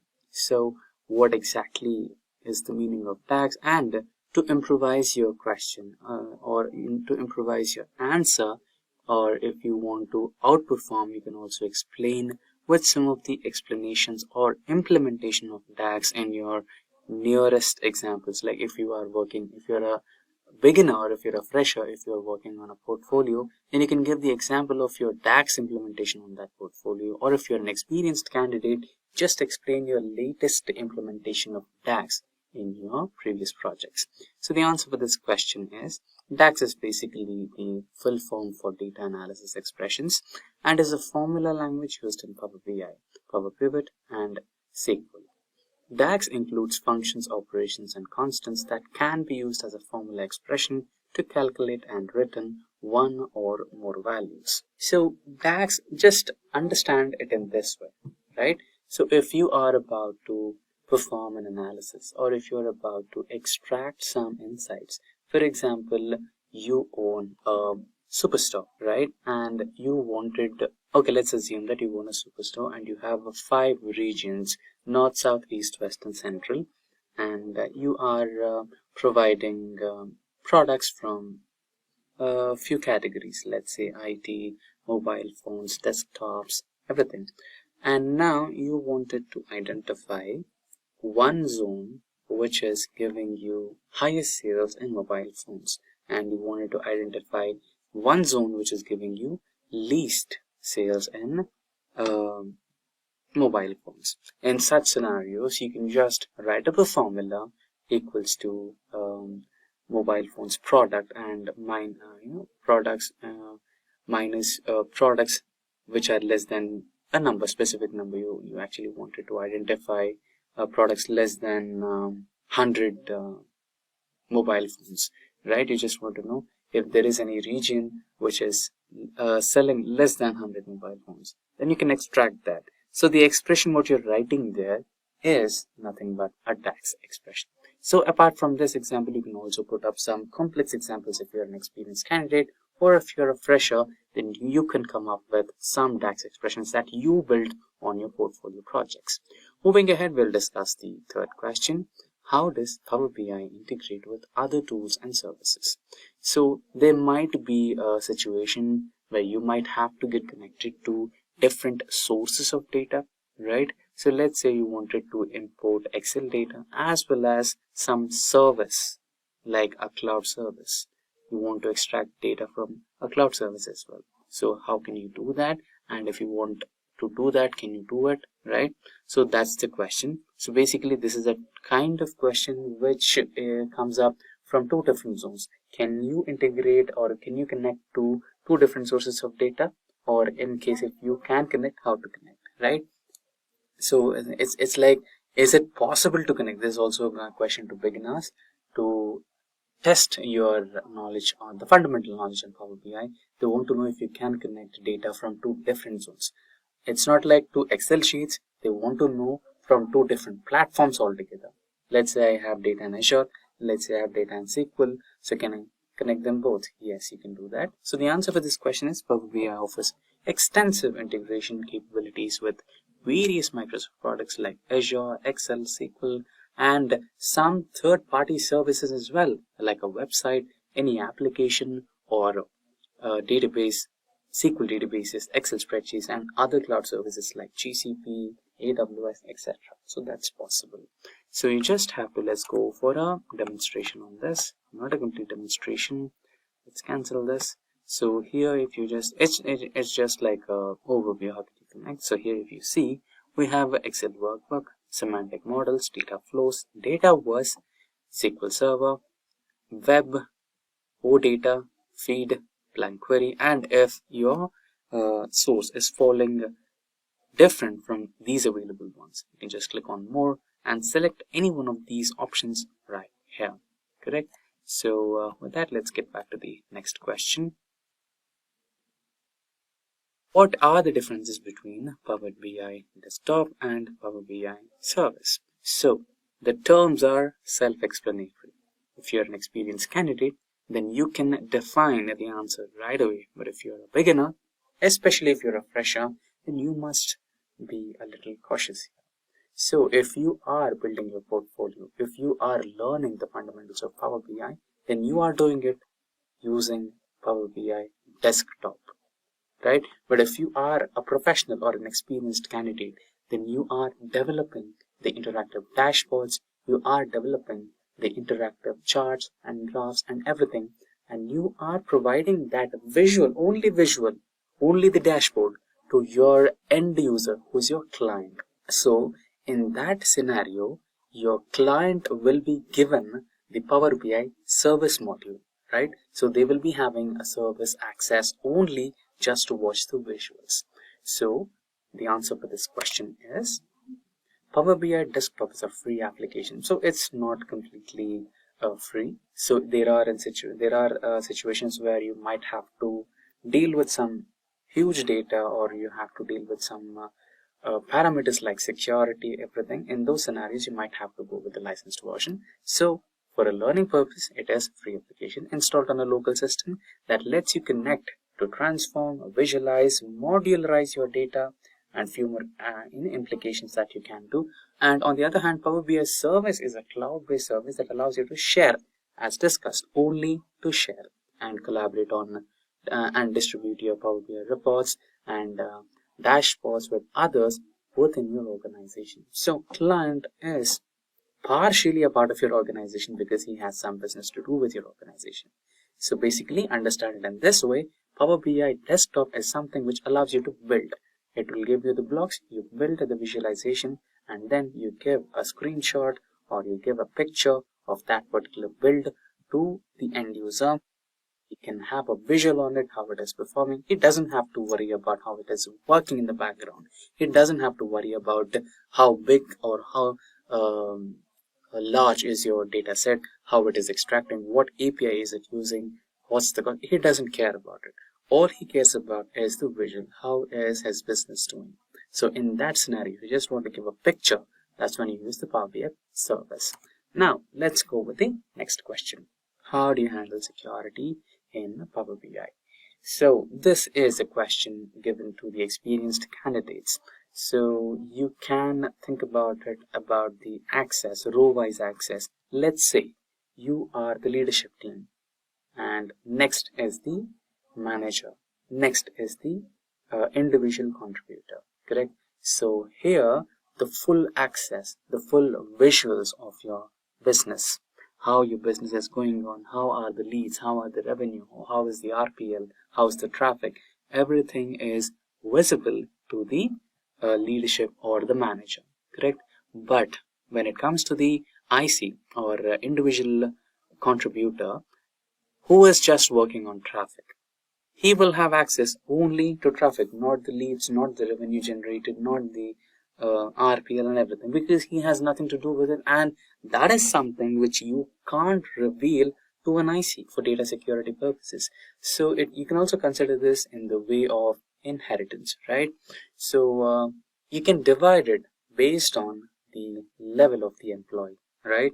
So level wise, you can provide the access to your employee, to your manager.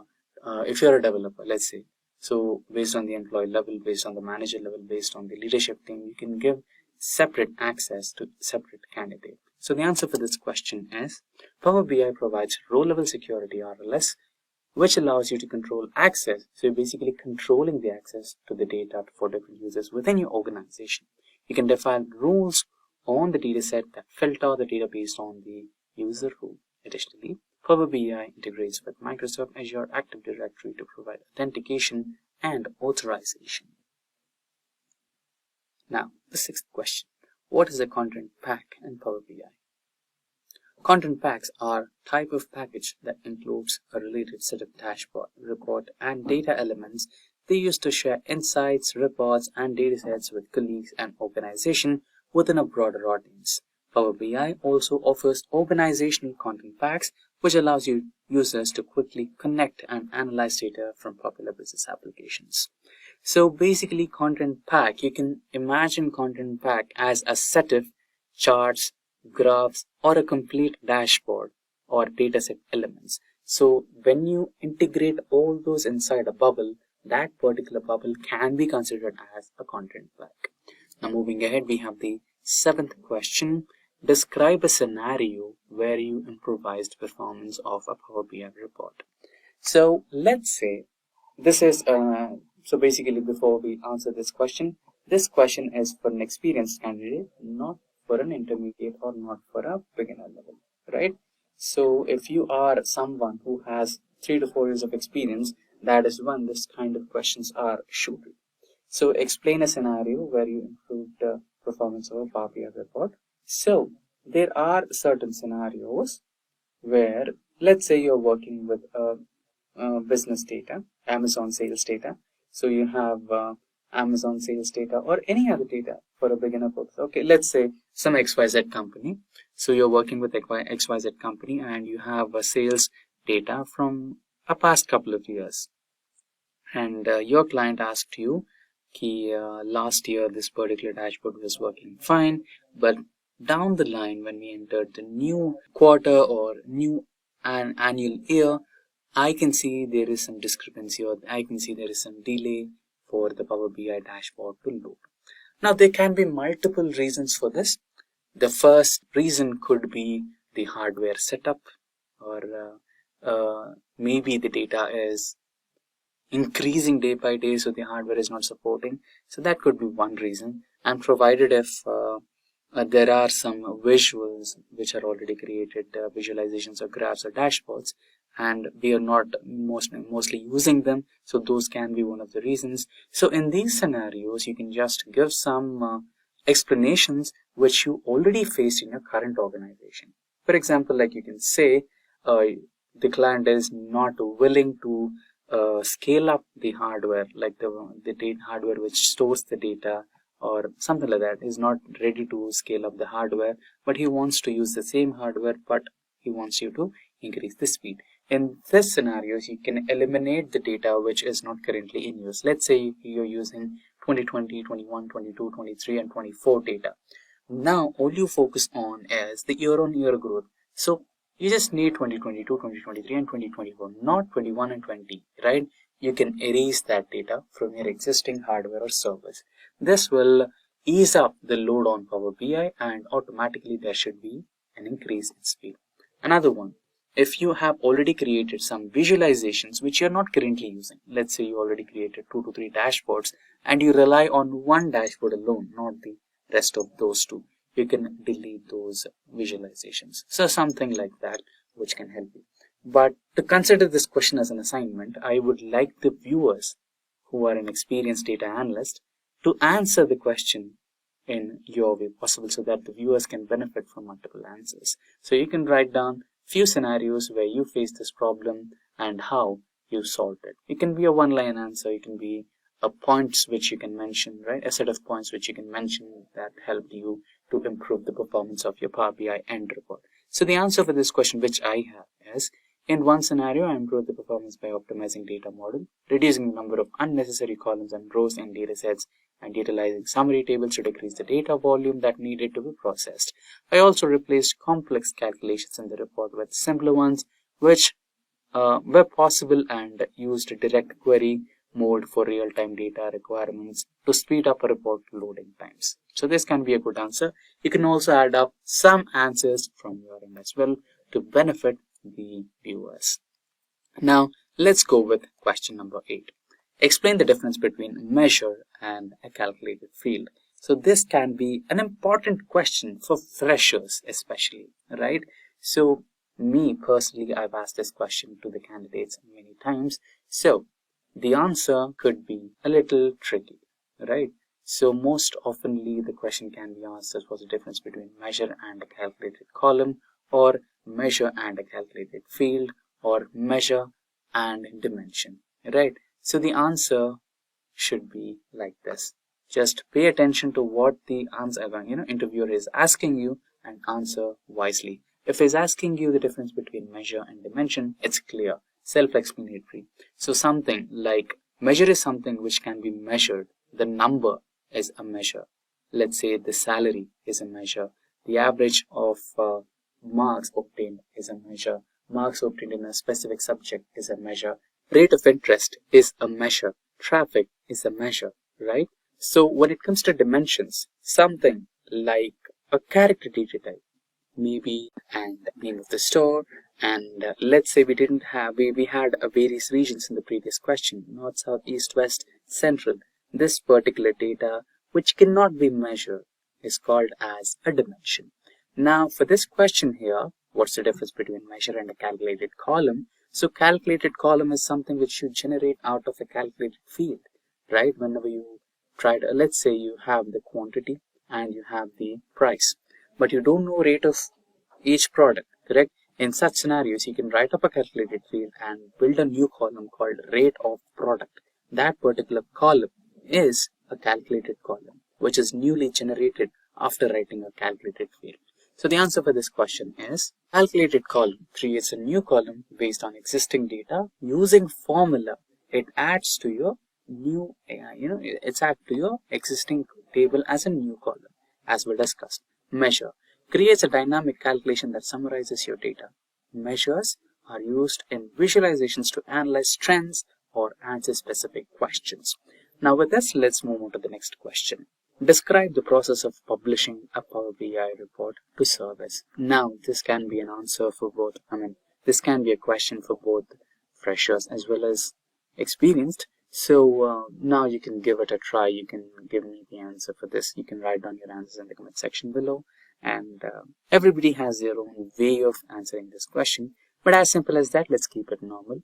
Now in Power BI Desktop, go to Publish and choose Power BI Service. Select the workspace to publish and configure settings like sharing access. Click Publish to upload your report to Power BI Cloud Service. So this is the answer given by most of the experienced candidates. But when it comes to freshers, it's okay if you answer in this way.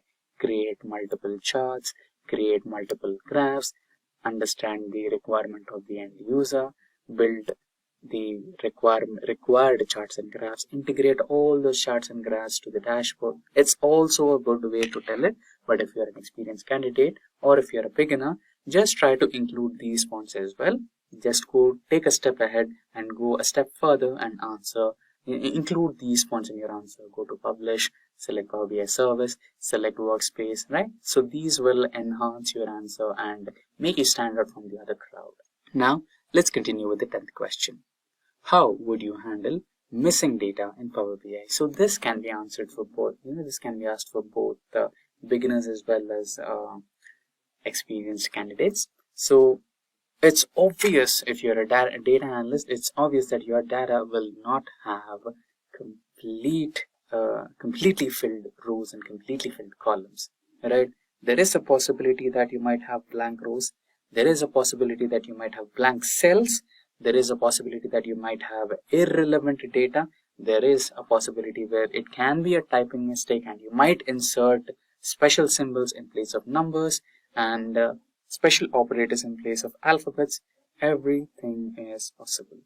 So in such scenarios, how could you handle, right? So there are multiple approaches. So let's say if you are going through some column which you feel is not mandatory to create your report, you can ignore those cells and you can just delete it. And in case of there is a discrepancy in your existing data and you find that is important, then you can always have a way to go back to the source who provided you the report or who provided you the data, as to complete them, as to give them the right number. Or in few scenarios, you can also, if you don't want to eliminate any kind of rows and columns, you can also have an option of taking an aggregate value in it. Maybe the minimum value, maybe the maximum value, may be an average value in that particular missing cell. So there are multiple possibilities, and if you feel like adding those answers, you can also feel free to add them so that everyone is benefited.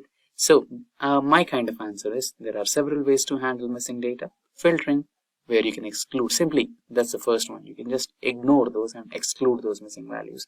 Replace missing values with some aggregate values. Custom logic, create a dash formula to address missing values based on specific scenarios. Now let's move ahead with the next question. How do you connect multiple data sources to a Power BI report? So the answer is Power BI allows connecting various data sources. You can directly import, directly use live connections, or create composite model to improve and combine data from different sources. So this is not just the Power BI dashboard. You're here, it's not just the Power BI desktop. You're not just importing data.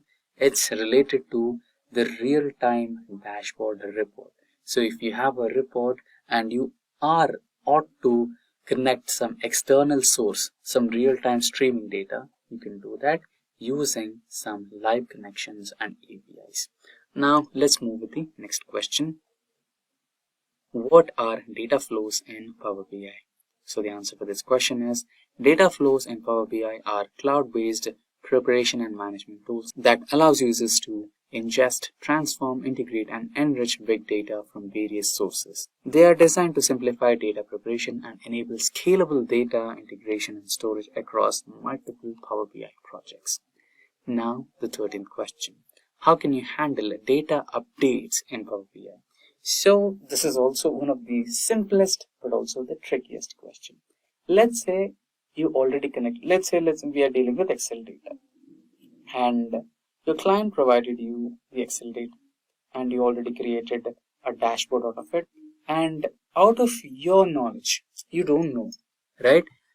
You might not know what happened after they shared you the data, and the client gets to know there is some discrepancy here, there is some irrelevant data, or there is some missing value in the data provided to you, and they add it and you missed it, correct? In those scenarios, how can you handle data updates, right? You can either refresh. So there are multiple answers for that. So let's go with the answer. So data updates in Power BI can be handled through scheduled refreshes or real-time streaming datasets. Scheduled refreshes. So let's say you provide some 6-day or 1 week or 1 day based on requirement. You provide a scheduled refresh and it will act upon it, and it will refresh its source every single time. It basically refreshes the dashboard you created. It will extract the data from the source and it will create a new report out of it. So scheduled refreshes can be configured in Power BI service, allowing data to be updated at specified intervals. Real-time streaming datasets can be used for dashboard tiles that require continuous updates. Now, the 14th question on our list. Can you explain the concept of a slicer in Power BI, right?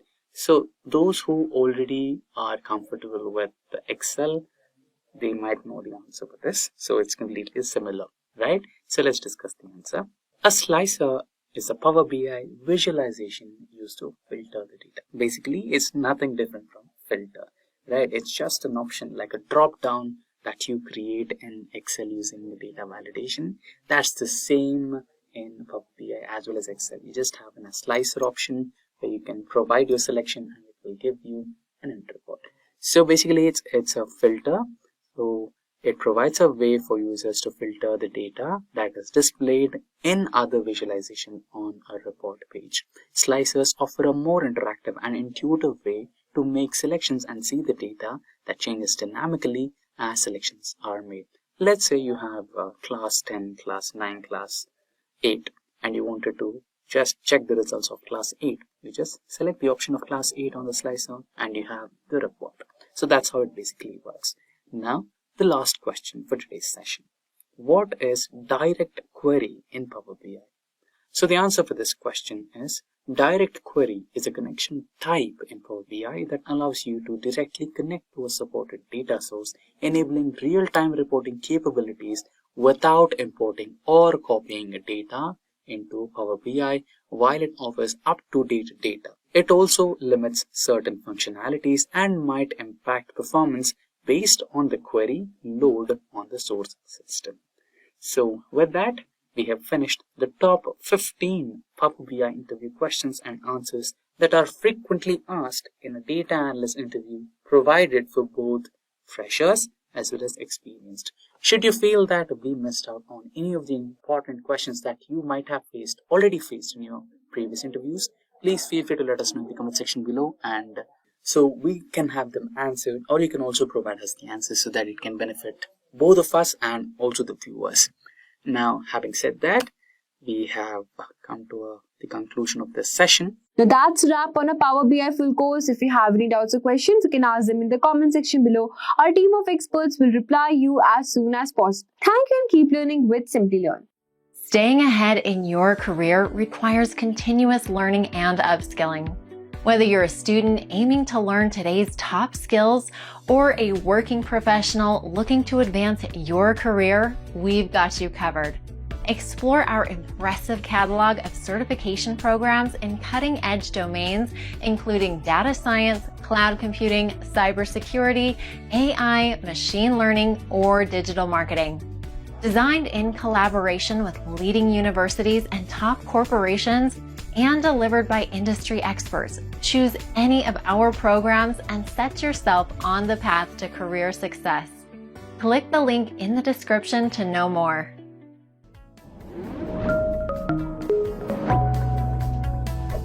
Hi there, if you like this video, subscribe to the Simplilearn YouTube channel and click here to watch similar videos. To nerd up and get certified, click here.